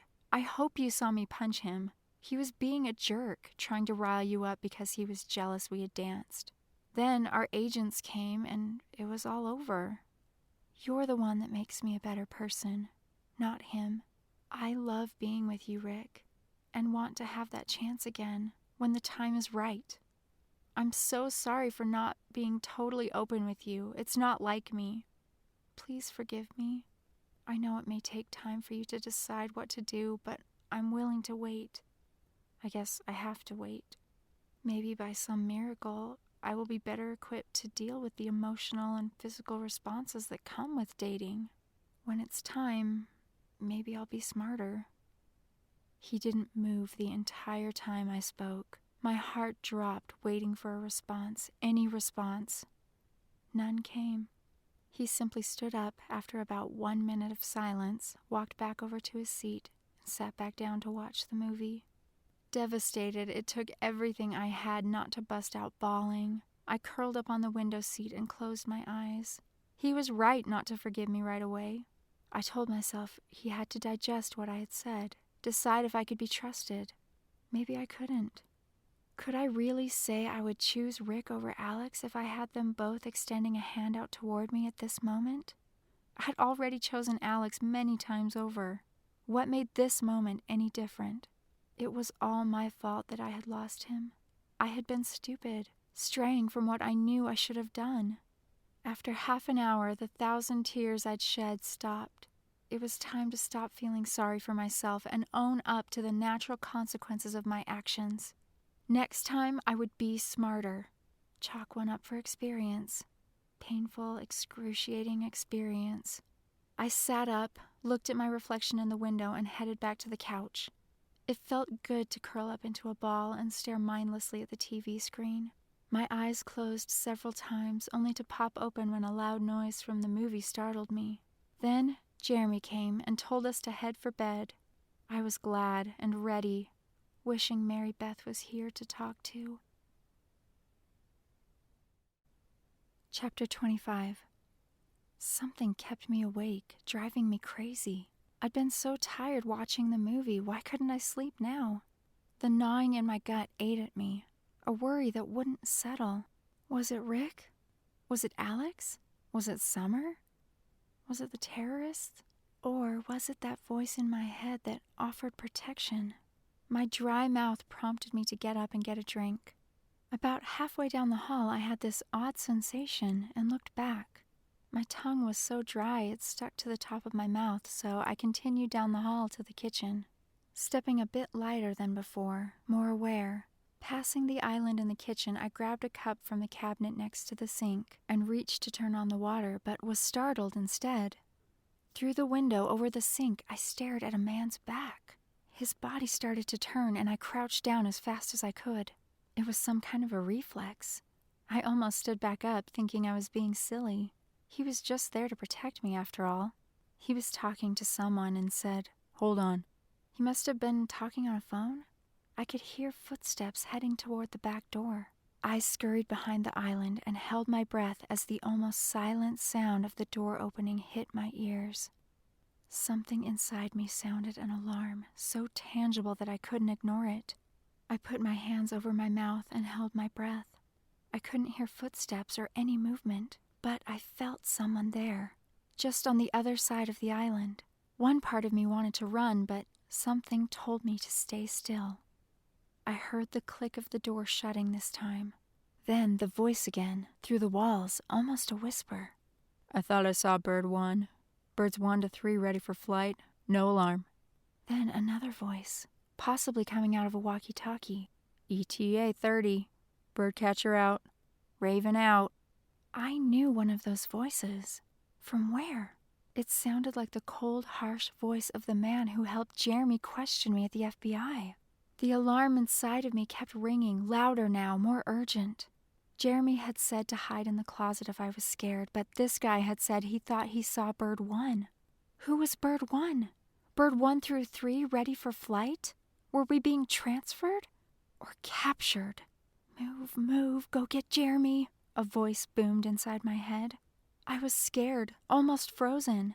What if he was looking in the window and would see me move? It took all of my will to turn and look around the corner of the island and up at the window. No one was there. My head swam. I left my hiding spot, crawled past the stairs, down the hall, and stood once I reached Jeremy's room. Wasn't he here to protect me?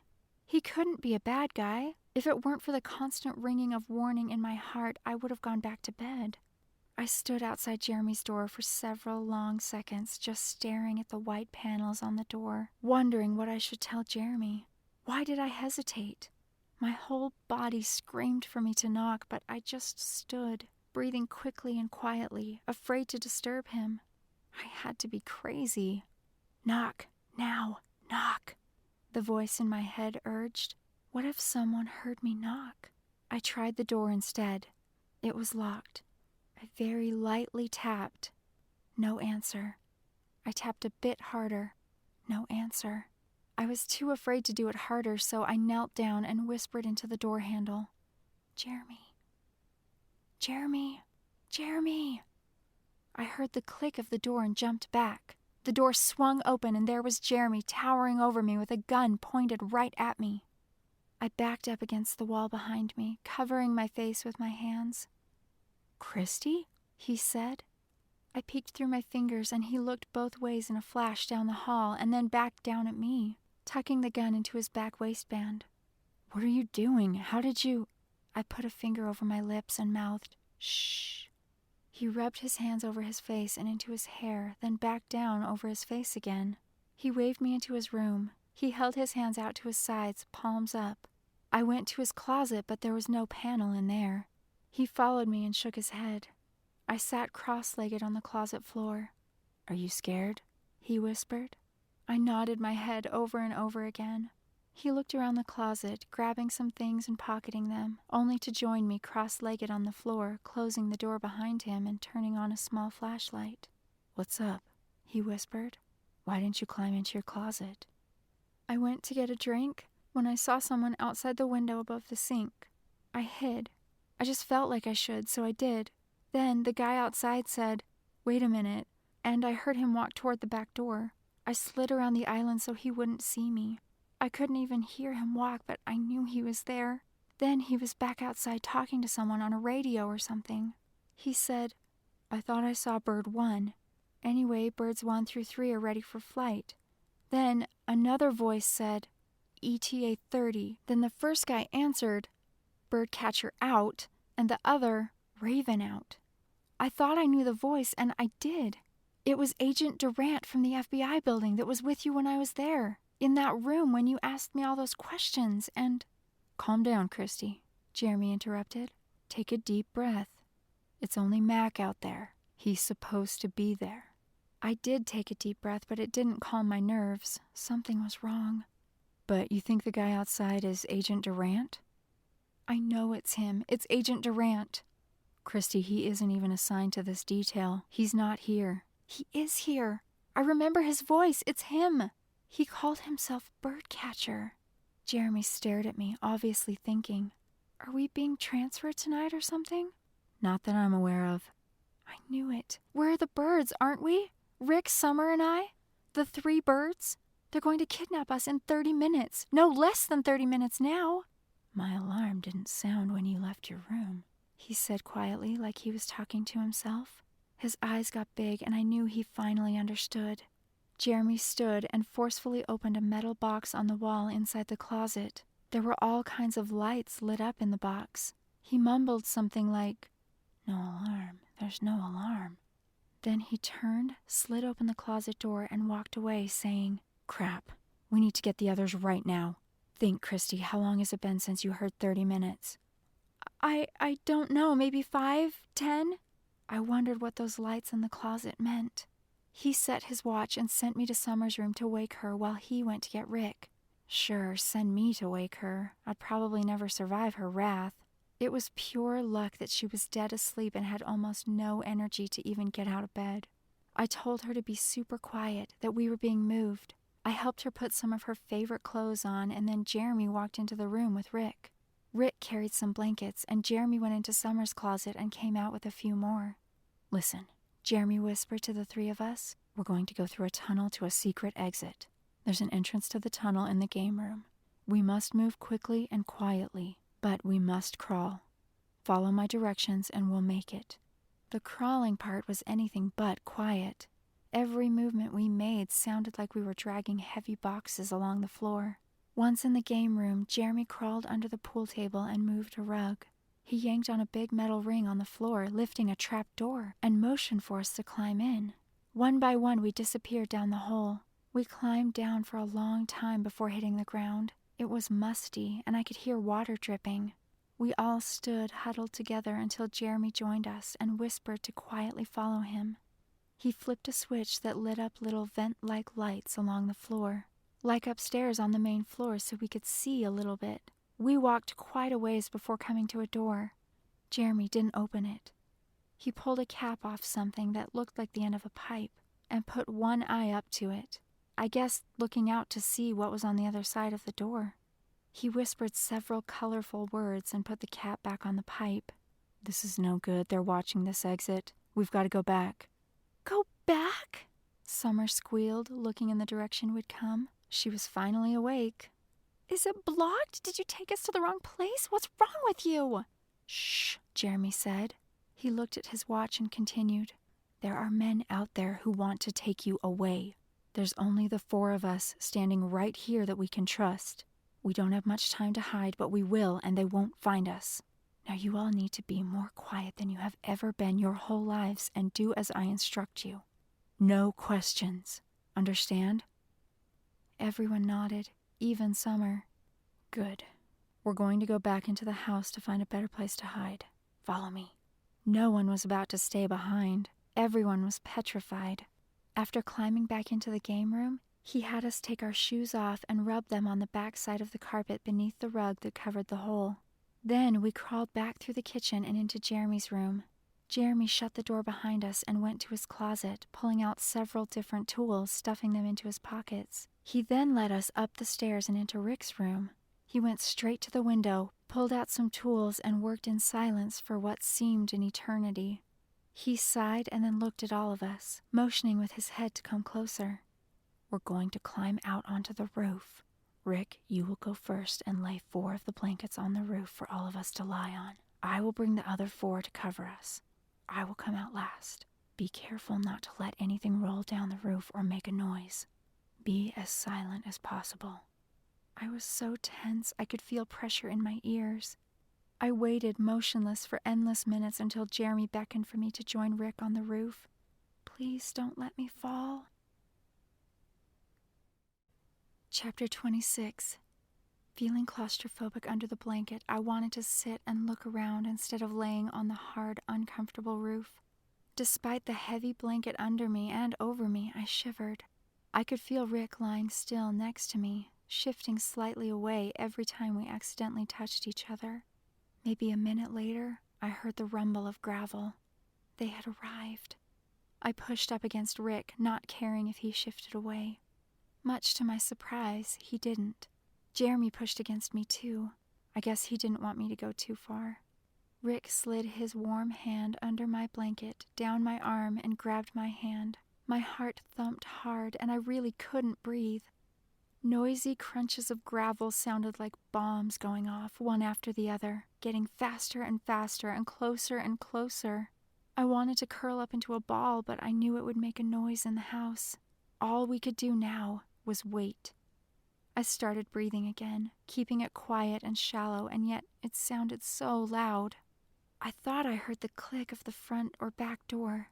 Every sound amplified when gripped with terror. An eerie silence fell over the house. Seconds later, loud, frantic screams met my ears, followed by more silence. Gunshots rang through the air. The sounds weren't coming through the roof. They were coming from the front of the house, perhaps through the open front door.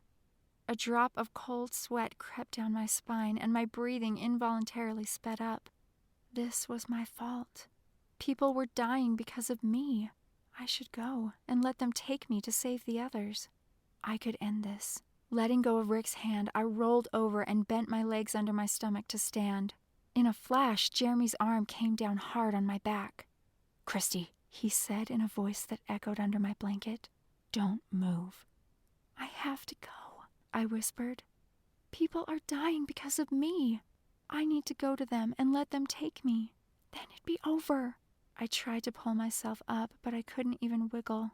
His arm, like a clamp, held me down. Jeremy was completely under my blanket with me now, both arms holding me tight. My knees ached from being pressed into the hard shingles. I was so uncomfortable that I wanted to scream, but that would give them all away. I couldn't give them away. "Calm down, take a deep breath," Jeremy whispered. "This is not your fault. We cannot let them win. We will win, and you will live. Remember, you are going to save the country." His whisper was so low I could barely hear it over our breathing. "You figured it out yesterday, remember? We need you. You are the key to saving our country." My chest burned, and somehow I knew, even though a bit dramatic, he spoke the truth. The terrorists really were trying to get control of all our natural resources, which meant they would eventually control this country. You must survive. You will stop countless deaths and misery. You alone. What about Mary Beth? Fear fluttered in my stomach. Everything's going to be okay. We got her. My heart thudded so hard I was sure Jeremy could hear it. What was he keeping from me? Was she alive? I asked in a choked whisper. Of course, he said. I sighed. Now be quiet, he said. My knees ached for relief, but I was too afraid to change my position. I kept my ears open for any sound. I could hear faint bumping noises below us and muffled voices from the front of the house. Suddenly, directly below us, I heard, "There's nothing, sir." The Middle Eastern accent was unmistakable. "No sign of tampering. These alarms haven't been touched." "Check again." Agent Durant's voice boomed with exasperation. "They didn't just disappear into thin air. This house will be checked from the basement up, every inch of it. We have to find those kids. Now move." That bastard, Jeremy whispered. Agent Durant is the mole. They're going to find us anyway, Jeremy. No, they won't. A team will be here soon to rescue us. What? I sounded the alarm with Nathan. I figure we've got around 5 more minutes before this place is crawling with the FBI agents. Ones like Agent Durant? I couldn't help myself. No, like me. Just stay still. The pain in my knees was sharper than ever, and I wondered how much longer I could hold out. A distant whir-whir sound filled the air. The distinct sound of chopper blades slicing the air gave me hope, even though they didn't seem to get close enough. Minutes later, I heard the crunch of footsteps on the gravel as the FBI approached. I fell from my knees onto my side and cried silently. Jeremy loosened his hold on me and patted my back, keeping me close. He breathed deeply, like he shared my relief. Loud bursts of gunfire filled the air. I hoped the crystal-clear screaming and yelling belonged to the terrorists and not the FBI. I waited motionless for endless minutes, holding back tears in anticipation. More yelling and crashing noises pushed their way into our ears. The minutes dragged on until Nathan's voice screamed out into the night. "Jeremy, where are you, man? Where'd you go? We're secure. You can come out now."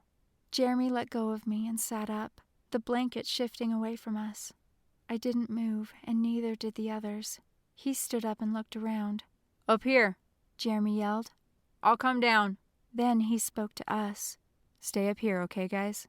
We could hear people talking, but we were still frozen in place. After a few minutes that seemed like hours, Jeremy yelled up to us. "Okay, guys, it's safe. Go ahead and get down from there, but wait for me in the room." I turned onto my back and rubbed my knees. "You okay?" Rick asked, helping an eager Summer reach the window. "I think so," I said, looking up at the starry sky and saying a silent thank you prayer. Rick sat down next to me. "I don't think I've ever been more scared in all my life," he said. "Me either," I said. I looked sheepishly at him, amazed he had talked to me. "Christy." "You guys coming?" Jeremy called out the window, interrupting us. "On our way," Rick said, standing up and offering me a hand.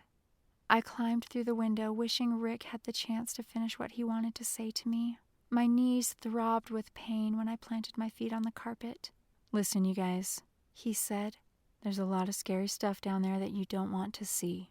Don't look. I'll go first. You guys follow one at a time and only look at the person in front of you. Do you understand?" Everyone's eyes were fixed on him, and we all nodded. "Good. Just look straight ahead until we're outside." Summer pushed her way behind Jeremy. Rick and I followed, down the hall into the balcony that led to the stairs. Jeremy stopped and yelled down, "Hey guys, kids on their way." I stood there, staring at the ceiling fan above us, slowly pushing air that smelled like metal and smoke all around. "Come on, Christy," Rick said, reaching back and taking my hand. I tried to only look at the back of Rick's head, but couldn't. I had to see what happened while we were on the roof.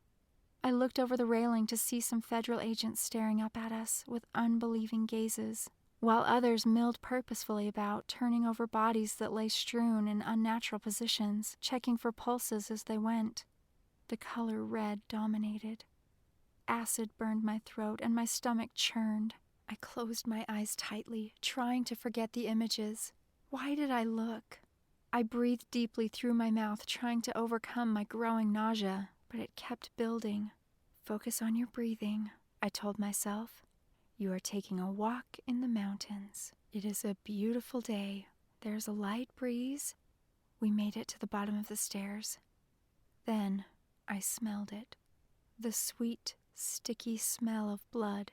It seemed to fill my lungs and make it impossible for me to breathe. I gasped, looking around. I was surrounded by dead bodies, one of which was staring right back at me. Sam. I pushed past Rick, then Summer, and finally bored past Jeremy into the cold night air. I fell to my knees only to scream out in pain, trying to get air into my lungs. No air came. I threw up violently. Jeremy kneeled beside me and whispered, "It'll be okay. It'll be okay." Someone gently held my hair back until I fell to my side, unable to puke anymore. I could hear someone else retch, too. I shook all over. "Can we get some blankets over here, please?" Jeremy yelled. "I think she's in shock." Bundling up in the blankets felt heavenly. Soon I was tucked away in a warm ambulance on a nice, comfy gurney. Rick held my hand and laid on the bench next to me.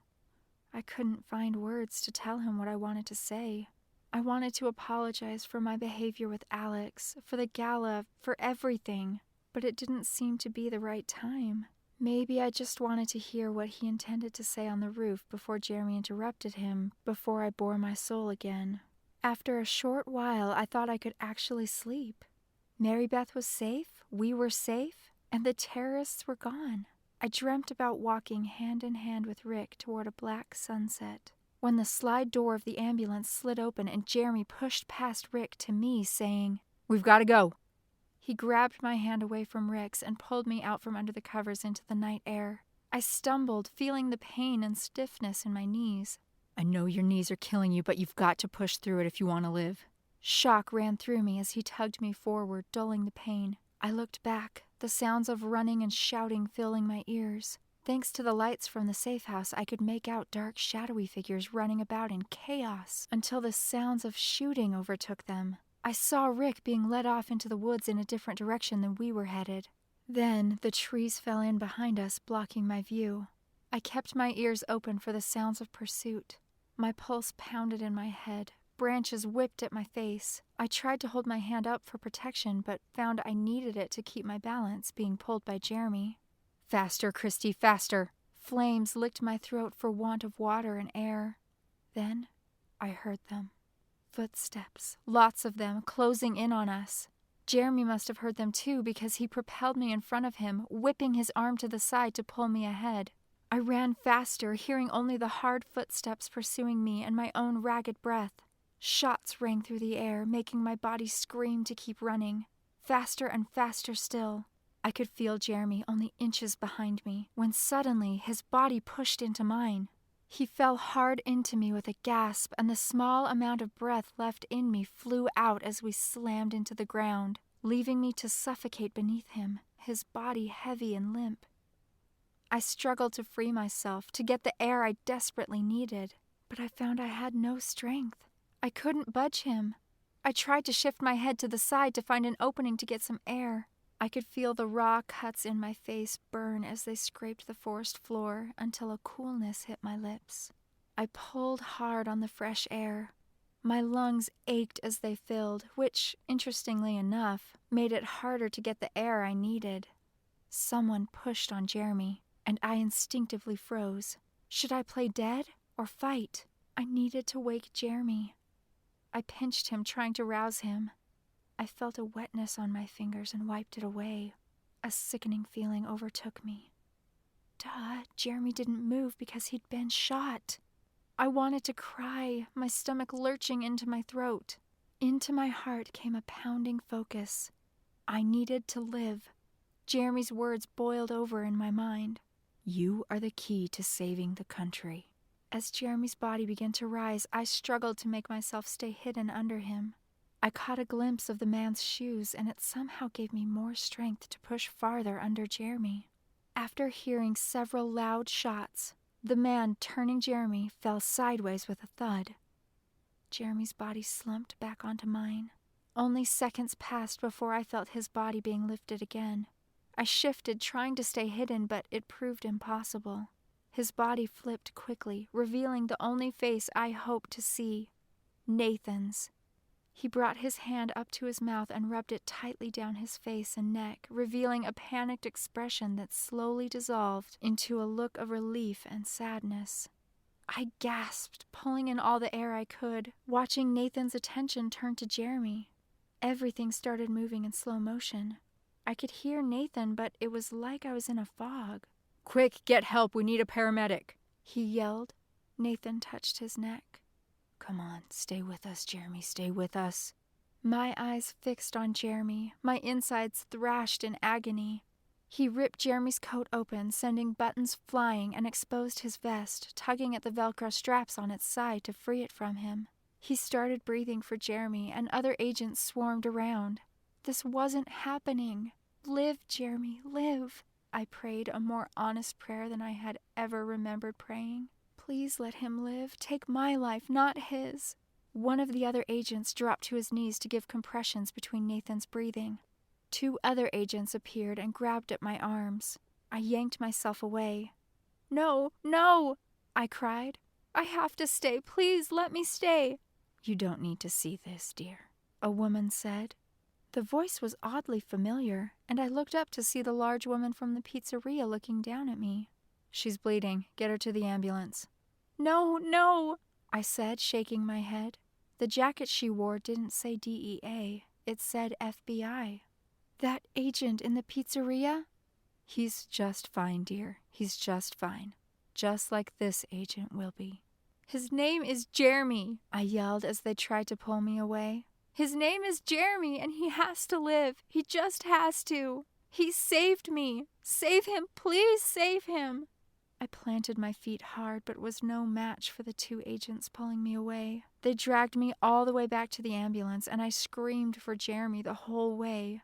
Behind the closed doors of the ambulance, I pressed my eyes shut and sobbed. I sobbed for all the people who would be notified today that their mom or dad would not be coming home. I cried for Rick and Summer, who would have this memory of death forever. I cried for myself, wondering why I had to be a part of this, and cursing my wish for change and adventure. I cried in relief that I was still alive, and I also cried for feeling relieved. And finally, I cried for Jeremy. As I did, I felt my heart break until a torrent of anger unleashed inside me, and I screamed until no more sound would come out. My despair consumed me until a man in a paramedic's uniform climbed into the ambulance with me. My eyes burned as I looked at him. He lifted my shirt and looked at my side, wiping it with a wet pad that stung me. Ow! I said. Sorry about that, the paramedic said. You'll be okay. It's only a scratch. Jeremy, I said. Jeremy. He'll be okay.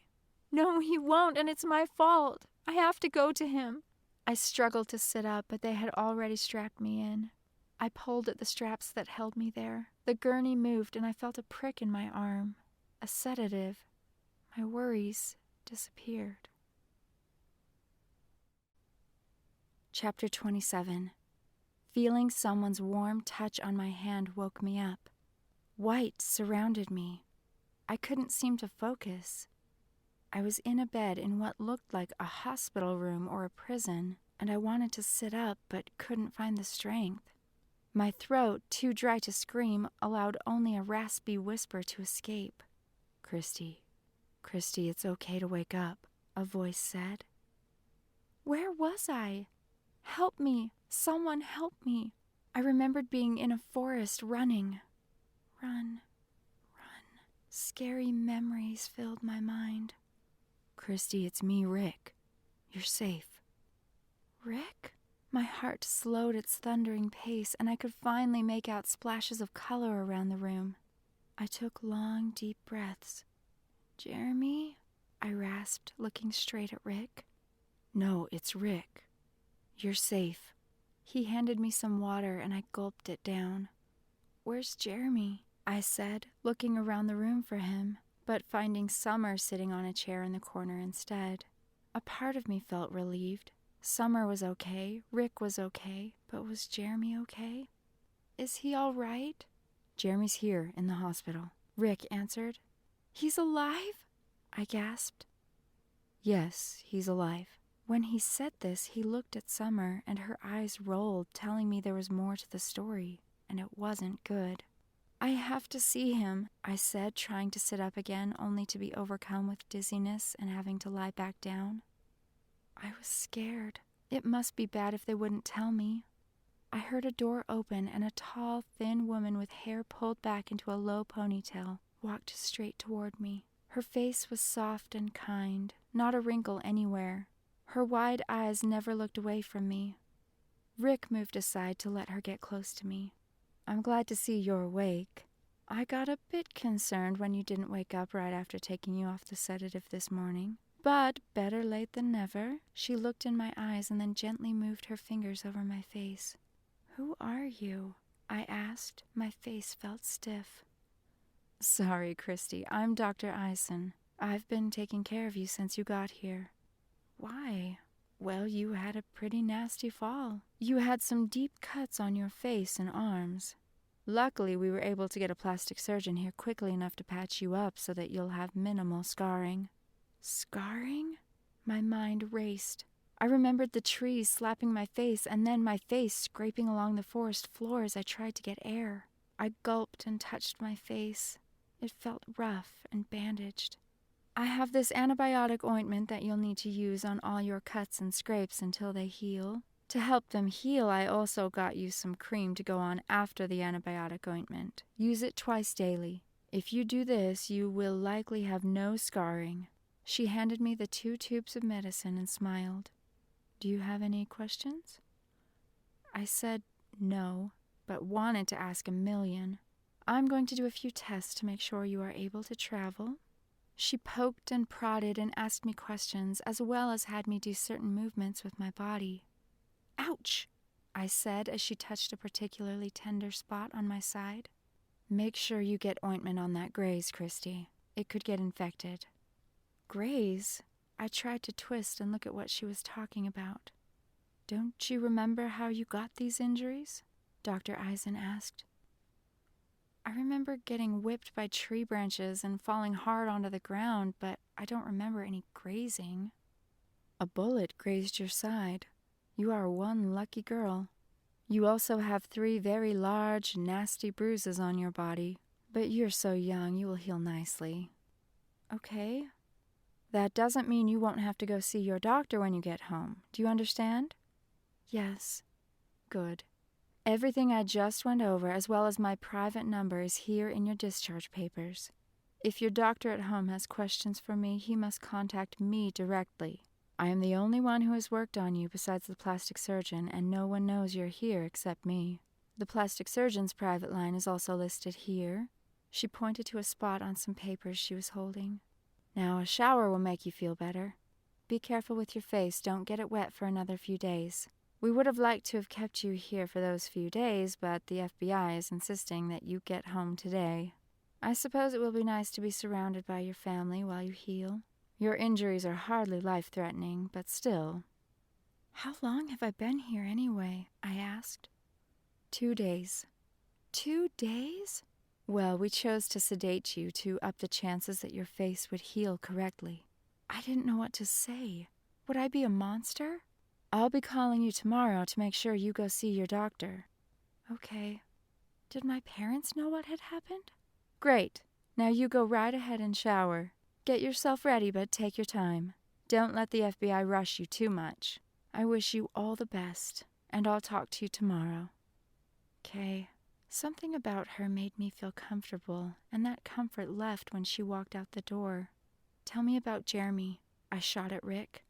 A horrible feeling gnawed at me. We'll go see him, but first you need to shower and get dressed, he said. No, take me to him now, please. Summer chuckled and said, Yeah, I'm sure he wants to see your blindingly white butt peek through that hospital gown. Let's go. I'm always up for a good laugh. Unfortunately, she was right. The insanely thin, short, and breezy hospital gown I had on revealed much too much. I gasped, my face burning, wondering what Rick might have already seen. The warm fuzzies I'd been feeling knowing Summer was alive began to fade quickly. Glaring at Summer, I swung my legs around to get off the bed. Every part of my body felt bruised, and every move hurt. I stifled a moan. I know, Rick said. You must be totally stiff and sore. There are some clean clothes for you in the bathroom. Take your time. He turned away from me as my feet hit the ground. I wasn't going to take my time. I was going to be as fast as I could so that I could get to Jeremy. Once inside, I took my clothes off gingerly and noticed the 3 dark purple, black, gray, and yellow bruises the doctor had told me about. The one on my right hip was the deepest shade of black. My right collarbone was not far behind, and my left shoulder was a bit lighter gray. I looked in the mirror above the sink and was shocked. My face had a bunch of white strips of tape on it, some exposed long scratches, and my left cheek was scraped, red, and swollen.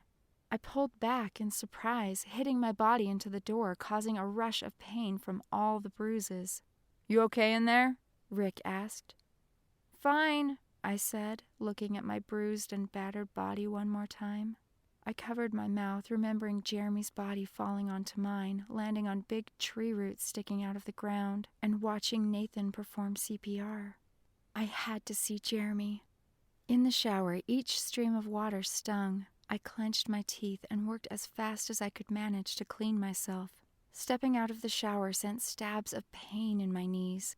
It did feel good to be clean, though. I examined my face again after drying off. It looked like I was an actor playing a part in a horror movie. The only thing I didn't have was black eyes. I wondered how well I would heal. Would I be scarred?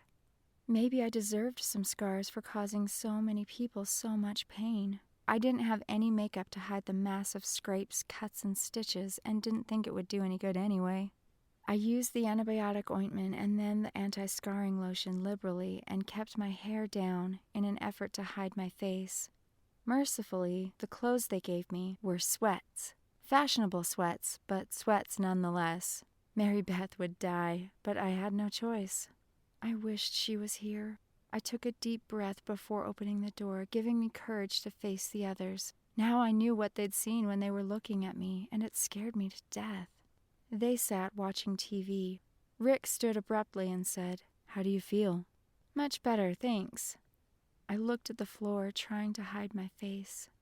"Good," he said. "Let's go." He walked to me and took my hand. I was sure it was hard for him to look at me. Heck, it was hard for me to look at me. But to his credit, he never flinched when he did. "Where to?" I asked. "We're going to see Jeremy," Rick said, grabbing my little hospital bag and opening the door. 2 FBI agents stepped in front of the door. "We're ready," Rick said to them. One agent started walking down the hall and we followed. The other fell in behind us. "So what happened, Rick?" I asked in a whisper. "We don't have to talk about it, Christy, really." "I want to know. I mean, if you can tell me." "Well, remember the guys Jeremy saw at the end of that tunnel he led us down? You know, the one under the pool table in the game room?" "Yeah." "After the house had been cleared by the FBI and we were in the ambulance, those people who were outside the tunnel ambushed us." "No way!" "There were about 20 of them, and they went after us." "Don't you mean they went after Christy?" Summer interrupted. "No one came after any of us, only her." "Thanks a lot, Summer," Rick said, seeing my eyes fill with tears. "Well, it's true, and I'm just saying," Summer continued. "Well, stop saying it," Rick hissed. "She's been through enough. This isn't your fault, Christy. Don't forget that." He leaned over and whispered, "I'm glad you're safe." I leaned into him, unable to speak. Had he forgiven me? "Yeah, we are all really glad you're safe," Summer hissed. "We can't wait to go home." The FBI wouldn't let us go home until you could.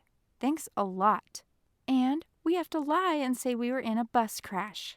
We can't even tell our families the truth." A bus crash. A good explanation, an easy excuse. Outside Jeremy's room stood 2 more guards who hesitantly let us inside.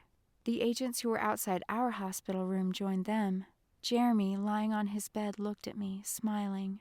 I ran to him and hugged him hard, crying. "You are okay. I was so worried about you," I said into his chest.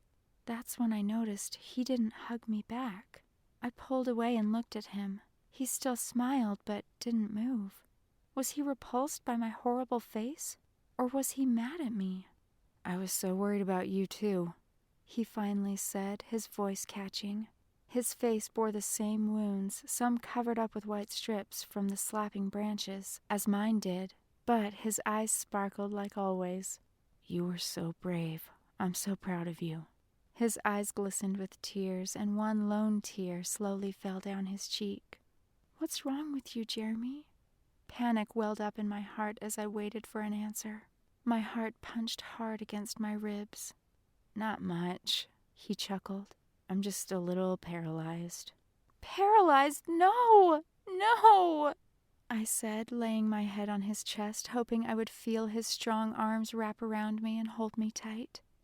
They didn't, and I let the tears flow freely, wetting his shirt. No one spoke for a long time. I looked him straight in the eye. Tears still spilled easily from his now. "What happened? Paralyzed? How?" I asked, even though I knew the answer. He was paralyzed because he tried to protect me. "Well," he said, trying to hide how his face cracked with emotion. "A bullet." The door to the room suddenly swung open, and a man who was obviously a doctor said, "Well, well, who's this?" He looked at me, his deep voice soothing. "I mean, I saw these 2 kids yesterday, and now there's one more?" He gestured toward Rick and Summer and then planted his eyes on me. "This is Christy," Jeremy said. "Ah, your partner in crime. I should have known. Her face looks as bad as yours. I think she might have more steri strips than you." He moved over to me and grabbed my chin, looking closely at my face. "I take that back. Her cuts seem to be healing better than yours." He chuckled. "Maybe it's all these tears. Salt water has such a great healing effect. Now what are these tears for? Are you in a lot of pain?" "Only every inch of me." "All bruised up? Like someone else I know, huh?" He looked at Jeremy, moving toward him. I stepped away and watched as the doctor gently touched several spots on Jeremy's face. All I could feel was pain for this man who gave his life for me. Worse, really. Now he would have a frozen life, unable to do anything that he used to. My insides churned. "I was filling Christy in on what happened to me. Could you just tell her?" There was more? I was going to be sick. I felt hot and looked around for some way to get more air.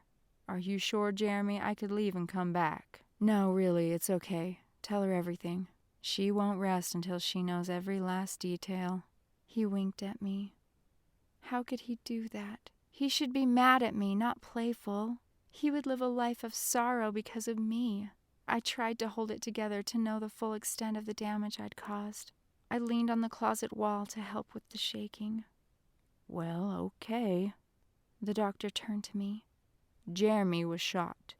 The bullet grazed his lower spine and miraculously missed all his vital organs as it exited his left side. His vertebra chipped a bit, but we think this paralysis will be temporary. Once the swelling goes down and some time passes, we hope he will return to normal." "Oh!" I felt a bit of relief. He had a chance to be normal again? I couldn't help but ask, "What are the chances?" "It's hard to say. Everyone is so different." "Is it more likely than not?" I whispered. "Yes." I expelled a puff of air and relaxed. My urge to puke left me as I moved toward Jeremy again. "Do you hurt or do you feel nothing?" I asked. "I can't feel anything. Maybe it's a blessing in disguise." "You always look on the bright side of things. How?"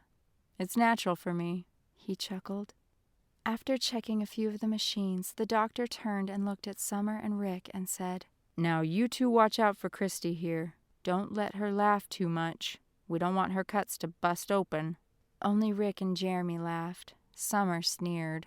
"I'll be back a little later, Jeremy. And Christy, be good." "I'll try," I answered, watching him leave, wondering why he hadn't said to be safe. "Hey, Jeremy," Summer said, "why am I still here? It's not like I saw anything. Those goons out there wouldn't explain why I had to sit around here waiting for Christy when I could have been home 2 days ago." "We didn't know exactly what the bad guys knew, so we had to play it safe to keep you safe. We didn't know if they knew only Christy and Mary Beth had seen the whole thing and that you had seen nothing. I think it's pretty clear now that our mole, Agent Durant, told them about who knew what. When push came to shove and they only had a slim chance of getting rid of one of you back at the safe house, they went for Christy." A strange relief washed over me. Glad I'd been the target, but glad they hadn't gotten me. "So everyone else is safe now?" "Everyone, including you," Jeremy said, looking at me. "The other kids flew home yesterday." "Why couldn't I go with them?" Summer asked. "It was easier just to keep the 3 of you together, that's all." "I'm so glad everyone's safe," I said. "What about the terrorists?" "As far as the bad guys go, we think we got them all. They're all either dead or in custody." "Even the senator and the guy with the crooked nose and—" I asked. "All, Christy. You're safe to go home. It's over for you." The rock in my stomach didn't leave me. I was afraid. "Don't be afraid, Christy," Jeremy said as if reading my thoughts. "They got him on the run, and besides, I taught you to defend yourself. Just be careful." Would I ever feel safe again? "When are we going home?" I asked. "This afternoon," Rick said, almost whispering. "We go to the airport from here." "Today? Are you crazy?" I said. "You mean you want to stay here, all alone?" Jeremy asked. "I wouldn't be alone. You would be here." "You need to go home." The door opened and our guard stepped inside. "Time to go." I leaned back down to Jeremy and hugged him. "Thank you," I whispered. I looked at his dark brown eyes and felt tears well up again. "Don't cry for me. I'll be out running before your first tear hits the ground." I smiled and gave him a kiss on the cheek. "I'll write to you," I said. "You don't need to do that." "I want to. Where do I send the letters?" "Send them to FBI headquarters. Nathan will get them to me." "I will," I said, nodding. "Thank you, Jeremy. Thank you for my life. Promise me you'll get better?" "I will. Don't worry." "You better," I said, turning to leave. Chapter 28. Our driver dropped us off curbside at the airport, and Summer, Rick, our agents, and I headed inside. The masses of people waiting in line at each airline staggered me. People were everywhere. We snaked through the line to check our baggage. Once we reached the representative, she entered our information, and then another airline rep came and led her away. They disappeared behind a door. Only after several minutes did a completely different rep come to the counter to help us. Chris, my new special FBI agent, complained about the wait, and the rep gave us complimentary hygiene kits for our trouble. It had only been 1 hour since they made me put the wig on, and it itched already. Waiting in the long line to check my luggage, I tried to ignore it, but by the time we headed for the security line, I couldn't take it anymore. I pulled hard on Chris's arm and pointed toward the restroom sign. He rolled his eyes and said, "Hurry up, we don't have a lot of time." I nodded and hurried in, scratching my head through the wig once I got in a stall. I knew I should be careful not to mess it up and make it obvious that I was wearing a wig, but it itched so bad, and I had to scratch so hard to satisfy the itch, I was sure it had moved and didn't look right. I'd fix it on my way out. With the itch gone, I headed for a mirror. The wig had moved. The part sat way left, and the long black hair ratted at the top. I flipped the long strands to the back and adjusted the part to the center while tucking in any errant strands of my natural blonde hair. It didn't look as good as the makeup artist had left it, but I thought it looked pretty natural. I had to spend a minute on my face. It looked terrible. The ointment the doc had me put on my scrapes was shiny and oozy now. The makeup artist had been smart, putting a long wig on me so that I could look down and hide my face because the ooziness of the ointment made me look like some monster from a sci-fi flick. I turned to get some toilet paper to wipe it away when I noticed a nun washing her hands at the sink next to me. I smiled at her. She smiled back, turning to grab a paper towel, but finding the dispenser empty, she turned back to the sink. "Here, use these," I said, handing her the toilet paper I'd just gotten. "Thank you, dear," she said. I got more for myself, wiped my face, and headed for the exit. "Young lady," the nun called after me. "Here, take this." She held out a necklace.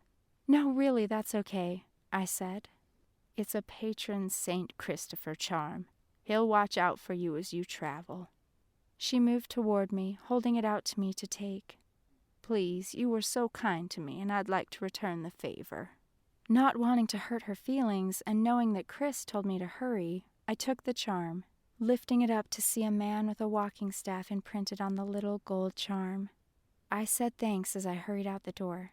Chris stood only a few feet from the entrance, looking like he hadn't taken his eyes off the door the whole time I was in there. Before I could tell Chris about the nun, he jumped all over me for taking too much time, grabbed my hand, and dragged me to the security line. I slid the charm necklace into my backpack, amused at the idea a patron saint would watch over me, and his name was Christopher. I saw Summer already walking down the aisle for the first-class ticket holders, and Rick stood at the end of it. He waved his hand at me to go with him. First class would have been nice, but something I could never afford. I pointed at the other line, pulling Chris in that direction, but Chris pulled me toward the first-class line. "This way," he said. "I don't have a first-class ticket," I said. "You do today," he said, meeting up with Rick and his agent. Rick smiled and said, "Finally." I couldn't believe he was being so nice to me after what happened at the safe house. I thought it was over between us. In fact, he'd been nice to me ever since he took my hand on the roof. He looked me straight in the eye. I wasn't sure what to make of it. Had he forgiven me? He grabbed my backpack, threw it over his shoulder, and then took my hand, leading me into the almost empty first-class line to airport security while I tried to open my ticket and see what it said. Was I really in first class? Both of our agents followed closely behind us, acting like they were traveling too. It was interesting to see them appear relaxed. I looked around, wondering if there were more agents stashed around the airport that I couldn't see. There were only 3 people in front of us in line, and Rick turned to me. "Hey, what's the first thing you're doing when you get home?" I pulled my hand away from his and opened my ticket, ignoring his question. First class. Rick bumped into my arm, smiled, and said, "A gift from the taxpayers of America." He chuckled. "Awesome." "So what are you going to do when you get home?" he asked again. Home. Unfortunately, we were going home. This really was my last day in D.C. My stomach tightened thinking of going back to my ordinary, totally uninteresting, boring life back home. I hoped my parents would let me stay home from school until I didn't have to use the ointment any longer. That chance. Would people be able to see that I had changed? That I could be pretty? Even with my face a total mess? I hadn't really thought about what I would do when I got there. All I could think about was what I would miss here in D.C. Friends. People who liked me and wanted to be with me. Guys. Guys who actually liked me. My heart sank as I thought about the loneliness of home. I felt a tug at my hand. "Well?" Rick stared at me. The playfulness in his eyes made my heart sink even deeper. He was going to go home to his friends and would forget all about me. "You in there, Christy?" I forced a smile. "Sorry, I was just trying to figure out what I'm gonna do." "I know what I'm gonna do. After giving my family the biggest hugs ever, I'm gonna make them go swimming with me. I'm dying to swim." This time it was easy to smile as we continued moving toward the security guy. "Swimming's good." "Yeah, the only thing that would make it better is if you were there with me." He squeezed my hand lightly a couple of times and rocked gently into the side of my arm. "If only," I said, feeling my skin heat up as he touched it. Truly, if only. Now that I had felt what it was like to have people care about me, how could I live without it? I simply had to make some friends. The thought of going back to everyone treating me the same horrible way for the next 2 years until I could leave for college crushed me. When we reached the security checkpoint, I couldn't help but notice how close Rick had gotten to me. I tried to suppress the magical feeling it gave me, but couldn't. If this was the last time I would be with him, I should enjoy it. Why was I being so pessimistic anyway? He could call me. He could visit. It wasn't out of the realm of possibilities. After all, who would have believed I would have made friends on this trip? Who would have believed I could look pretty? Who would have believed I would kiss someone? 2 someones. Even if Rick or Alex didn't call me, maybe guys would notice me and even ask me on a date next month when I turned 16. Thanks to Eugene, I could see how annoying I'd been before I came to DC, and I would never act that way again. My heart raced at the thought. I handed the security guard my ID and boarding pass. Our FBI agents followed close behind. While getting my shoes back on after security, Rick took my backpack again. We're only a few gates away from each other, but my plane leaves in about 10 minutes. You still have a half hour or so. I was glad he didn't ask me again about home. He stopped at a gate that had no people waiting in it and led me away from the main walkway, setting our backpacks against a wall. Christy. Wait, I said. Rick, I'm sorry about the gala, that night in the safe house, and... Christy, you don't need to apologize again. I do. I'm sorry for ignoring you at the house, especially after you explained everything to me. I was rude and mean. Stop it. You don't have anything to apologize. He pulled me close.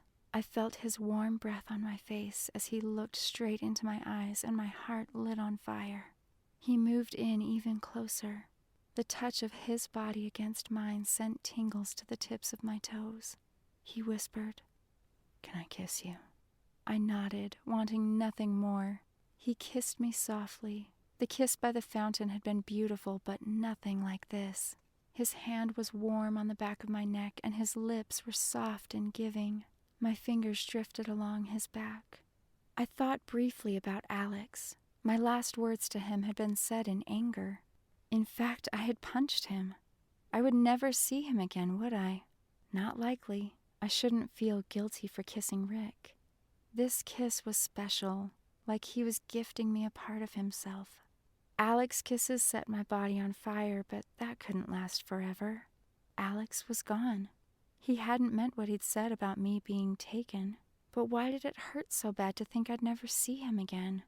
I pushed on the hurt, taking it to the far reaches of my mind, because Rick was here. He was real, and I believed in him. I would kiss him one final time. It couldn't hurt. I was going to enjoy every second. He made me feel safe and secure with who I was, unlike Alex, who always asked me to change in some way. Rick was definitely the right choice. I didn't even hear that voice in my head contradict my thoughts. It was wonderful. At one point, his arms tightened on the small of my back, and I cringed in pain. He pulled away ever so slightly and whispered, "Sorry." I gladly wrapped my arms around him, but he was careful to stay a tiny sliver away so that he wouldn't hurt my bruised body, his hand stopping just before the small of my back. He kissed me until I could barely hold a thought. Hey, a voice called. "You're going to miss your flight, bud. Time to go." We pulled apart. It hurt to think I would never see him again. "I'll call you," he said, smiling, pressing his finger against my waiting lips. I forced a smile, hoping he would. "We'll get together this summer, okay?" "Okay," I said as he let my hand go, hoping it was true. In 1 month, I'd be legal, too. "We'd better run," the agent said to Rick. My heart thudded hard as I watched them take off. Rick's gate was only 3 down, and he handed the boarding agent his pass. Before getting on the plane, he looked my way and waved. I smiled despite myself and waved back, hoping and praying he would call me. I leaned against the wall, enjoying the sensation of my pounding heart, recording every last detail of my final moments with Rick. I never wanted to forget how I felt at that moment. My flight to Colorado was leaving in about 20 minutes, and I felt my stomach knot up. I felt on edge. I was glad to be leaving D.C. and the horror of its memories, but still had reservations about going home. I wished I could stay in Colorado and not continue on to Montana. I looked at Chris, who sat a row away from me. I stood up and went over to him, sitting in the seat beside him. "So you're going with me?" I asked, resigning myself to the idea. "No," Chris said. "Will I have to go back to D.C. to testify?" "Most likely not." "Why not?" "They said they got everyone." "What about justice?" My stomach churned. "Justice will be served, but usually with cases like this, deals are made. This kind of stuff is often kept real quiet. If they can keep it that way, that is." Now my stomach burned at the thought they'd get a sweet deal. I'd have to write Jeremy to find out the details. "Why are you here if they got everyone?" "They think they got everyone." My heart pounded with dread. They hadn't got everyone after all. Had Jeremy lied to me again? What were his exact words? "They think?" My voice was shrill. "Look, we've got everyone we know about. It's only been 2 days since we started rounding them up. It can take months to be sure. Give us a chance to tie off all the loose ends." I stared at him, wide-eyed, panic choking me while I tried to remember exactly what Jeremy had said. "They're all dead or in custody. Did he just not know because he was in the hospital?" "Don't get all crazy on me now. You're safe. Be assured of that." With that, he stood and offered me his hand to help me up. How could I be assured? I reluctantly took his hand and we walked to my gate where people were already boarding the plane. But I wasn't ready to board. I needed time to digest what Chris had told me. "Really," he said, backpedaling. "Don't worry your little head about it. I'm sure we already have everyone involved. I didn't explain it right. You're safe." I listened with no comment. I didn't know him. Could I believe him? I walked over to get a drink at the drinking fountain, and he walked back over to the chairs and took a seat. Jeremy had said more after he said that the terrorists were all dead or in custody. Something about the terrorists being on the run? Why hadn't I really heard that while I was with him? I could have questioned him. I walked into the bathroom for no particular reason. I was putting off the inevitable. I stared at myself in the mirror, washing my hands over and over again. This was it. An end to my ability to change. In a few hours, I would be home. When it came right down to it, I was afraid to go home. Would people see me as a new, different person and accept me? I gently touched a few of the white strips that dotted my face.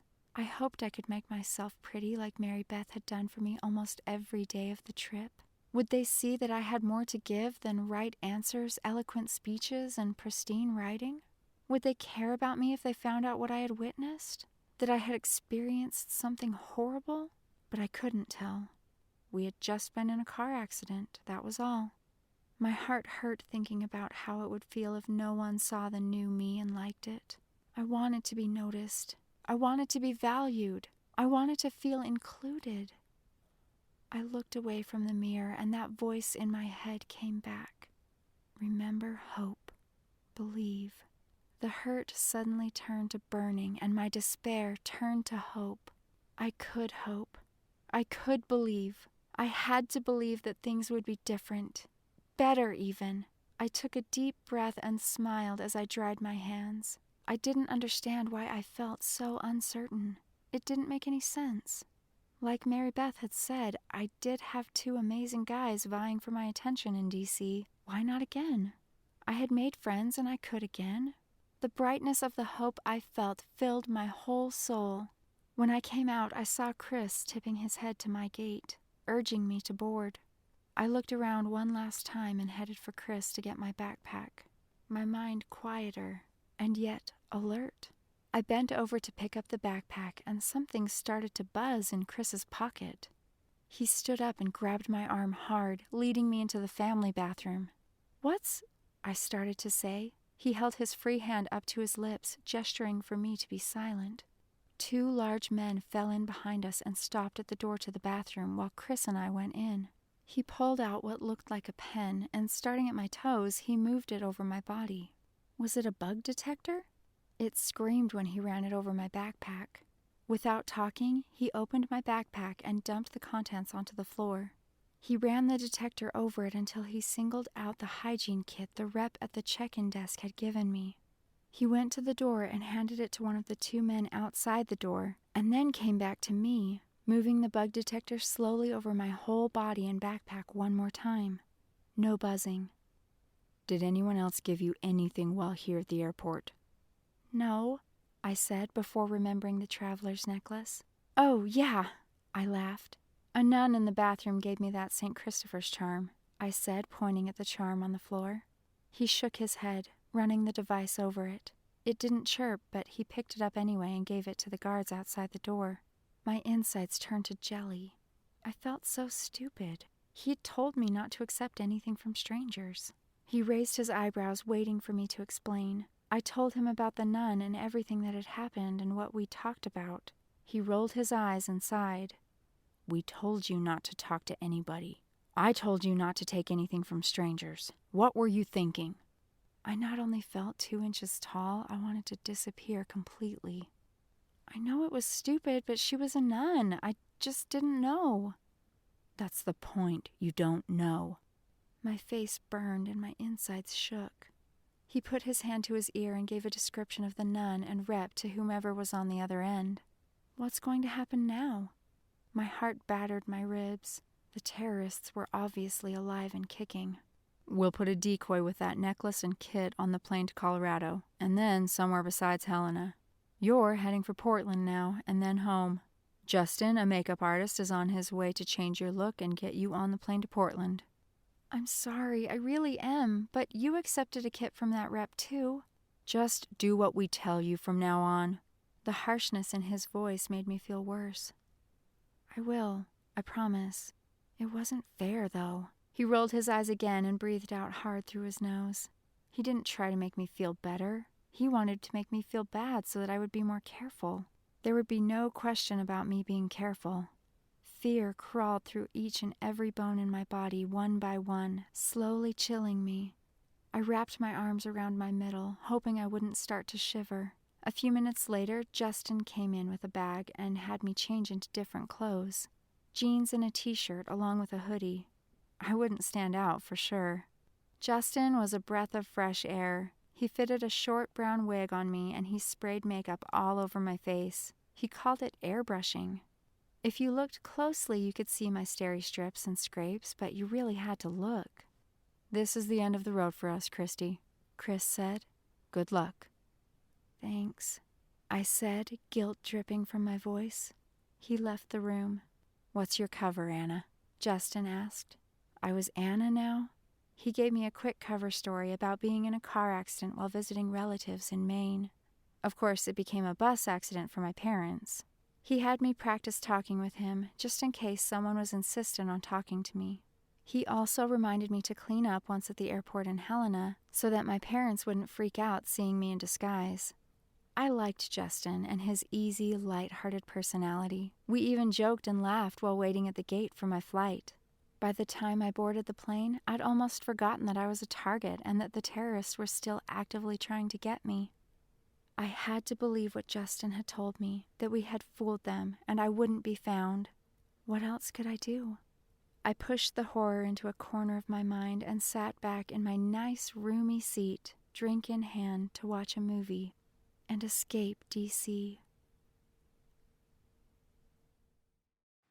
Hey you guys, this is Cindy. Thanks for liking and listening to my audiobook.